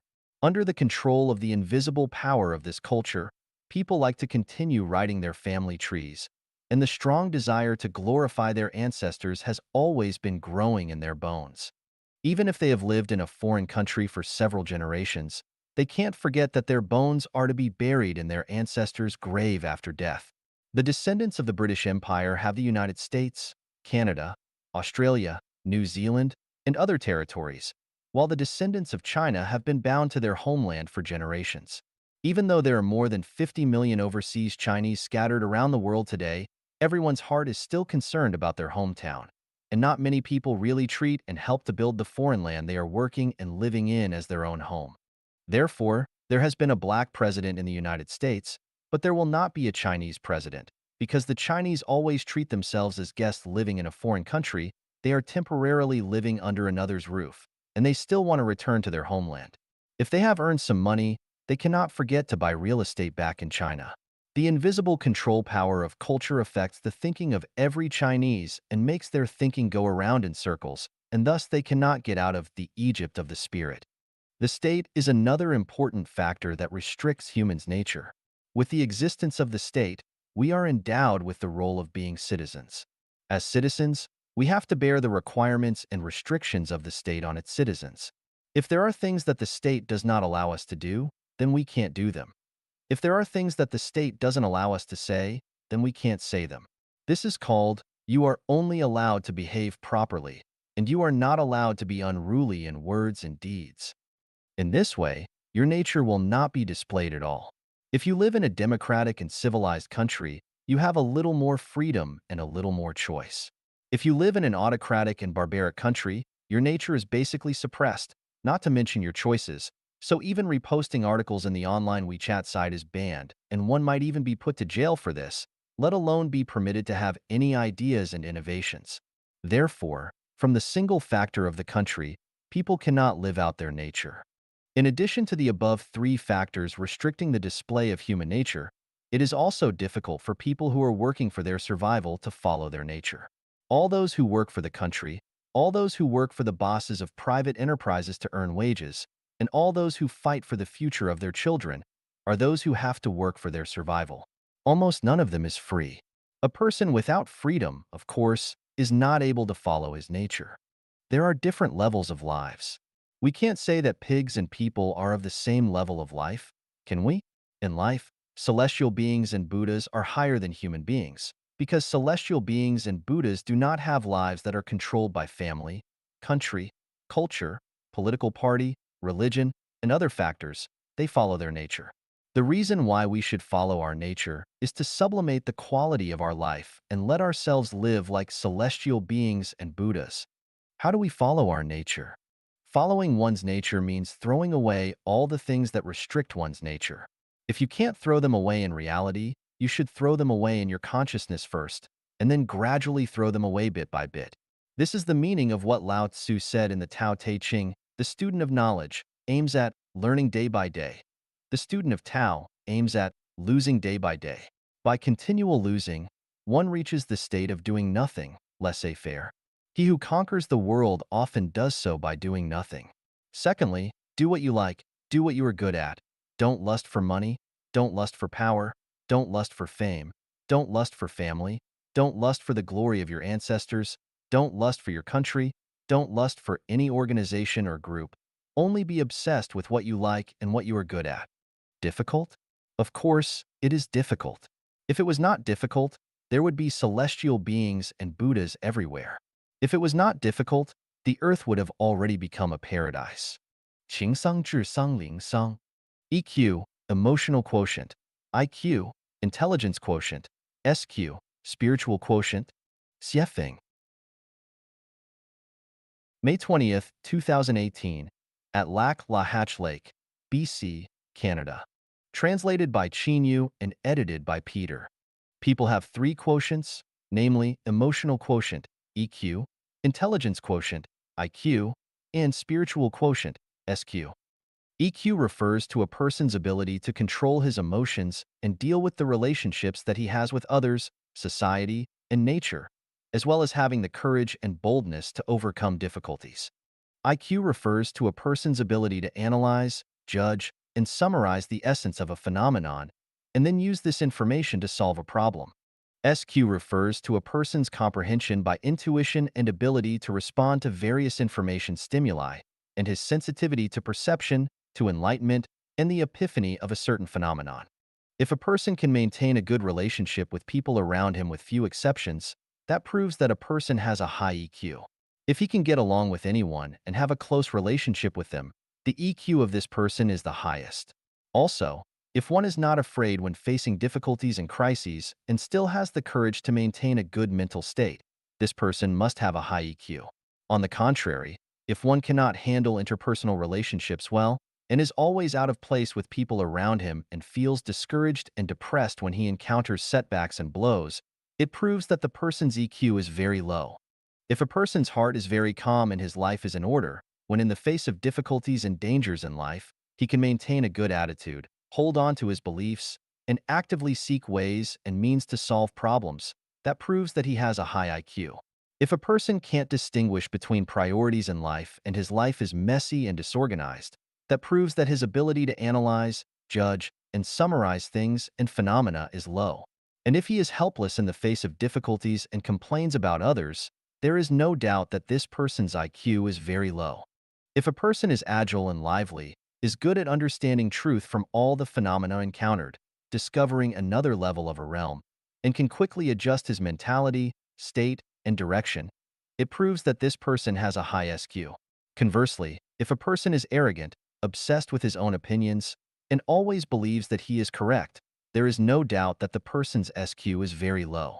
How can we improve our EQ, IQ, and SQ?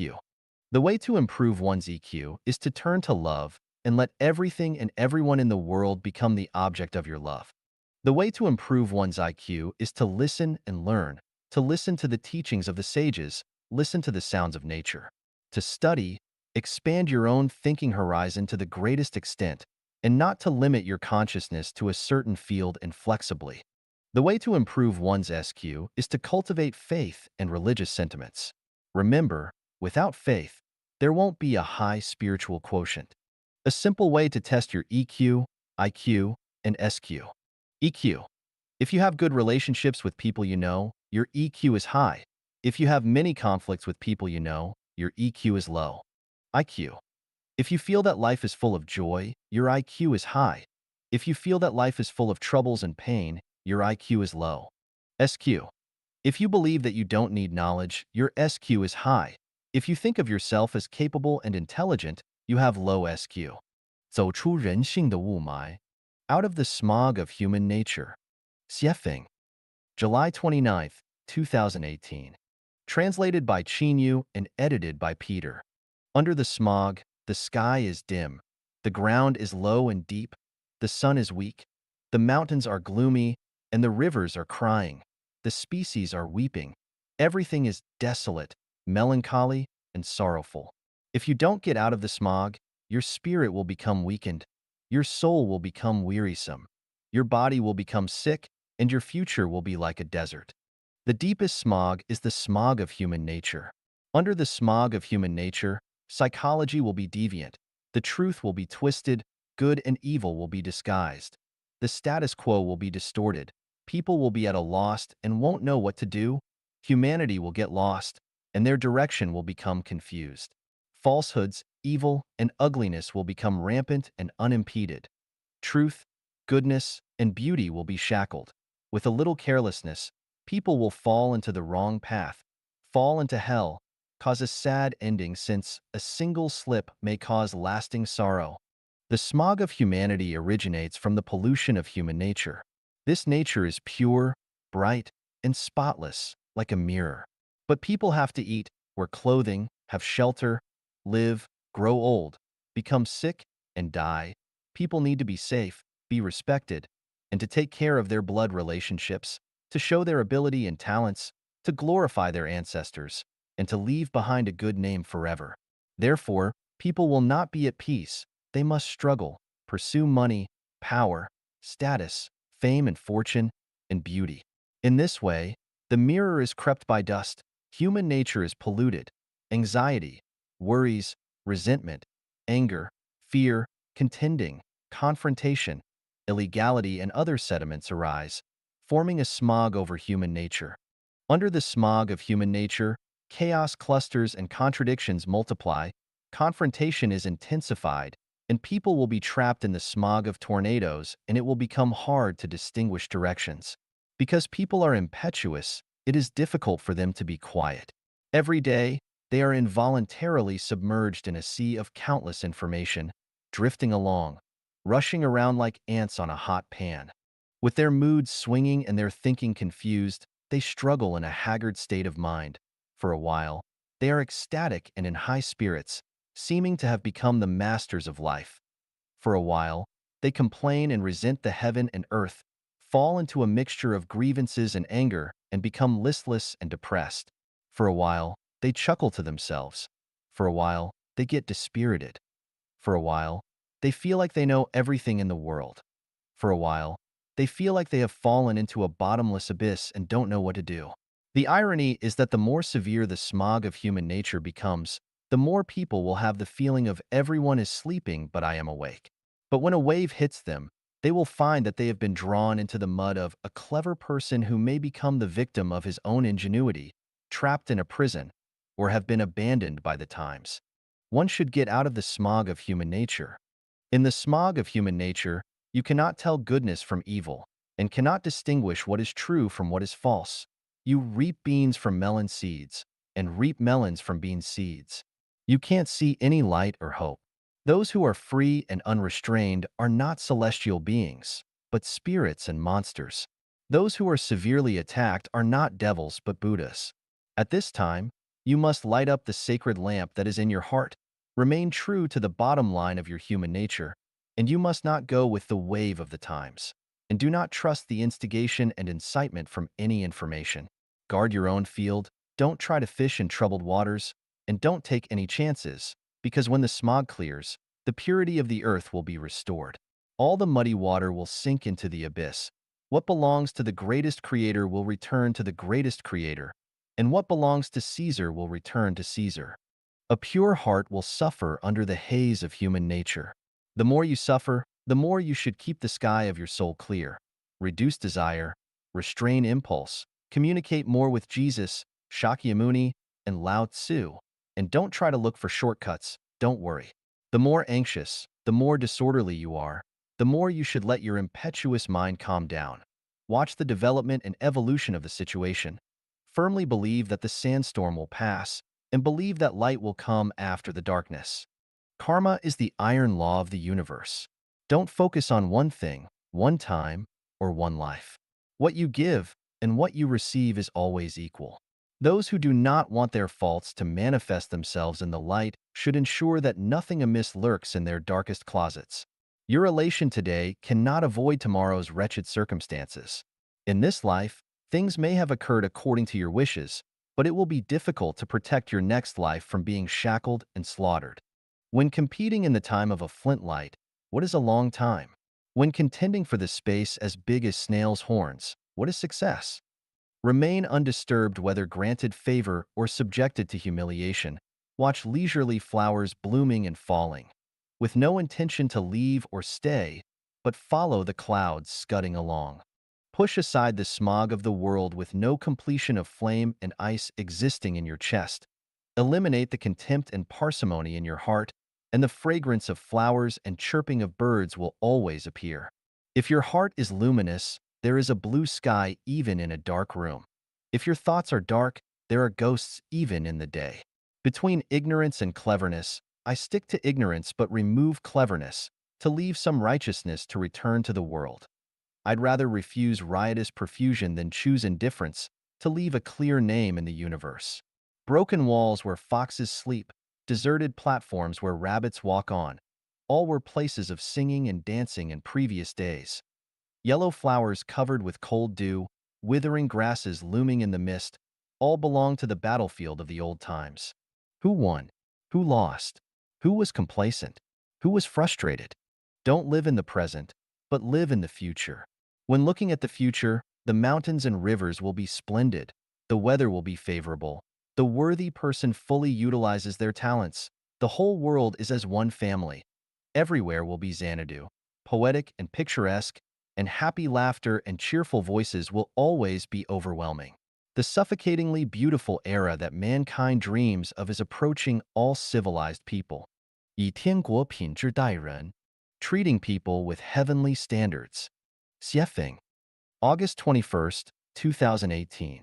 Translated by Qinyu. Edited by Peter. The Life of Genuine International Family operates A, B, and B Hotel in British Columbia, Canada. This is how we operate. Guests either book their rooms by phone or on the Booking.com website. Their names and phone numbers are required when booking, so that we can check them when the guests arrive. After the guest's arrival on the date of their reservation, we first ask for their names, then lead them to the booked rooms. We do not check their passports or ID cards, nor do we have a registration procedure, nor are they required to pay first, let alone to be asked to make a deposit. The next morning, after having eaten the rich breakfast that we prepared for them, the guests return to their rooms to pack their things, then take the room key to us, pay their money, and leave. Before they leave, we never check their rooms to see if there is anything missing, damaged, or soiled. We then wave goodbye to every guest when they leave. We feel that this is the most decent, the most civilized, and the simplest way to treat our guests. The basic point of treating guests in this way is to treat every guest as a well-cultivated and highly civilized person, to fully trust them and to believe that they will not take anything from the hotel or damage anything, soil anything, or sneak away without paying for the room after receiving the service, let alone engage in illegal or criminal activities in the room. Treating guests like this is also very risky because things that are soiled are difficult to clean, things that are damaged are difficult to reuse, things that are stolen are difficult to recover, and it is difficult to recover the room rate if guests sneak away without paying. After several months of this business practice, unpleasant things have indeed occurred. For example, some guests made the bed sheets and pillowcases very dirty, so they could not be cleaned and had to be thrown away. Some bath towels have been left very dirty and were difficult to clean, and we have no idea how people have used them. Except for these examples, no other uncivilized behavior has occurred. When operating in this way, all the losses have to be borne by ourselves and cannot be borne by the guests. Many people have suggested that we should do the following things. 1. When the guests register, check their passports or ID cards. 2. Let the guests pay a deposit and the room fee before moving in. 3. Check the room before the guest leaves to see if anything in the room is missing, damaged, or stained. If so, the guest should pay compensation. 4.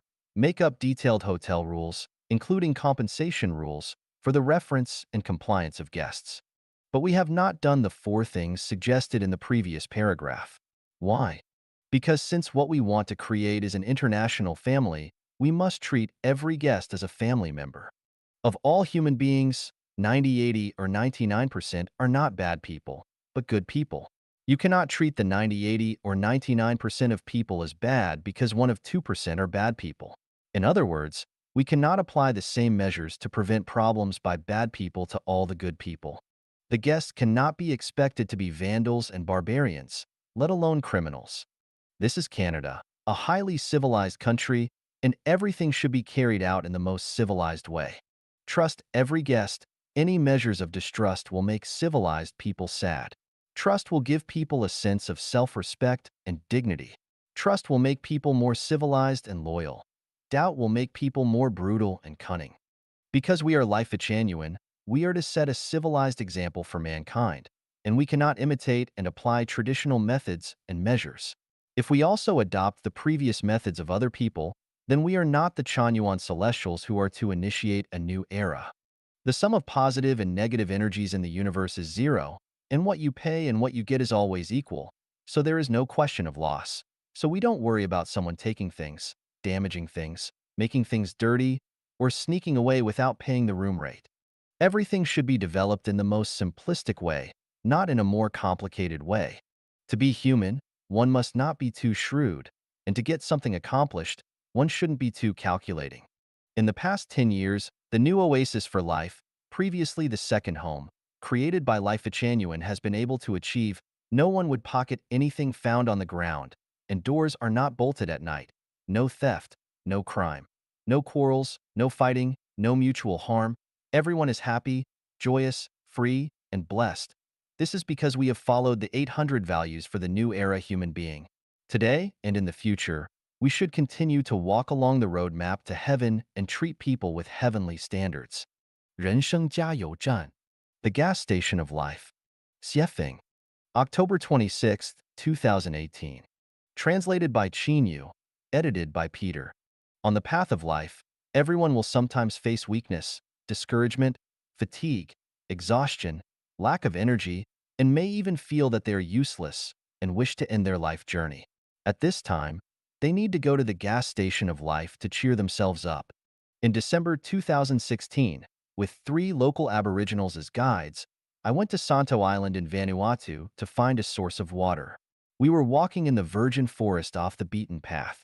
Each of the 3 Aboriginals had a machete and cut through the thorns to open the way. Foyi and I followed. When the hill was very steep, we trudged on hand in hand. After 6 hours of walking like this, my mouth was dry, my legs were weak, and I felt that I couldn't make it back to the station.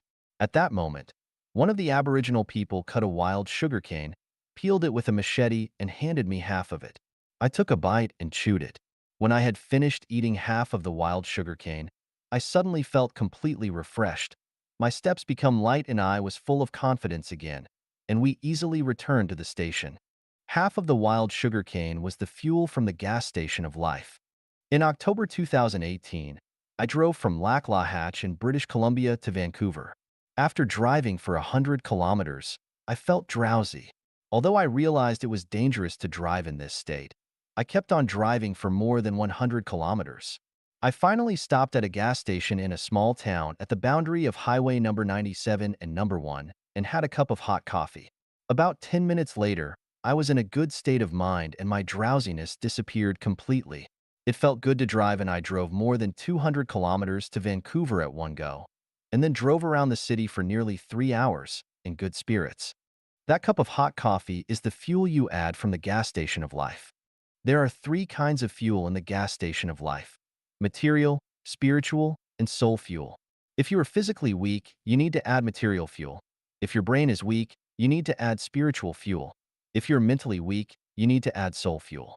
Material fuel can be half of a wild sugar cane, a cup of coffee, a bowl of hot soup, a few pieces of chocolate, a newly purchased pair of shoes, a hot bath, etc. Spiritual fuel can be meeting with a good friend, a reunion of long-lost family members, a gathering of friends, a warm call, a word of encouragement and praise, a message of concern, etc.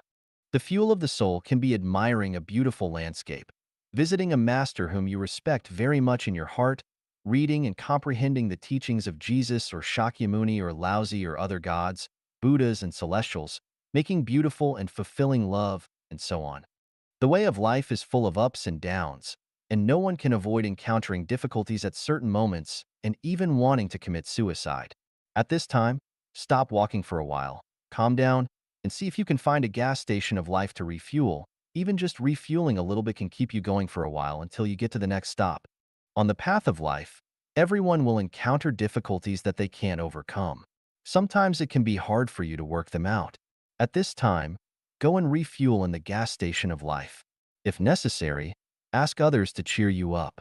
Some of the difficulties that seems great to you are just a matter of slight effort in the eyes of others. A little help from others will clear the haze of your sky instantly, and your life will be full of light again. When you are exhausted, haggard, your hope is shattered, and lack confidence, don't despair. Go to the gas station of life and refuel. The gas at the gas station of life is not expensive. It is nothing more than half a wild sugar cane, a cup of coffee, a word, or a love affair. May your gas station of life have enough fuel to ensure that you drive the car of life to heaven. Xinling Zhizhan, The Battle of the Soul. Xiefeng, December 26, 2018. Translated by Qinyu, edited by Peter. The conflict of consciousness between two diametrically opposed viewpoints within one person is the battle of the soul. Should I commit suicide? Should I go to see him? Should I resist? Should I get a divorce? Should I resign? Should I change my job? Should I cooperate with him?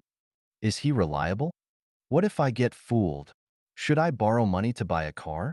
Should I contact her? Should I join the organization? Should I be a vegetarian? Should I run away from home? Should I believe him? And so on. Such questions always contradict, interweave, and cause conflict in our hearts. This is the battle of the soul. The battle of the soul is a battle within oneself. Many times, the battle of the soul is simply a cruel battle of life and death. From the outside, one can seem calm and peaceful, but inside his world is miserable. It is calm on the surface, but the fighting is fierce in one's heart. Superficially, it is a prevailing mood of harmony, but there is anger burning in one's heart. On the surface, one is glamorous, but one's heart is bleeding. Two diametrically opposed values are fighting desperately in one's consciousness, and only when one side defeats the other can one win a short period of inner peace, relieve mental stress, and breathe a breath of fresh air. If the two values are evenly matched, one will either commit suicide or become dispirited and haggard or even sick. The battle of the soul is essentially a battle of values. Values are a trade-off, a choice, when encountering issues such as the eating of meat. Should one eat meat? Some people think that we should not eat meat while others think we should. This is the result of a choice between two different values. When a person cannot decide whether to eat or not to eat meat, the battle of the soul begins, and his heart becomes full of contradictions and pain. We can use the conflicts between husbands and wives to analyze the battle of the soul.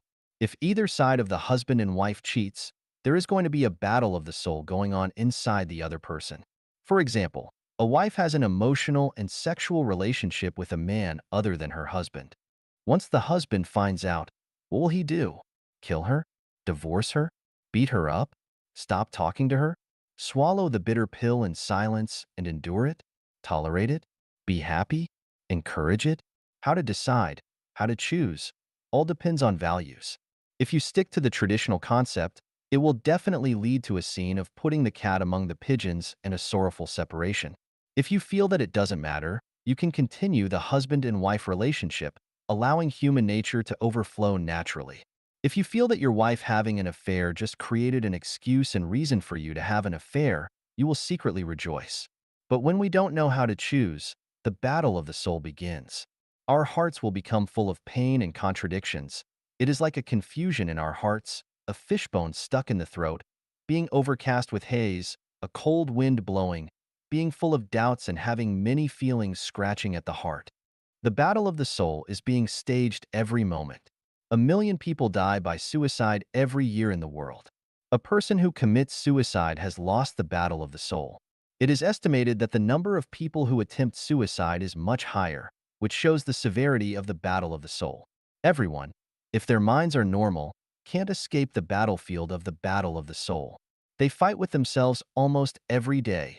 Only the severity of the tragedy differs.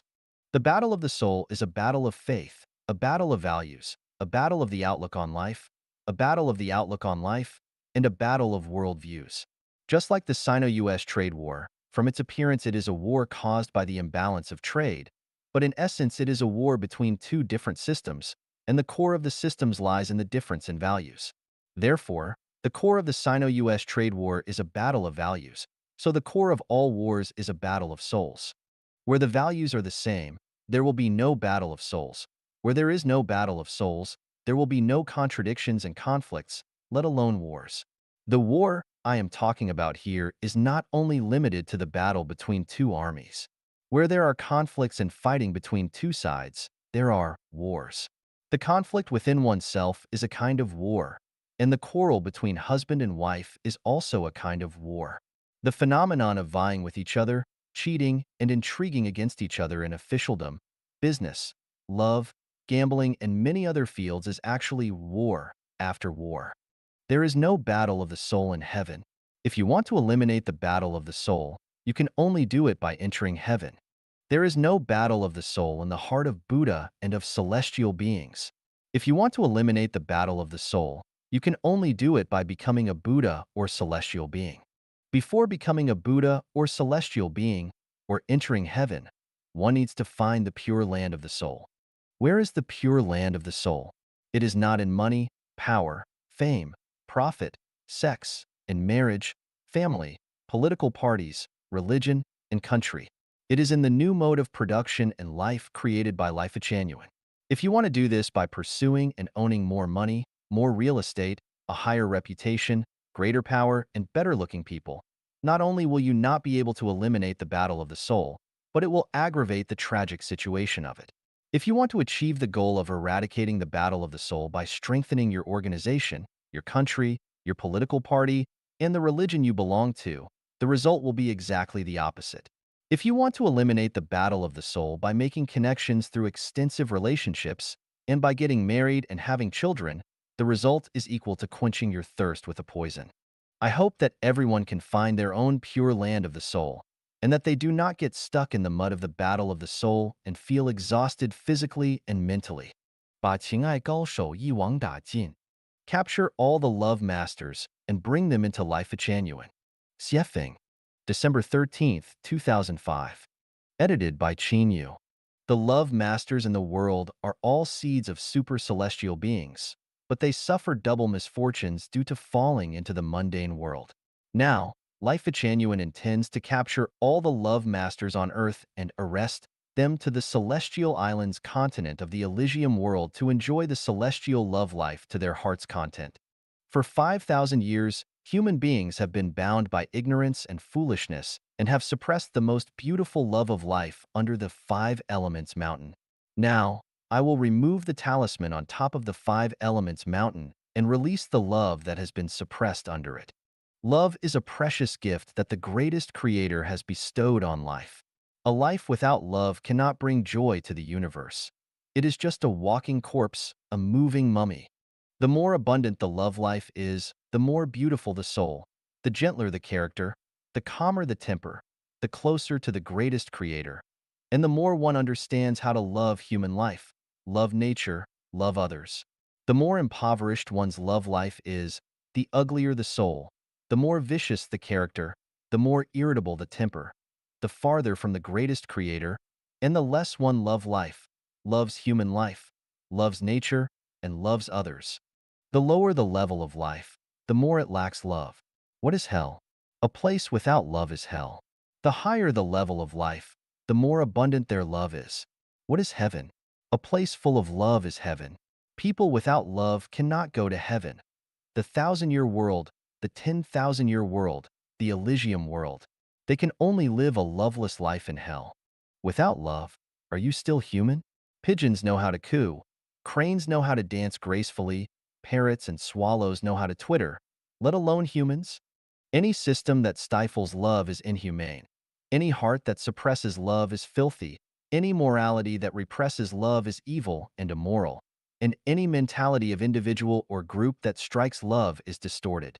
As long as we delve deep into the human inner world, we will discover that those women who are called unchaste, flirtatious, or slutty, those men who flirt with many women, and those genius who have multiple lovers are the most beautiful flowers in human beings, the most affectionate and natural, kind, gentle, and elegant people.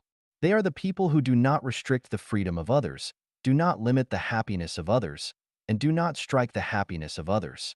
Those who advocate for chaste morality, those who sink lovers into the pond, those who force people to hang themselves to commit suicide, those who turn blue in the face and purple all over with anger when seeing people in love and want to beat people to death, and those who sarcastically mock and ridicule age gap marriage, those who establish moral barriers for love, those who specially pry into others' love privacy, those who defame others' love and blacken their reputations everywhere, and those who always use the guise of a gentleman to restrain love. These people are selfish, mean, greedy, and evil in their hearts.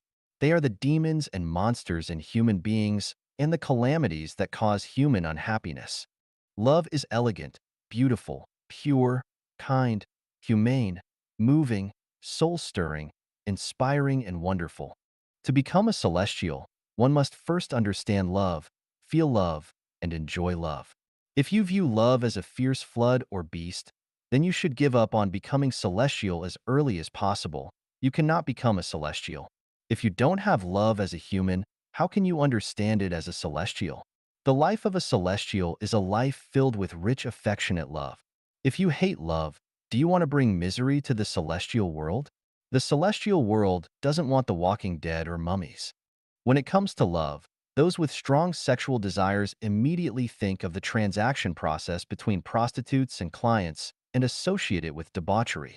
Let me tell you, that is lust, sexual desire, and animal instinct, but not love. True love is sacred, rich in affection, a dance of the soul, the sublimation of humanity, the trembling of the heart, and the perfect harmony of body and soul. May all love masters in the world come to Life Genuine, where your delicate love pulse can only be felt by Chanyuan celestials, and only here can your buds of love blossom freely. What's the point of being with wooden people who cannot appreciate the beauty of blooming flowers, don't know to take a bath in rain when it's raining, be indifferent when the wind blows, or feel nothing when seeing the Mount Tai sunrise? Is life interesting that way? Love masters, come to Life Genuine, strive to reach the peak of bliss. Rather than regretting, resenting, or suppressing, it's better to live gracefully. Chanyuan celestials are all love masters, willing to challenge all love masters in the world. If you dare not take up the challenge, then go ahead and cry silently. Exhaust yourself in the thorny jungle of love. Just pass your remaining life in cowardice. As long as you hold onto the hand of the greatest creator, you will have a rich love life. Lun Sanwei Yi Ti. On the Trinity. Xiefeng. Edited by Qin Yu. Firstly, the God in the Old Testament of the Bible is not the real God, and I briefly explained this in the chapter of the greatest creator. The greatest creator has 8 major characteristics: unique and exclusive, amorphous, neutral, mysterious, impartial, merciful, supremely powerful, and intelligent. The God in the Old Testament of the Bible does not possess these 8 attributes. If anyone disagrees with these 8 attributes, please refute them. If there is no objection, please provide evidence from the Old Testament of the Bible. The existence of the greatest creator is unquestionable. If anyone doubts the existence of the greatest creator, please debate with me. To understand the greatest creator, one needs to rely on spiritual enlightenment, which is achieved through observing the universe and then gaining enlightenment. Jesus is the spokesperson for the greatest creator on earth, but Jesus is not the greatest creator. The blind spot of the entire Christian world lies in confusing the difference between the greatest creator and gods. The greatest creator is the greatest creator, and gods are gods. The greatest creator is unique and exclusive, while there are many gods. Jesus is a god, but not the only one, so Jesus is not the only God. The universe created by the greatest creator has scientific laws, and science and reason are important tools for understanding the greatest creator. The Bible speaks of God the Father, God the Son, and God the Holy Spirit, which is correct. God the Father refers to the greatest creator. God the Son refers to the gods created by the greatest creator. And the Holy Spirit refers to the greatest creator's consciousness, which is the Tao described in the Tao Te Ching. This Tao is the law, blood, and driving force of the universe. God the Father, God the Son, and God the Holy Spirit can be said to be the Trinity. Jesus is the Son of the greatest creator, so his thoughts are homogeneous with the greatest creator, but the Father is the Father, and the Son is the Son. The Father is not the Son, and the Son is not the Father. The doctrine of the Trinity in Christianity is, the Father is the greatest creator, the Son is the greatest creator, and the Holy Spirit is the greatest creator. But there are not three greatest creators, only one. The problem with this doctrine of the Trinity lies in treating the Father as the Son and the Son as the Father, which violates ethical principles. Even more seriously, it confuses Jesus with the greatest creator himself, which directly confuses people's vision, makes people easily deviate from the Tao, and makes it difficult for them to recognize the true greatest creator. Jesus said, "The Father is greater than I." John 14 verse 28. Jesus prayed to the greatest creator, saying, "Let your pleasure, not mine, be done." Luke 22 verse 42. These words of Jesus prove that Jesus himself is not the greatest creator. So why do many Christians insist on seeing Jesus as the greatest creator himself? This is a great mystery of the Bible, and partly the reason why the God in the Old Testament is not the real God. There are people who want to block people's vision, prevent them from seeing the flaws in the Old Testament, and prevent them from recognizing the true God. At the same time, by elevating Jesus' status, they negate Jesus' teachings and lead people away from Jesus. So where is the mystery? It is not time to reveal it now. I hope everyone will read the Bible deeply, but not blindly.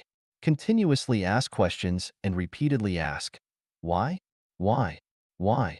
Everyone can directly face the greatest creator, and if your spiritual perception is sensitive enough, you can see the greatest creator and communicate with the greatest creator directly. The true scripture that spreads the way of the greatest creator is not the Bible, but Life Genuine. The one who truly spreads the bright way of the greatest creators is Jesus, not anyone else.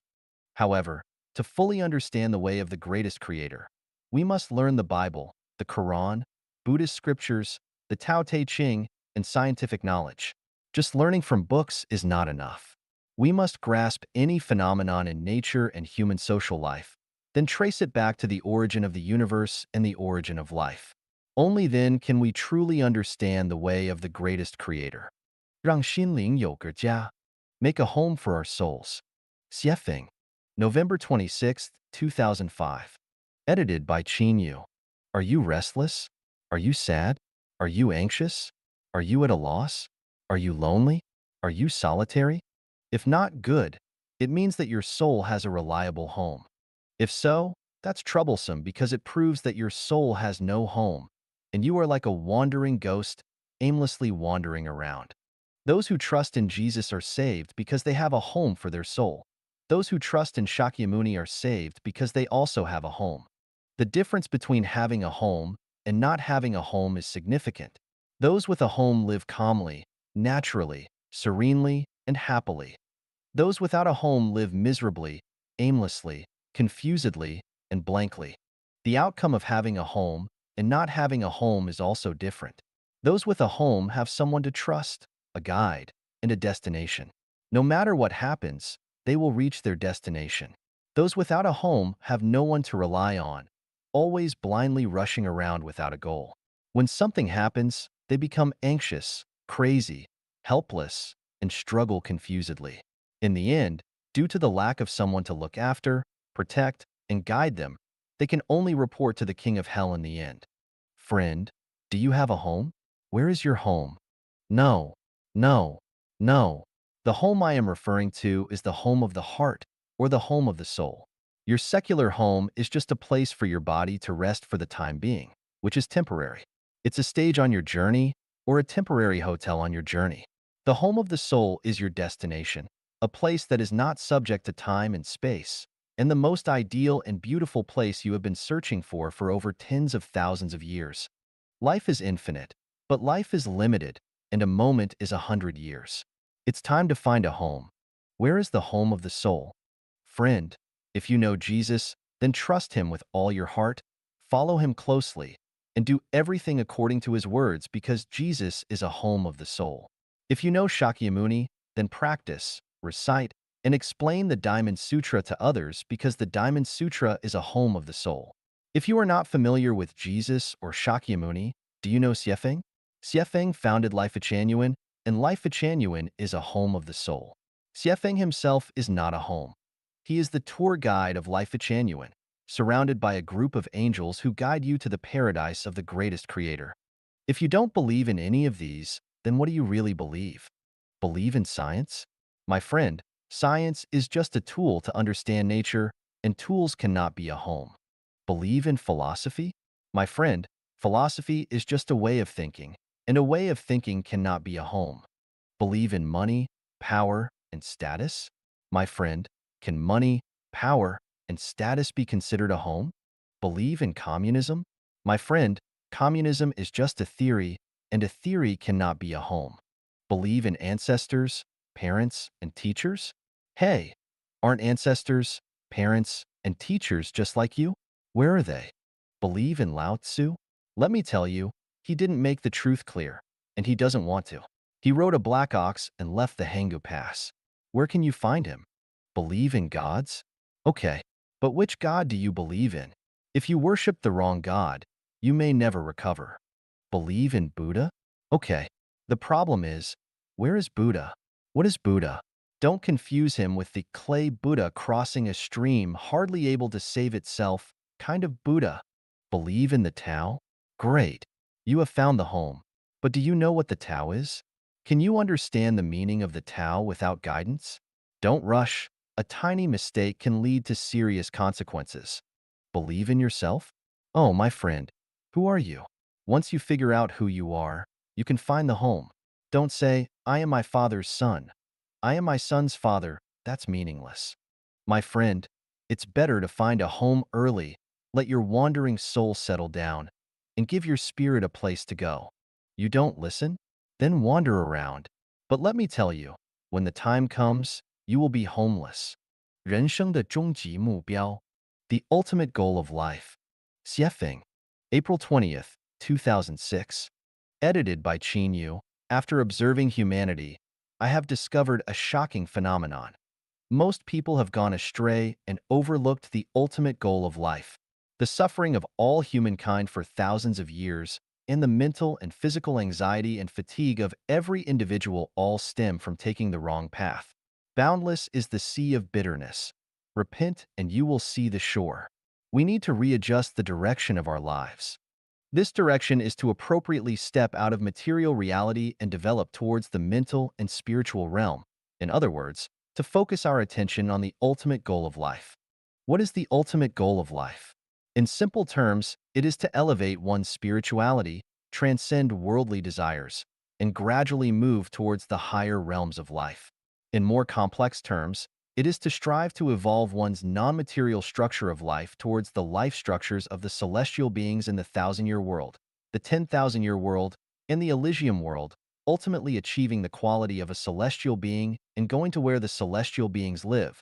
I have asked many people, what are you busy doing all day long? The answer is very sad and can be summarized into the following content.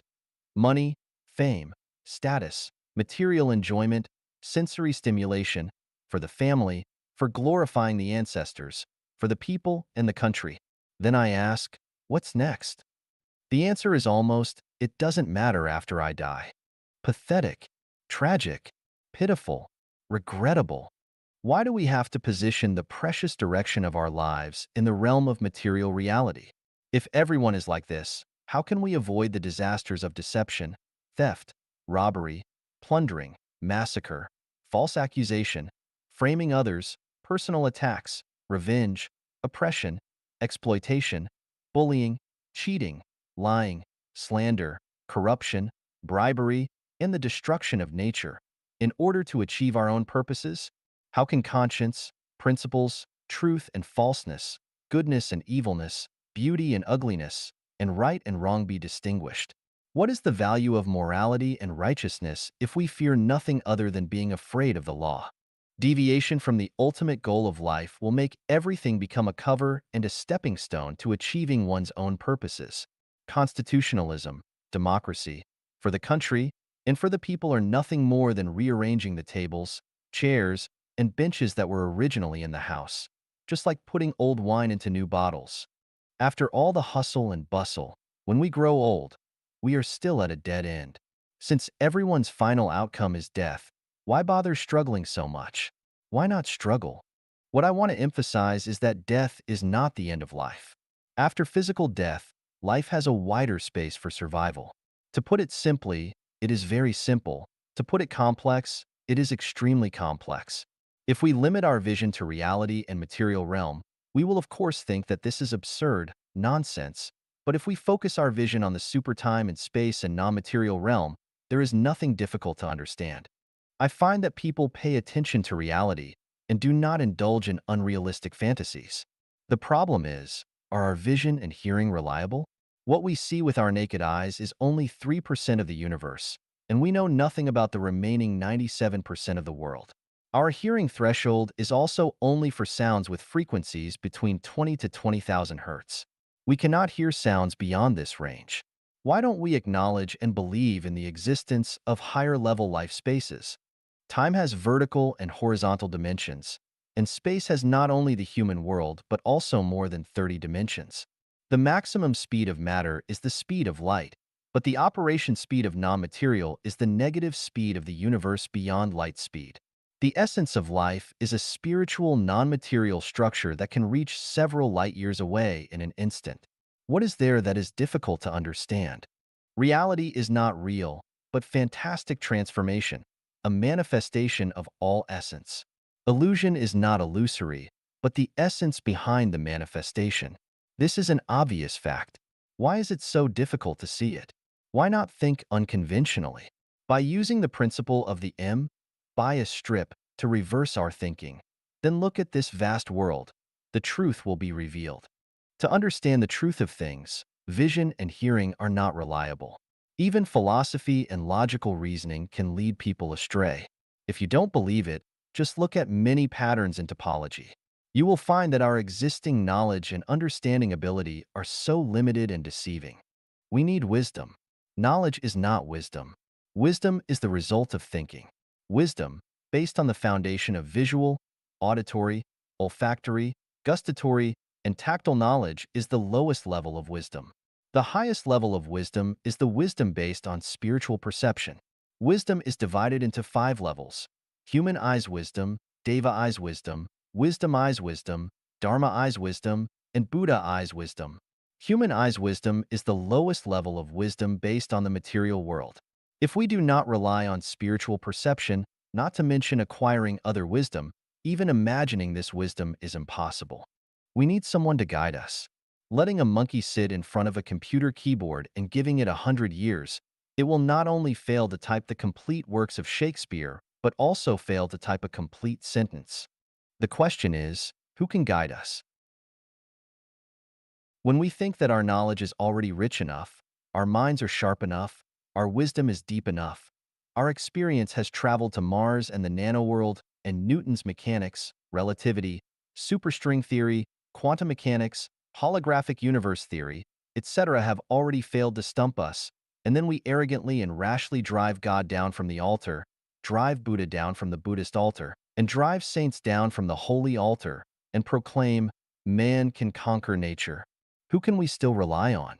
The material world has its own laws, and the non-material world has its own rules.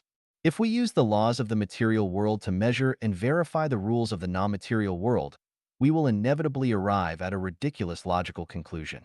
He cannot even operate a computer, fly a plane, has no special abilities, and cannot tell fortunes. He definitely does not have profound wisdom. As humans become more intelligent, we become more foolish. As we become busier, we have less time for deep thinking. As we become more self-important, the truth becomes further from us. Think about it. Do family members create fewer problems for each other? Do humans create less suffering for each other? Can the smartest cow in a herd lead the entire herd to a peaceful home? When we have amassed great wealth, achieved fame, or attained high positions of power, what then? Where is the way out for the poor? If we do not understand the principles of being human, refuse to listen to teachings, and do not want to orient our lives toward the ultimate goal, how can we be saved? Death will come sooner or later, whether good or bad. What difference does it make? Why torment ourselves when life is like a flash of lightning or a fleeting moment? Do we want to continue wandering through life, following in the footsteps of our ancestors? Let's change the direction of our lives. The ultimate goal of life is incredibly wondrous, and it is a bright road that leads to another dimension of life. Great wisdom acts foolishly, and supreme wisdom is formless. Our minds are one with Buddha. By visualization, our wish will come true. Please note, it is not by thinking. People, the non-material world, and the negative universe is a vast world, and more exquisite than the material world. To attain the highest wisdom, we must transcend the tangible material world and enter the intangible non-material world. 物质财富拯救不了灵魂. Material wealth cannot save the soul. Xiefeng, March 9th, 2023. Edited by Qin Yu. If a person's soul is corrupt, will giving them $15 million make their soul noble? In 2002, a 19-year-old British man won £10 million in the lottery, equivalent to 83 million yuan. Before winning the lottery, he worked as a garbage collector. 8 years after winning, he returned to his job as a garbage collector because he spent all £10 million on drugs, gambling, and prostitutes. In Canada, a woman won a lottery prize worth 10 million US dollars. She used the money to buy luxury cars, designer clothes, travel the world, and spent all the $10 million in just 9 years. Eventually, she ended up with no money left. A man named David from Australia won a lottery prize of 10 million Australian dollars in 1998 and then invested in various ventures, but all his investments failed, and he lost all his prize money. His wife could not bear the drastic change in their life and divorced him, and his son got into legal trouble because of him. An American man named Edwards won a lottery prize of 27 million US dollars, but he wasted it all on drugs and eventually became addicted. He lost all his money, and his wife divorced him and remarried. He died alone in a hospice. Looking at the thousands of corrupt officials exposed in China in the past decade, they became rich, not just by taking a few million but often billions. And what was the result? Not only did they embezzle and abuse the law, but they also oppressed the people. The fact is that material wealth cannot save the soul. To think that having money will make a person noble and turn them into a sage or a saint is undoubtedly a wrong notion. Therefore, when a person makes pursuing material wealth the main theme of their life, money will undoubtedly bring not the sublimation of the soul, but the degradation of it. Money is just a form of energy that can make a cabbage grow bigger, but it cannot turn a cabbage into a peony. When you see a very wealthy person, do not assume that their soul is noble. What you see is just a big cabbage. The conclusion is that material wealth makes the base soul baser and the noble soul nobler, but material wealth itself cannot save a person's soul. It is soul and spiritual wealth that can save a person's soul. Therefore, the focus of one's life should be on pursuing soul and spiritual wealth. Even if a swan is thin, it cannot be compared to a fat crow. Even if a swan is thin, a fat rooster cannot match its elegance and nobility. 继续谈生命品质的升华, continuing to talk about the sublimation of life quality. Xiefeng, February 23rd, 2023. Edited by Qin Yu. The holographic theory of the universe tells us that everyone has divinity, nature to divinity. It is called the sublimation of life quality. I want to talk about ascending from human nature to celestial nature. How to ascend from human nature to celestial nature. So, we need to understand what human nature and celestial nature are. The characteristics of human nature are selfishness, self-interest, focusing only on the present, valuing material interests, pursuing money, power, status, and reputation, maximally obtaining and possessing resources, not only natural resources but also social and sexual resources. As humans, we always consider our own interests in relation to others, society, and nature. In the face of interests, humans do not consider the law and emotions. Humans lie, deceive, speculate, engage in conspiracies, and harm life. As humans, we are always jealous, comparative, angry, hateful, arrogant, inferior, and excessively greedy. We can also be sad, anxious, worried, and fearful. The characteristics of celestial nature are selflessness, carefreeness, without worries, hate, or regret. It values spiritual and soul abundance. They take things as they are, associate with others by following naturally come-and-go relations, act in accordance with their natures, and take advantage of opportunities as they arise. They feel content no matter where they are, what they encounter, or what they are doing. They follow their own nature, are unrestrained, do not possess any resources, do not control anyone or anything, do not establish a special relationship with anyone, do not join any organization or religion, and have no concept of nationality, country, religion, or political party. They respect the Creator, respect life, and respect nature. They do not harm any life and possess nothing but have everything.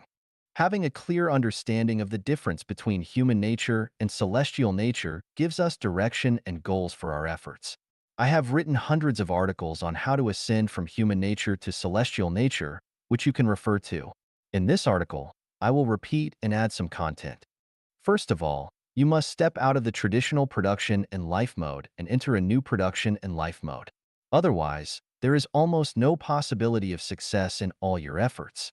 For example, to achieve possessing nothing yet having everything.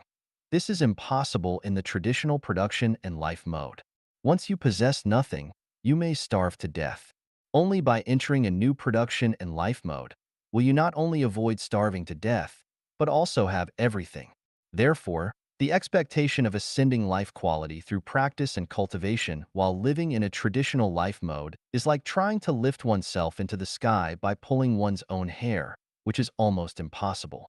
It can be said that any practice and cultivation without stepping out of the traditional production and life mode is almost blind and futile, and it is only self-deception.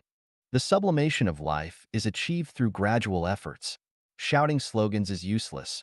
Reading all the classics is useless. Writing millions of words of theoretical articles is useless. Building how many churches, temples, and Taoist temples is useless. Helping how many people and saving how many lives is useless. Following how many masters is useless. Being praised by how many people is useless. Donating to how many charities is useless. Inventing and creating how many high-tech products that benefit humanity is also useless. Having wealth, being a high-ranking official and creating blessings for the people is useless. These can only prove that you have accumulated merits, but cannot prove that your human nature has been sublimated into divine nature. To be what you want to be, you must become that thing. If you want to be a big cabbage, you must become a big cabbage. If you want to be the sun, you must become the sun.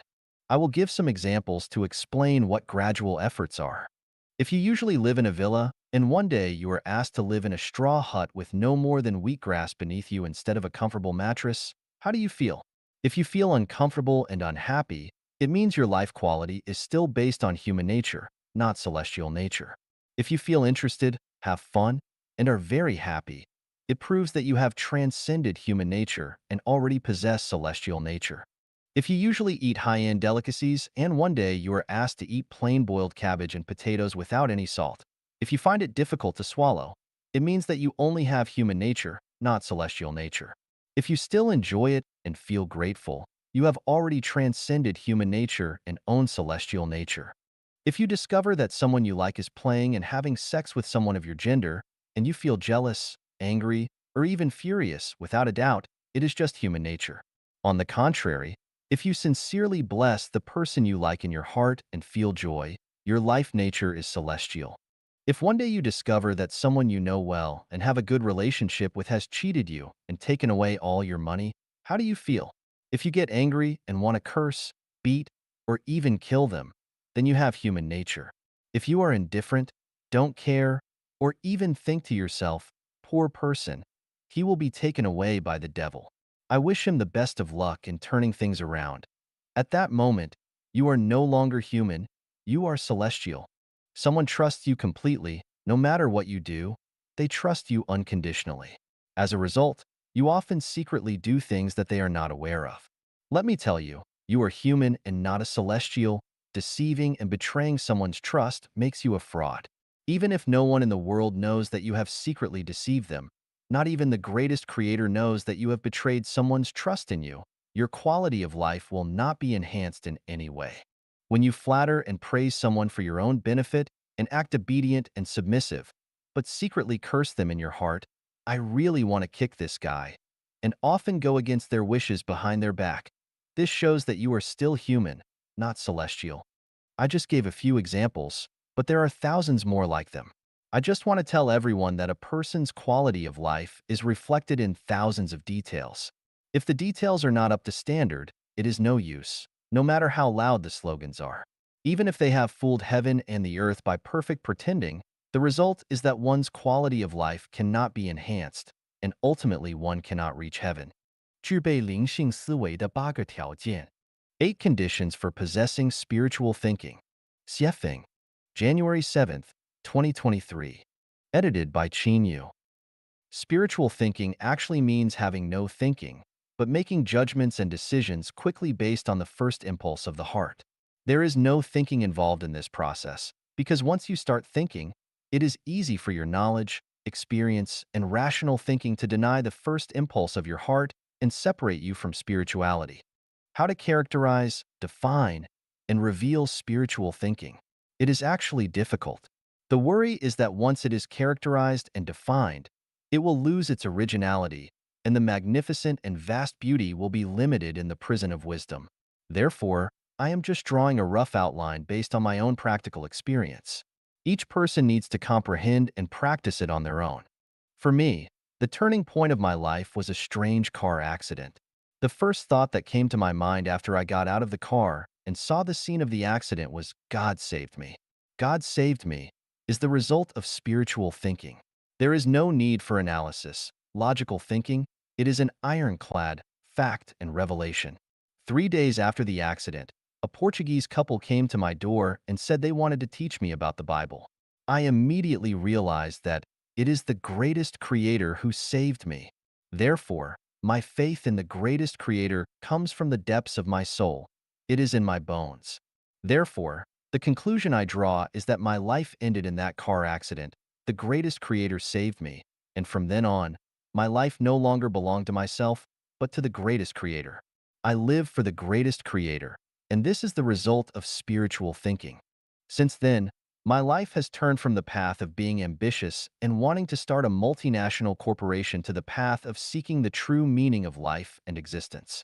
As a result, my mind is constantly filled with mysteries that have never before appeared or been described in human history, such as the origins of the universe, life and human beings, 36-dimensional spaces, 20 collective worlds, which I used to refer to as parallel worlds, but which are actually collective in nature. The classification of people, the 8 levels of thinking, and the 8 characteristics of the Tao. I don't need to think about them.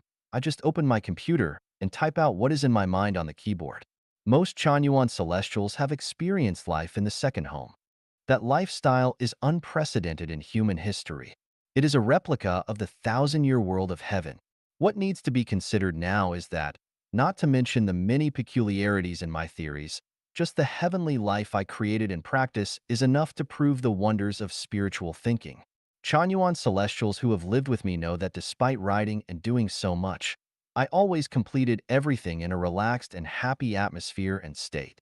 Why was I able to complete a huge amount of work so easily? There is no mystery. It is simply relying on spiritual thinking without needing to use your brain. Based on my personal experience and understanding, I will give a brief overview of spiritual thinking. To attain spiritual thinking, one must let God occupy their body, mind, and spirit. One must be in a state of emptiness, free from any attachment or obsession. One must act without intention, free from desire or purpose. One must constantly be in a state of death, meaning that they have placed themselves in a state of surrender. One must always be truthful and genuine, without any element of falsehood.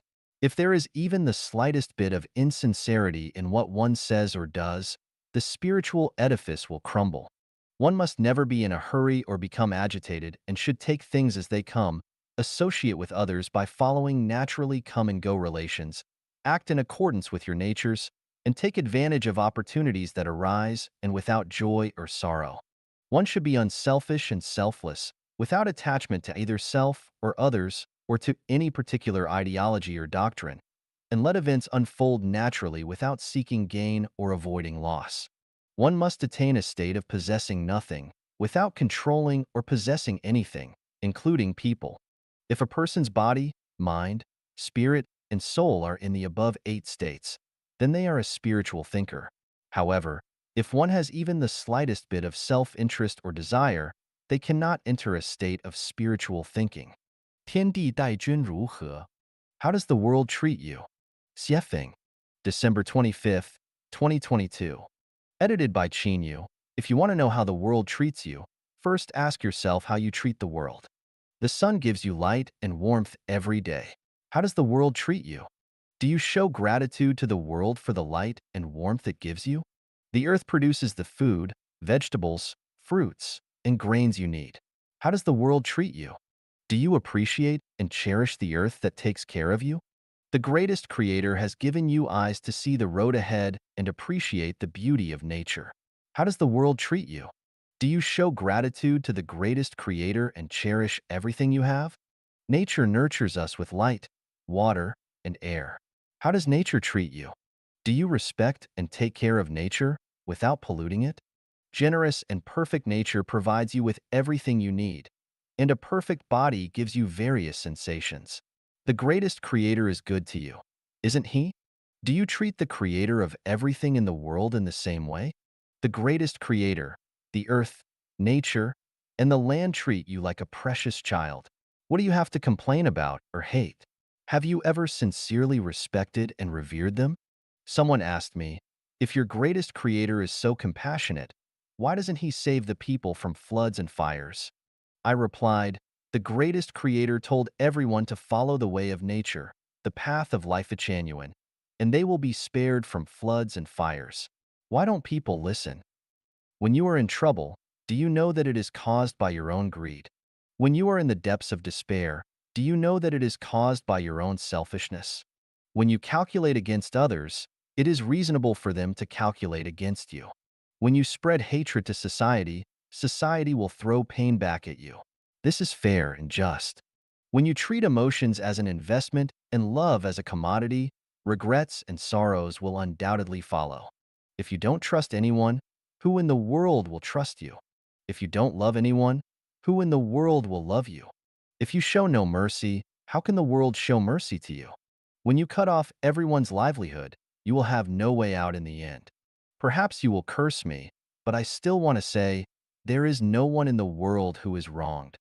Examine everyone's past actions and words, and today's gains are just right. The Tao of Heaven operates without partiality towards anyone.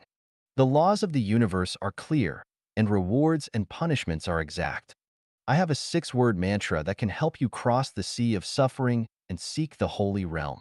Why don't you give it a try? Repentance, gratitude, contentment. When translated into Chinese, it is 6 Chinese characters. 忘记感恩必陷迷途. Forgetting gratitude will lead to being lost. By Xiefeng. June 6th, 2023. Edited by Yu. A grateful heart keeps the mind clear and the future bright. Gratitude attracts blessings, and a grateful heart reduces obstacles along the way. Once gratitude is forgotten, one may lose one's path, and life's journey becomes chaotic and filled with continuous setbacks and hardships.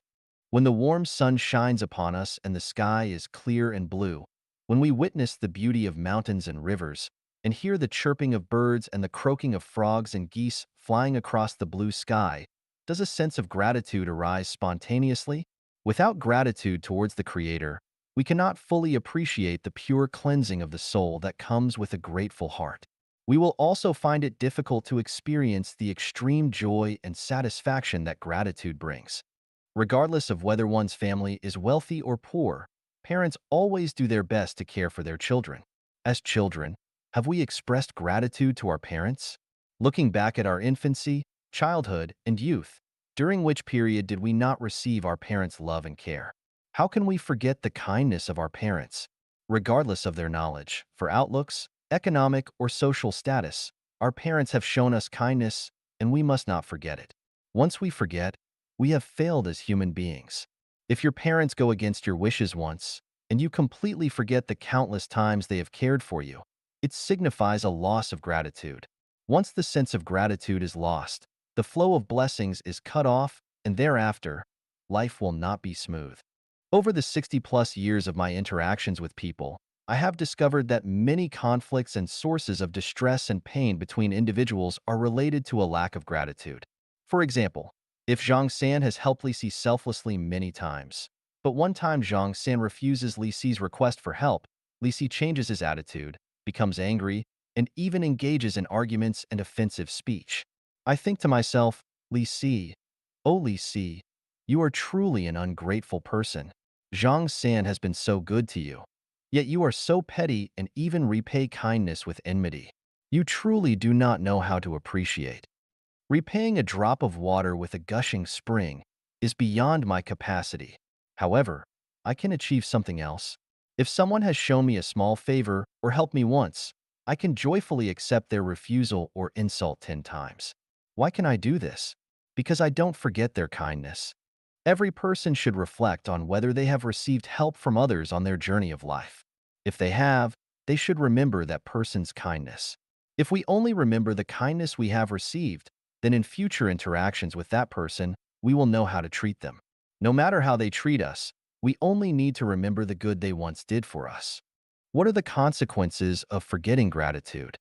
If we have benefited from someone and instead of showing gratitude, we not only forget their kindness but also harm them, will they be willing to help us on our future journey of life? Will people around us be willing to lend a helping hand when we face difficulties and adversity? Forgetting gratitude will lead us to become increasingly lonely, unwelcome, and isolated.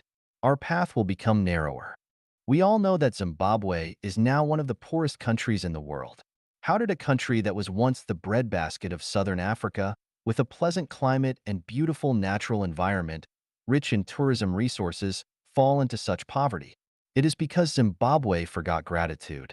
Zimbabwe forcibly seized 4,000 white-owned farms without compensation, driving those white farmers away from their land. This led to a systemic crisis with talent and capital outflow. Within a few years, the country's currency collapsed, and it rapidly transitioned from wealth to poverty. I lived in Zimbabwe for a full 16 years, and I understand the country's past and current situation, as well as the significant contributions of white-owned farms to Zimbabwe. However, the people of Zimbabwe fail to show gratitude towards the white population and instead repay kindness with animosity. The consequence is disorder and poverty. Today, we criticize the United States, labeling it as hegemonic and assertive, saying, the intention of the American imperialism to make us perish never dies. However, in China's history, there are not many instances of the United States bullying China, but rather countless examples of the United States offering assistance. So, what will happen to China? What will be the result of this ingratitude? Will China become the next Zimbabwe? If instead of gratitude, China continues to criticize the United States, constantly seeking confrontation, within 10 years, China may very well follow in the footsteps of Zimbabwe and Venezuela. Remembering gratitude, individuals will not suffer losses, nations will not suffer losses, and the country will not suffer losses.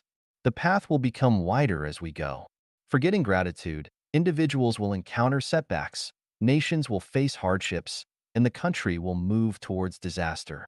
The path will become narrower as we go. 不求公平但求心安. Do not seek fairness, but seek peace of mind. Xiefeng. October 19th, 2021. Translation edited by Qin Yu. The way of nature is just and fair. Only with the eyes of Dharma opened can one see clearly. There is no place that is not fair, no time that is not just. The retribution of cause and effect is not wrong by a hair's breadth. The sum of positive and negative energy is zero, as sure as nails hammered into a board. Everywhere people see is unfair. Facing cats, it is unfair to mice. Facing lions, tigers, leopards, and wolves, it is unfair to antelopes, buffalo, sheep, and deer. Facing birds, it is unfair to insects. Facing people, it is unfair to animals and plants.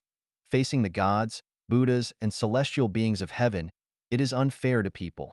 Even between people, some are handsome, some have a wretched appearance, some are beautiful and sexy, some make people unwilling to take a second look, some are born into luxury, some struggle all their lives but still cannot live without worries about food and clothing even in their old age. Some are intelligent, some are dull. As long as we compare, we will find that the world is unfair everywhere. Since reality is like this, then let's not pursue fairness. Once pursuing fairness, one will have trouble sleeping and eating.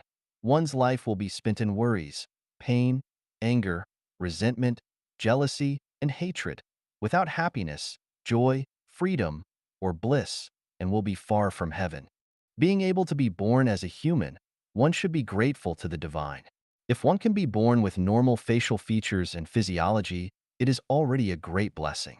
If one can live a life without major disasters, diseases, or troubles, it's already like burning high-quality incense and ancestors' graves emitting green smoke. If one can live a life where one can eat full meals and live in a hut sheltered from the wind and rain is also considered a great blessing. If one can have no worries about food and clothing and can sit down with 3 or 5 close friends and relatives to chat over drinks and discuss the sun, moon, stars, seasons, and the changing times, it's comparable to the life of a little deity. Life is like this. What else is there to seek?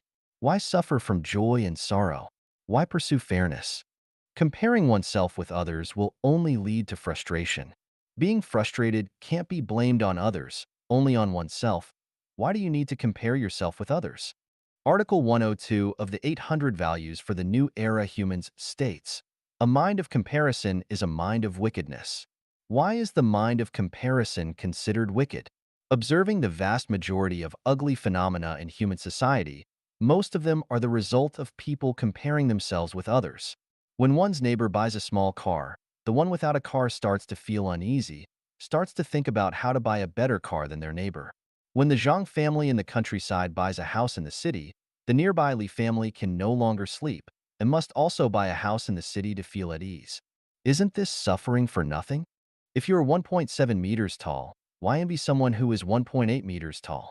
If your family is healthy and safe, why envy someone who has a bustling scene in front of their house? If you have an acre of land to cultivate, why envy someone who has thousands of acres of fertile land? If you have 3 or 5 close friends to drink and talk about mulberry and hemp with, why envy others' high-sounding speeches on the public stage? Contentment brings no disgrace, moderation brings no peril, and one can endure for a long time. There is no greater sin than desire, and no greater calamity than discontent. Discontentment arises from comparison. If people do not compare with each other, the world will be prosperous. Feeling unfairness is the result of comparison. Pursuing fairness is folly. If someone else has youthful pimps and you don't, do you feel disadvantaged? If your neighbor's doorstep is piled with garbage, do you feel it's only fair to pile garbage at your own doorstep? If someone else's house is washed away by floods, do you feel it's fair to knock down your own house? If someone else has a lump on their heart and undergoes surgery, do you feel it's fair for you to undergo surgery too? If someone else embezzles 100 million yuan and is sent to prison, do you feel it's fair for you to live in prison too? Where can you find fairness? For 20 years, I lived in a villa with a lush green lawn, a large swimming pool, and flourishing flowers and trees, but you couldn't live there. Do you feel it's unfair? If you feel it's unfair, it's because you haven't seen how I struggled and lived over the past decades. While you leisurely enjoy TV programs, I am studying hard under the lamp. You lived leisurely. I studied hard. This is unfair to me, isn't it? One day, when I was enjoying creating beautiful sceneries on the Balikia island of the Celestial Islands continent, you were envying and resenting me in the human world, thinking it was unfair, but you never knew what I had sacrificed for it. In fact, behind any unfair phenomenon we see, there is a reason for the unfairness that a person does not know. It's true that, for 10 years, no one asked about the hardships of studying. But once you're recognized, everyone knows. There is a cause and effect relationship between being recognized and the hardships of studying for 10 years. Understanding this truth, one will no longer pursue superficial fairness, but will instead put effort into places where no one knows. In fact, speaking from the way of nature, there is no need to put effort into places where no one knows. As a human, one only needs to have peace of mind. The so-called peace of mind means not to harm others, not to harm nature. To respect the greatest creator, to respect life, to respect nature. To follow the way of nature is to be extremely auspicious, to be justified in peace of mind, and to be able to walk towards heaven. 越珍贵的越简单越便宜. The more precious, the simpler and cheaper. Xiefeng, November 25th, 2021. Translation edited by Qinyu. For life, the simpler, cheaper, and easier to obtain, the more valuable it is. Sunshine, air, soil, and water are the most precious to life.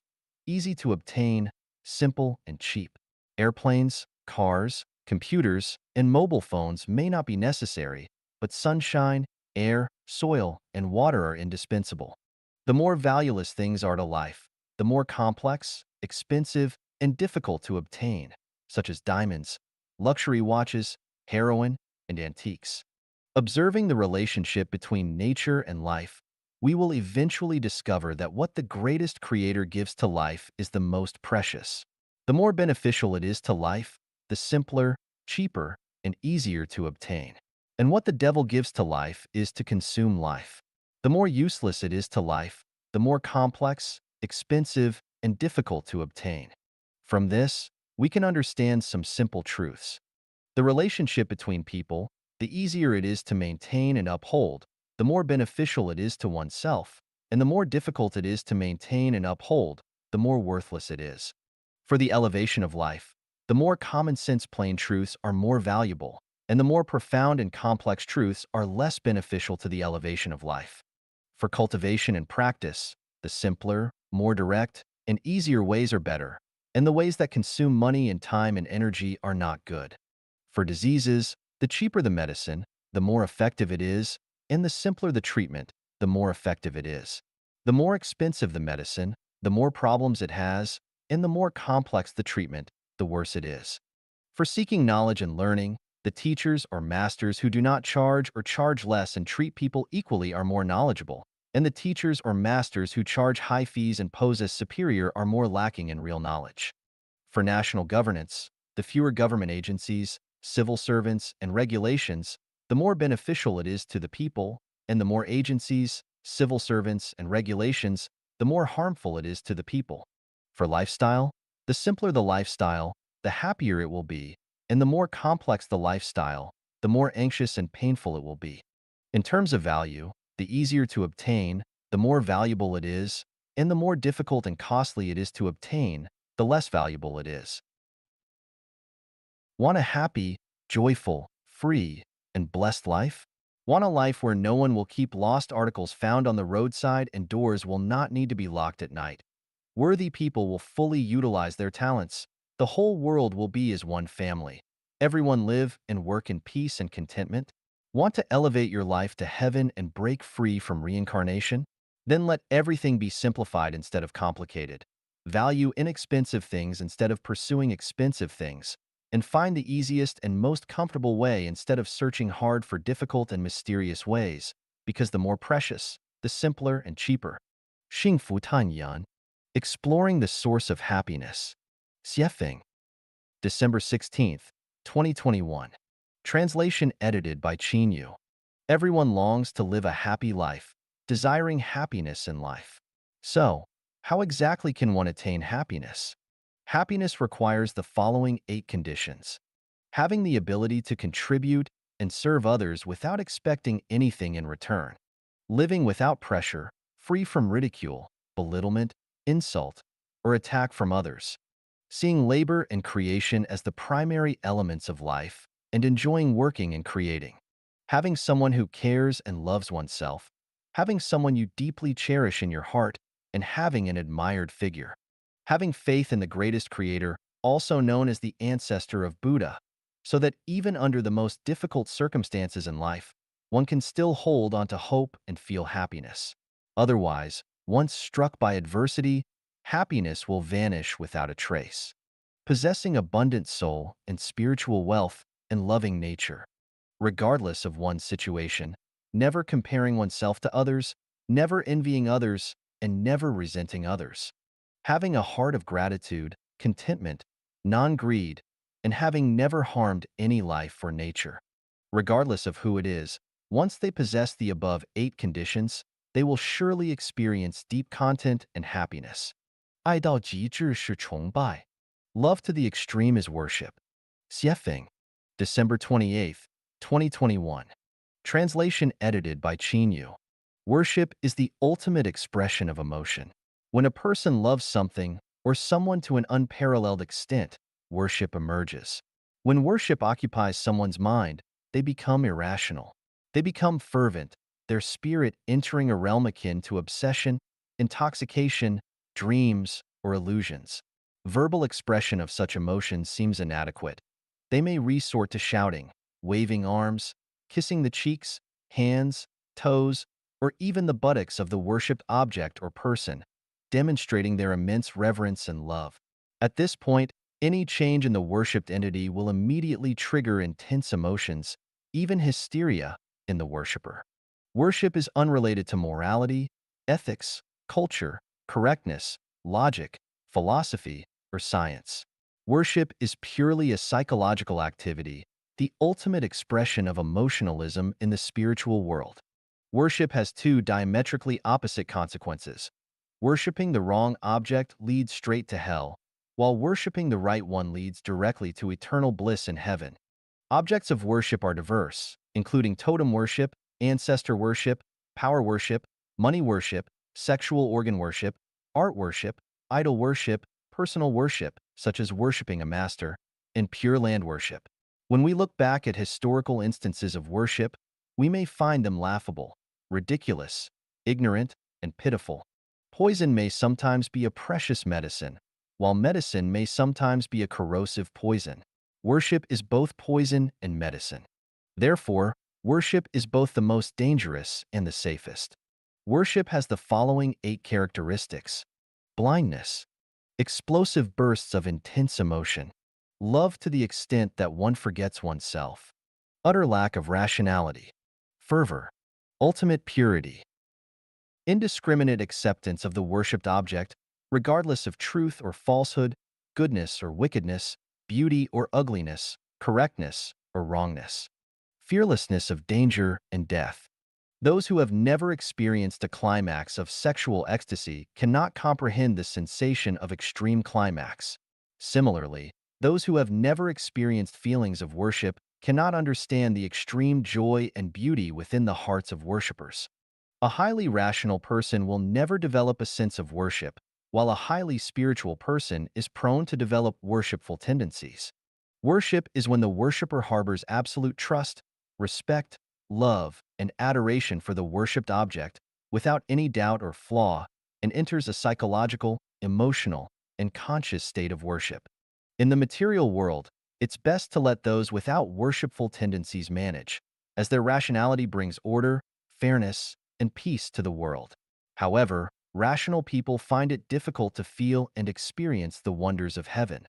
The most wonderful experiences belong to those with a sense of worship. When we see a madman, dressed in tattered clothes, who seemingly has never washed his face or taken a bath, shouting irrationally, we can't help but feel pity for him. But in the world of the irrational, they see us as expressionless wooden or stone figures or grotesque monsters with no interest in anything. Worshippers are pitiable because they are the easiest to manipulate and the easiest to send to hell. Worshippers are the happiest because when the sense of worship arises, they are actually living in heaven. Oh, worshippers, how pitiful! Oh, worshippers, how beautiful! 所谓灵魂伴侣是个美丽陷阱. The so-called soulmate is a beautiful trap. Xiefeng, January 16th, 2022. Translation edited by Yu. The sixth patriarch of Zen Buddhism, Huaining, said, "Who would have thought that our nature is intrinsically self-sufficient? The super-celestial beings of the celestial islands continent are self-consistent of yin and yang and are androgynous. Celestial beings and Buddhas have perfect self-nature, never seeking external validation. Many modern people are seeking soulmates, which shows that they are seeking externally, being led by their own desires, essentially being misled by outward forms. This is no different in essence from many people pursuing wealth, power, status, fame, luxury cars, and mansions.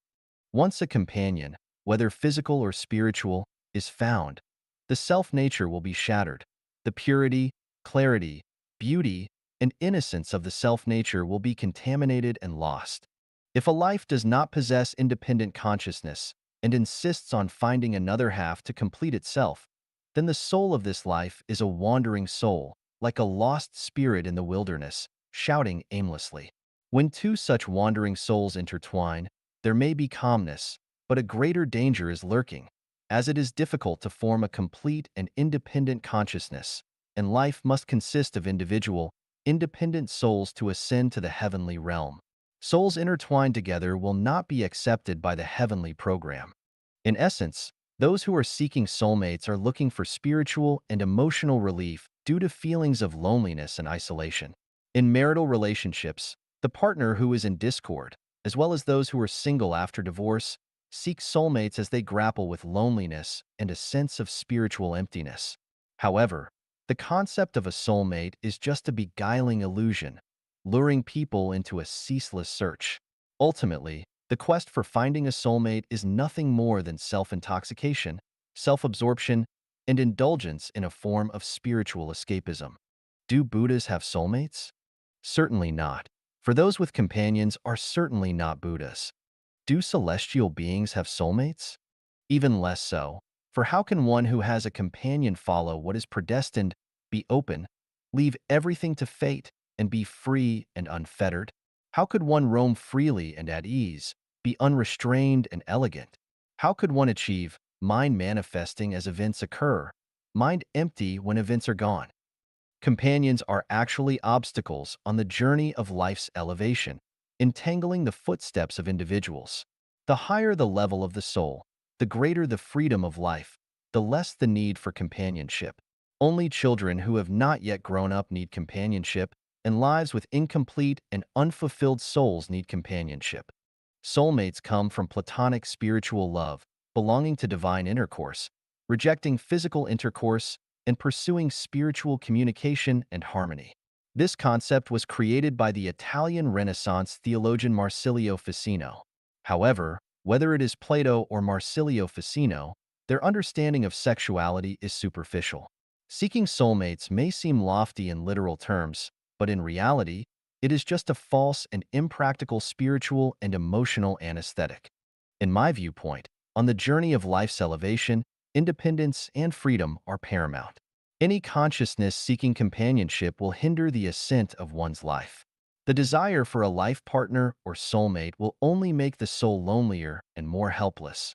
The follow-up comment from Tongshin Celestial. I agree with the guide's statement that there are no soulmates in this world. Where can one find another soul that perfectly matches theirs? From a scientific perspective, it's impossible for a snowflake to split perfectly in half, matching one half to another living being. The evolution and growth of individual organisms are not like playing a jigsaw puzzle. There may be phenomena of attraction between individuals with similar structures and frequencies, but they still remain independent. There's no way for them to perfectly merge into one soul, especially when each soul has its own imperfections and incompleteness. The idea of a soulmate, with its connotations of completeness, is nothing more than self-indulgence, anesthesia, and imagination. Moreover, from the perspective of the evolutionary laws of life structure, structural changes cannot occur fundamentally due to external influences at the same level of consciousness. Guidance and teachings from divine figures like gods, Buddhas, and celestial beings may have an impact, but it's a gradual process. Trying to achieve structural completeness through a so-called soulmate lacks scientific basis and feasibility. At best, what one can gain from the concept of a soulmate is energy, solving some issues of spiritual loneliness and companionship. However, one still needs to address their own shortcomings and deficiencies on their own. Even if one finds such a so-called soulmate, conflicts and problems may arise due to the imperfections of both parties, as the structures of two lives are not naturally harmonious. Therefore, for lives dedicated to spiritual improvement and refinement, appropriate space and distance are needed. One must grow independently, breaking through the hard shell of their own thoughts and consciousness from within, rather than relying on an external soulmate for breakthroughs and rebirth. Loneliness may prompt one to seek companionship, but a long-term, fixed companion is nothing more than two people hobbling along together. Thus, compared to seeking a soulmate, finding a group of like-minded fellow practitioners resonating on the same frequency, living and practicing together in a simulated heavenly lifestyle, is the best path. It not only replenishes the energy needed, but also provides the space necessary for individual ascension. What needs to be overcome must be overcome by oneself. Soulmates cannot provide the growth and ascension of life. Instead, they temporarily provide dependence and long-term hindrances and constraints, leading both parties to linger longer in the human world. 给自己的灵魂披上一件圣洁的外衣. Adorn your soul with a holy robe. Xiefeng. January 17th, 2022. Translation edited by Qinyu. The beauty of the world is revealed through myriad things. The value of an item is shown through its function and purpose. The inner beauty of a person is reflected in their words and actions. The beauty of the soul is manifested through the light and colors it presents to the world. Let us clothe our souls in a sacred garment, radiant and translucent. This sacred garment is made of the following materials. Regardless of how dirty the surrounding world may be, maintain cleanliness. No matter how frenetic the world may be, remain calm and grounded. Never bully the honest, let alone deceive the weak. Never lose your temper with them. Never praise power, never admire status, never grovel before money. Speak without pretense, act without being secretive or sneaky. Never engage in giving or accepting bribes, never covet even a penny of ill-gotten gains. Rely solely on your own efforts for what you gain, refuse any excess. Either speak the truth or remain silent. Always tell the truth. Treat guests with the best you have. Either avoid dealing with others or deal with them sincerely and genuinely. Once you make a promise, even if it costs you your life, fulfill it. Do not judge without understanding the facts and truth. Maintain the cleanliness and tidiness of yourself and your living environment. Grow vegetables, fruits, and grains untainted. Produce food without toxins. Do not let your soul be tainted by impurities for the sake of survival. Maintain the nobility, sanctity, purity, and elegance of your soul. Even if no one appreciates your pure soul, do not descend to the level of falsehood, evil, and ugliness. Even if evil forces push you to a dead end, do not bow down to them in submission. When light pierces through darkness and illuminates the earth, all will be revealed in their true forms. At that time, render unto Caesar the things that are Caesar's, and unto God the things that are God's. At that time, cattle will return to the pen, pigs to the sty, celestials to the celestial world, Buddhas to their pure land. 看看完美心灵花园有多重要. See how important it is to perfect one's soul garden. Xiefeng. August 28th, 2022. Translation edited by Qinyu. The height of a building is related to its foundation. If you want to build a skyscraper, the foundation of the building must be solid and stable. If the foundation is quicksand, not to mention building a skyscraper, even a small cottage will collapse at any time. A person's soul garden is the foundation of the life that person achieves. A perfect soul garden can lead to becoming a celestial being or Buddha, while an ugly soul garden can lead to becoming a ghost or a demon. Whether a country is civilized depends on whether the soul gardens of its citizens are perfect or not. If their soul gardens are imperfect, then this country is by no means a civilized nation. To bring a country into the ranks of civilization, the first thing to do is to perfect and refine the soul garden of its citizens. What are the consequences of an imperfect soul garden? If someone is an official, they will deceive their superiors and delude their subordinates, corrupt and bribe, oppress and extort the people. If someone is a businessman, they will cheat and deceive for profit. If someone is a civil servant, they will fawn over their superiors and make things difficult for honest people. If someone is a president, they will oppress dissenters and treat the people as if they were nothing in order to consolidate their power. If they are an entrepreneur, they might produce substandard products and exploit their workers. If someone is a doctor, they will overtreat minor illnesses to empty the patient's wallet. If someone is a police officer, they will bully kind-hearted people with their power. If someone is a farmer, they will produce toxic agricultural products. If someone is a merchant, they will produce toxic food, drinks, and medicines. If someone with power has an imperfect soul garden, they will do anything within their power. They will invert right and wrong. They will create numerous wrongful convictions. They will make the people afraid to speak the truth, and they will make the people live in fear and panic without peace. People with an imperfect soul garden will constantly create troubles and sorrows. They will bring anxiety and sorrow at any time. They will create contradictions and conflicts at any time, and they will bring disappointment and despair at any time. The crisis of humanity is never brought about by nature, but by the imperfect souls of people. Therefore, the crisis of the soul is the greatest crisis of humanity. If a person does not cultivate their own soul garden, they should never expect to live a happy life, let alone dream of reaching the other shore, heaven. If a nation or country does not prioritize the construction of its citizens' soul garden, then this nation or country will inevitably descend into barbarism and ignorance, and this country will inevitably be ruled by tyranny, leaving the people in misery. 蜂蜜和苦水你选哪一个? Honey and bitterness. Which one do you choose? Xiefeng. November 16th, 2022. Translation edited by Yu. Culture is the lifeblood of a nation's social functioning. If the blood contains viruses, the society cannot operate healthily and individuals cannot attain a happy life. Let's dissect some cells in culture and see if these cells carry viruses. There's fragrance from the plum blossom, originating from the bitter cold. Without experiencing bone-chilling cold, how could the plum blossom be so fragrant? Pressure is the driving force for progress. Setbacks urge people to advance. Don't guide children, let them face setbacks and stumble a few times to become strong.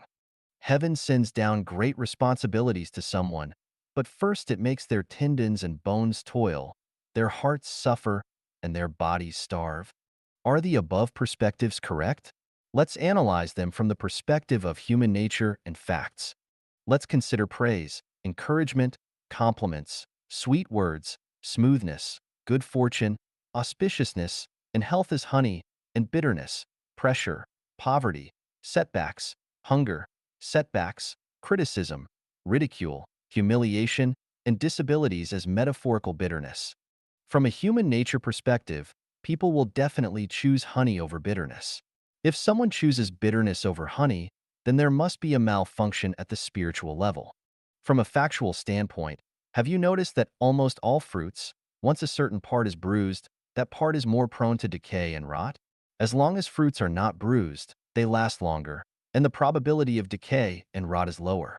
Bruising indicates that the fruit has been struck and faced setbacks. This proves that setbacks and blows are not good things.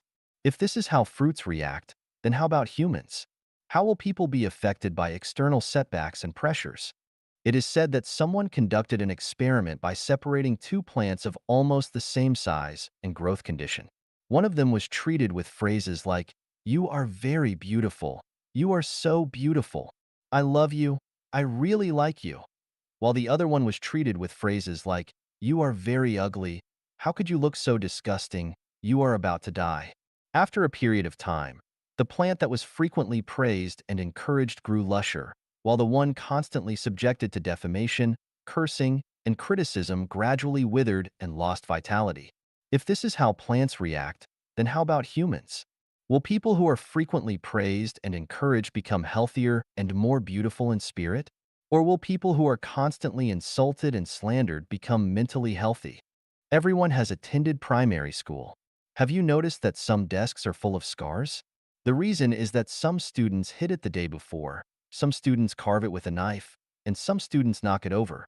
Over time, this desk becomes battered, shaky, with pockmarks on the surface. If a person frequently experiences hits, carvings, and shaking, will they become more perfect, or will they become scarred? In psychology, there is a Pygmalion effect, which tells us that people tend to develop in the direction shaped by the masses. If everyone says, "You are full of love," this person will be full of love. If everyone says, "You are full of hate," this person will be full of hate. If everyone says, "You are a great person," the probability of this person becoming a great person will be high. If everyone says, "You are a scum," this person will inevitably move towards becoming a scum. Fruits, flowering plants, desks, and the Pygmalion effect tell us that it is more beneficial to praise and encourage people than to vilify and degrade them in order for a person to grow healthily and beneficially in society. My personal experience also proves that honey is better than bitterness. I have lived my whole life surrounded by people's love. As a child, adults always said, "This child is smart." When I went to elementary school, the teacher praised me as the phoenix in the sky. At 18, I was appointed as the head of the village. During high school, technical school, college, and university, I was almost the class monitor every semester, and during my time as a high school teacher, I was worshipped by my students as King Geezer. Especially during my more than 10 years as a guide in Life Genuine, I was praised by the members every day. My entire life has been spent growing up in a honey jar. I ask you, have I become bad? In fact, the reason why I created Life Genuine and the second home, besides the laws of nature, is an undeniable factor of being loved by people. I deeply feel the kindness, loveliness, and respect of people and the beauty of life. Therefore, making people live better has become my heartfelt activity. The growth experience and current situation of my child are also evidence. From a young age, I mainly praised and encouraged him, rarely giving him pressure or disparagement. What are the results? The result is a sound mind, ability, and capacity. He is good at handling relationships between people, and wherever he goes, he finds good teachers and helpful friends. He recently called me to say that they were going to travel to the UK and Italy and live in Thailand for a while. When I asked if there were any difficulties, he said, "Dad, don't worry. It's all invitations from friends, and we have friends looking after us everywhere." Not long ago, I also gave him a bit of mesmerizing potion, saying, "Son, you're really amazing." I have also experienced setbacks, deceptions, and blows, and have tasted bitterness. But the bitterness left in my heart is always a scar, an indelible scar, a forever ugly side of society and humanity. Whenever I think of the bitterness I have tasted, what arises in my heart is not love and compassion, but hatred and cruelty. So, I found, heaven sends down demons to test someone, but first it makes their hearts suffer, their tendons and bones toil, and their bodies starve. One fact cannot be ignored. There is no bitterness in heaven. People who live in heaven enjoy the beauty of life, while hell is full of insults, oppression, deception, cruelty, setbacks, and repression. Have you seen any ghosts evolving into celestial beings or Buddhas? Does the fragrance of plum blossoms come from hardship? Who can prove that the fragrance of plum blossoms comes not from the genetic structure of plum blossoms themselves, but from the invasion of severe cold? Must plum blossoms suffer hardships to emit fragrance? There are also plum blossoms in the thousand-year world, but they have not suffered the torture of severe cold. Why are they still as fragrant as ever? Therefore, my viewpoint is more praise, less blame, more encouragement, less setbacks. Let people have fewer pressures and setbacks in their lives, and more smooth sailing and beautiful sunshine. From another perspective, life is just a few short decades. Many people bid farewell to the world in their teens, 20s, and 30s. In this short time of fleeting existence, why make people suffer and toil their minds, bodies, tendons, and bones? Even if you grow up in bitterness and become an emperor, a wealthy person, or a star, isn't life still an illusory bubble? So, let people live sweet lives in honey jars. Let's speak sweet words to each other. Have any of you smelled foul odors in a flower house? Have any of you smelled the fragrance of flowers in a pit latrine? Have any of you seen kind-hearted people insult, deceive, attack, ensnare, or harm others. Have any of you seen morally bankrupt individuals praise, inspire, and treat others with sweet words? So, I ask, honey or bitter water, which one would you choose? 信用破产的代价，美国流浪汉的启示. The cost of credit bankruptcy, a revelation from American homeless. Xiefeng, February 20th, 2023. Translation edited by Qinyu. In the powerful and affluent United States, there are approximately 600,000 homeless people wandering around, with most of them living on the streets in miserable conditions. While there are many factors contributing to homelessness, one of the biggest reasons is the bankruptcy of most homeless people's credit. Once credit is bankrupted, it is recorded by the U.S. judicial system.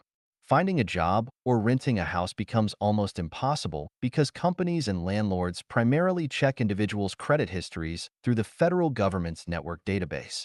If there are credit issues, new companies will not hire and new landlords will not rent to those with credit bankruptcy, leaving most people with no choice but to wander the streets. In a rule of law country, once credit is bankrupt, the consequences are dire. People may not realize that the management of the universe also follows the rule of law. This rule of law is Tao, which, similar to the U.S. judicial system, meticulously records everyone's integrity. This mechanism is known as divine punishments, though slow, are always sure, with big meshes, yet letting nothing slip through. Why does the Life Genuine Guide repeatedly emphasize to its members the importance of honesty? Why stress the need for everyone to speak the truth and keep promises? Why emphasize better to lose one's life than to break one's word? Because integrity is the fundamental of being human. Without fundamental, proper way will not appear, and without proper way, life cannot endure. More importantly, without integrity, one can never expect to reach heaven through cultivation, as heaven never accepts those who lack integrity. People need to understand that in some places and at certain times, those who break their promises can still obtain material wealth and respect from others. People can cleverly evade the punishment they deserve for not keeping their promises. But let me tell you, when you feel pleased with yourself for deceiving the public, for deceiving those involved, you have already fallen into the devil's web. You belong to the devil's clan, and the animal world and hell are your future destinations. If a government's credit is bankrupted, the people will no longer trust the government, and other governments will not engage in substantial exchanges with the bankrupt government, leading the country into chaos. If a company's credit is bankrupted, the company will inevitably go bankrupt, without a doubt. If an individual's credit is bankrupted, their future path will be extremely difficult, with virtually no bright prospects. So, everyone, you must honor your commitments and be extremely careful not to let your credibility become bankrupt. What if you break your promise? Heaven will not forsake a person who sincerely repents, who is willing to undergo self-reflection, and who earnestly seeks to rebuild their integrity. If you break your promise, you must willingly accept the consequences without blaming the divine, others, or anyone else. Receiving punishment is certainly a good thing. If you are not punished, it is a bad thing, as punishment indicates there is still hope. If there is no punishment, it signifies there is no hope left.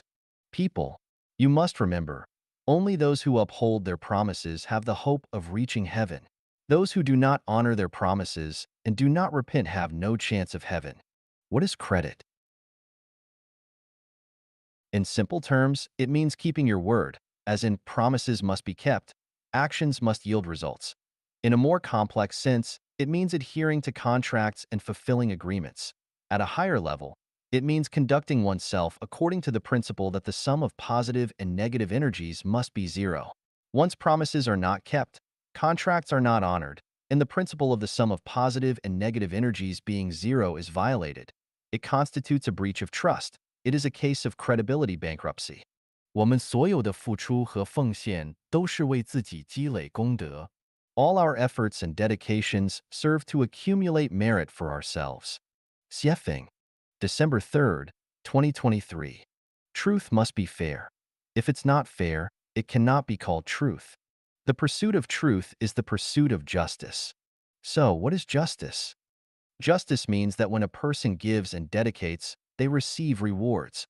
When a person commits wrongdoings, they must endure meticulous punishment.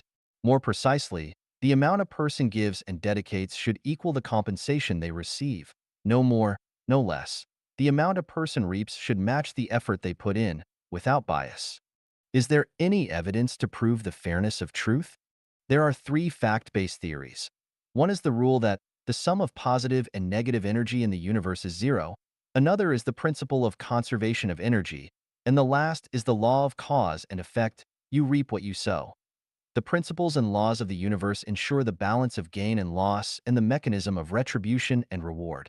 Truth upholds fairness without delving into the morality or ethics of truthfulness, falsehood, good and evil, beauty and ugliness. Truth is like a mirror, accurately reflecting everything. It shows us our current state. Whatever we are, the mirror projects our reality. If we are a horse, the mirror reflects a horse. If we are a wolf, undoubtedly, the mirror shows a wolf. Our current state is a reflection of our consciousness. If we all love peace, we will live in a peaceful and prosperous world. If we all love conflict, we will be in a world of endless strife and war. If we love nature, nature will be harmonious and bountiful. If we harm nature, nature will retaliate with hurricanes, hail, droughts, and floods. In the universe, no soul is wronged. Everything is a consequence of one's own actions, a web of one's own making. The reason we cannot see the ins and outs of karmic retribution is that we are mere mortals without Dharma eye or Buddha eye to see the karma of past, present, and future lives, let alone the karma of multiple lives and the afterlife. Hence our thinking is shackled by the phenomena of reality and blind to the truth. I cannot delve into the analysis of the factors behind the grand events in human history, especially the rise and fall of dynasties and the reasons behind the phenomenon of millions being killed during the transitions. I can only analyze and infer from the consciousness and current state of the people I have known throughout my life.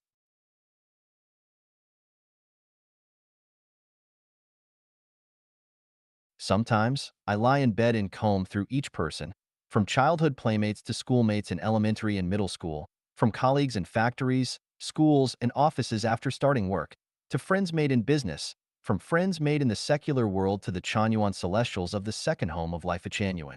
After extensive analysis, I have found the reasoning behind the principle that everyone's efforts and dedications are to accumulate merit for themselves, and there is not a single wronged soul in the world.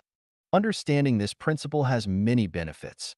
For example, in our interactions with others, regardless of their character, whether they are broad-minded and elegant or narrow-minded and rude, our efforts and dedications ultimately always return to us.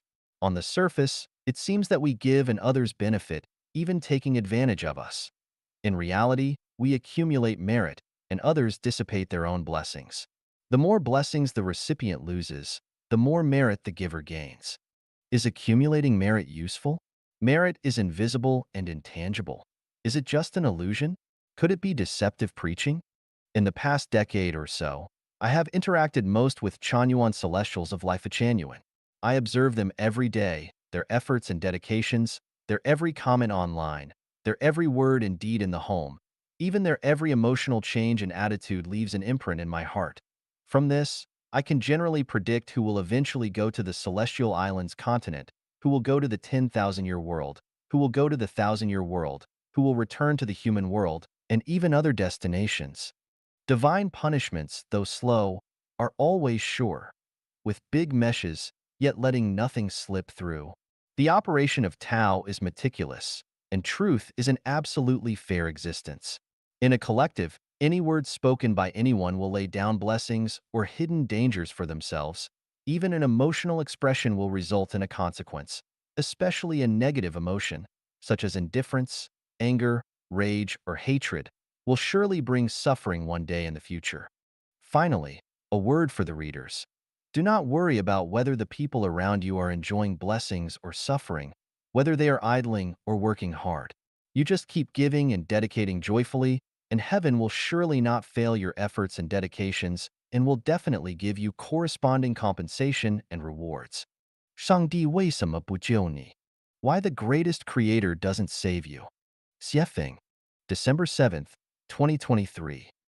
People often ask me why the greatest creator doesn't imprison all the bad people, allow various crimes to exist, or liberate those who suffer and endure hardships and injustice, among other questions.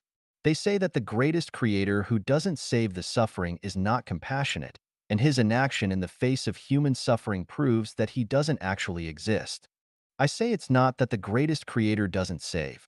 Rather, it's that people choose to suffer and endure hardships and injustices. The greatest creator cares for everyone at all times and always wants people to live a happy, joyful, free, and blissful life. But how many are willing to be saved? The sun rises every day, unwaveringly bestowing light and warmth upon everyone. Isn't that fair? Isn't that compassionate? But if you always avoid the sun and prefer to stay in the dark, that's not the sun's fault. It's your own choice. If you've chosen darkness, then enjoy the darkness. How can you blame the greatest creator for not giving you light and warmth?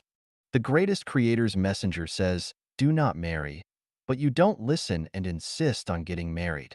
Then you should bear the troubles, pains, and anxieties that come with preparing dowries, cars, and houses for marriage. You want children, and you toil for their growth, education, work, and marriage. When you're old and find that your children are also struggling and can't take care of you, you must endure the helplessness and loneliness of old age. All of this is your own choice, your own will. The suffering you endure is all self-sought. How can you blame the greatest creator for not saving you? The greatest creator's messenger says, "Do not envy others, do not compare yourself with others, do not try to be superior to others." Do you listen? When others buy cars and houses, become white-collar workers or start companies and make money, you become envious and you feel unbalanced and pained inside. Moreover, you study and work day and night, spend money on success courses, always thinking about turning the tables, wanting to rise above, wanting to be superior to others, wanting to live better than others. As a result, you become tired, bankrupt, and your life becomes a mess. Isn't this all your own choice and creation? How can you blame the greatest creator for not saving you? The greatest creator's messenger says, "Do not live for money, but your mind is full of money, and every day you scheme about how to make money. For this, you gamble, speculate in stocks, participate in high-return financial activities, engage in real estate transactions, give and take bribes, borrow money to start businesses, try to get rich overnight, try to become a capital tycoon, try to become a wealthy person envied by others. For this, you rack your brains, even break the law and commit crimes, and ultimately find yourself living tiredly, gaining superficial glory of vanity, while being extremely exhausted spiritually and tormented in your soul. Isn't all this your choice and pursuit? You have no money and live a hard life. People around you laugh at you. Even your own parents, children, and friends despise you. You can't find a job after graduating from college. You work hard for a factory but end up unemployed. You carry the burden of car loans and mortgages. The internet is full of teachings on how to become rich and financially free, filled with teachings and temptations that are convincing and alluring, such as eating high-level bitterness instead of low-level bitterness, planning life with the mindset of the rich, and so on. There are also videos of young heirs to billions or company presidents that tempt you. You fantasize about becoming a powerful president or having the power to turn stones into gold. Fantasize about becoming a star, but the next day you still have to compete with others for a low-paying job, even running around all day with nothing to show for it, dragging your tired body back to your rented house to eat instant noodles. Isn't this all your own doing? The greatest creator's messenger told you 20 years ago that this path leads nowhere. Please choose another path, the one that leads to heaven. Did you listen? If not, how can you blame the greatest creator for not saving you? If you truly hope for the greatest creator to save you from the sea of suffering, then achieve selflessness and desirelessness. Eliminate ego and personal views. But can you do it? If not, how can the greatest creator save you? If you're asked to board a ship, you don't. If you're asked to board a plane, you don't either. Then when the flood comes and you drown, who is to blame? The greatest creator's messenger tells you, "Do not bully those weaker than yourself. Do not bully foreigners." Can you do it? If not, you always bully those weaker than yourself. Then it's only fair that those stronger than you bully you. It's a natural consequence. You bully foreigners, unwilling to live in harmony with them. Then being bullied by foreigners is fair. There's a warning that makes sense. Heaven has a path you do not take. Hell has no gate, yet you insist on breaking through. The greatest creator's messenger clearly pointed out the grand avenue to happiness, freedom, and beauty, but you don't take it, preferring to walk the path to hell, full of troubles, pain, anxiety, and fear. It's not that the greatest creator doesn't save you, but that you seek your own suffering, invite your own punishment, and bring trouble upon yourself. 快乐和幸福哪里找? Where to find happiness and bliss? 写评 December 9th, 2023. Why do people spend their lives toiling and racking their brains? Undoubtedly, whether it's studying, working, marrying, establishing a family, starting a company, running a business, making money, or holding office, the struggle is driven by one goal: to live happily, joyfully, freely, and blissfully. No one becomes a wealthy person, a star, a high-ranking official, or an academic authority to live in annoyance, pain, fear, or sorrow.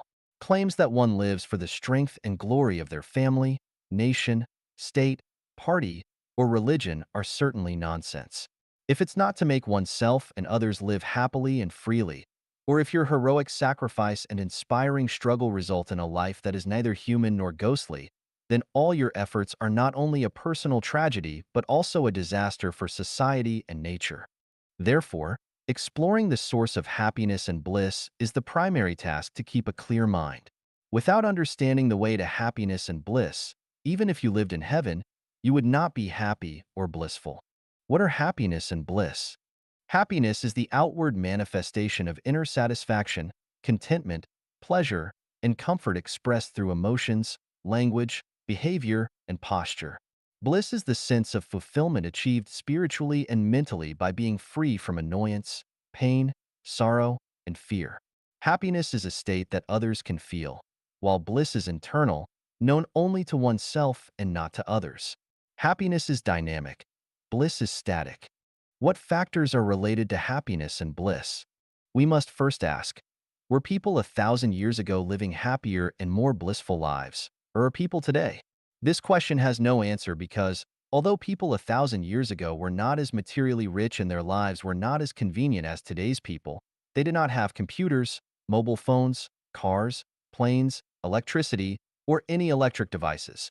They had no running water at home, no glass in their windows, but their happiness and bliss were no less than that of people today, and the anxieties and troubles of modern people are not less than those of the past. The happiness and bliss of a city engineer are not more than that of a shepherd boy on the grasslands, who may have even fewer worries and sorrows. Is there any difference between the sexual climax experienced by people 2,000 years ago and that experienced by people today? Is the sexual climax obtained on a Simmons bed more stimulating and richer than that obtained in a cornfield? From this, we know that happiness and bliss have nothing to do with the richness of materials. The happiness and bliss brought by giving someone a peach or a computer have no essential difference. The happiness and bliss brought by giving someone a Mercedes-Benz car today may not be as rich and lasting as the happiness and bliss brought by giving someone a cow hundreds of years ago. Who is happier and more blissful, a woman adorned with jewels or a barefoot woman raising thousands of ducks? Who can be sure that the happiness and bliss of a woman who picks a wildflower to wear on her head are less than that of a woman wearing a gold necklace and diamond earrings? Compare someone who earns a monthly salary of 10,000 yuan and receives a year-end bonus with another person who works diligently for a year without any salary or bonus. Who lives happier and more blissfully? If your answer is that the person with a monthly salary of 10,000 yuan lives happier and more blissful than the person who works hard for a year without earning a penny, then your answer is wrong. In reality, the person who works hard without any income is happier and more blissful than the one with a monthly salary of 10,000 yuan.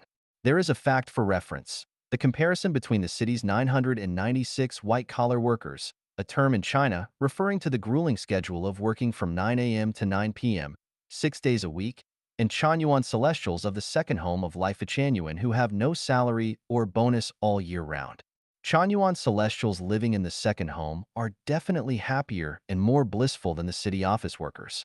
Whether a person lives happily and blissfully has nothing to do with money, status, power, or fame, but it is related to the soul, spirit, realm, pattern, and quality. Happiness is related to creation, and bliss is related to giving and dedication. Without creation, there is no happiness. Without dedication, there is no bliss. A person who is grateful, selfless, creative, giving, and reasonable, even if living in a thatched cottage and eating simple meals, always lives happily and blissfully. In contrast, a selfish person, one who is strong in ego and personal views, ungrateful, unwilling to dedicate to others, always thinking they are right and others are wrong, heavy with envy and comparison. Even if living in a palace, served by many, and provided with all luxurious needs, will still not live happily or blissfully. Humanity has struggled for thousands of years to live happily, joyfully, freely, and blissfully. They have established the United Nations, states, religious and political organizations, invented high technology and currency, and have racked their brains and worked hard for money, office, fame, power, and status. Have you found the key to happiness, joy, freedom, and bliss? If you have found it, congratulations and blessings to you. If not, then go find it in the second home created by Life Genuine. 如何让自己长久的幸福? How to be lastingly happy. Xiefeng, December 22nd, 2023. As I lay in bed last night, the moment I nestled into my covers, a profound sense of happiness swept over me. The joy stemmed from something as simple as my bed and blanket, the bed soft and yielding, the blanket thick and warm. To lie on such a bed, under such a blanket, was pure bliss. But why did this simple comfort make me so happy? Perhaps it's because I remember a time in the early 80s when I took a train journey during the busy New Year period. The train was so packed that for more than 10 hours, there wasn't a single seat to be had, not even in the aisles, which were crammed with people. Some even resorted to lying under the seats. At around 4 a.m., weariness overwhelmed me, and I thought, if only I could have a bed to lie down and sleep in for life, that would be the utmost happiness. In Vanuatu, I stayed in a round, open-air room by the sea. The heat was so intense that a blanket was unthinkable, yet the mosquitoes were relentless, necessitating at least a sheet for protection. It was then I realized that sleeping under a blanket every night is a small slice of heaven. Once, in junior high, I needed to travel over 60 kilometers to the county town to pick up a parcel.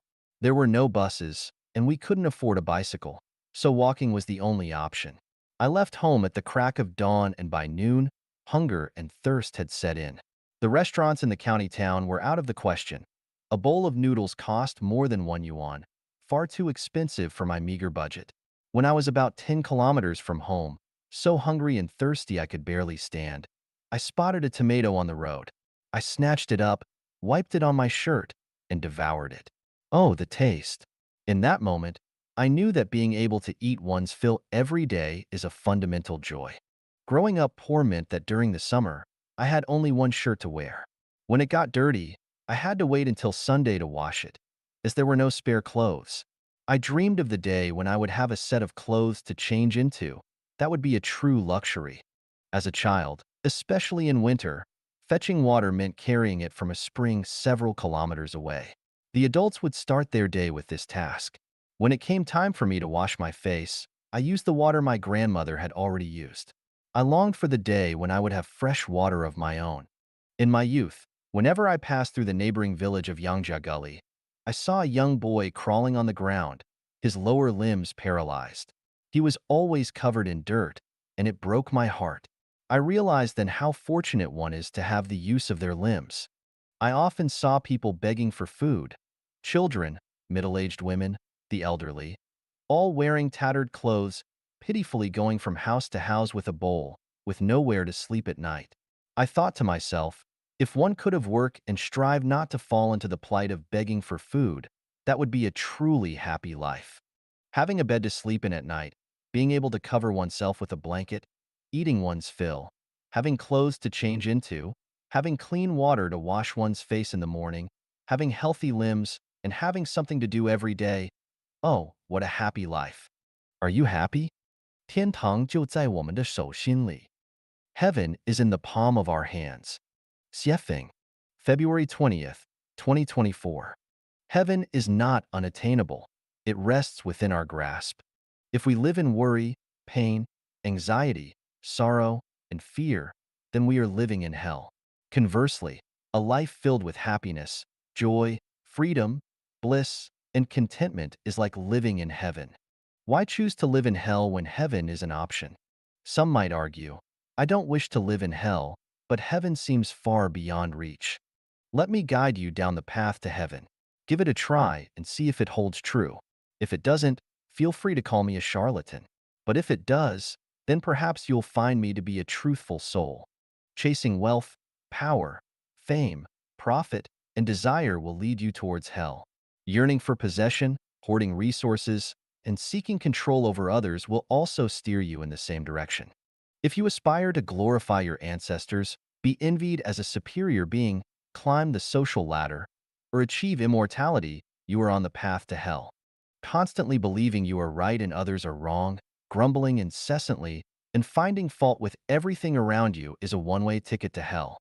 If you perch on the moral high ground, preaching goodness while failing to practice it yourself, or worse, living a double life, you are bound for hell. In essence, selfishness and obstinacy are the hallmarks of a life lived in hell. So, how does one reside in heaven? The answer is simple. Embrace selflessness and let go of ego, and you will find yourself in heaven at every moment. Is there proof? Indeed, there is. Ask those who dwell in the second home established by Life Genuine, known as the Chanyuan Celestials. Most will affirm they live in heaven. Live in heaven now and after a lifetime, you will find your place in heaven. Live in hell now, and you will descend into hell thereafter. This is called biological inheritance, also called life inheritance. See, isn't heaven right in the palm of our hands?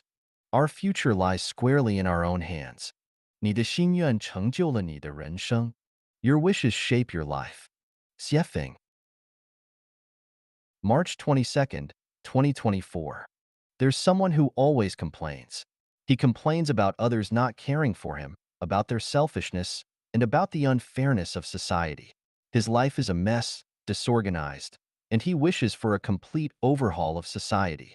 He hopes that the frightening prophecies of seers from all times and places will come true soon. I asked him, what kind of life do you actually want to live? It turns out, he couldn't describe what kind of life he wanted, or give a clear picture of his future life scenario. Now, I ask you, the reader, what kind of life do you want to live? Can you clearly describe the detailed and specific life scenario you wish to live? I'm confident that 90% of people have never really thought about the kind of life they truly need. Even among those who have, their ideas are often impractical or full of contradictions.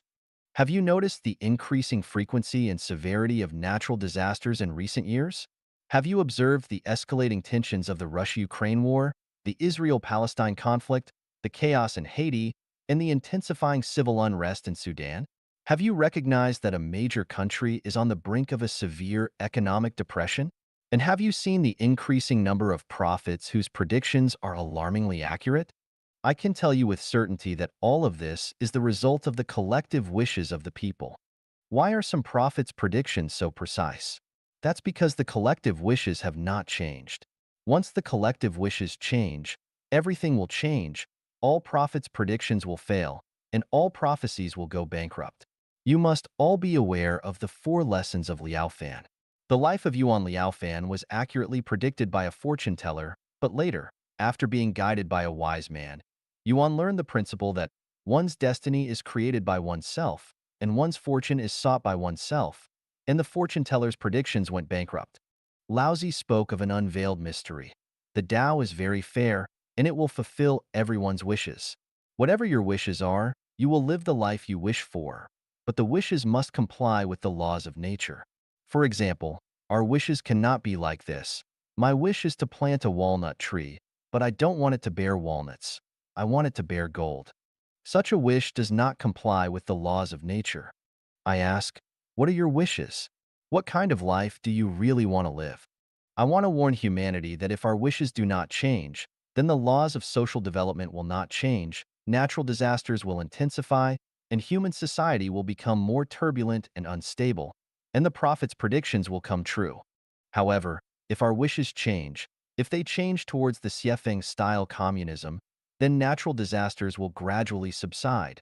Humanity will gradually move towards peace and auspiciousness, and everyone will live a heavenly life.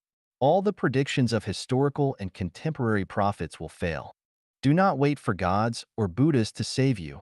Do not wait for some galactic alliance to save you. It is precisely us who save ourselves. 诊断一下，看自己是不是患有心灵疾病。Diagnose whether you have a spiritual illness. Xiefeng, March 31st, 2024. It's normal for humans to experience physical, mental, and spiritual illnesses. But when these conditions become severe, they require treatment to ensure a happy life. Of these, spiritual illness is the most hidden yet most impactful on life. It affects both mind and body, but with a healthy spirit, one can still lead a good life despite other illnesses.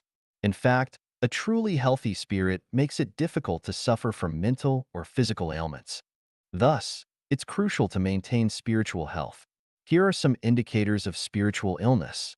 Blaspheming against the greatest creator, gods, Buddhas, saints, and ancestors. Idolizing power, chasing wealth, and ignoring family, friends, and laws. Being insensitive to the pain of nature and life, showing no compassion when harming or killing animals.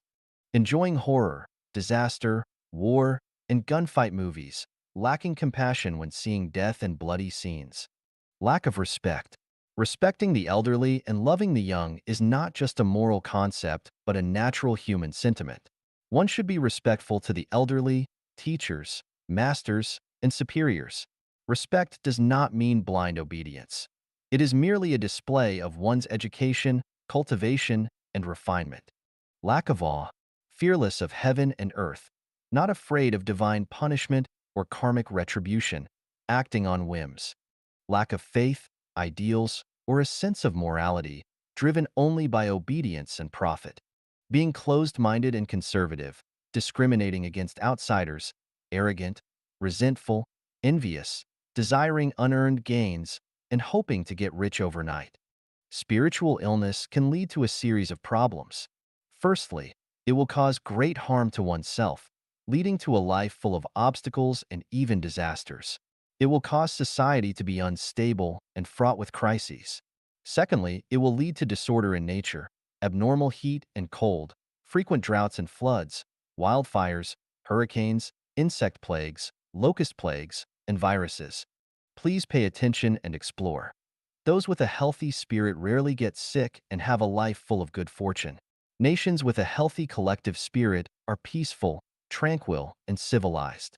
Conversely, if a person's life is full of obstacles, they definitely have a spiritual illness. If a nation suffers from many disasters, it is certain that the nation as a whole has a spiritual illness. Everything visible is determined by invisible factors. Spiritual illness is invisible, but it determines the difficulties in our reality and a series of annoyances, pains, and disasters. May everyone possess a healthy spirit for a heavenly future.